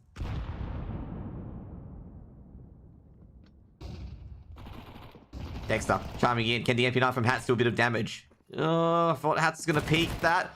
Now Hats has got an unfavorable duel against Ali. Jeez, Hats has been tagged up from everywhere. Vexite's just basically sprayed them all down. He's a king of the A site. Now it's just up to Hazza. Once again. Oh, it was a 1v2 last time. Now it's a 1v4. Don't think Hazza's going to be able to do too much here. Ooh. He's a dead man. It's puts Hazza out of his misery. Second round on the board for Greyhound. Force Spy goes awry for the Bad News Kangaroos. The only news the Kangaroos are getting at the moment is their economy is not doing so well.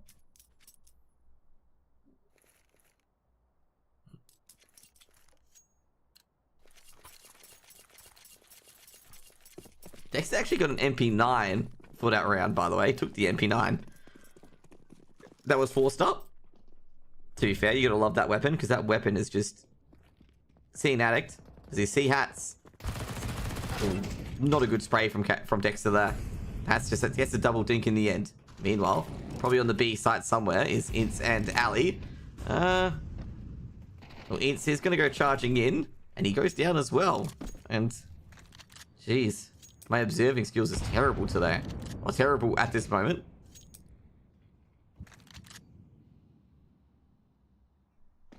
That's going to be a bomb plot, and that's going to be 3 rounds on the board.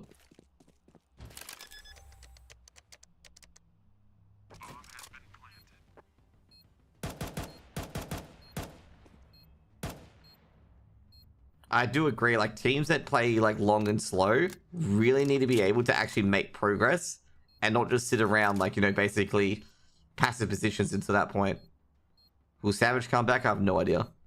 You have to ask those guys yourself. I have nothing at the moment if he's going to come back. Maybe he is already back and you just don't know. But roster lock, you know, prevents it. Hats grabs the Mac 10. He's going to try and play and take out a player after. Is it? He's gonna die on sight. I was just checking. Is there any other guns there? Or was I seeing things? No, I was seeing things. I thought there was an M4 or something on the ground. No, I was definitely seeing things. I was looking for an M4 and I'm just like, did I just see something like an AK or an M4 on the ground? Like, I was just double checking. I was just doing a double take. But it doesn't really matter since Hats wasn't going to live anyway. Buy round coming in for the Kangaroos. M4s everywhere. M4, M4, M4, M4, and M4. There's the two silenced, 2 non-silenced. Now, Greyhound don't have a single Mac 10. So Ali is elected to upgrade his weapon to an AWP. HE hits Hats for a bit of damage. Hats can't see anything through the smoke. Poking and prodding. Ali's going to make his way up now. Flashbang being thrown and actually make their way up on the ramp. Dexter's seeing Hats. Dexter loses to Hats. Crucial duel goes in the direction of Bad News Kangaroos as they try and keep their sight. Dexter's trying to get rid of the sandbags player, but he's been mollied back and, well, it looks like it could be just a rotate back to B.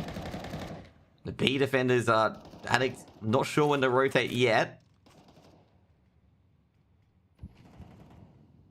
The initial ramp push didn't work out so well. I have no idea why the Vertex roster got let go. I think just Vertex just didn't want to run esports anymore, as far as I know.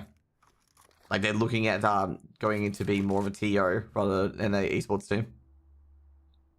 From what I've seen.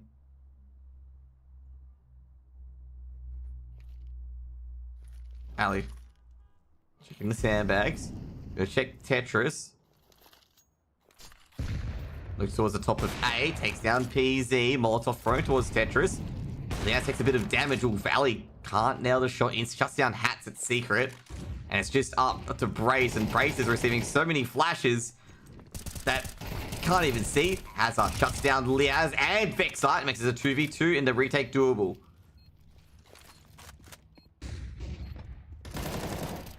Gee, what? That was a quick retake. Bad News Kangaroos. Just a simultaneous retake. Bad News Kangaroos is definitely not an org. Good retake by the Kangaroos there. Greyhound couldn't even react. No trades at all.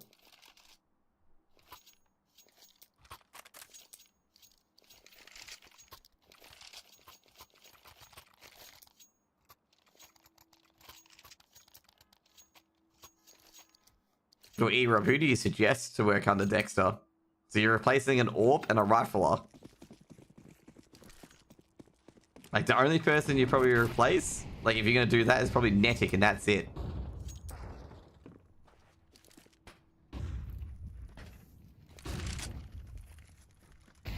Or Addict. Ugh.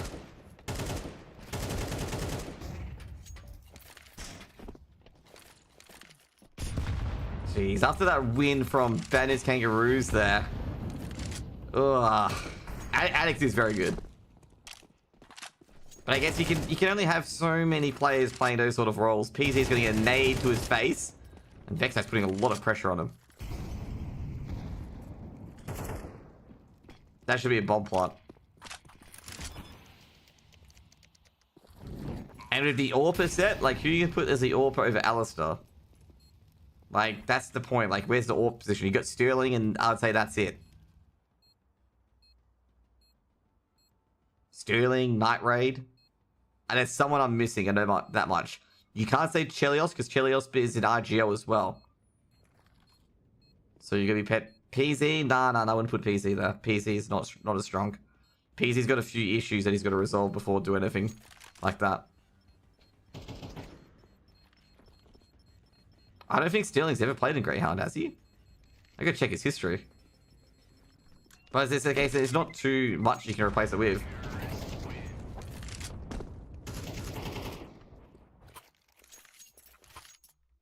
Like, I don't think you can replace Alistair, to be honest. Like, the ones I can think of, you know, Obson, so 2D. You got, obviously, Night Raid, you got Sterling. PZ, but like Sterling's legitimately, I guess, the only one that's like just side grade, I would say. Like there's not really too much.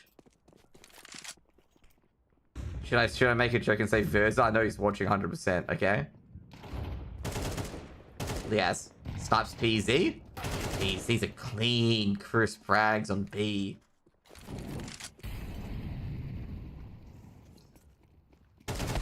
Oh jeez, Bryce! That was ballsy.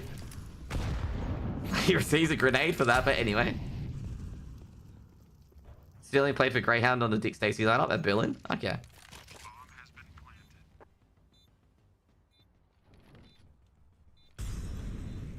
That would have been while I was casting. Or when was that? Anyway, is Apoc done an AWP? He is. I don't think the Dud prefers to AWP though. I don't think Apoc prefers to AWP. He's always on the rifle from what I've seen. But he can AWP. Tom can definitely do AWP. Or Tats. Should take down. Oh. Ugh. Definitely gonna want that one back. What about Grat? You could probably go for Grat, but I feel like Ali's a bit better than that. I've heard Grat's moved back to AU. Well, he's an NZ actually, but anyway. But I said, I just don't think Ali, like, you know, like, not gonna be the right replacement at all. Sicko was an AWPer. Sicko is an AWP. He still is. He actually wants to use it a bit more from what I heard.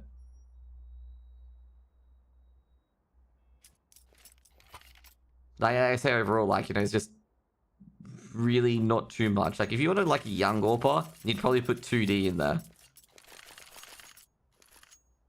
But from what I get told by other people about 2D, he's pretty good.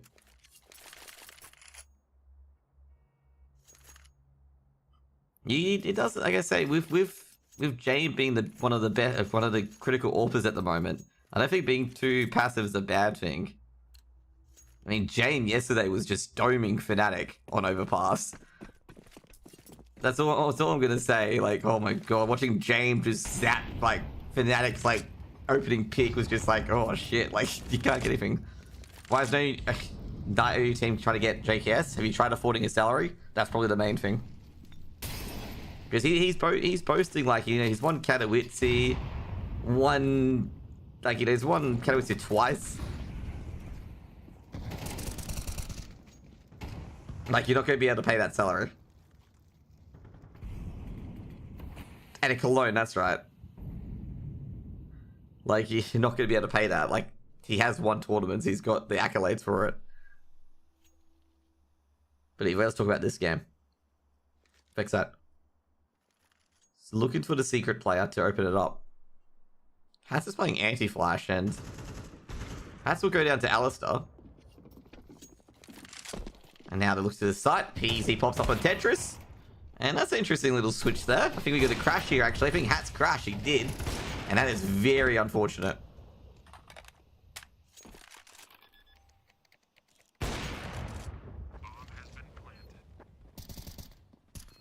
Three v 4. That is so unfortunate. They should bring in a Asian AWP. That's going to be very difficult. But either way, retake. Ooh, Ince, he just climbs up. Liaz.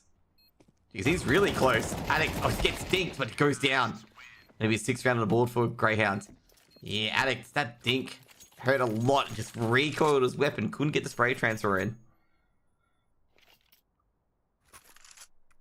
Like someone mentioned Kaze. Trying to bring Kaze in will be very difficult because first of all, AU orgs don't have much money.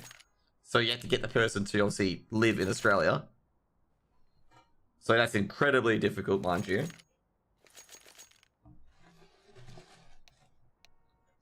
Because obviously AE orgs, some of them don't have the money to just like pay for a hotel and whatnot.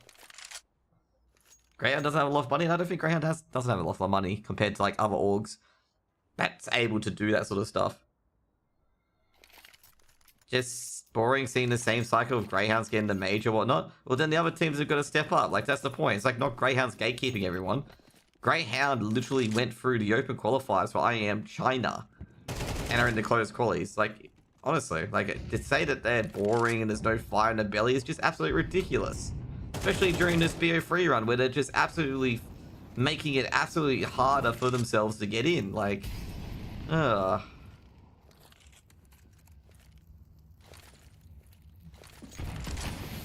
Like, it's not that they just go Z, hold W all day.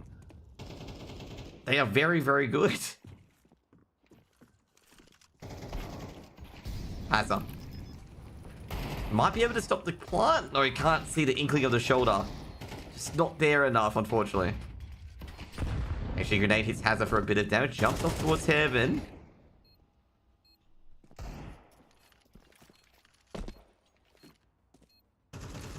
Free smoke coming from Ali, just trying to hold that bomb.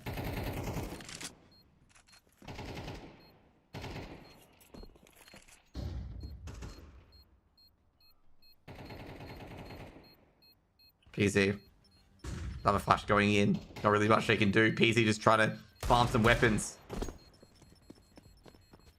Hazard does grab an AK at least. 7 rounds for Greyhound. Terrorists win.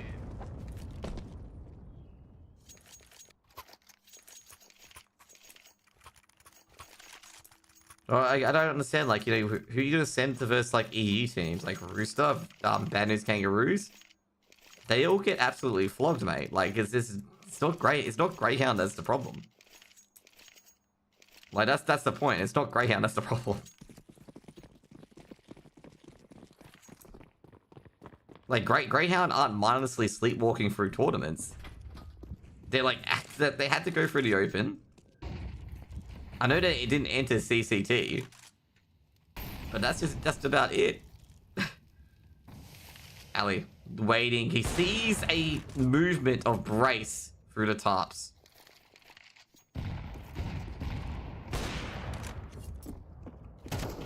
Rooster showed some good signs. You know what happened to Rooster? Like, after, like, showing some good signs? They just couldn't compose themselves under pressure. As PZ gets a second as well. It's cleaned up the A advantage.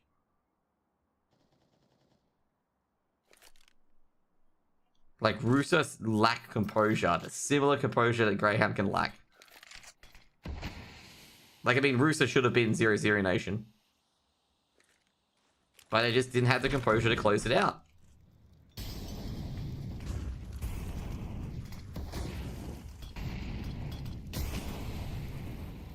That's a, oh, jeez, that's a nasty dink from Liaz. Just a one tap.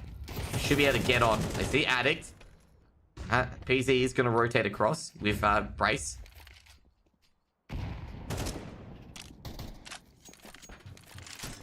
What do you mean? In that exact tournament where Rooster lost to 0-0 Nation, Greyhound beat Nip and almost made it to playoffs. Like, I don't know how close you got to get. This is Greyhound's map pick. Ali hit the first. Oh, jeez, that was a brutal spray by Ids. Which tournament? That was ESL Pro League, where Rooster almost beat 0-0 Nation and then capitulated on Inferno and lost. And Greyhound beat Nip. They beat, and they lost to 0-0 Nation in the end. So, and they didn't qualify for ESL Pro League because of that. Like, I don't think Rooster's gonna do any better until they get their composure in order, because they suffered the same thing from Greyhound. If Greyhound's so good, why they're not HLTV #1 already? They don't play enough tournaments, okay? Clearly. Need to play a tournament EU, just fly them over to, you know, EU, go to every single tournament there. You know, CCT, European Pro League.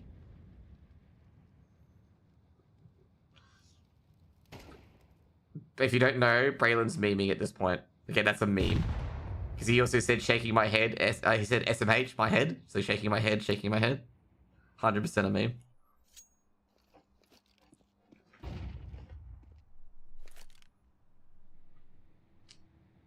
So it's looking pretty good here for Bad News Kangaroos. against this full spy.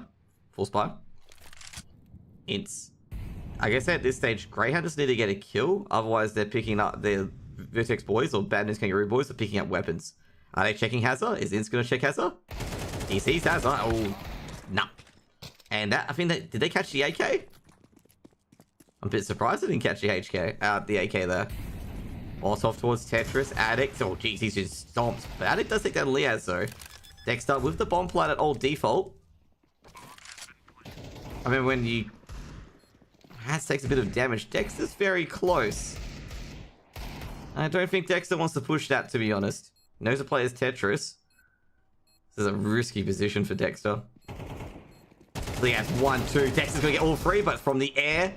Well, PC actually gets the final kill in the end, and Bad News Kangaroo's been a force buy.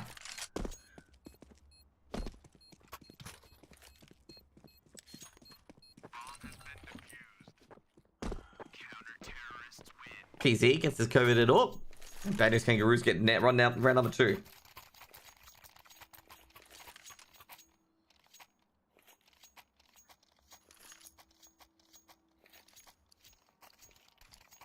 Greyhound need to be top 30 at least. Greyhound, I believe, are 32, right? Or was it 39? Not participating at Katowice is going to hurt them quite a bit, though. Like, quite a bit. Hazard takes down Dexter, but they receive a lot of damage from those opening forays of HEs. Starting to think that they're getting the number here, Bad News Kangaroos.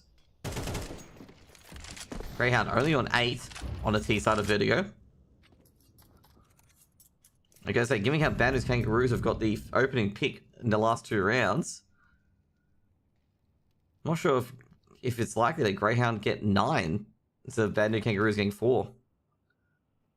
No, Rooster didn't beat him to qualities. Rooster has a higher rank because they participated in CCT and Greyhound did not. That's why. You don't qualify for Katowice. It goes by world rank. Vexite sneaking in, Molotov's being thrown in, smoke, try and counter. Vexite's already in though, and Hazard was not even prepared for that one. Addict rotating from drop. They're going to try to get that bomb planted through the catwalk. They come in. Addict looking towards drop. He feels like there's going to be a middle player. There's no middle player, and that bomb's going to be planted, and it is going to burn to braces Molly. Just by half a second. Liaz grabs 1 each. Vexite on the first box. He's getting banged away.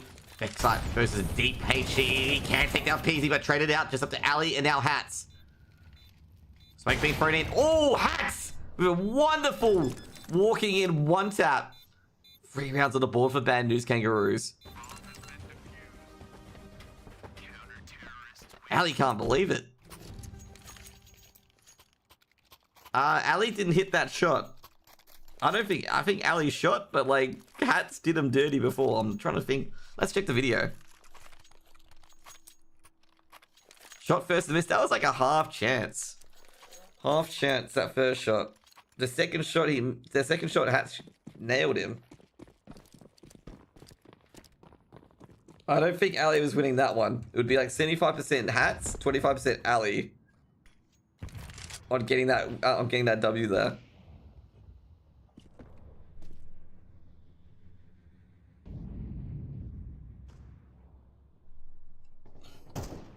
Ali gets a bit of revenge.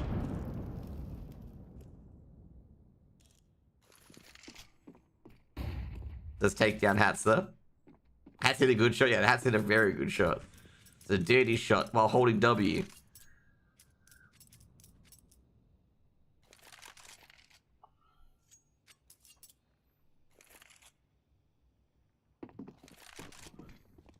Addict at the tops. Takes down Hats, but instantly traded. Oh, geez. Liaz catches brace.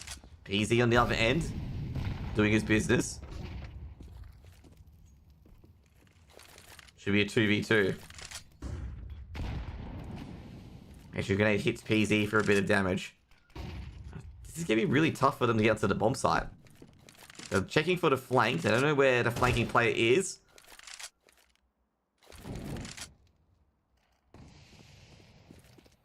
Bomb is going to be planted. It's going to be scaring off PZ.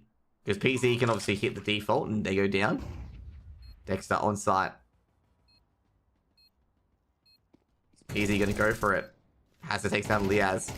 Dexter grabs one. Goes to the boxes and PZ's adjusted for it. Oh jeez. Oh, PZ! Well, that's not a shot to miss, but he's still got a few things up his sleeve. Gonna go for the quick scope. He does. Dexter bravely trying to go for a lot of those peaks, and PZ are gonna say, a sigh of relief. 4th round on the board, and Bad News Kangaroo showing some promise on that CT side, but there's no more rounds left. And they're gonna switch over.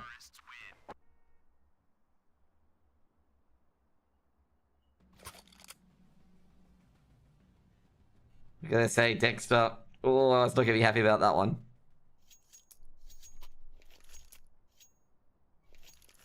You guys complain about Liaz. Jeez, I think Liaz does a pretty good job as a lurk player. Don't think he does too badly.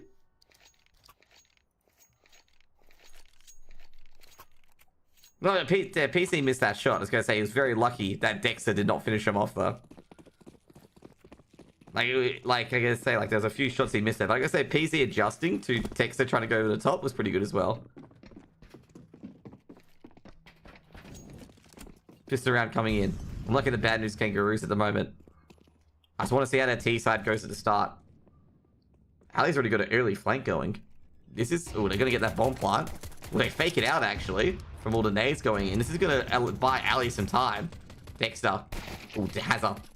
Ali's actually gone into behind here. Dexter's taking down Hats. That's the lurk gone, but Hazza to trade out. This is getting a bit dicey here. Liaz kind of has to live at this point. Kind of tries to help Ali bring it in. You can edit the HUD config file. I'm well aware, Biz, but I just don't want to edit it until the map's actually done. It's got a kit. Ooh. He was going to go for it. Alex. There's a 5 on the board. I think Bad News Kangaroos can take this map away.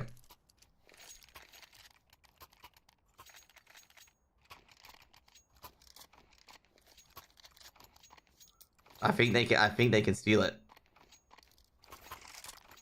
I don't think OC has the same problem with NA, to be honest. Where they keep recycling the same players. I don't think OC has that same issue.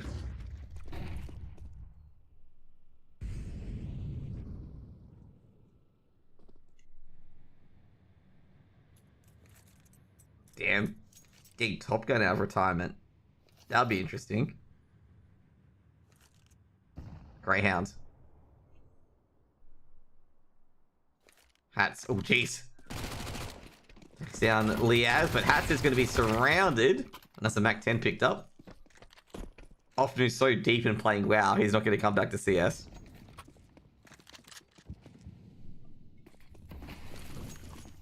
Should be 6 rounds for Bad News Kangaroo.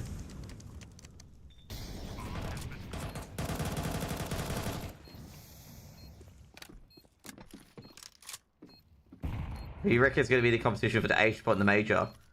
Mongol, Silu, and Greyhound probably. So get in, that is. Sponge lives in Malta, by the way. Lid Vision, I forgot about them. Lid Vision as well. Forget about Lid Vision. There's a lot of competition for that spot, for those spots. Thankfully, Lid Vision... Well, this time Lid Vision actually qualified. Well, you gotta be careful here. There's gonna be 2 died dead after the bomb. There we go. Has one PZ go down.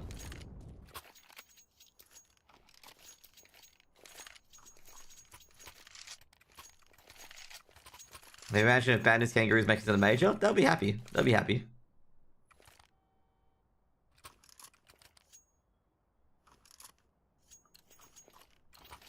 I don't think there's any gatekeeping going on, to be honest. Like, I would say it just doesn't feel like it.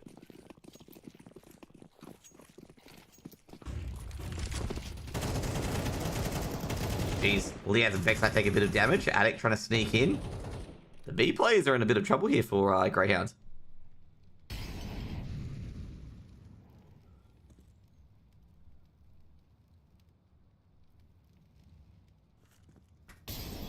I'm gonna say Greyhound should be like in fear at the moment because they can lose this map. Bad News Kangaroos are looking really spicy. That's a Kobe. And we with the Kobe in the end. Brace popped up middle, and this is what I was talking about. Brace, the late lurk, able to clean up the rest, leaving just instant Dexter in the cold. Ooh, in sore Brace there, but he's not going to be able to do anything.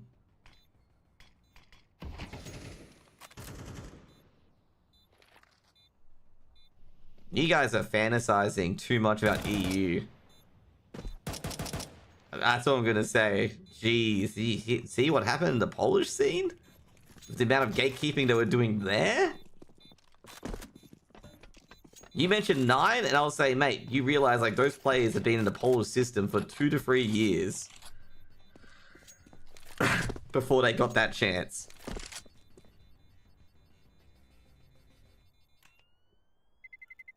Terrorists win.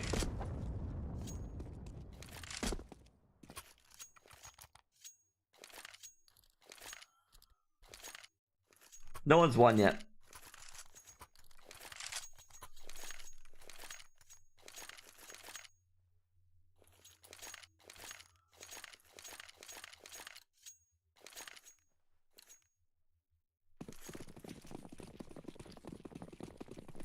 No one's won anything yet, but at the moment, Bad News Kangaroo should make this 8. Dexter and In still have the M4s. Flashbang being thrown in. Haz is going to move out. Liaz has grabbed one. Dexter's grabbed the other. Might get a few more. Gotta be careful though not to give up any weapons. Jeez. Liaz takes the bullets. Goes down towards Dexter, but Dexter's done enough damage.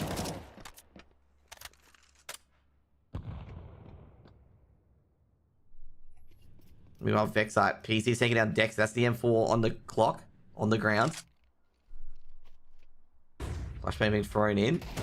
PC's on the side. No, we'll confirm that. What? HK being thrown in. PC's looking a bit dangerous, but he's going to burn for a bit. PC trying to fight, but they're all burning away. And Greyhound with a half buy, and they should be able to get a couple of AKs. They grab 2 M4s and an AK out of that. 9 rounds for Greyhound. That was against the run of play. Bomb was not planted. I don't think PZ realized he was on fire. But Greyhound get 9.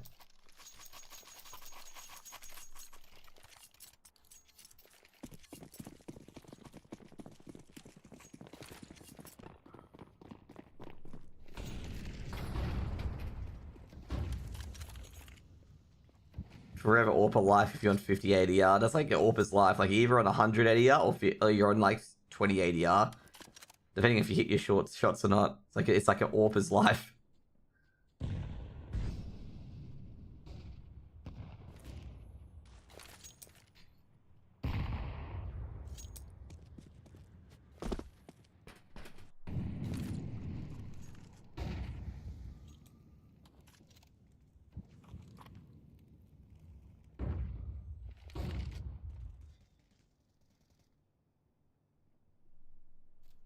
Nothing really being done at the moment. Bad News Kangaroos. A main's completely open. Dexter might make his way to the tops. Did he see anything? He hasn't seen anything yet. He's seen the bomb. And Dexter's just going to back out. I don't think they realize. They just realize it's all of them there. He's going to throw the smoke down and just try to hide. But he tries to get out, but Haz is just waiting for him. And Haz has got a second as well to make the entry.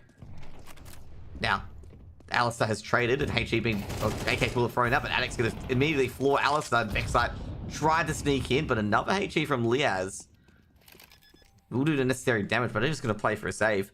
Bad News Eagles going to make it 8.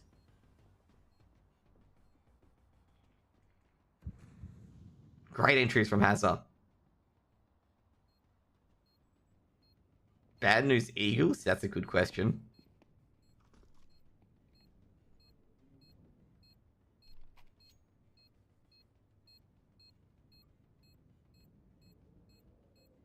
I probably said Eagles. Rip. It's Bad News Eagles, mate.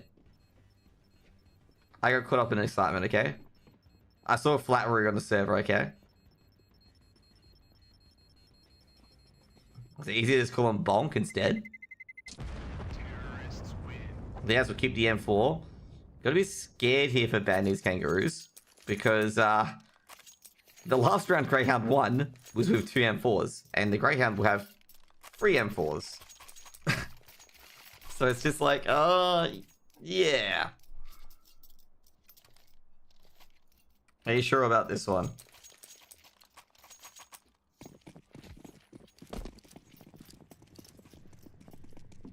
Good news, koalas.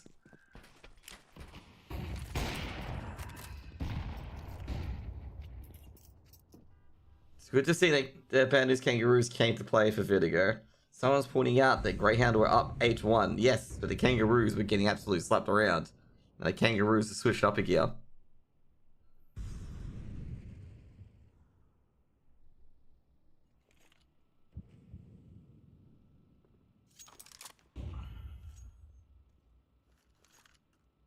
And short, wow. You know how tall PZ is? T-sided map? It is legitimately, Vertigo is actually a T-sided map. So Greyhound is actually in a bit of trouble.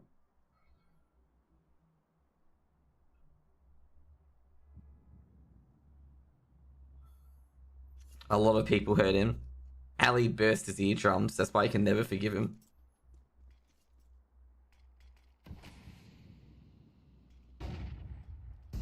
I've really met Brace. Well, wait till you meet PZ. Jeez, a lot of mollies. Vexite throws a backup molly. Now Hazard tries to enter. Liaz just pops out the right time. Pops off Hazard and Catwalk, and that bomb. Oh, Liaz. You are in a paddle, because they're going to throw a few HAs. Oh, Vexite. He's decided he wants to chime in too. Everyone wants to kill here. Now, bad news kangaroos. This is very bad news, because A, you're going to have to save, because the bomb is still here. Where is it? Where's the bomb? Oh, there it is. Okay. Didn't see it, okay? And you can't get into B. Look, there's some beautiful cars down there. You know what's a rarity these days? Finding parking in the city that isn't completely full, okay? Look at that. Like, there's car parking spots in the city. Anyway, let's get back to the game. Oh, I know the cars move. I'm just talking about the fact there's parking in the city. Not enough SUVs. Well, if you want to talk about reality, how the hell do the CTs and Ts get up here? The elevator only runs to half the building. Okay, you want to talk about reality? Tell me, how did it get to the top?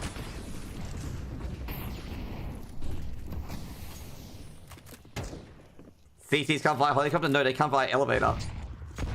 That's the T side I was talking about.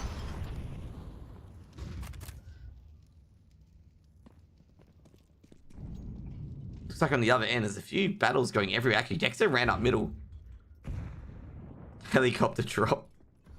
Brace. He's the advised secret. No one defending A actively for Greyhound. They're all deep in that site. And this is going to be an A hit. Brace looking for the Tetris player. It finds Brace first, and they said, hello, Brace. Remember me? Oh, geez, the HE's gone. Oh, it loses to Addict, but has it shut down as well. Addict. He knows where Ali is at the elevators, so he can throw a HE grenade over. Oh, geez. Vexite gave himself away. Bomb's going to be planted at old default. Addict is looking towards Tetris. He knows Vexite's there. Vexite putting a lot of pressure on PZ. PZ drops, and it's just Addict left. Ali trying to hold the line. Great shot. Oh, Addict had an opportunity. I think they're going to go for the stick there. Oh, geez, but has to peek Addict. Not really much of a choice there. And, well, Liaz just going to wait for a bit. Give me a defuse. 11 rounds on the board. Vexite picks out that AWP. Just looking for grenades. Pick up a kit. Run over people. 11 rounds on the board.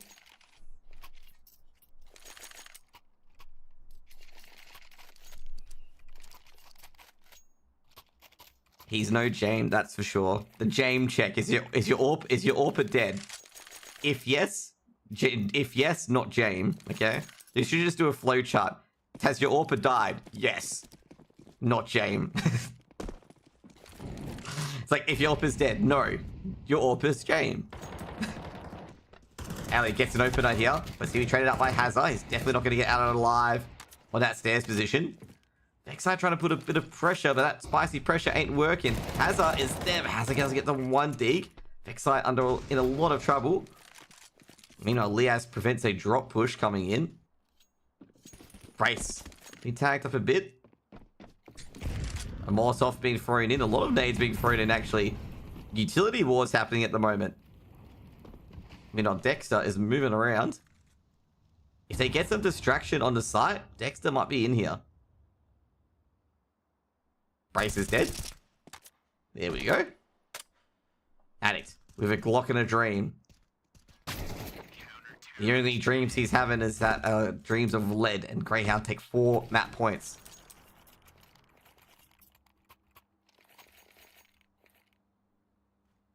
Bad News can buy up.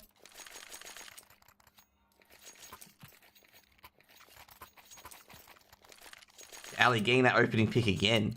But the problem is he was stuck in stairs, and it's just like, ugh, how do you get out?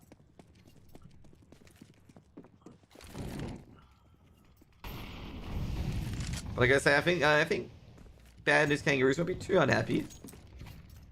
Same for IGLs have got killed as well, probably Dexter. That's actually semi-true. Tech 9's a strange weapon that works. PC trades out the AK to making an A push.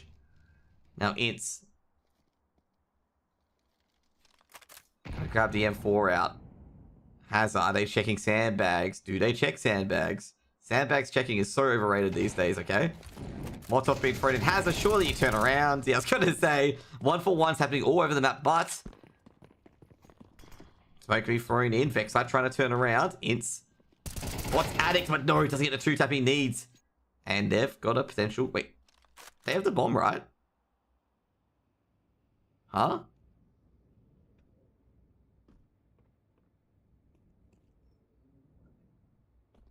Where did they put the bomb? Oh no, this is bad news.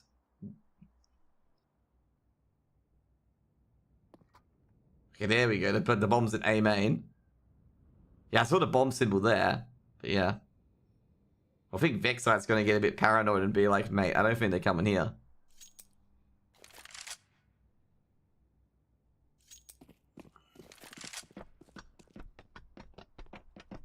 Should be a B site plant. Is Vexite going to go for it?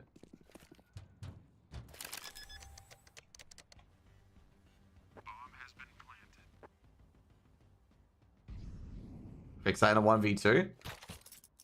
Yeah, I don't think he was going to go for it regardless. AWP picked up. Give me a 9th round for the Kangaroos. The Kangaroos can't exactly hunt either. They need all the dollary doos they can get.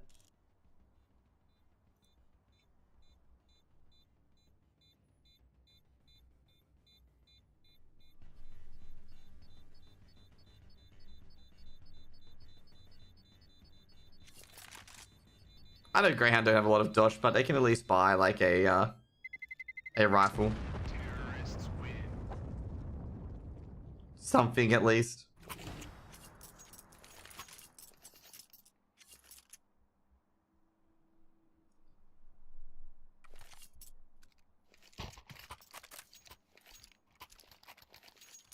Tactical timeout for the Kangaroos.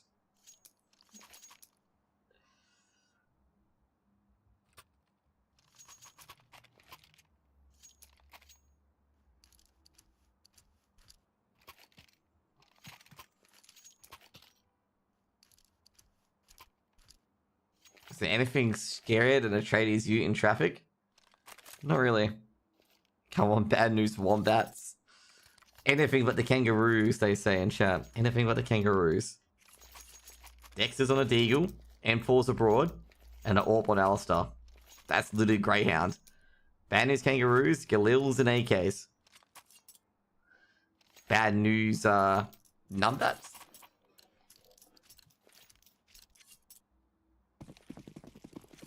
Win this round, they should be an eco, yeah, 100%. And they can, it'll be the 11th hour OT call.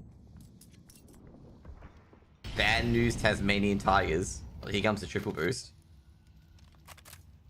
Vexite in a good position once it launches him up. But that depends if they decide to go here.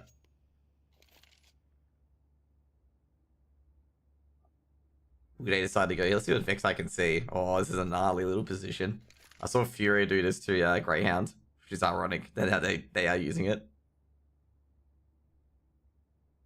Not much to do at the start. Let's check the other side. Addington Hats. Testing Liaz. Liaz doesn't have much support. Flashbang being thrown in. Benny's Kangaroos for all the utility anyway. They're trying to bait that second player to go over. Now Dexter with the Deagles making a bit of a play. Got a 1 Deagle already.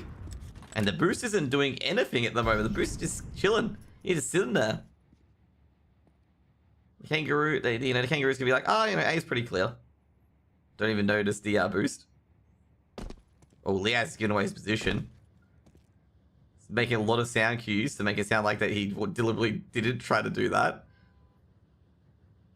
Bad news, Albo. Damn, there's the political statement there. Animals. Bad news, Kookaburras, I'm getting a bit worried for the Kangaroos. The Kangaroos are going to go to A.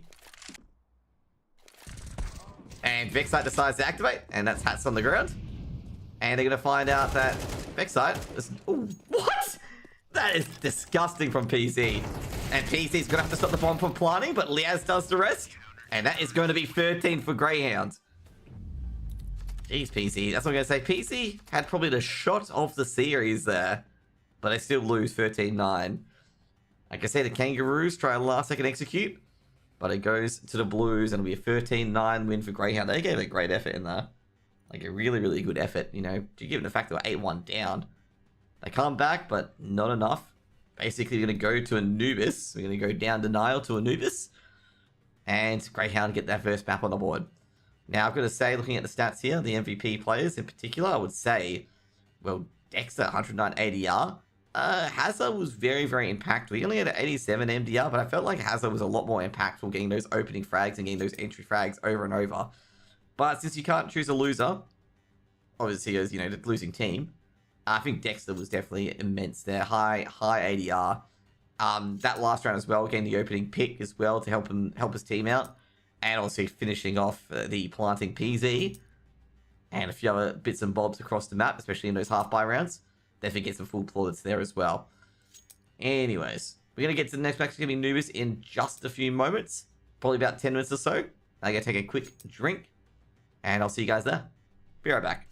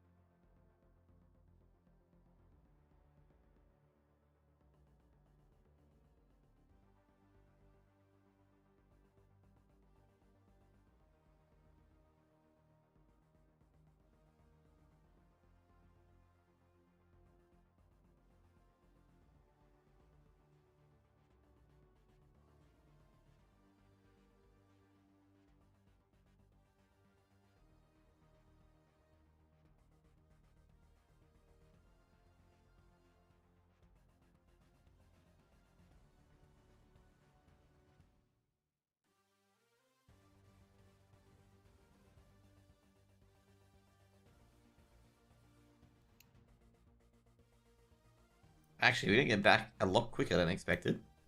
We've got the new CSTV in at Anubis right away. If players want to get in, probably hop into the server right away as well. Or if you can get into the server.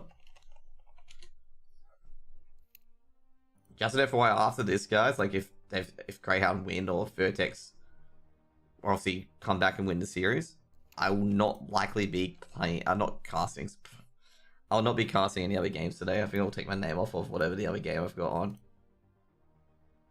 Just a wee. I think I've really put my limit in for the last couple of weeks.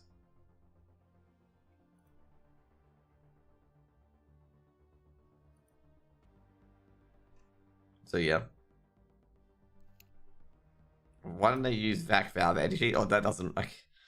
I guess they have the anti-cheat stuff. That's been like overblown for the majors. Like I guess say right now, even when ESL hosted the majors, some of the cheaters still got through again, and same with Faces, but like some of the cheaters still had to be manually banned. I remember with Faces, they had to replay an entire bracket because of it. Like they had to replay an entire bracket because of one of the cheaters in the lineup. Well, looks like Fanny's Kangaroos are back on the server. They're ready to go.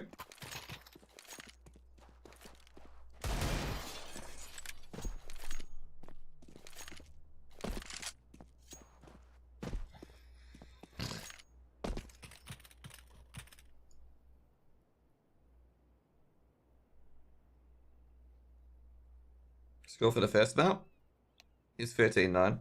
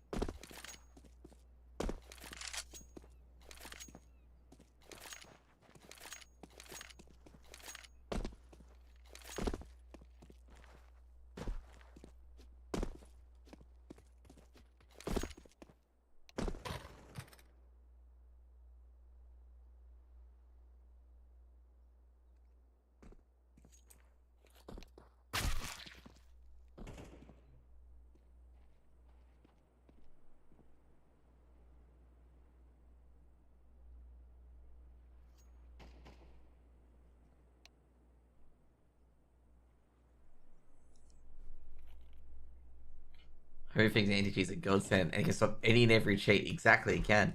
Believe it. No, we had like we've had like a lot of overhype about the anti-cheat this qualifier. Like I'm not even kidding, by the way. Like we had everyone being like, this is the first like qualifier that's ever had this problem. Like no. I remember the entire Face It major bracket being replayed because of cheaters, basically. And like even Face's anti-cheat was being bypassed.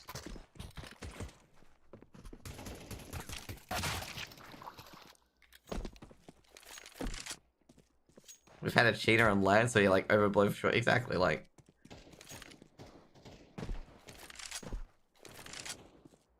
Like every time I hear about like how it's the first time ever, like bro, it's like not the first time ever. I know it's serious, but like it's not the first time ever that this has occurred. That PGL should never host another major, except otherwise every single sponsor, every single TO should be hosting a major.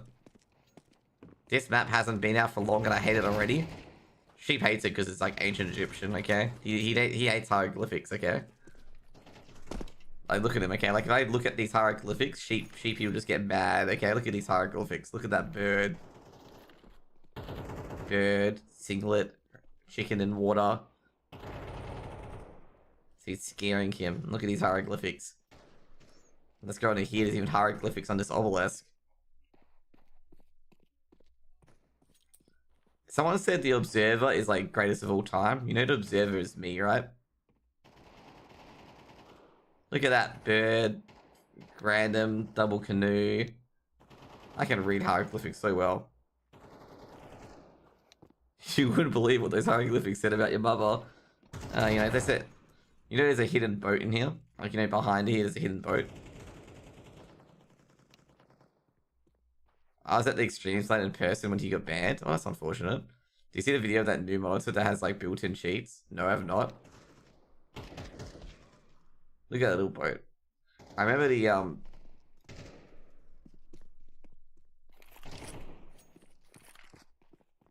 I remember that. What was the guy's name again?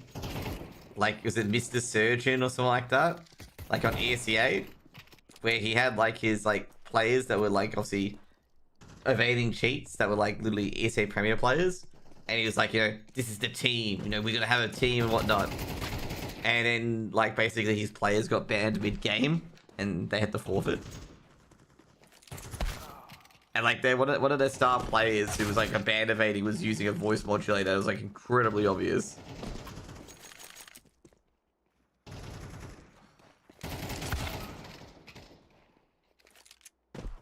A new MSI new AI monitor. Oh jeez.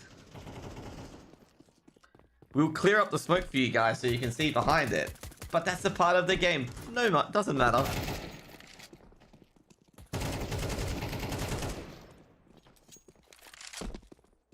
Soon it won't be just, you know, how much hertz the monitor has.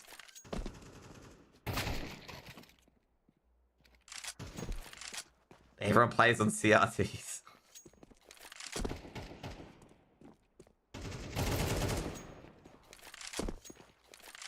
Adderall and caffeine was banned from esports. I don't think they're going to ban caffeine. But I've heard about the Adderall stuff. But to be fair, all the Adderall stuff is literally from Semphis. That I've heard about. Literally from Semphis.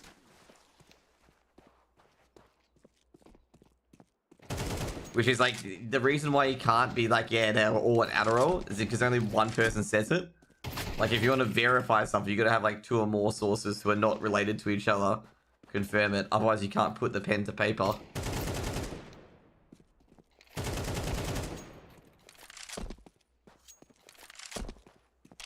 I'll just tell you that with that discretion, that's the difference between Jake Lucky and Richard Lewis.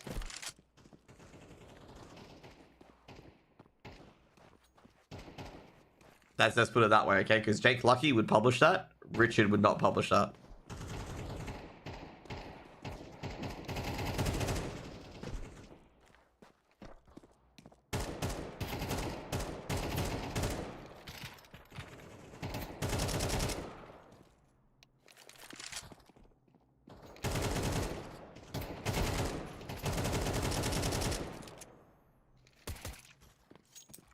Got to give a player breaks between games. They're allowed to take a 15-minute to 30-minute break between maps.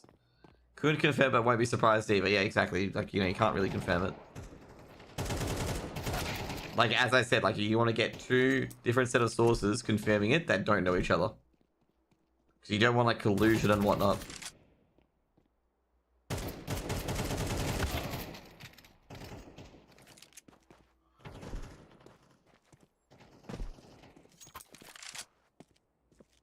I think they did some drug testing on tournaments, but they banned it pretty fast. Well, I'm gonna say, like, what sort of, like, how much are you gonna pay for the laboratory testing? Do you mean normal time part of the game? That's a pretty good for this round open. Only Americans with substance abuse. What? Cheap, bro. Have you ever heard of the Chinese swimming team? With that little scandal that happened?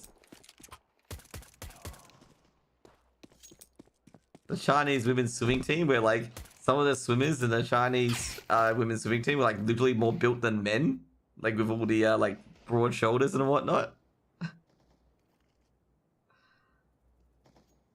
Bad news fingers. Russia's another one as well.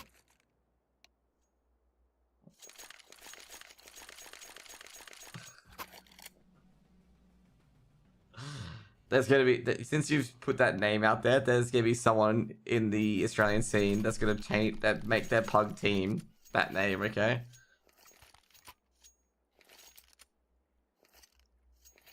Greyhound starting the CT side on Anubis, which they picked. Oh, well, bad news picked. So, see, Greyhound picked the side. They really like the CT side.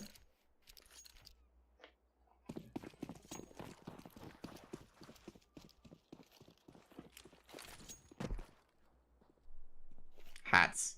They got 2 Molotovs, a flash and a smoke, which are all being thrown now, and an additional smoke. Dexter with the dualies. They see a shadow, they don't. Do they check Dexter? Dexter's just waiting. Flashbang goes in. Do they check for Dexter? No, they do not. And that bomb drops towards Connector. Now, PC is able to grab a few more, but Dexter's just farming. The 2 guns are better than 1. Right, he's on for an ace. And Brace was just like, nah, F that ace. Should be able to pick up the dualies. Yeah, there he goes. Brace has got 2 weapons. It's a 2v3 now. But he doesn't have the bomb. And the bomb's dropped towards Connector. Brace has got a lot of time to play with, though. He only got 3? Was there a team kill? Oh, yeah, there was. What? Wait a second. Someone stole a kill from Dexter. Probably PZ. No, not PZ. Then who got that mysterious 4th kill? Maybe he died to fall damage. You know, just tripped over, bam, 1 damage, dead. Dexter, you know, livid. Ali. You seen Brace? Brace, gonna try and recover that bomb. Coming in from caves.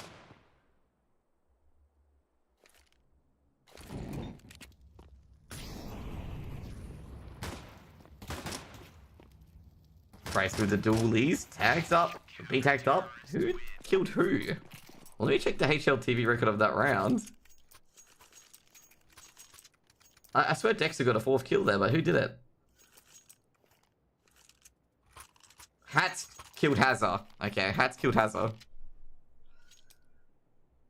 He was assisted by Liaz. I just saw the blue name and I assumed that Dexter got that kill. Because, like, my main focus is on the player, like, in that center area, not in the top right. In that moment. You know. I love it when teams replicate what Heroic try to do. Or what Heroic controversies occur.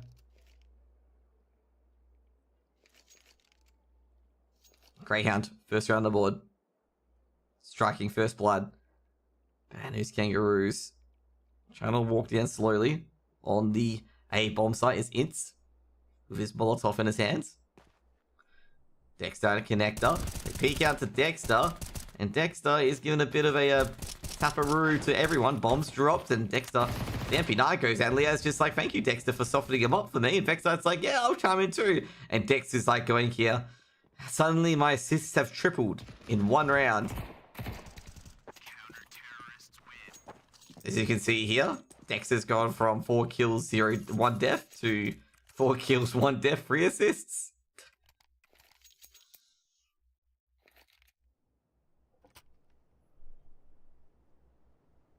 Where would you put your Kind in your top 50?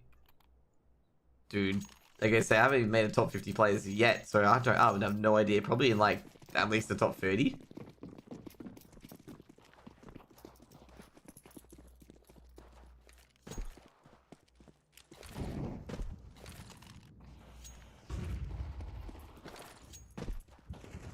Liaz, once again, showing a huge command at the moment.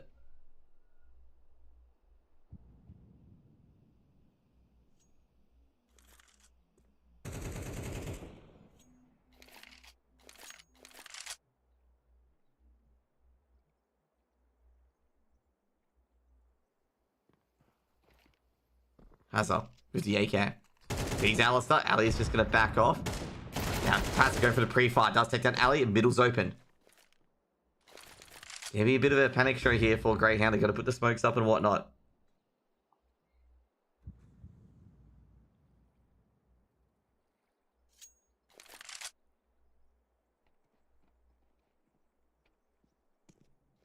Ince checking middle. Tagged up Liaz. Hazard goes down to Liaz. Meanwhile, to head into that B site. Hats wins the duel against Vexer, but takes a bit of fire damage from the Molotov. Anubis is T-sided. Slightly T-sided. Used to be absurdly T-sided, but not anymore. Liaz poking a bit forward. Hazard's going to be careful here. Smoke's disappearing. Hazard moving. Hazard taken down by... Oh no, Hazard Hats. Hats taken down by Liaz. Brace with the trade. Brace from Connector, drills into Liaz and wins the first gun round for Bad News Kangaroos. Why do I think Hazard was still alive? Not sure I thought Hazard was still alive.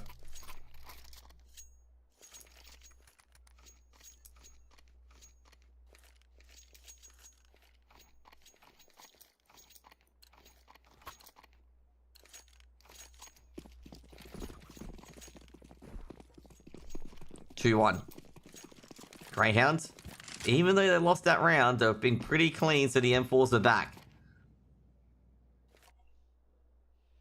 Excite, caught in the smoke, just gonna see if he can poke and prod some people in middle. Ali with the AWP. Checking up in the safe area, takes down Hats in the crown jewels. And that's the opening pick. Liaz, just reloading his M4, going across the bridge.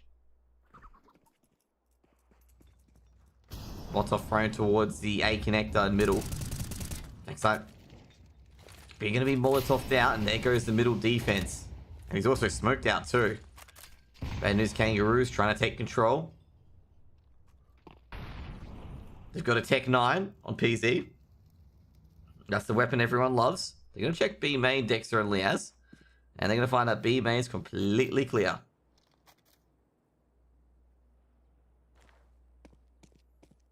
It's going to be a hard one, actually. Even if they defend B main this well, they might get caught up here. Oh, jeez. PZ, bombs dropped at middle. Should be recoverable.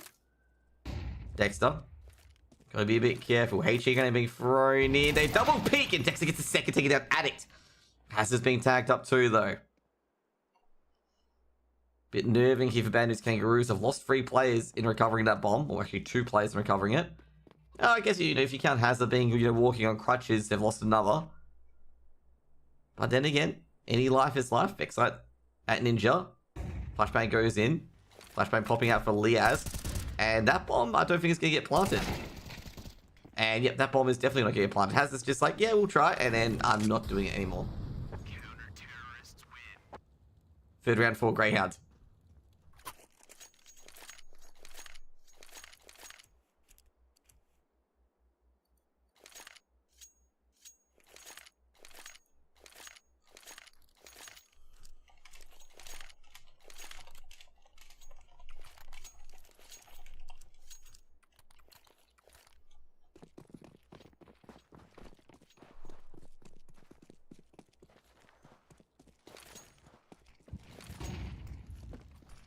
Hazard. Rushing in towards the canals, looking towards Connector, trying to put a lot of pressure on Connector early. Now, geez, Liaz being forced back. I say, great pressure. Meanwhile, Dexter with the MP9 shuts down Addict. And that's a good start so far. Molotov thrown in. He's trying to keep Brace here. But Brace, he's already deep out of it, so he's pretty safe. Hazard can be shut down by Liaz. He caught Liaz on the hop earlier. And it looks like the bombs are kept by Dexter. HE's been thrown. Actually hits Hats for a lot more damage. And Hats is severely damaged. And Liaz and Vexite work together. 4 rounds on the board and a good anti-eco from Greyhound.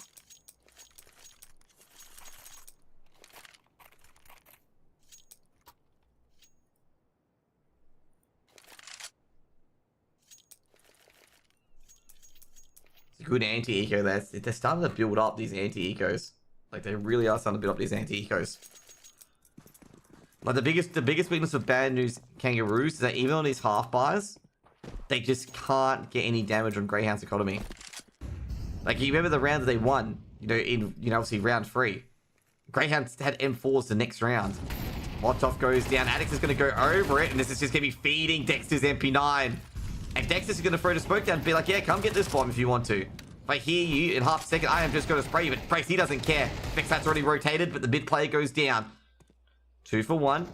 Alistair coming into flank already. Ints being tickled. The bomb is still lost in that smoke. And they don't know where Ali is.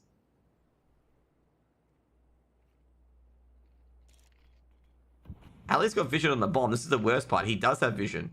And Ali's just going to get a freebie onto Brace there. And it's going to be all up to PZ. 1 tap onto Ali would start it.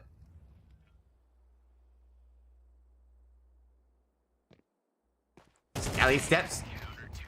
Damn confidence of Alistair there. He's just like, I'll still beat you even if I make a noise. 5th round on the board for Greyhound.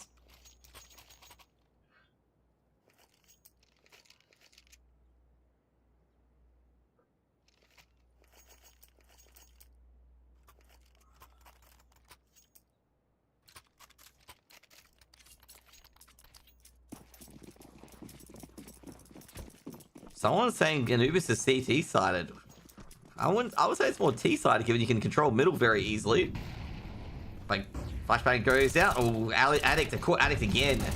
And then PC will trade. But they really just forced themselves onto that B site, and they've got on. But they're so wounded, and a few HE grenades and a few well-placed ones. Like this one would do a bit of damage. And this one too! From IDS! Nah, it's not significantly T-sided anymore. Used to be, but not. Hats is burning, or PZ gets dinked. And, Hats can't see, and they definitely saw Hats there. They definitely saw Hats in connector, yep. 6 rounds for Greyhound.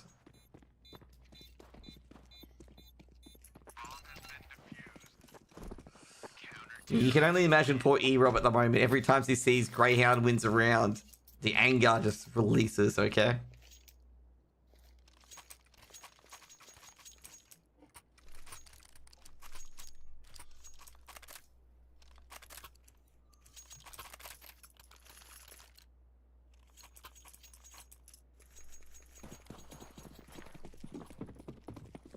Greyhound getting a lot of prac, talking about that, getting a lot of prac since, Alright, wow. Some guy's actually selling a Viewbot. Lol, let's just ban him. Jeez, first time I got one of these when I have like over 100 viewers. Normally they just advertise like streamers with 20 viewers to try and get like people keylogged to advertise other channels. Very interesting, this viewbotting business, okay?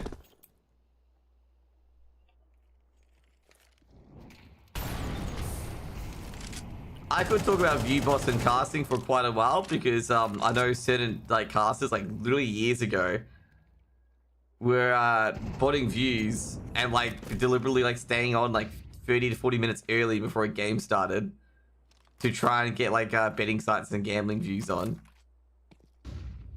And people with actual view bots and whatnot, like basically talking in their chat saying like bot-like things is actually really, really funny.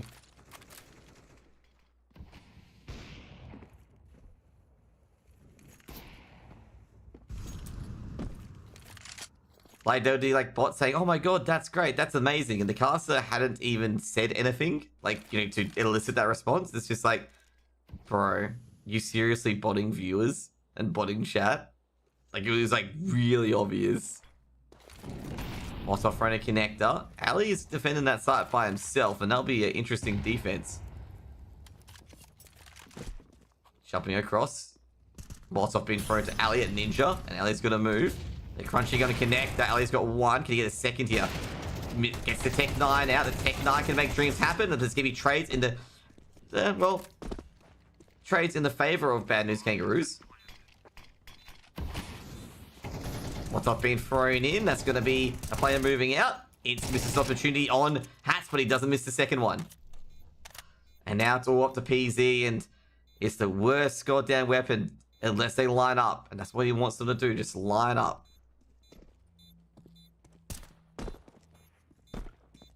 PC gets the first. And Vexite is just going to stick that. And Vexite's going to get to defuse.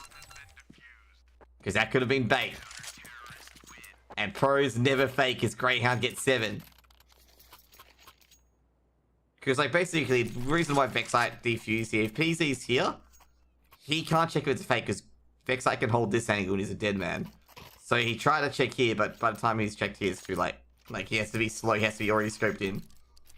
So 7 rounds on the board for Greyhound. But I gotta say, significant economic damage down to Greyhound, but Greyhound has been doing some great anti-ecos.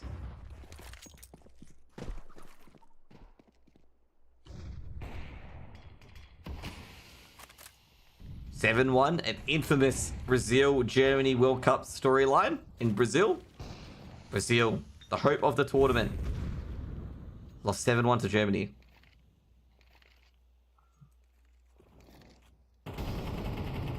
Or from Ali. Felt that boost, take down brace. According to HLTV, Noobs is the most T-sided map. Oh yeah, I agree. I agree Noobs is the most T-sided, but I don't think it's significantly T-sided where you get like scores like 10-2 and 9-3 anymore. But it's like, you know, more like 8-4 and stuff like that. Significant damage doesn't matter if they have not much rounds to win. True. But economic damage is economic damage. I gotta mention the positives. You guys are hurting me here. Liaz could be Kobe'd here, but the grenade doesn't reach far enough, but that grenade will. And Addict, the big man Addict, will get his revenge. Looking towards caverns, but Addict making a lot of noise. Just trying to lure him to PZ. Pot flash as well, and Ellie gonna get a bit nervous. He's the only one in caves. Flashbang goes in. Addict's got one. Great space. PZ shot down. That's the bomb dropped, and they know it. Addict, 1v2 is doable. Nah, caught on the hand. 8 rounds on the board. If you make the major, can you make a roster swap? I think they have like one sub, but I'm not sure if that's allowed in a major to have a sub. Well, I guess you can have the coach role as the sub. I'm not too sure, but I guess not. I say no. 8 rounds on the board for Greyhound.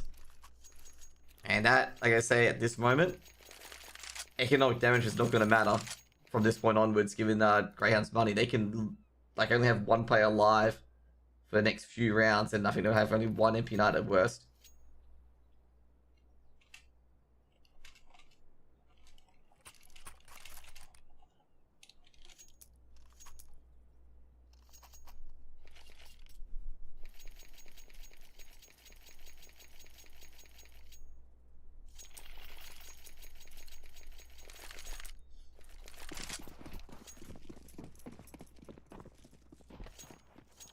One.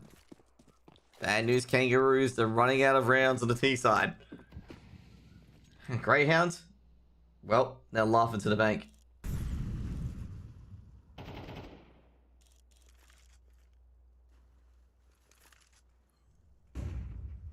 Just got to be able to get in here. Just got to be able to get in one clean run. If they don't get this round and they don't plant the bomb, it's going to be in half fight.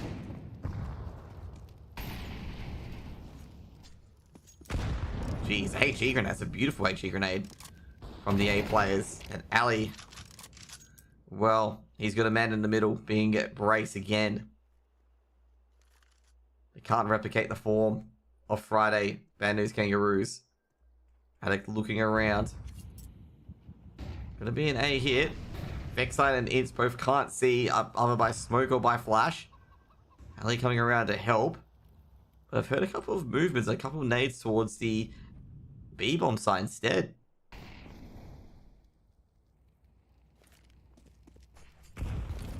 Counter HE being thrown in, hits Addict for a bit of damage.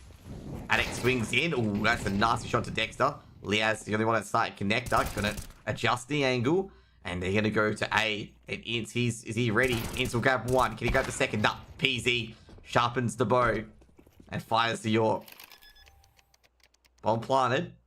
Hats and PZ in a big round. PZ trying to get some early picks. Very aggressive angle. PZ takes down Alistair, unable to trade. Liaz about to come in from behind. PZ misses. This is the time for Liaz, and Liaz has grabbed one, but Hat's at the back of sight. Hat swings out. Liaz sharpens it up. It's going to be 9 rounds for Greyhound.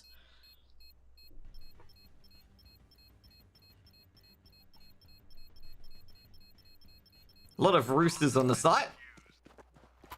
Trying to desperately help Bad News Kangaroos keep the site. Bit of revenge from knocking them out.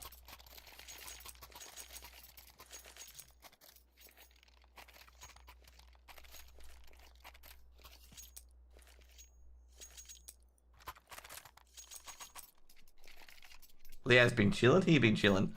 Man, Ints must be bored. No one coming to A. Yeah, I could give you a live POV of Ints. You know, he's even got the pillow ready. He's even watching some Netflix where he just waits for someone to come to A. That's what he's doing at the moment. Oh, he's a happy chappy Ints. He's like, he's hearing people coming to A. He's like, yay! You know, they're coming to A. He's happy. Liaz does go down. Ince puts away the pillow and the Netflix. He's active now. He's on the chairs, focusing on the PC.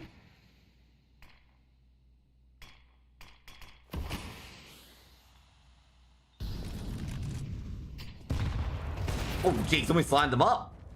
Ali had a chance for a collateral there.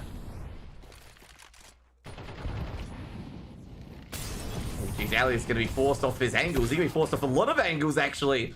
Rotations coming through. Molotov going to be throwing in. Addict and Hats take a lot of damage, but they take down Ints. Dexter's grabbed one, can't line them all up. Vexite's got the other. Now Vexite in a 1v3, not so likely. And bad news, Kangaroos put 2 on the board. Now rotate B, don't let Ints cook. Ints was thinking of cooking some food, actually. Just said it won't come into the A side. It's just like, yeah, they'll cook some food.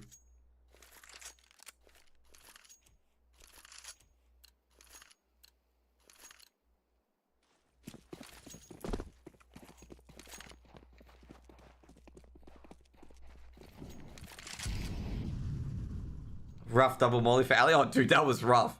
That's why I said, he's going to cook. That's what I meant. I'm like, Alistair's going to cook. There's nowhere to go. That Molotov was just perfect. Ali was cooked on a pit. I miss Dust 2 on train. Jeez, that's a blasphemous statement about Dust 2. Nobody likes Dust 2. Not even Dust 2 likes Dust 2. Train, though? That's a good one. You know there's not a single train on train, okay? People keep being like, oh yeah, there's no train on train. Like, there's actually legitimately no train on train. So why is it called train if there's no train? It should be just depot. It should be called depot if there's no train. Hazard takes down Vexite. But Dexter's still got the FAMAS. Ooh, Dexter's giving himself away. And Dexter's a dead man. Addict from behind. And that leaves just Liaz with a 5-7. Don't worry, he's got it, guys. He doesn't have it. Ints with a CZ takes care of Brace. Trying to get the 2-tap, but Hazard puts 3 rounds on the board for the bad news Kangaroos. Train short for train yard, maybe? Maybe. It is a train yard. You are right. It is indeed a train yard. But there's no trains. I am absolutely concerned about it, okay? There's no trains at all.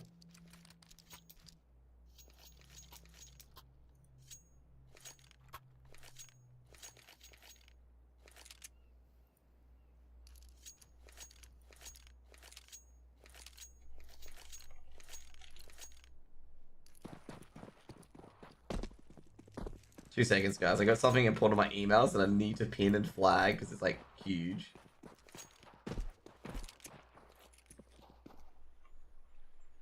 Anyway, all done.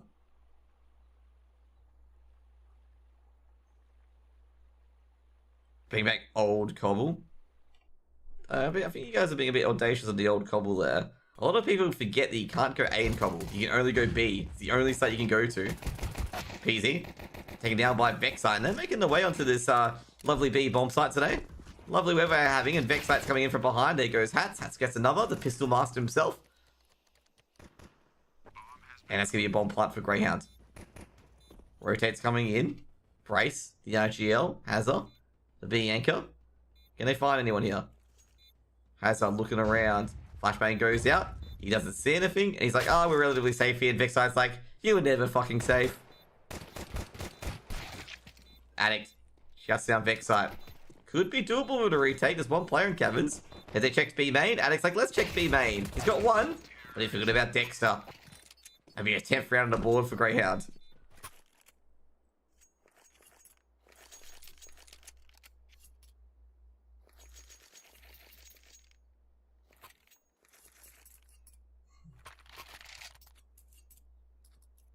Like, Cobble was just like, it was just B site simulator. That's all you did in Cobble. You just went to B. You never went to A. A was just not fun. Greyhound on an anti-eco. Bad news Kangaroos force up. Good news Koalas. Is, what bad news Kangaroos name should be. Greyhounds. What can they do? Addict. Holding middle. Nothing's coming his way. Ince. Gonna lead a charge. Only player on site is Hazard with the Eagle and a Dream. Smokes and flashes being thrown in. Dexter's being tagged up slightly from behind. Otto's being thrown in. Plat players. Ince is just coming in with the Mac 10. He's just like, you know, I just don't care. Vexite trades out Addict, and Addict gets one. Dexter swings out at PC. Jesus, Scout went all over the map. And it's all up to Cats. And I don't even think Cats wants to, like, you know, go in for this one. Give me 11 rounds on the board.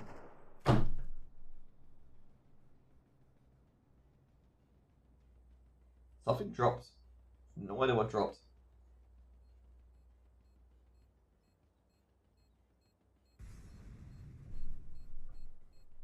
Okay. I heard a noise behind me and I'm like, okay, what happened? I thought it was like the table giving way and I'm like, oh, that's not good. But then again, the table won't give way. If you think like that, every map is played by Ghost going one site all the time.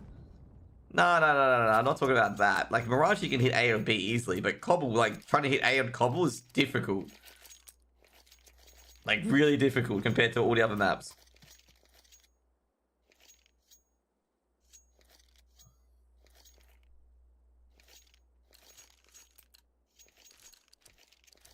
$11-3. Greyhound on an anti-eco to put away 9 RMR points. Going it all about the hard way. Bad news, Kangaroos. Oh, there's no good news so far. You know my favorite position on Cobble is, though? It is on the A start. Chicken coop. Okay, chicken coop's my favorite position. I love that position. Such a cute and cozy position. Chicken coop. Just rolls so well to tongue. Chicken coop was B site? I thought it was A. What was that little wooden hovel? I must be thinking about like Freehold or some shit in WoW.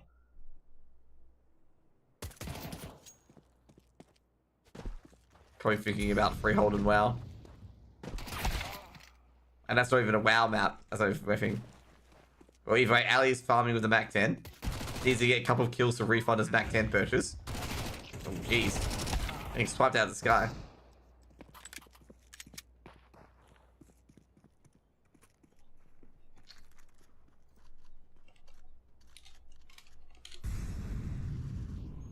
Why did they Google chicken coop? They Googled chicken coop without cobblestone.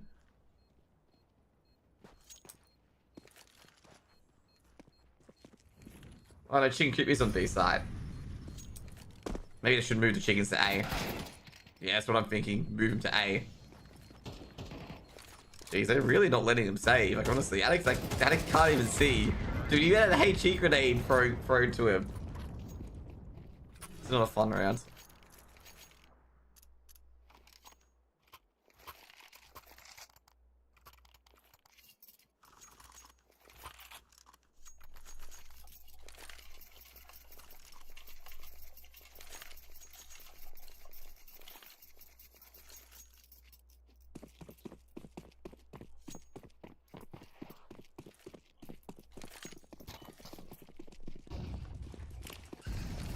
Double HE?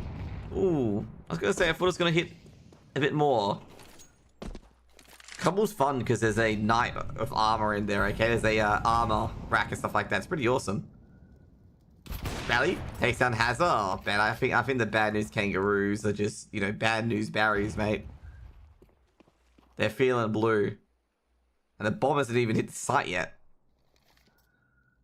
This is looking GG. But Brace, can he spark? Nah. He ain't.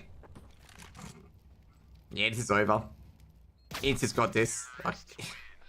Liaz! Let Ince get the kill. But either way, Greyhound will qualify for the Asia RMR. Doing it the hard way. Doing it rough and tough. And geez, that was just a absolutely wonderful BO3 series today from Greyhound. 3 2-0s. They go to the Asia RMR. Bad news Kangaroos, they couldn't do it. They couldn't redo what they did on Friday. They couldn't recreate the magic. And they are going home after beating Rooster earlier today in the BO1. And just Greyhound were just off to the races on their T side, and not really much Bad news Kangaroos could do. Well, guys, Greyhounds will qualify for the Asia RMR. There was a lot of worries, there's a lot of dread. Yesterday was, oh no, Greyhound's could get eliminated. Oh no, you know, all this, that, and stuff like that. But Greyhound proved everyone wrong by qualifying for the Asia RMR. And they get to play a bit later in the Asia RMR against certain teams. Like, I think Tyloo won today and whatnot. I'm not terribly too sure.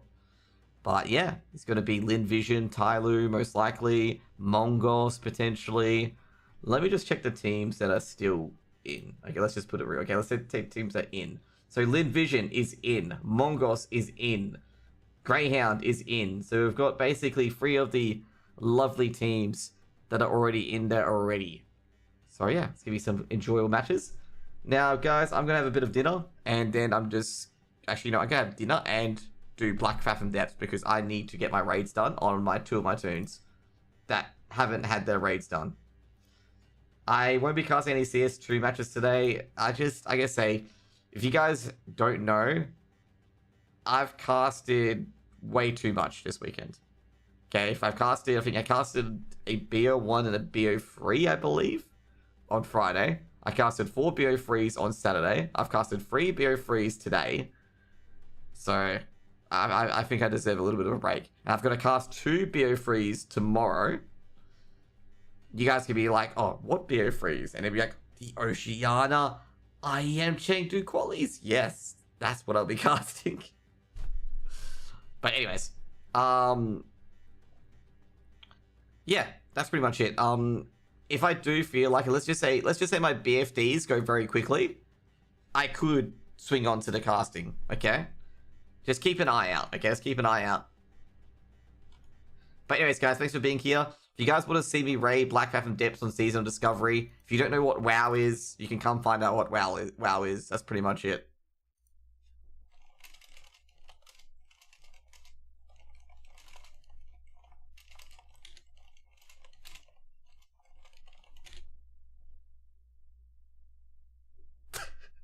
By the way, I'll wait for HLTV to put this up, but this conversation will be more hilarious. I'll tell you guys, I'll be probably on Wednesday, the conversation I've had one of the ESL people. It is actually unfortunate for one of the teams. But anyways, I have some quick dinner. I'll be back with some BFD shortly, okay? I'm just trying to get into WoW. Okay, let me turn a lot of the things on. Much better than Sponge's cast. To be fair, guys, with casting and whatnot, you can say my cast is great, but at the end of the day, what it is that you just enjoy different styles of casting. Some people are just going to put their feet up and have a chill session and just talk about random shit. That's fine. You know, people do that. Like Scrawny and Launders just talk about random crap during their stream and they're great casters.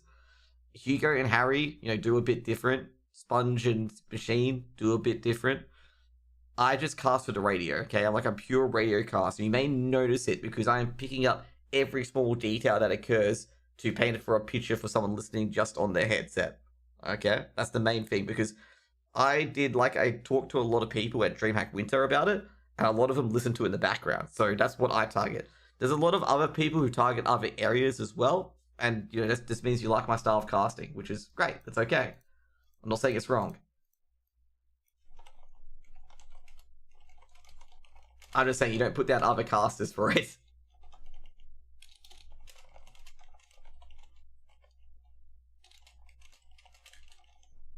Okay. Weren't listening to us on the stream on speakers, they have headphones. Maybe I should have been a bit close on to my mic so your neighbors would have complained about it. Maybe that's what I should have done. Don't worry, by the way. My microphone's noise gated. You won't get neighbor complaints. Just an FYI.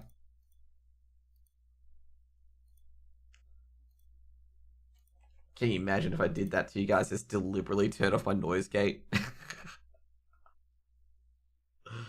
Anyway, let me get back to WoW. I'm gonna get some dinner quite quickly. And get some Blackrock, whatever it is, done.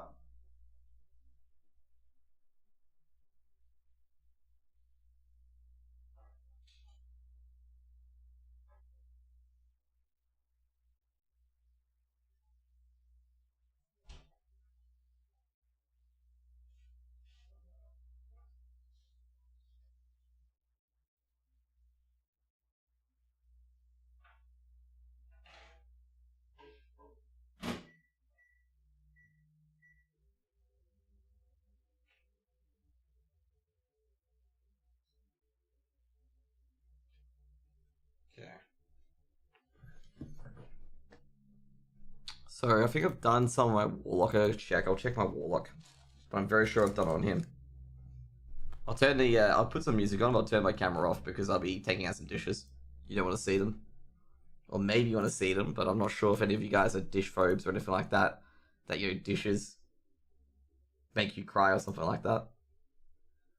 Anyways, we'll put some music on. Put some lo-fi, just bop from Pretzel.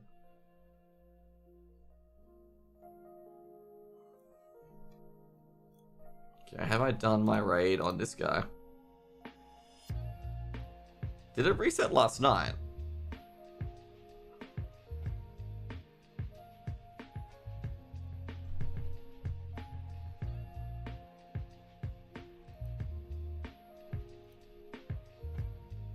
Yeah, it must have reset last night. Okay. Shit, I missed my runs then. I thought it reset it. Anyways, I still gotta do them on my characters. That was gonna do it on all of them then, because that means Monday I've got to do. Okay. I got my FAPs. Yep. Cool. Awesome.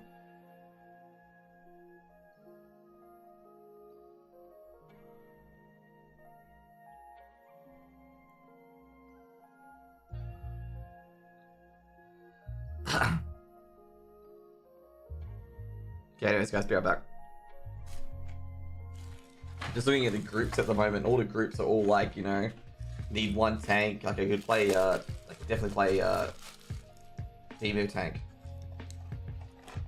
and keep Fret. Just the main thing that they want me to do.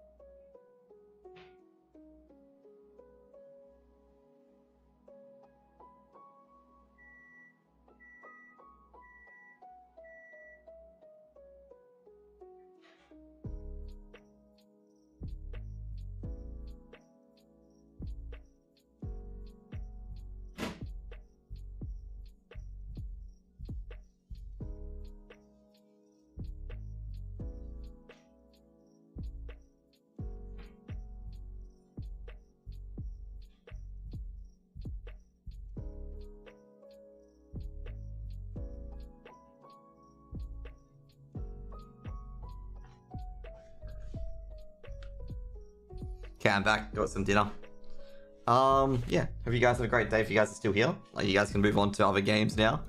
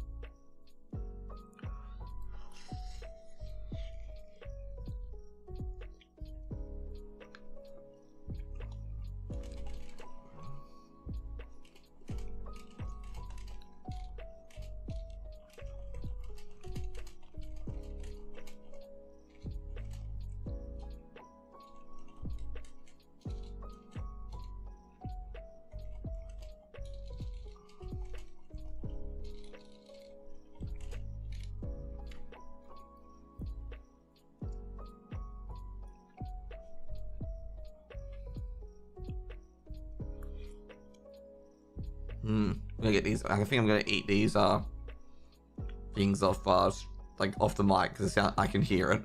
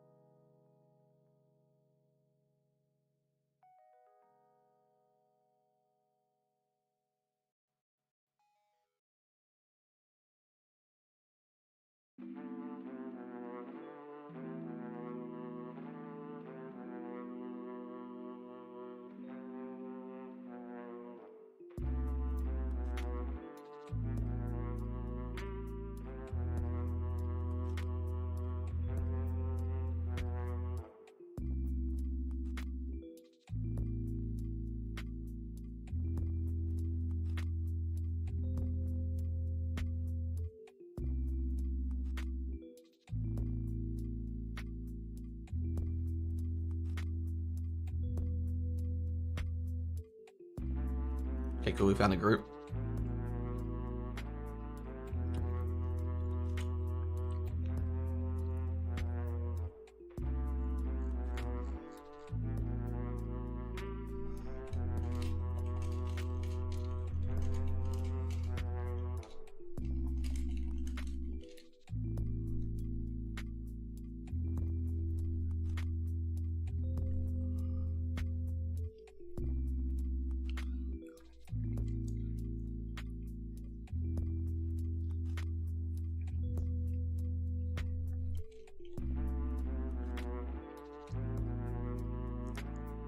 I'm probably gonna die here. I did the most dumbest thing I've ever done ever.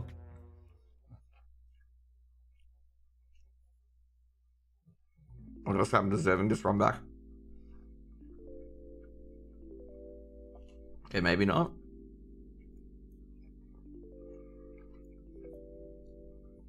Or maybe I do deserve this run back.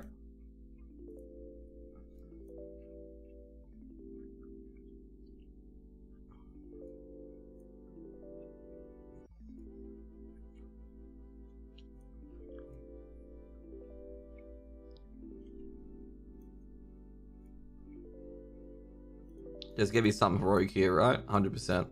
Given there's some corpses, there's a heroic here.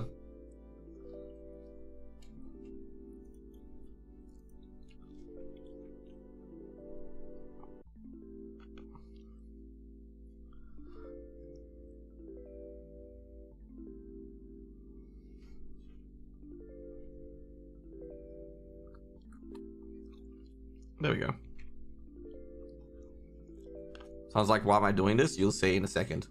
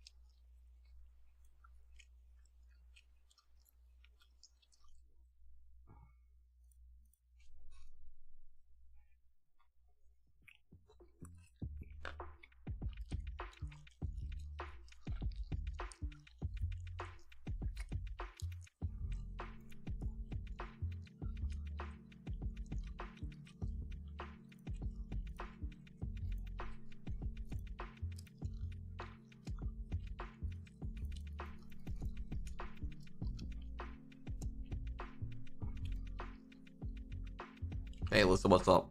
What have you been up to? I saw your latest Insta story, and I'm like, is this the good DMs you want? The nice DMs?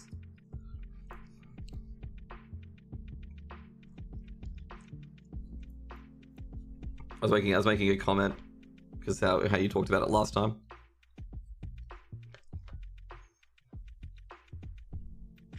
Kind of mean DM you, right? I know. It's more of a jocular conversation, okay? I know that was like a bit more, that was more like a lot tongue-in-cheek in that one. It's more cynical, let's put it that way. It was a bit cynical, but it was mean as like a tease or a joke or something like that. It's not meant to be cynical. But I can understand how it would sound like that. Like, you know, that's on me.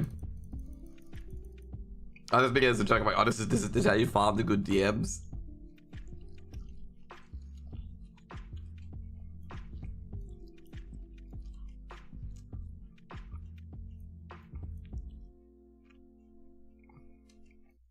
What about you? How have you been anyway? What have you been up to? How's everything going? How did shopping go? Like, what do you get? What do you get from the shops?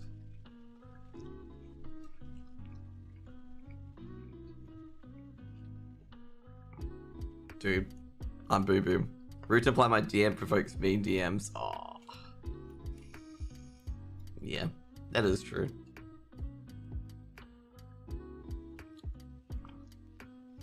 You did talk about it, so I'm just like, oh, maybe I just make a bit of a meme about it. Like a bubbling water from the water alley. You didn't see me fail that platform jumping, by the way. I am eating at the same time. Just an FYI, okay? The excuses are coming, I know. But I was eating. Just woke up, that's good. You woke up quite late, but did a fair the weekend.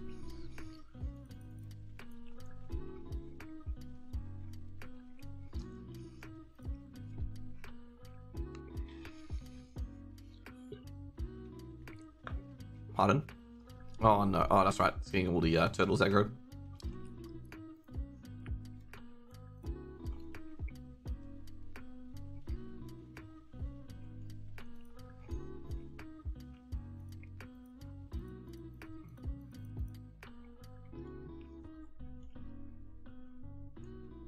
If you can make yourself get out of bed, I care. New boots, new Q-top, ooh, that's pretty good. I remember one of my friends, she got like a red dress and she's like wanted to show it off to me. And dude, she looks absolutely banging in it. Like she looks amazing. And I was like sitting like, that's what you got? I'm like, oh my god, like that's like you look amazing, like super hot. Also, because red dresses are scientifically, obviously, you know, I don't know, they get people to look around. Something like that is like something to do with the color red. Where did my imp go? That's not good. My imp disappeared. Again. Too early for dress on? Definitely. I would not put a dress on, obviously, if I was a lady. Now. I got my pre-quest done. I also got 19 of these Warsong Gulch tokens as well. I've got to update my goddamn preparation video for phase 2. Like, I had it all done. Everything was done on it, okay? And then they said, oh yeah, we're going to change Black Fathom Depths to potentially have a, be a level up raid. And I'm like, oh no. Now I'm going to consider that as well.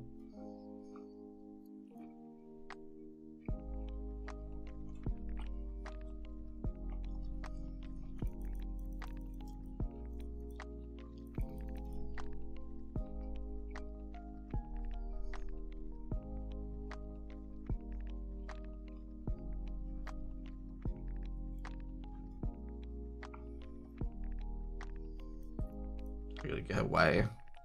Push it way away.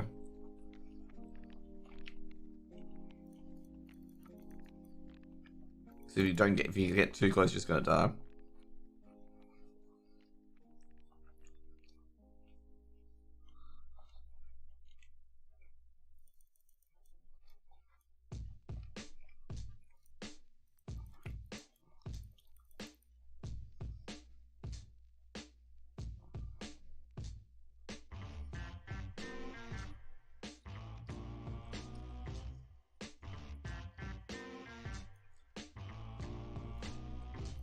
Just gonna kill this guy instead.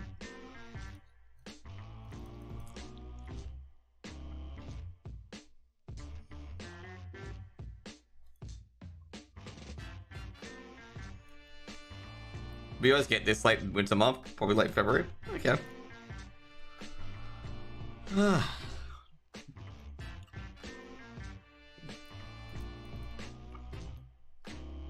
Snow, that is? Oh, of course. You know, that's what I was expecting. Like, to refer to snow and stuff like that.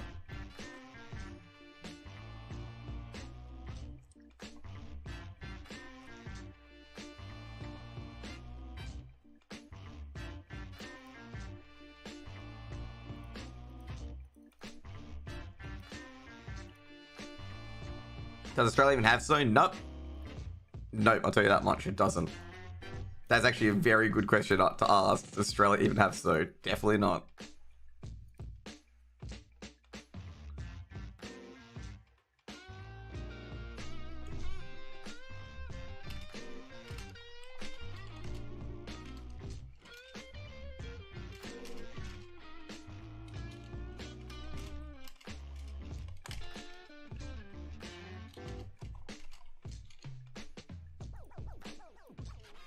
But consider Japan is near by end, they almost get buried in snow.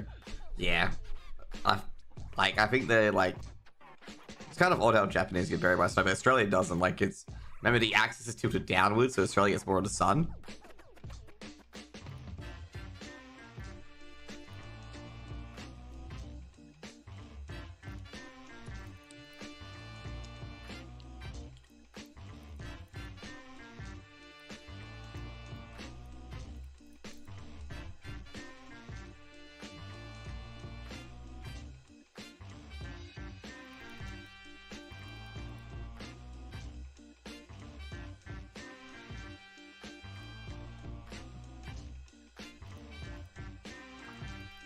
Oh shit, I don't have any soul shards.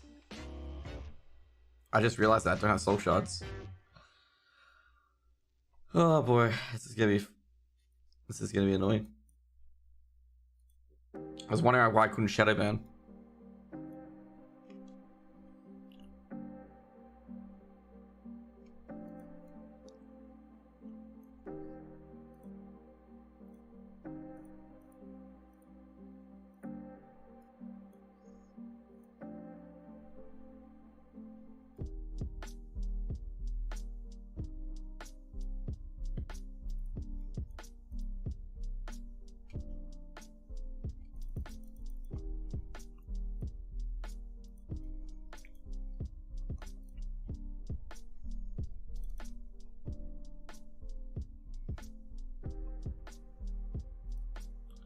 Just realized my aim's too close.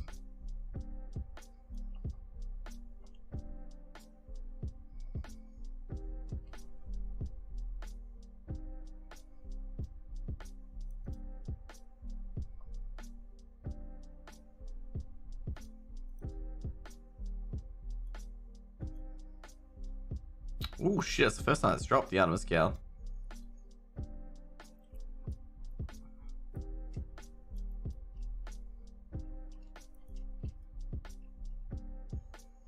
Yeah, so that was a bad fight for me because like my imp got like I played the imp spec, the machine gun imp spec, and yeah, that was just very silly play for myself. By the way, listen, I got all my pre-quests done, so all my pre-quests are done. So even my Warsong Gold tokens are done as well. So we get to enjoy SOD by sitting in dungeons forever.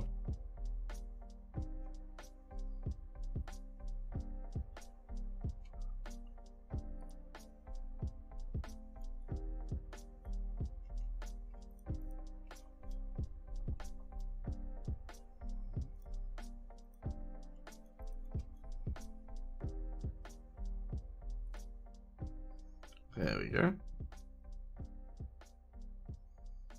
There's some soul shots.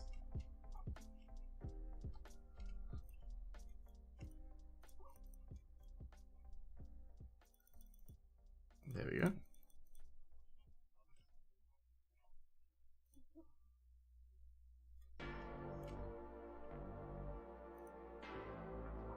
Detective, indeed.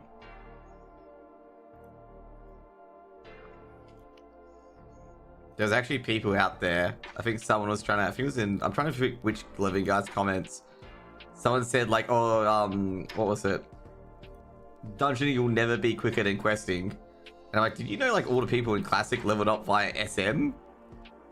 Like there was no like questing between level 30 and 45. Actually, I don't think there's any questing until about level 50, basically.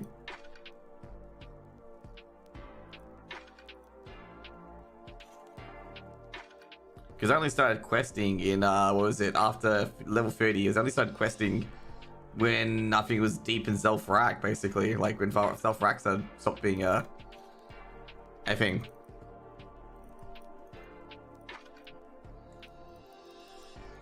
No, probably should spam. Yeah, exactly. Like basically just gonna do graveyard, library, then library, armory, then armory, calf. And of course, make sure we get the key as well. But the problem is, like I say, I feel like the door will be perma open as well, because people will keep opening and closing the doors and whatnot. I'd assume as well it's gonna be like a complete PvP like fest as well, like where people will kill each other and whatnot. Like 100%. Like there'll be no way that people don't kill each other in that area.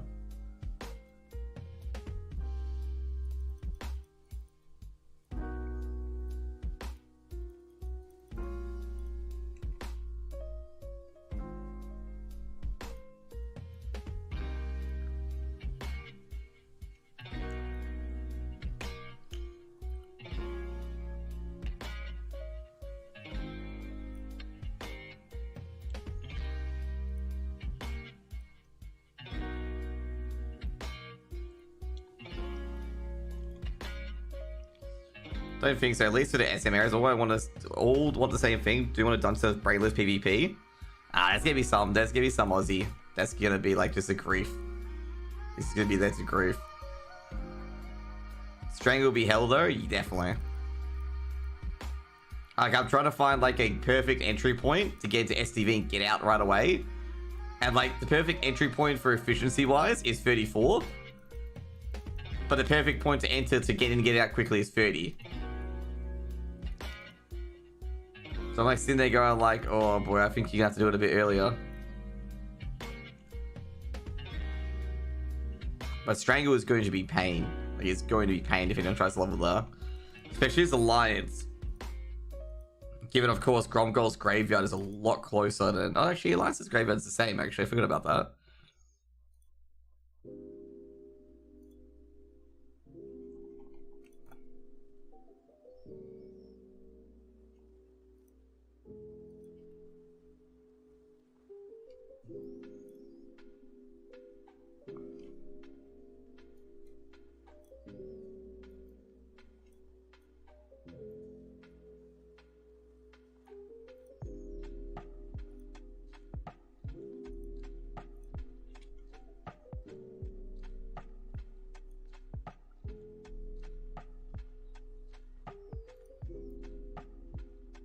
I just realized.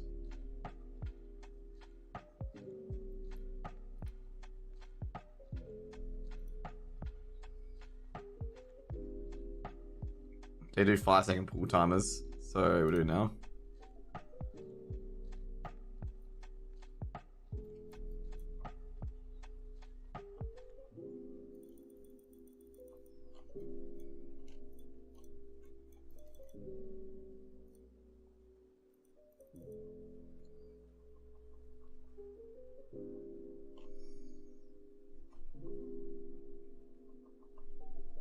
There you go.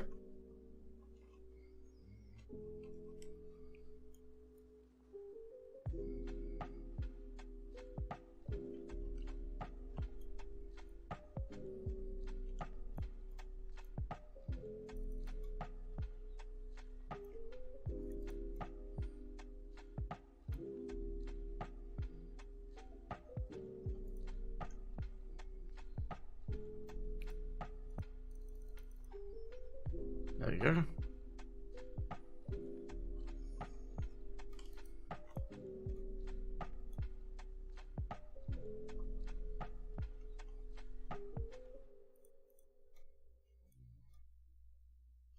People always forget that like your imp does no damage.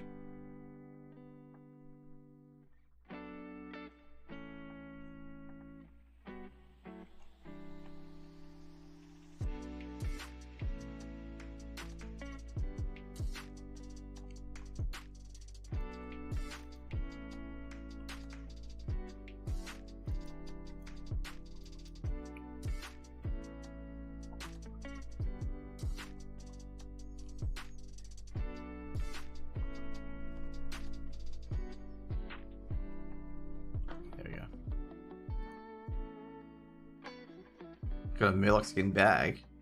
How much slots starts? 10 slotter? Oh, okay, never mind. Didn't get the bottomless bag, the 6th one. I got the trinket. Someone's a Murloc.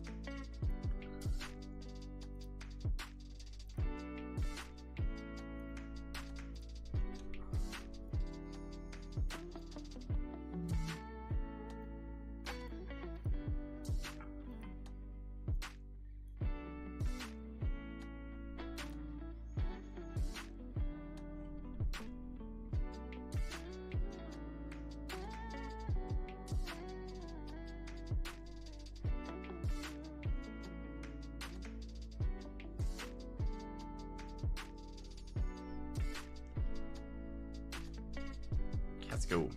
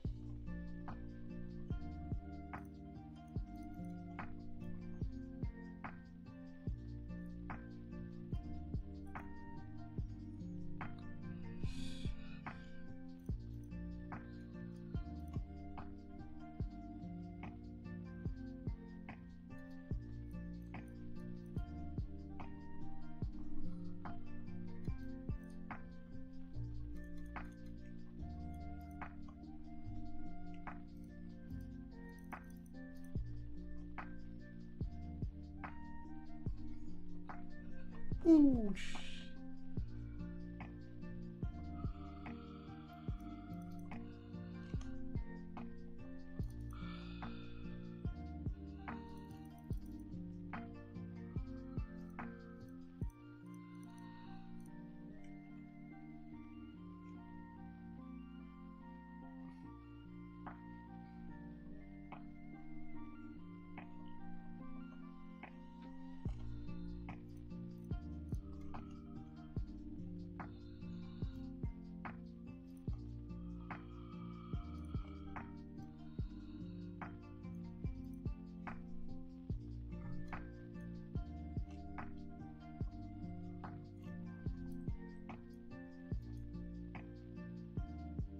Ooh, that's nice. We got the Suntech Crescent. That's good.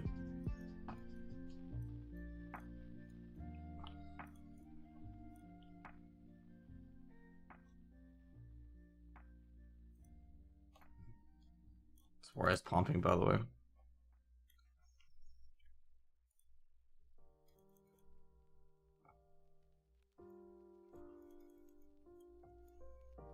The Warrior's pumping so hard at the moment. DPS Warrior.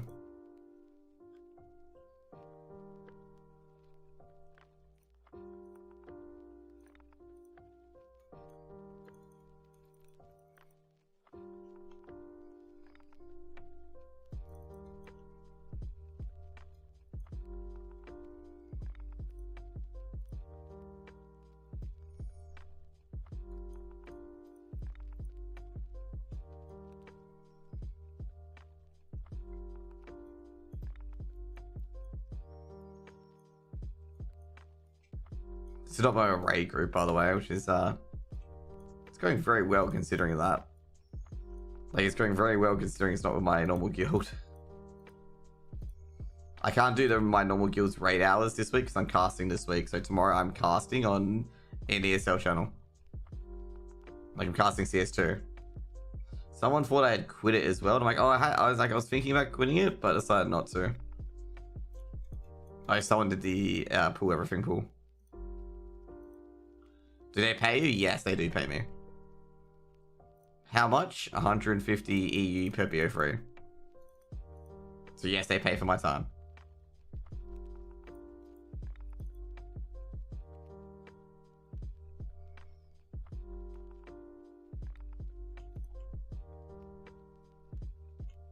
All the casts I do on this channel are not paid, just an FYI. Okay, so that's pretty obvious enough. But all the casts I do on other people's channels, they pay me. Okay, I make sure I get that. I don't do casts on other people's channels unless they pay me or I know them very well. Because I know there's a lot of bad actors that take advantage of you.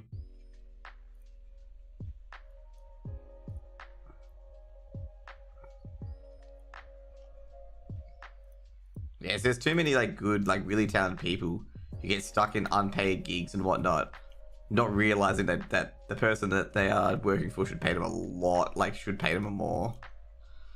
And there's also the flip side of that conversation where there's a lot of people, there's a few people in particular where they're getting well-paying jobs for doing very little.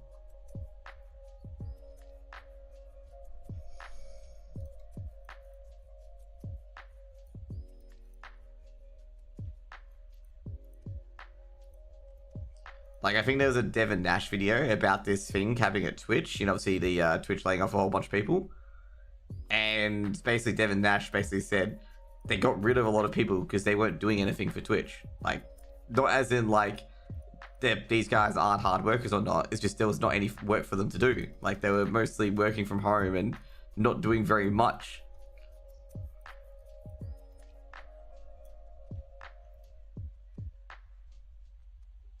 And obviously, of course, he didn't want to like straight out say that they were useless. He was just saying like, obviously they weren't useless. They're saying that there was no work for them to do, kind of thing.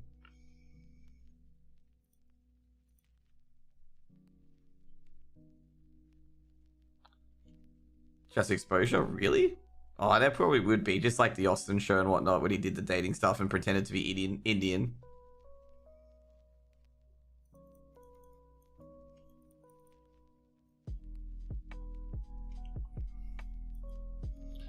People think exposure pays the bills, and it's never paid the bills in anyone's life, and they just don't realize that until the end, where like basically they're not popular anymore and like no one cares. I got a sub today, actually. I just realized that I got a sub today, which was interesting. The channel and the players. Oh well, like a lot of people don't realize that it's the content that keeps your channel alive.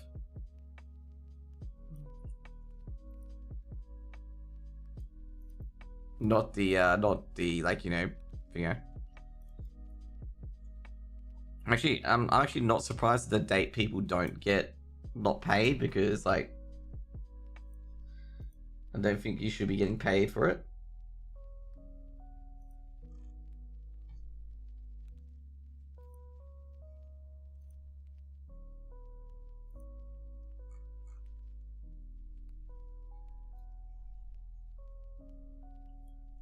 I was supposed to be in the shows if I know do they get paid, and almost everyone says no, I don't get it. I don't know, just people just hope they go viral and become popular, like that guy who stick forks into toasters. And like he's trying to do it for exposure. Where you see him openly shit his pants on stream after getting electrocuted by putting forks in a toaster.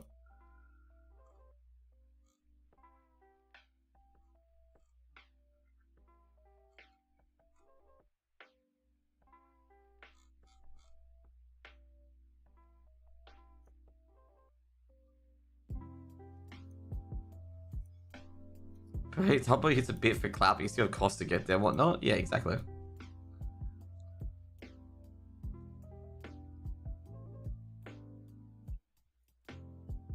I don't understand this strategy.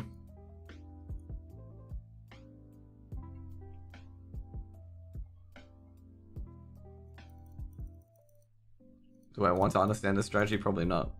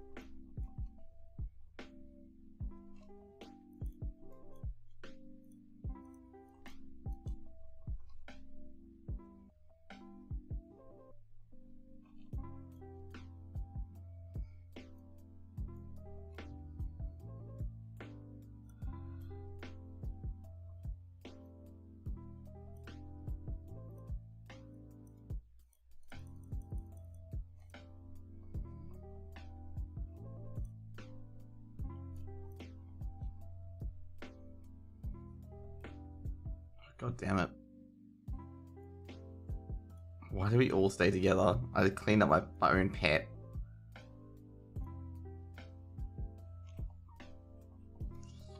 It's maybe I have different PVs since all the side jobs like modern get paid and whatnot. It's like social media and whatnot. Yeah, I'd probably say that's pretty much it. But like, that's kind of the point, like that you should be getting paid for doing those jobs and whatnot, for like wearing those clothes. I know some people do it for free, who like wear clothes and whatnot and put them up onto a thing. And this is mainly for esports and whatnot. I am tempted to say because they do a really good job. I'm like, you should probably start asking for paid gigs and whatnot.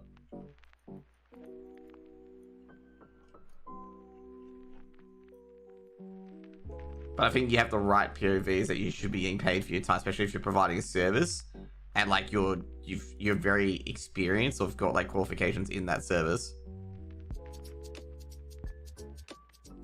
Like you're not basically there to just do something that's unskilled, basically. Talking about things, by the way, I saw a unskilled labor. Like this is a typical lefty lefty whistle, like dog whistle, where they say like, you know, unskilled labor isn't unskilled, and they tried to convolute the term unskilled labor to like farmers and stuff like that, which was never the case. Like they're trying to like, you know, call farmers unskilled labor, but everyone's like, no, unskilled labor is just like a lot of entry-level service jobs, like, you know, valet and whatnot, like, you know, parking the car and whatnot, where there's like not much skill involved in it. Like, and they are trying to portray that they meant farmers, mechanics, and builders. Like, no, they have skills. Like, they're not unskilled labor. It's like you don't like. It's like you don't understand our point of what they called unskilled labor. Like labor where you have to teach them the ropes and whatnot. That's why they call it unskilled labor. Then they become skilled labor when they learn, like, you know, engineering or mechanics or anything like that, or electronics.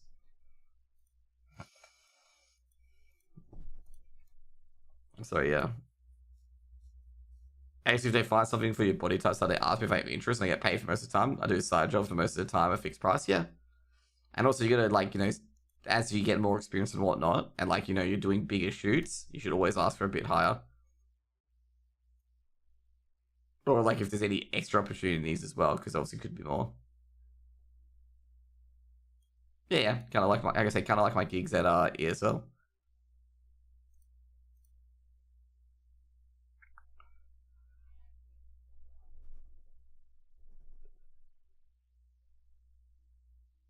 So my main job in the end. What is your main job, actually? I should ask. I actually never. Is it still to catering or?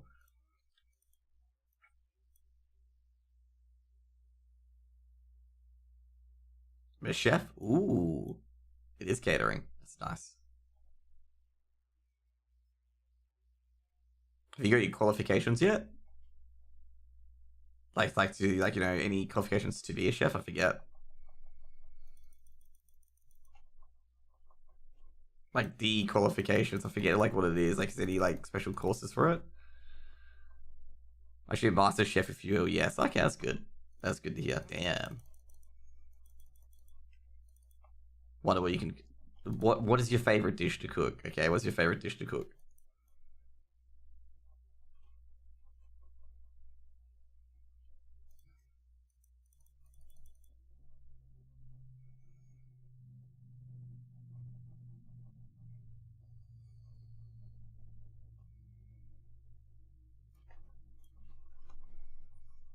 There you go.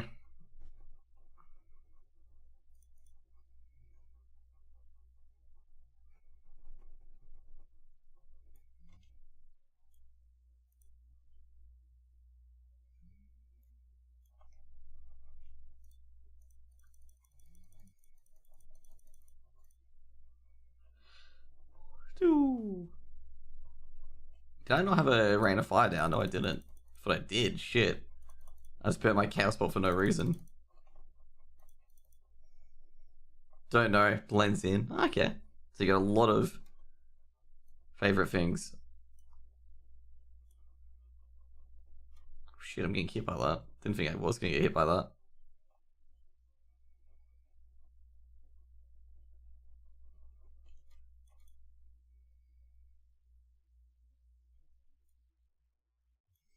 Like doing mashed potatoes, spinach, and eggs. Ooh.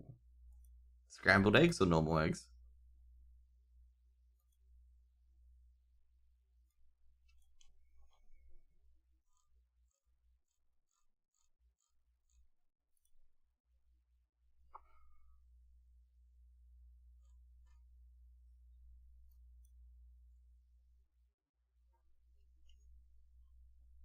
Scrambled? Ooh.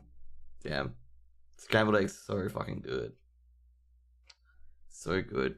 I've never had spinach with breakfast before. Mashed potatoes is really good. Mashed potatoes, like if you get good mashed potatoes, dude, you have people lining up for life, okay? Like good mashed potatoes with, pepper, good, some, just the right part of butter.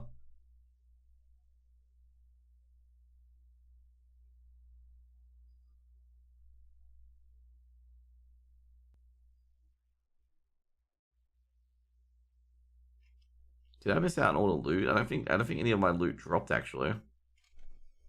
That I wanted.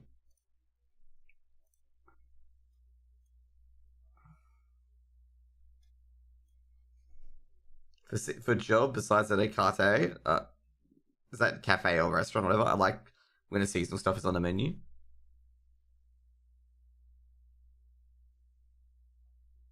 Desserts, maybe.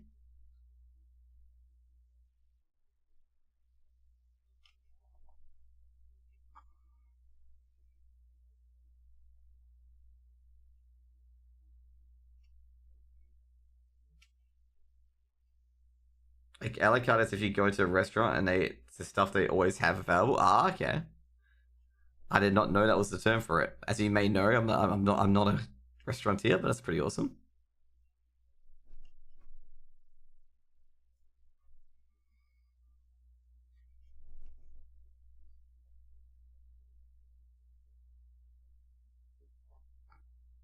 There's a few restaurants then, so like in the menu that they always have, and then they have the seasonal menu where you can, order like the things that come out in summer and winter and whatnot.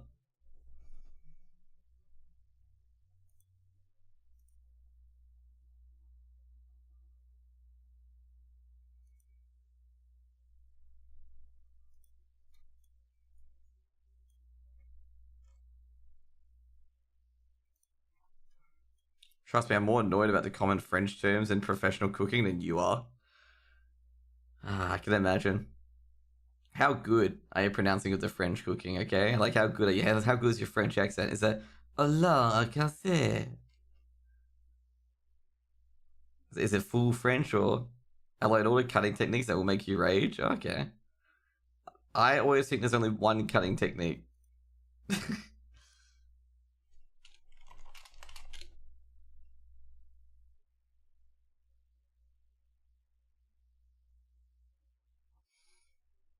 I try not to say that much anymore. No, no, no.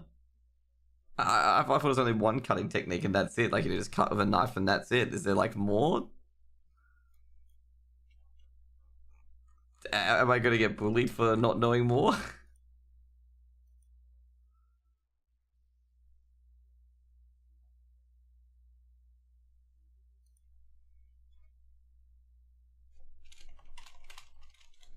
It's terrible. I don't like the language. Okay.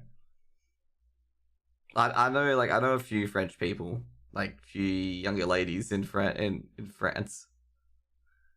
There's one that like is lives in Paris, and the other one that doesn't live in Paris, and they basically tell me like the reasons like I don't think bad about the French countries just because you've been to Paris, because they said the Parisians are like generally the biggest snobs. But she's been like really awesome. She actually responded to one of my messages like over like 2 weeks ago, and she's like, "Oh, sorry for not talking too much." I'm like, "That's fine. Like, that's like go to you. Like, I want you to go to you." I was cringe when I have an intern from school who has interest in the job itself. I was trying to show him how to use a knife. Why do you cringe for? Like, what's the main reason for cringing, or is it just like that you already know, or?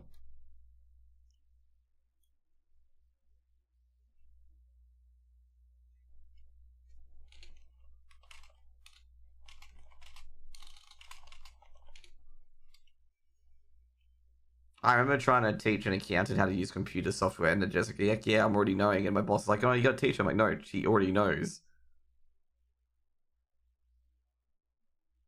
And she's like also doing stuff to annoy me as well. And I basically said to her like I'm not like don't try to make my job harder. Pretty much is what I said to her. Like, don't make my job harder. Like I'm just if you know what you're doing, just say you know what you're doing. Like don't be difficult. And she ended up being obviously a lot less difficult with me, and like me and her are kind of friends still. But almost all of them have French names. Oh jeez. How do you determine a French name from like a non-French name?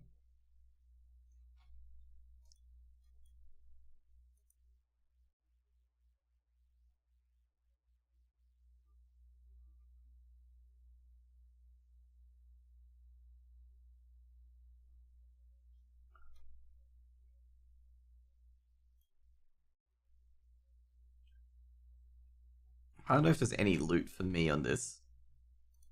Flowing scarf. I've already got that.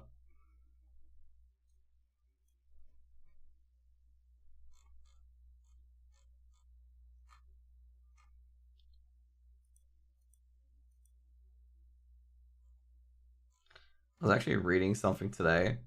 A lot of people have like Banatet, Julianne, Mince, Brenouille, Chiffon and so on. Oh, dude, I would have a doozy trying to pronounce any of those fucking names. Yeah, that is hard. Well, same people would say go make cubes, but no, make it more complicated. Okay. Quartet, le club. Something like that, like cube style.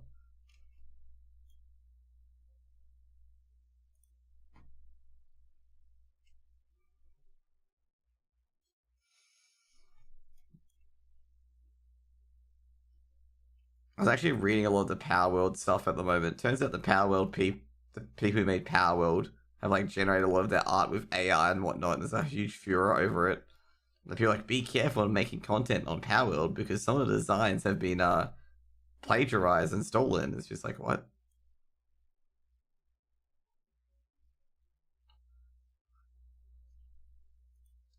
There's a huge kerfuffle on that at the moment. Okay, we're done.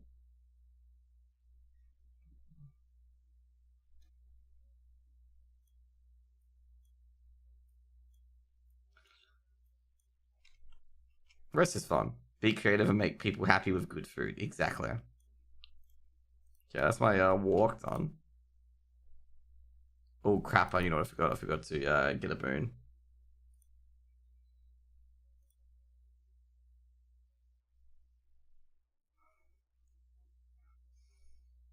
Always forget to get a boon. I probably can say people pay a lot of money for my food. That's good. They request, hey, we need that Alyssa chef on, okay?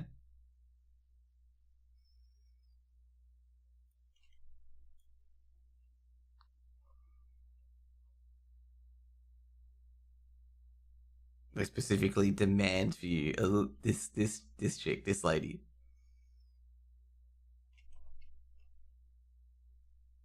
She cooks, okay?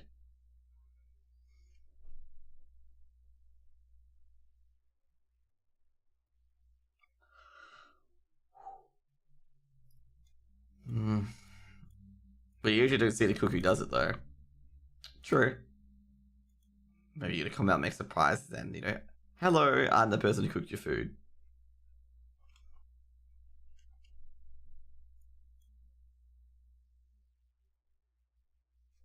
Maybe. Nah, probably not.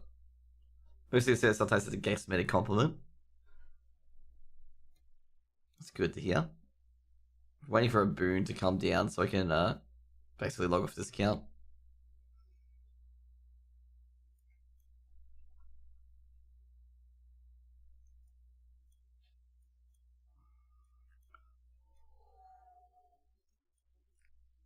Oh. Or then I could go out in the dinner hall and bow, say thank you for you by mimic, basically. Okay. Pretty good.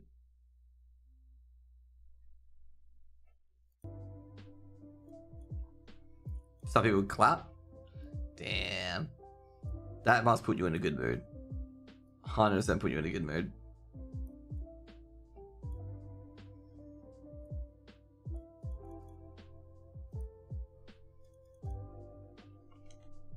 Okay, got the boon. Awesome.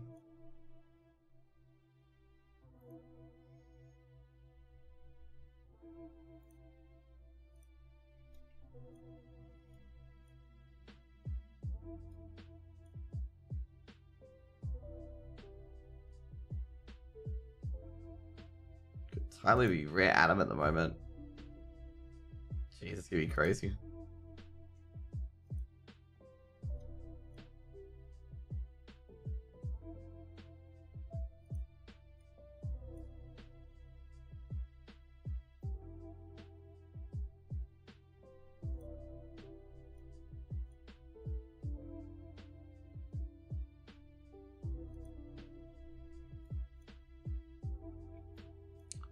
I gotta get some devil clams and some firepower elixirs.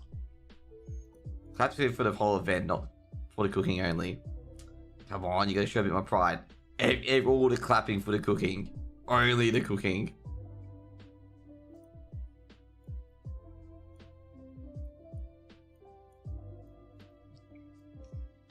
I say Alyssa, you're so modest, but you would be like, no, I'm not.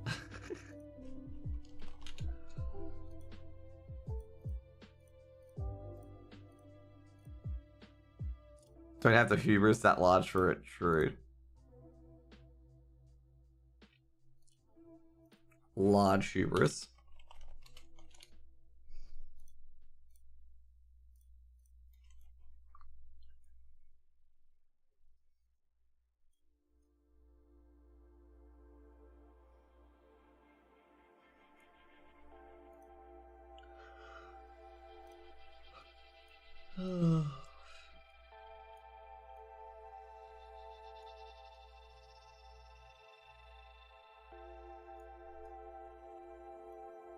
I'm more enjoying when I can cook for someone, to be honest. That is pretty good, actually. I mean, you cook like what? Like you cook a scrambled eggs, cook a spaghetti bolognese, yeah. Kind of like exploring yourself without, the pressure of like if it's bad, you may not get paid or something like that. Like we can just like test things out and whatnot.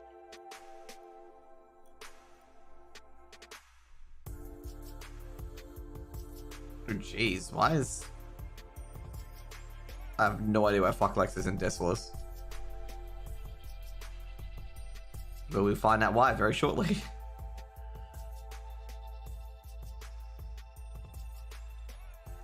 Someone offered to cook for that actually means a lot. Most people don't know that.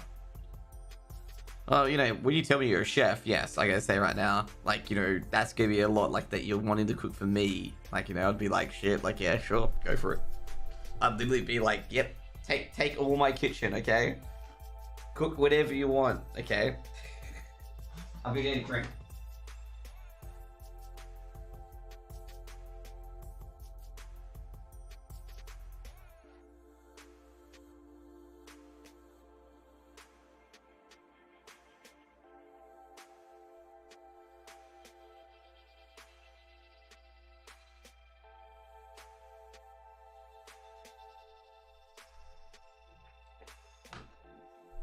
So yeah. I actually do know a few MasterChef contestants as well. One of them has cooked for me, and their like meal was super fucking delicious. I mean, you could do a cooking stream. You don't want to see me do a cooking stream. I feel like I'd be the next viral video of someone who can't cook scrambled eggs. Actually, I can cook scrambled eggs and mashed potatoes. It's just like, I don't think it would be that great.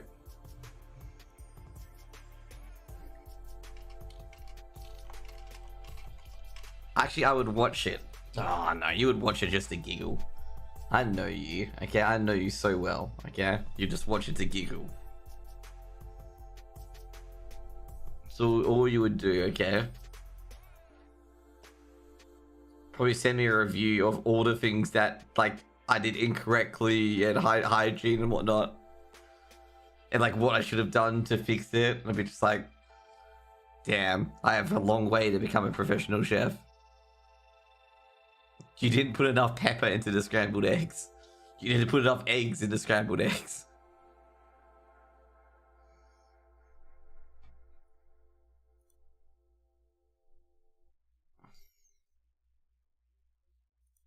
I know some people enjoy watching people cook and whatnot.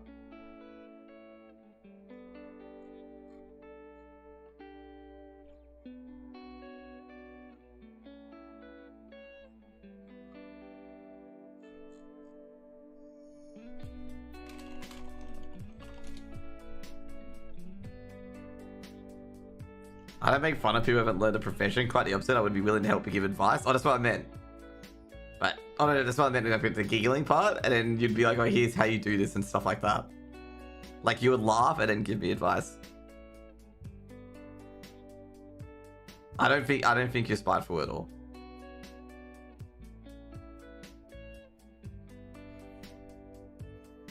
Unlike my extended family. Dude, David Stewart, by the way, I asked my uncle to apologize for that sort of comments. You know what they did? They all got together and just blocked me on Facebook.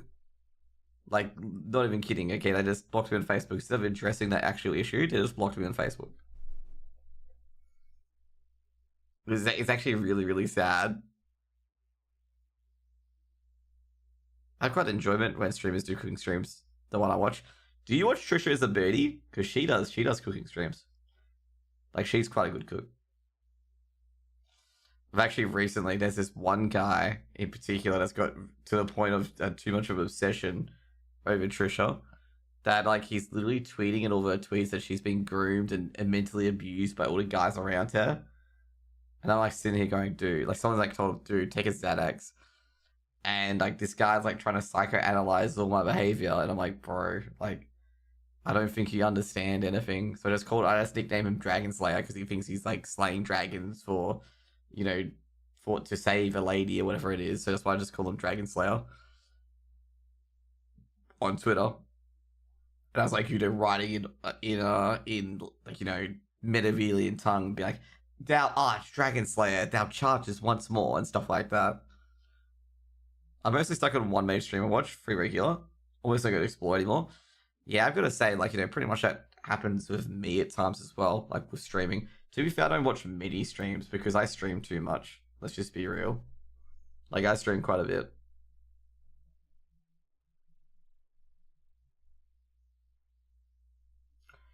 Like, I do explore a bit from time to time. Some of the guys from Season Discovery who raid me, I go to their streams as well to say hi. So, yeah. Oh crap, I didn't even get a group for BFD. Shit, I wasn't even focusing on BFD.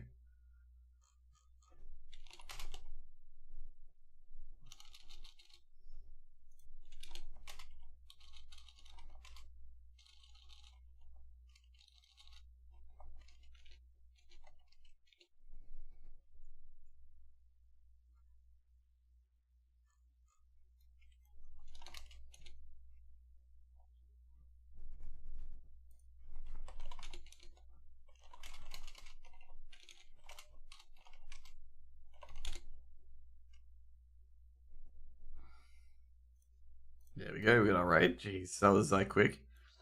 I was mostly German streams nowadays. Like 5 years ago, I didn't even watch one. Yeah, I was gonna say, I was actually going to ask, like, you watch a lot of English streams. Now, your bubble's part of me. I'm the only English stream you watch. So you're learning English from an Australian. Crikey, mate. Probably become an Aussie out of all of that. No. You know what? I gotta ask for feedback. This is how feedback works. Why do you watch me, Alyssa? This is such a directed bad question. I watch you because you have fun on WoW. It's a strange and interesting topic. I love my Wind Serpent. I love you, Wind Serpent.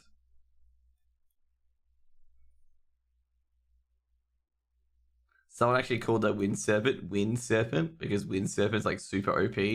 Obviously while leveling. Oh crap. Get in. Well, like sometimes Midna for FF14 stuff. And another one, but not actively watch as you. Okay. Yeah, there's a few streamers I lurk. There's a few speedrunners I lurk as well. There are some really, really good speedrunners I lurk. Like, they just make the game enjoyable, which is, like, good to see. But, dude, there's been a lack of Zelda speedrunners, and, like, punctuation and all the SM64 speedrunners don't stream as much anymore. I don't know how I got here. Well, mostly probably because of Tease and Nina. I don't know. You're pretty chill to watch and talk to. Yeah, I am. Yep, that's my opinion of myself. Think very highly. Nah, because I try to be as honest as I can with people and whatnot. So, yeah. Fighty, I guess, Fighty, I'm not sure what Fighty does actually these days. I mean, I've been dipping in and out saying hi to her and whatnot, so yeah. When I had my Arena or CS watch phase.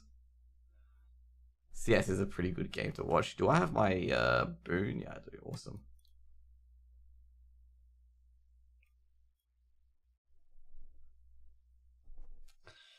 Yeah, so I think Fadia works in the workforce now, but I don't know what she works as. And I do remember her talking about like Starbucks when she worked at Starbucks, like a whole bunch of creeps would like grip her hand a lot more and whatnot, and just be ultra creepy. And I was sitting there being like, I never ever thought about people actually doing that to chicks that are doing like minimum wage jobs. I'm like, holy moly.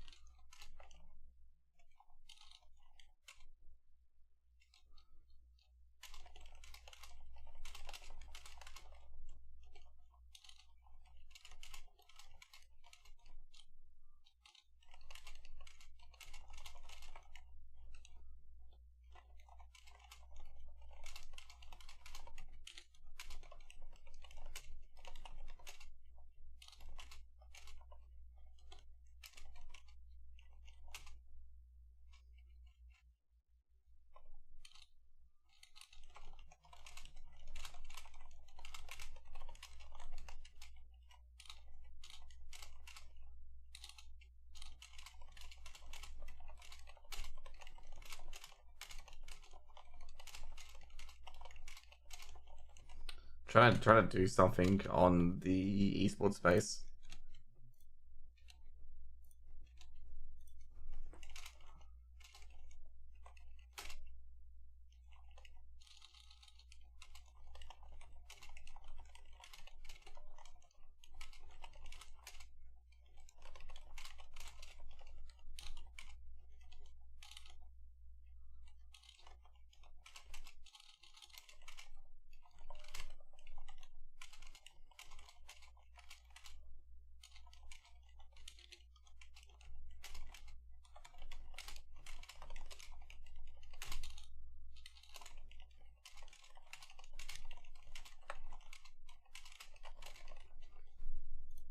There you go, all done.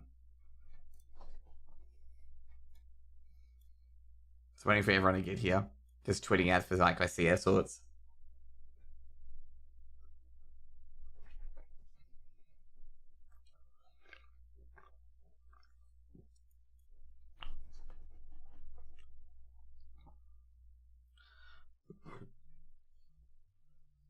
But yeah, I guess I'm pretty chill to watch at times. I don't think I rage too much as I used to. Other than when I get onto about politics, because geez, I just don't like the incompetence of others a lot, and it just comes up a lot.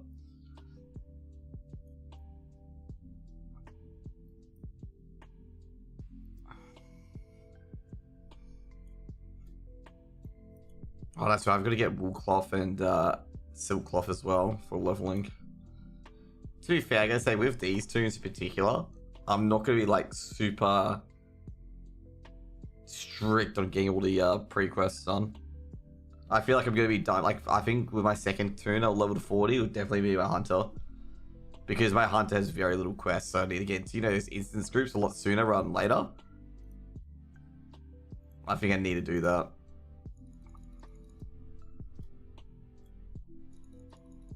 If I got sniper training, yeah, I do.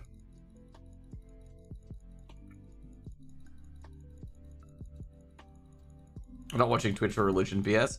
Dude, the entire, like, I gotta say, I'm surprised that, because actually, someone actually mentioned that. I'm surprised that, who was it? That Hassan got away with interviewing a Hoofy person. A Hoofy, like, you know, that sort of person. That's what someone said, given that the Hoofy terrorists on the Red Sea. I don't think they were talking about banning him in particular, but they're talking about how they were a bit surprised that there was no repercussions to that. Because if you don't know, obviously the Houthi, there's actually a kind of scary part, okay? Houthi are like paid and funded by Iran. If you don't know that, like they're funded and paid for by Iran. Like Iran funds all their guns and military and whatnot. So Iran offers like operates in a very asymmetrical warfare where they will fund groups that share a similar message to do their bidding for them.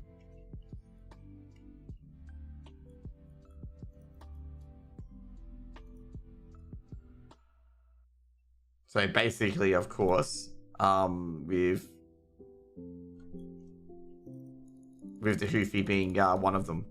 So basically they fund Hamas, they fund Hezbollah, and they fund the Houthi. And obviously with the Houthi and whatnot, like, you know, the Houthi obviously causing a lot of trouble with the Red Sea. Not my type of streaming does. I find it weird when he appears in public news chats, like, why is the streamer in Twitch news? I gotta say, right, Hassan's fucking clueless. Like, I don't know why they have him on. Like, he's legitimately has no idea what he's talking about half the time.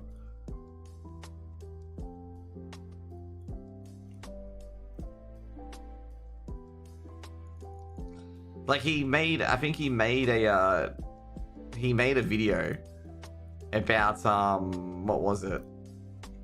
He made a tweet about how like Operation Desert Storm was the American imperialism system and whatnot interfering with the Middle East, and it's like no, like someone actually said to him, no, it's when don't clip that. Too late, it's probably clipped anyway. No, but he basically acted like that that Iraq was attacked by Kuwait, which is obviously false. It's obviously Kuwait was invaded by Iran. And he was trying to say like Operation Desert Storm was obviously not very humane. It's just like, bro, you do know that Iraq attacked Kuwait, right? Like someone said that to him. It's like, you realize that's what happened, right? Like it wasn't like Iraq aren't the good guys.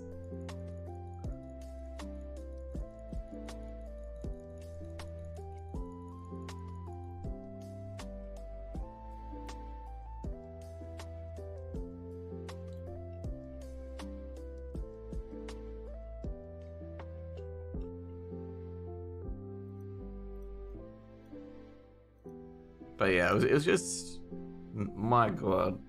Because like they even had to correct the notes for it. Like they even had to correct the community notes to correct one. It's like, bro, like Desert Storm which is an operation, of course, when they destroyed the Iraq army that was invading Kuwait. Like that back in the Gulf War, like that's when that happened. And like, of course, Elon, like, and of course, people said Twitter's going to shit. Because like, bro, like, that's wrong. Like what he said is wrong. Like it's not like it's partially wrong. It's fully wrong.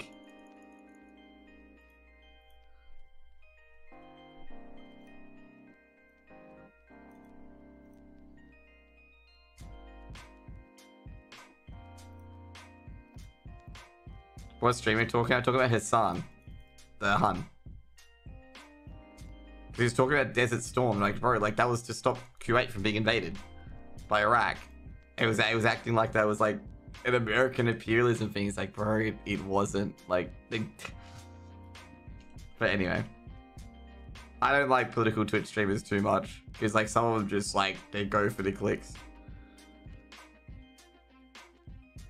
And I'm not saying like Hassan's the only one. There are a lot of political streamers that just hold views that it's verifiable that you can go there and just be like, no, this is wrong, kind of thing. It's just like, mate, you can go to history and says this is not right. But you can go to an independent source and be like, nah, this ain't right.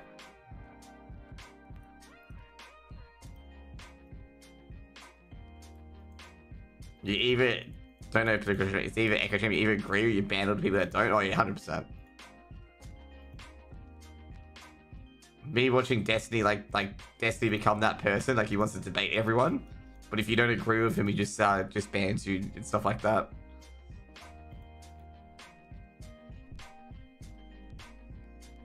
And a lot of these political streamers as well are all reactors, okay? They all react to content. They don't make any of their own political content, like any histories or anything like that. They all just react to news reports and whatnot.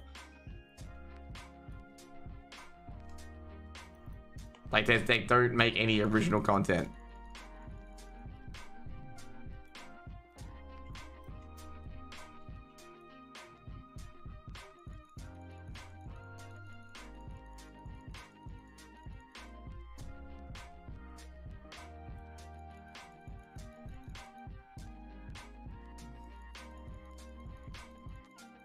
Okay, someone could be dying here.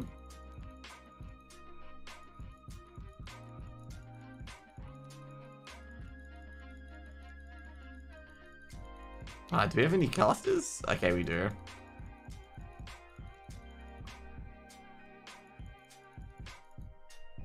Scare my pet to spawn it.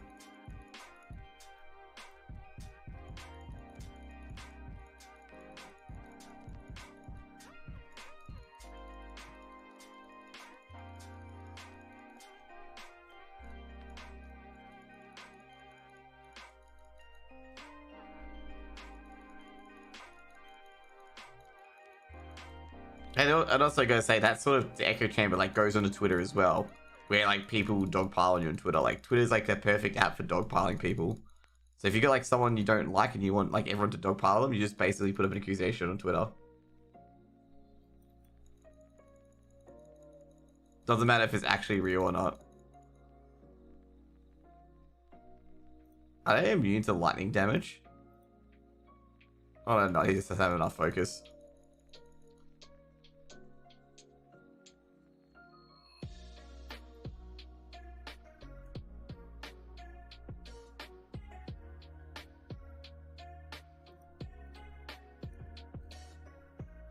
We only had one caster, so that fight was so much harder.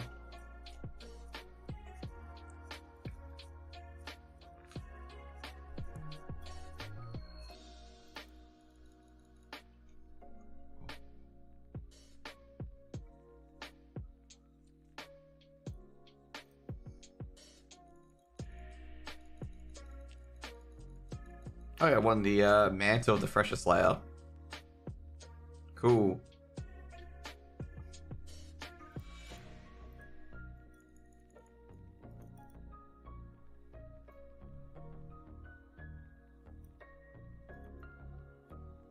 But yeah, that's the sort of stuff you gotta avoid. Like, I avoid political streamers a lot for that reason. It's for, like, they will start banning anyone who disagrees with them. And it just becomes, like, either a cult of personality, which I'm going to say mostly becomes a cult of personality, but those are the sort of stuff that does happen. It becomes a cult of personality rather than an actual thing. When every now and then a clip pops up and it's the same script, someone in the chat actually asks for something smart, and the chat gets weird, gets pulled from the stream. Potentially do. Oh, pretty much. Like, I've had that done before. Like, I've had known a lot of people who've had that done to them. Like, you know, I've even had it done to me, okay? It's not a good feeling. At the end of the day, like, my brother put it smooth. He's like, you're never going to meet any of these people. Just might as well just put them on block and just never look at it again. They basically said, just put them on mute. That's pretty much what they said.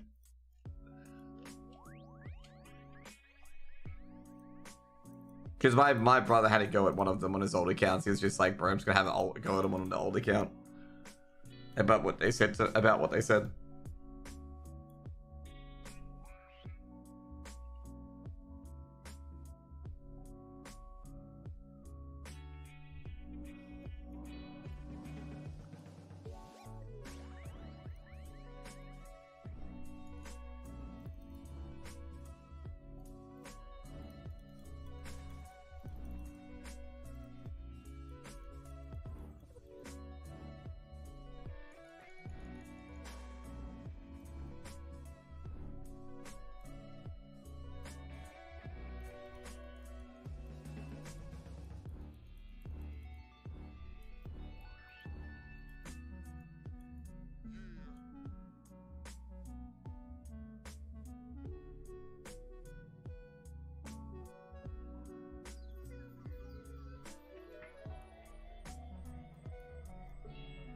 There's like I say, I can't talk about financial or taxation and any politics relating to finance because I'll piss off half the Twitter sphere, like in Australia if I do so. With what I know about like finance and whatnot. Because like when we talk about the interest rates, when they always say the rent's too high and whatnot, and I try to explain it being like, you're bro, like, you know why like the interest rates are really high and whatnot. It's like, you know, why it's the worst possible scenario, and they're just not interested in it. They're just interested in whining about like the interest rates. They're not interested in finding out why, kind of thing. They're just only there to complain, kind of thing. Oh, fucking hell, I don't get the thing that I want.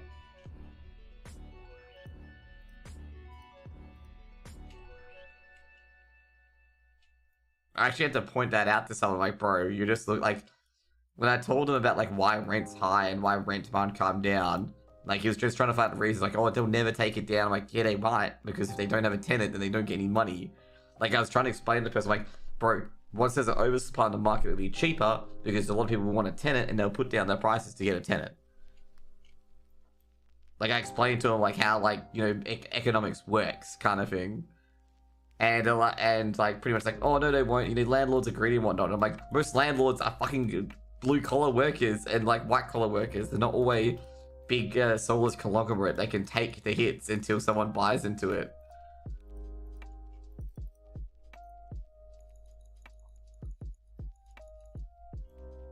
Like, I had to tell like, there's like 8 of my clients that have an investment property. Not like, some of them like, oh, we might increase rent, but we don't want to lose our long-term tenant, like stuff like that as well. Like they've been so hesitant to increase rent. No, basically big city rent's so high is because so many people want to live in the big city.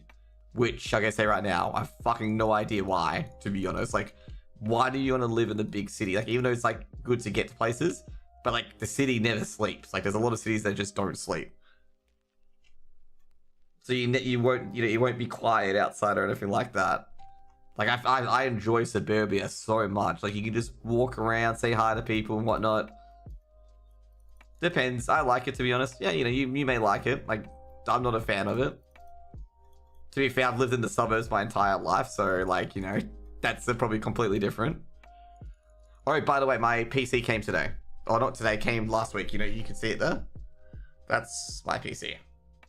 My new PC. I haven't set it up yet. I couldn't set it up this weekend because I was just casting mages. But yeah. What's big? Berlin's probably big for our country standards. Yeah, Berlin's massive. Our city's not that big. Like, Perth would be a very small city compared to Berlin. Like, Berlin's huge. Because I've obviously, as Actually, you know I went to Berlin, but yeah, Berlin's fucking huge. I noticed that Berlin, you know, the some of the stuff there. Like I'm like, I've seen this in a sci-fi movie. I was like, I've seen this in a sci-fi movie. New York for me would be too much. New York is fucking huge. Like Manhattan is just so big. Like I don't know how. Like a lot of people who live in New York, I think they're regretting it. I think a lot of people train it in now and can work from home. Like work from home is going to kill office rents quite a bit. Like being able to work from home. Now I can understand like I can understand employers wanting to get workers back in the office, especially in the service sector. But like there's gonna be some jobs where you can just do from home. How much have you seen of our city since like somewhere 2 minutes away from the thing? I went into the city with Gabby and whatnot, and I also had a few restaurants there as well. Like went to a few restaurants. I went to I think we went to a casino with Rosie. Like I went to Rosie's place at like 11 p.m. This is like basically first night I got there, so yeah. It's still a large city. I didn't explore everything. I gotta say my dude at the hotel was really cool. Like the guy was like super chill. He was like one of those older retired people who ran a hotel. He didn't have too much English to speak of, but like just gist of what he does and whatnot. I'm like, oh okay, I did not know that. Like stuff like that. Like he retired from the workforce and he's just running a hotel. I haven't gone to any of the do not go to districts. Maybe I have. Like, I wouldn't know if I have or not. Like, I'll probably find out later that I've been to one of those districts, but I don't think I have for the most part.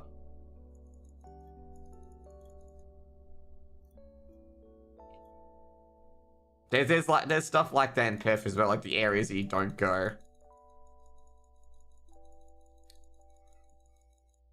So yeah. Still gotta do my mage. It's actually gonna be really hard to do on my mage, given that my mage's DPS is pretty bad. So yeah.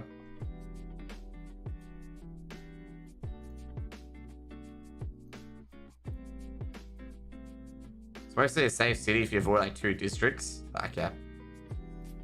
Yeah, I noticed that I could just walk around in Berlin, so I didn't think it was that bad. Like, when I can walk around in the city, like, I'm fine. I just realized we don't have a mage. I was wondering, like, why I couldn't find any water to drink, and I just realized we've got a mage.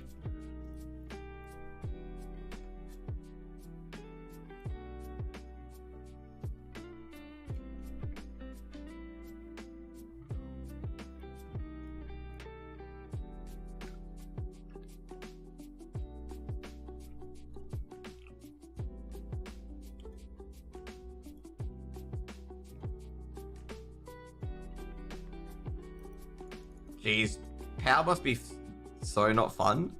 What do you mean by POW? Oh, you mean the power stuff? I was not really too interested in that stuff. Oh, Paladin. Okay, never mind. Yes, yes. My guild have been complaining about Paladins. Like, the guy who rolled a main Paladin is like, oh my god, Paladin's so shit. Like, you have to buff every time. Like, he was not enjoying, he was hating life.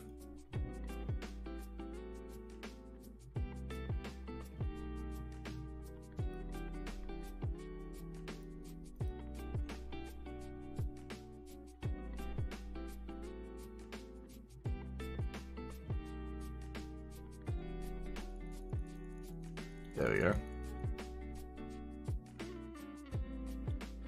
Power seems okay. It's just a copy of Craftopia, the same devs. Yeah, I gotta say, it's just, I don't know what it is, okay? Like, people call it Pokemon with guns, but I'm sitting here being like, I've got Season of Discovery, I've got Diablo 4, stuff like that. The same bugs now, so it's like kind of like DayZ. Is that what you're trying to say? Like, the team doesn't actually fix any bugs. They're still the same bugs. Same engine, same problems? Okay, so definitely the Bethesda engine, okay?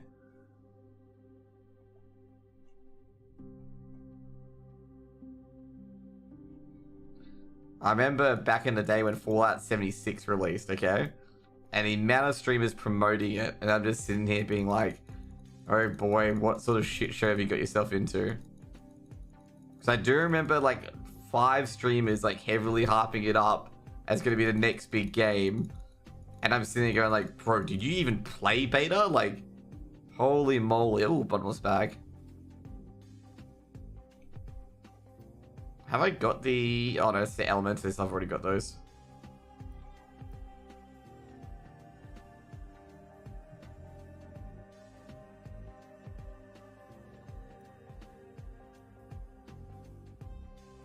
Who won it? Oh, I won it. Shit, I didn't even see it. I won the bag. Yeah, I won the bag. Fuck yeah.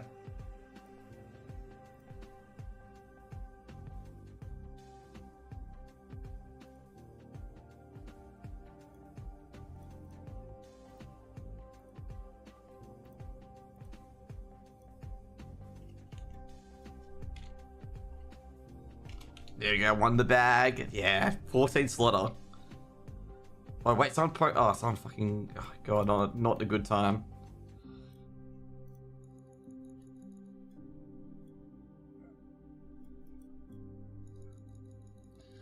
Yeah, I was gonna say, like, my brother said the same thing, because my brother loves survival sims. Like, he really likes survival sims. So he was really annoyed about DayZ, basically. And I told him, like, he should play, what was it? Just Survive.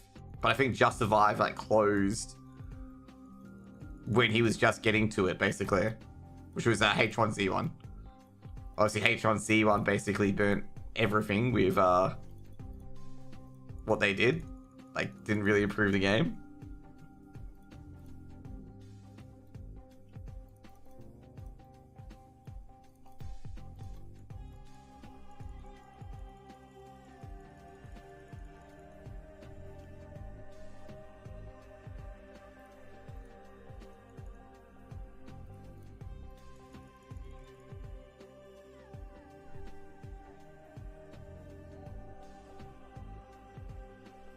But yeah, it would be my type of game for sure, but it's mixed signals. We'll see how it develops now. Yeah, I'm gonna say I just had too much. Like, when I looked at it, I'm just like, well, I'm just casting the RMRs this weekend, so I'm not gonna be able to do that. And I'm casting on Monday, and then I was looking forward to Diablo, like Diablo 4's new season, because obviously I've got nothing to do until season discovery on February the 9th. So I'm just like, like, you know, I didn't really think about it, you know? So yeah.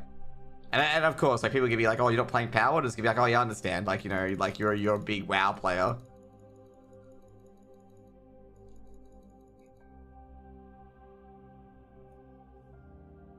Not a time of it anyway. Yeah, I just don't have the time. I agree. I would say that's why I just don't have the time.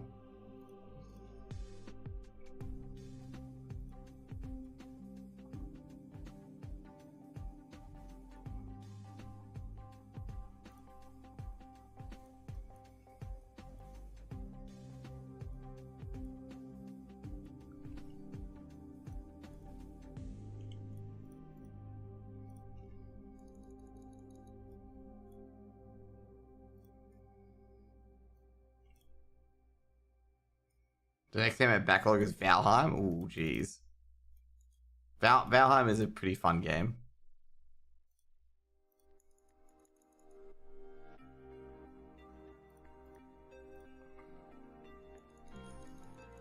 The funny thing is, I play so many Blizzard games, yet I'm not sponsored by Blizzard, like Blizzard ANZ. To be fair, I've been trying to get Blizzard ANZ to get some of those Mythic Plus streamers that do Mythic Plus streamers for the community on board, to not good success so far.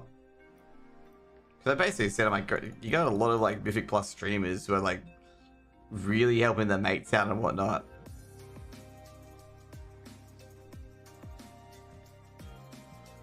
FF14? Oh, okay, yeah. Everyone's gonna have that one MMO. I actually enjoyed PoE this season. Of course, I don't have too much time to play it. But I really enjoyed this season. I think this season was actually really, really good for PoE.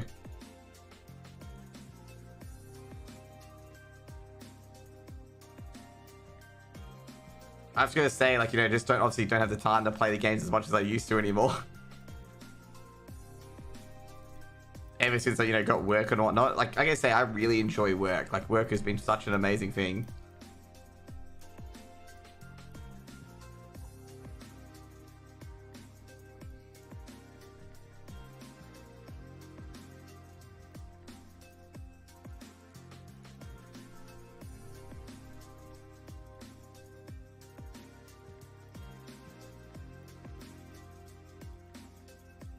Financial advising. Like, I've been enjoying it a lot.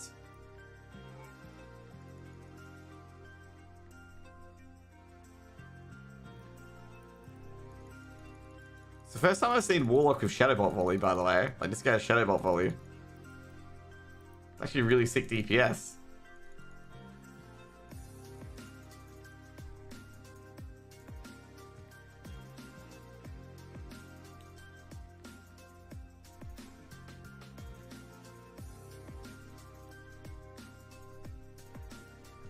I've actually got to do a few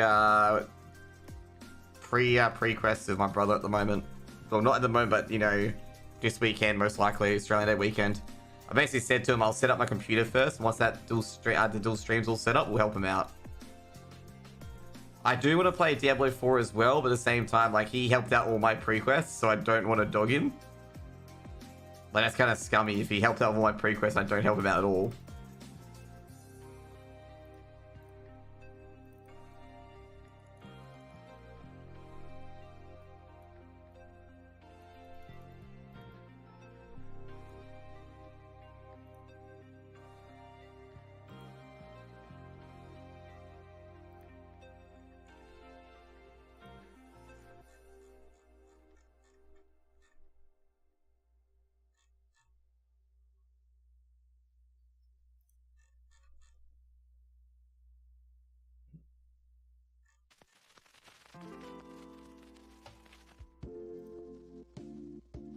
Did I get MC'd? I did too. Don't kill me.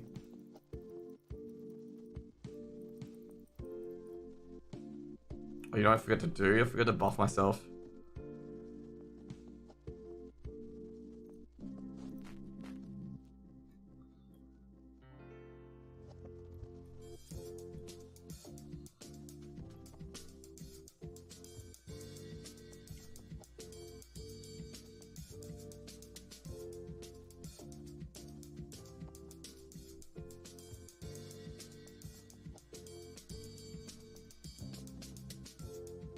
He's actually resettable. Multi-stream basically by his stream and yours, and I like to see where your cam is. Okay. You can Google Twitch Stream Ninja if you want to add each other in stream and like add a stream to your own stream and a little window if your cam is. Wait, what do you mean? So like you can just steal Ninja's stream straight up? I think you can do that with if you get his live feed, like his clean feed.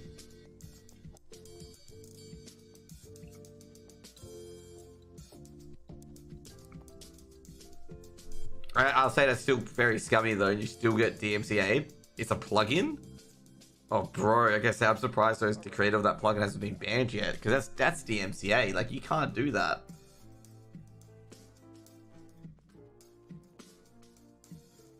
Or is that kind of like, you know, for friends and stuff like that? Like, you're not watching like Ninja stream while you're doing your own shit.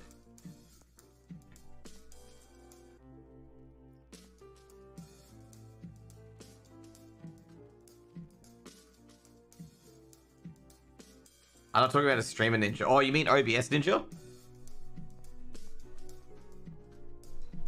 I think it's called OBS Ninja as well. Like, yeah, yep. Yeah, you can put the person's webcam. Yeah, exactly, yep. They use that for casting a lot, by the way. That's why I know the name for it, okay? They use that for casting. Like, they give you, like, Twitch, OBS Ninja, so they give the webcam so they can plug it in. I've used it as well, actually. I used it as well.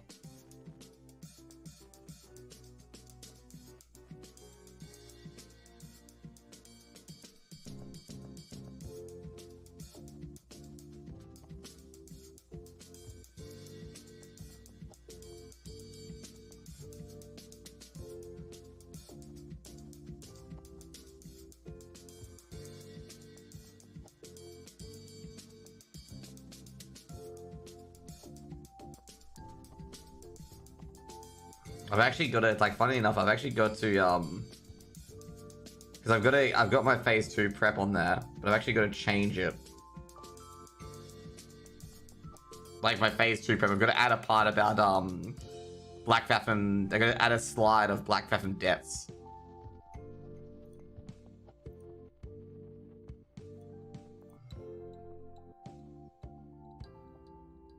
Because, yeah, I think I said this before, but the day that I was going to publish it, they announced the Black Fathom Depths potential changes, where you can level up in it, basically.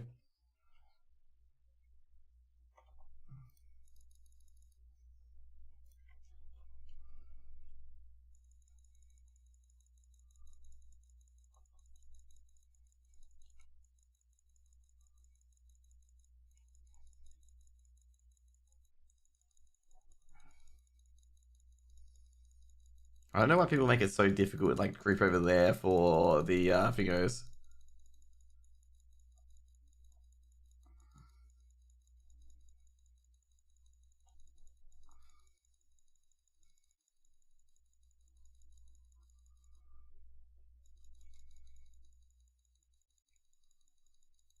Look at this.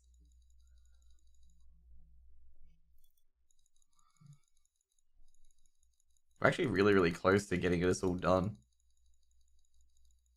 Like to getting it to 35%. Okay, let's go.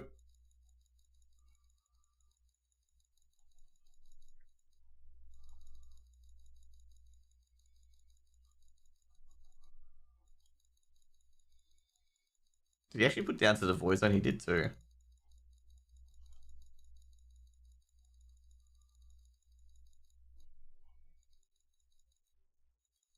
Just split apart, man. Maybe they'll remove a raid, make it a dungeon again. They're suggesting that they may have a level up dungeon where this raid will give experience, but it's unknown how much that will give and whether it will be useful going forwards. Oh, dude, I'm so annoyed. This is the gloves I wanted on my warlock. Like this glove is actually super good.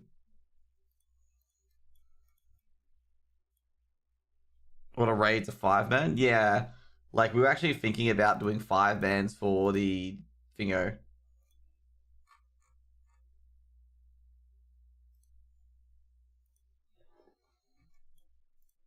Like 5-manning the dungeon so we get more XP. But I wonder it would be like, you know, every boss that you kill, you get a extra like you get like maybe a quarter of a bar, not quarter of a bar, but like you get like a quarter of a level basically for every boss you kill, something like that, or like an eighth of a level kind of thing. Or like you'll get a quest that gives like a lot of experience if you do it.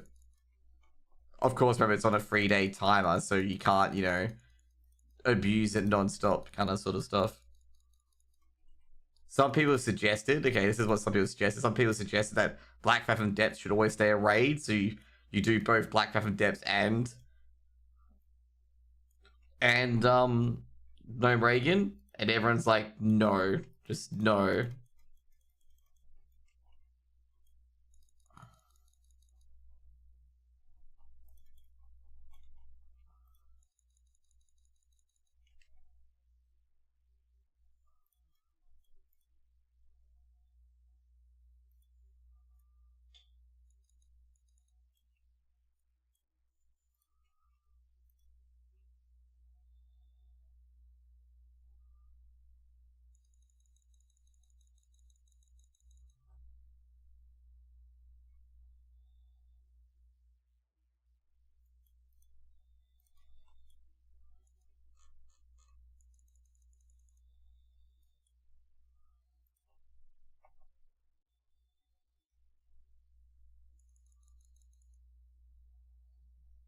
But yeah, I hope the like level up dungeon's actually worth something. Like I don't like it when it's just worth nothing, because we're like seriously starting to think about it. Like in the guild, if we're gonna do like 2 10-man raids before leveling, like, you know, at 5 a.m. before leveling or whatnot, like we actually legitimately like considering it, like whether to level, you know, like basically go into it straight away to level.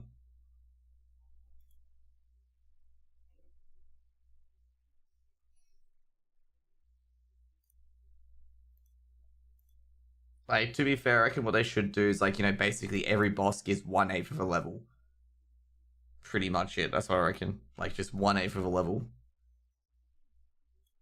So, obviously, you can't boost in Black Fathom Depths and whatnot, but it gives, you know, incentive to actually kill bosses. And it's 1/8 of a level at 25. So like later levels like 30 and 35, it doesn't give it 1/8, it gives a lot less. But we'll see, we'll see, we'll see. We'll see what they do. Blizzard may surprise us.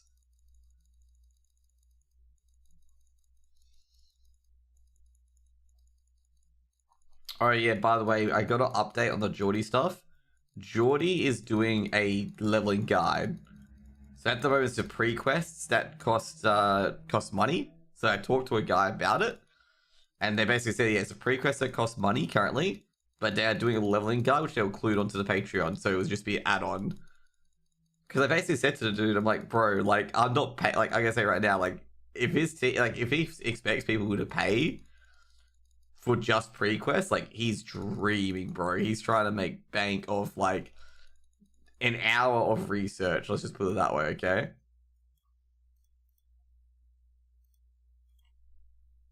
Like, he's not, like I said to him, he's not putting any extra in. Like, he is just going through Wowhead and then looking where the quests are handed in and whatnot, and then putting out as a video. Like, I said, he's like not doing anything else other than that.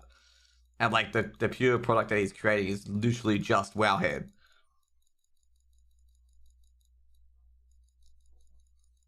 So yeah. Because I actually contacted someone on Geordie, which is this guy.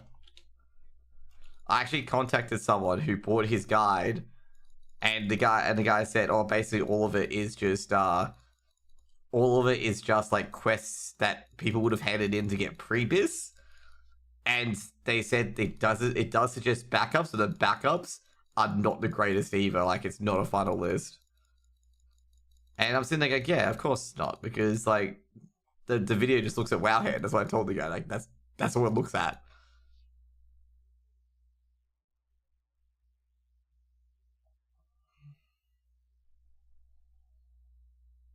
Do I need that trinket? Yeah, I do. I do need a trinket. And everything else is pass, pass, pass. So yeah. I don't think Geordie is a great creator. Like, his strategy guides are really, really good. It's just this one in particular is just him trying to cash in. Like, big time trying to cash in.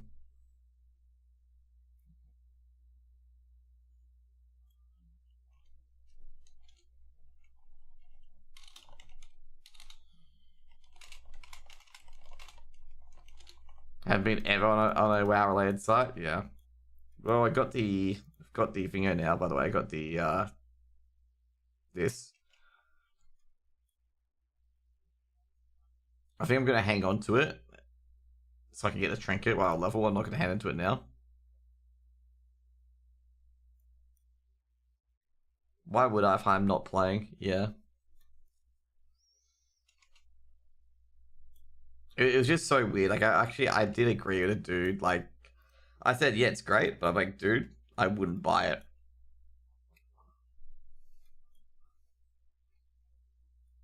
I haven't talked to Geordie yet about it, but I think he's feeling the heat. Like, I think he's feeling the heat at the moment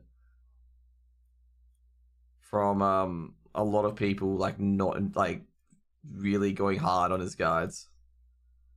And I know, like, the problems in the comments and stuff like that when people go really, really toe to toe on your guides, saying that they're not good or anything like that.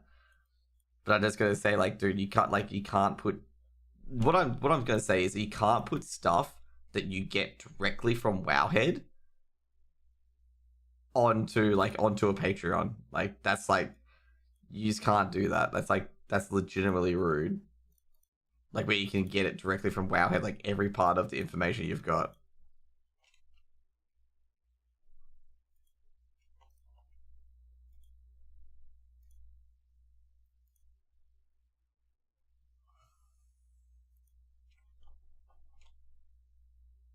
Well, it's almost 9 o'clock. Shit, didn't even realize what time it was.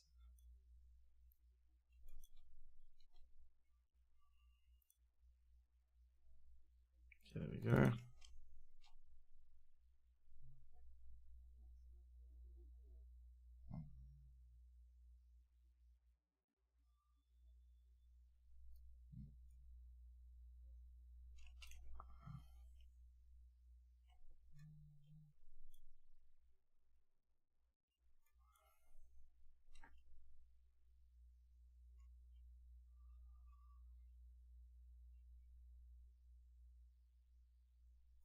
Okay, what do I need? I got the FAPs, got the firepowers. Oh, there's my ordnance.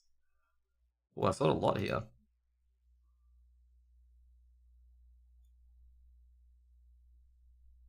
Do I have superchargers in my bank on this too?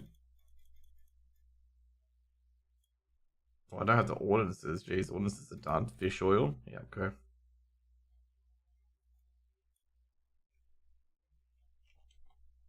Basically, you get, was it the temporal shit with this?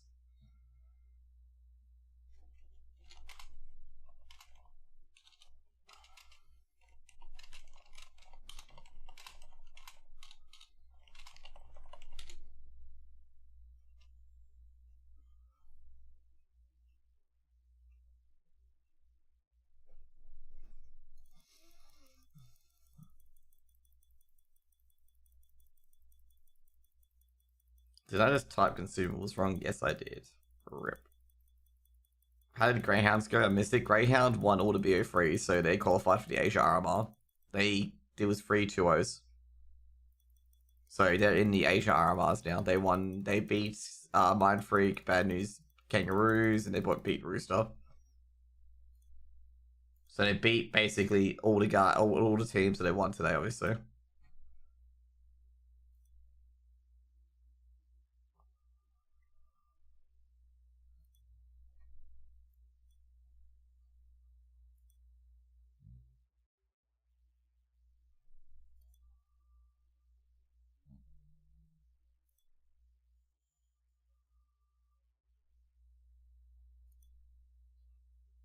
Yeah, they did a very good job.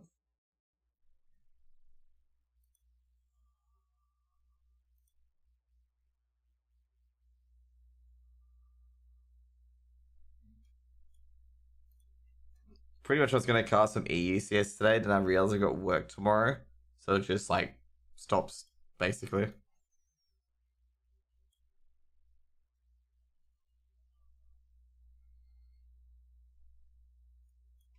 To do your season BFDs on my tunes.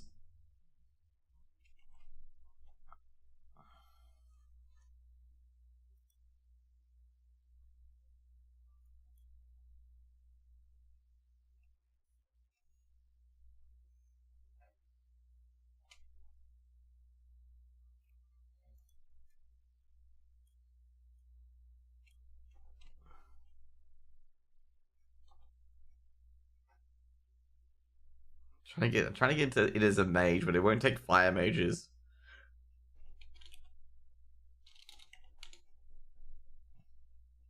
Like at the moment, it's all like want a healer, not a fire mage because I don't have any healing gear, so I can't use healing gear.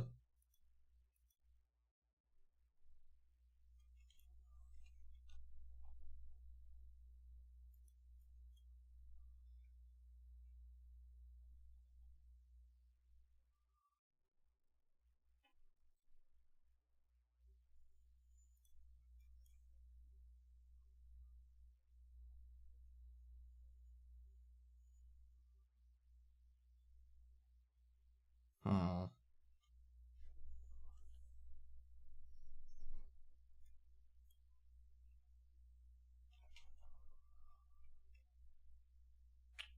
It's kind of annoying.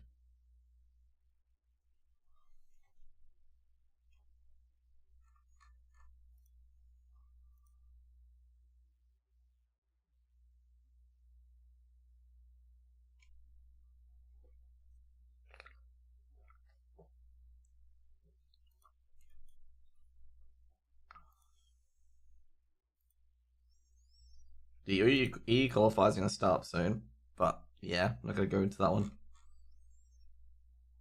I think what I might do is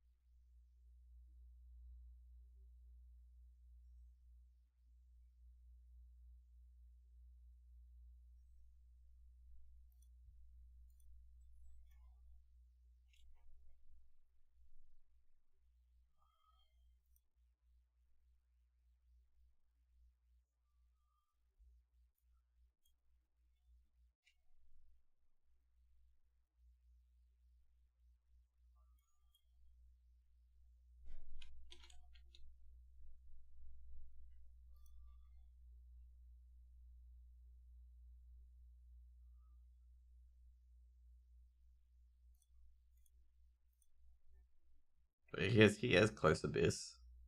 That is pretty much abyss, what he's got. Well, except that.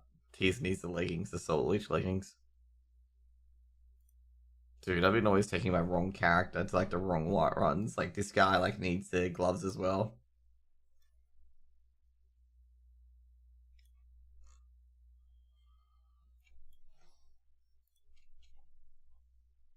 I think I'm just gonna take a break, guys. I think I'm just gonna go off and have a good night.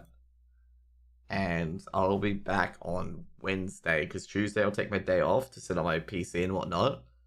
And I think what I'll do is I'll set up my network switch now to see if I can still connect to the internet with the network switch. So yeah, I'll see you guys later. Okay? Peace out. Have a good one. Bye. It's just because I've been on since 11. I just realized I've been streaming for 10 hours. And I'm feeling a bit tired. It's just like, you know. Peace out. See ya. Bye.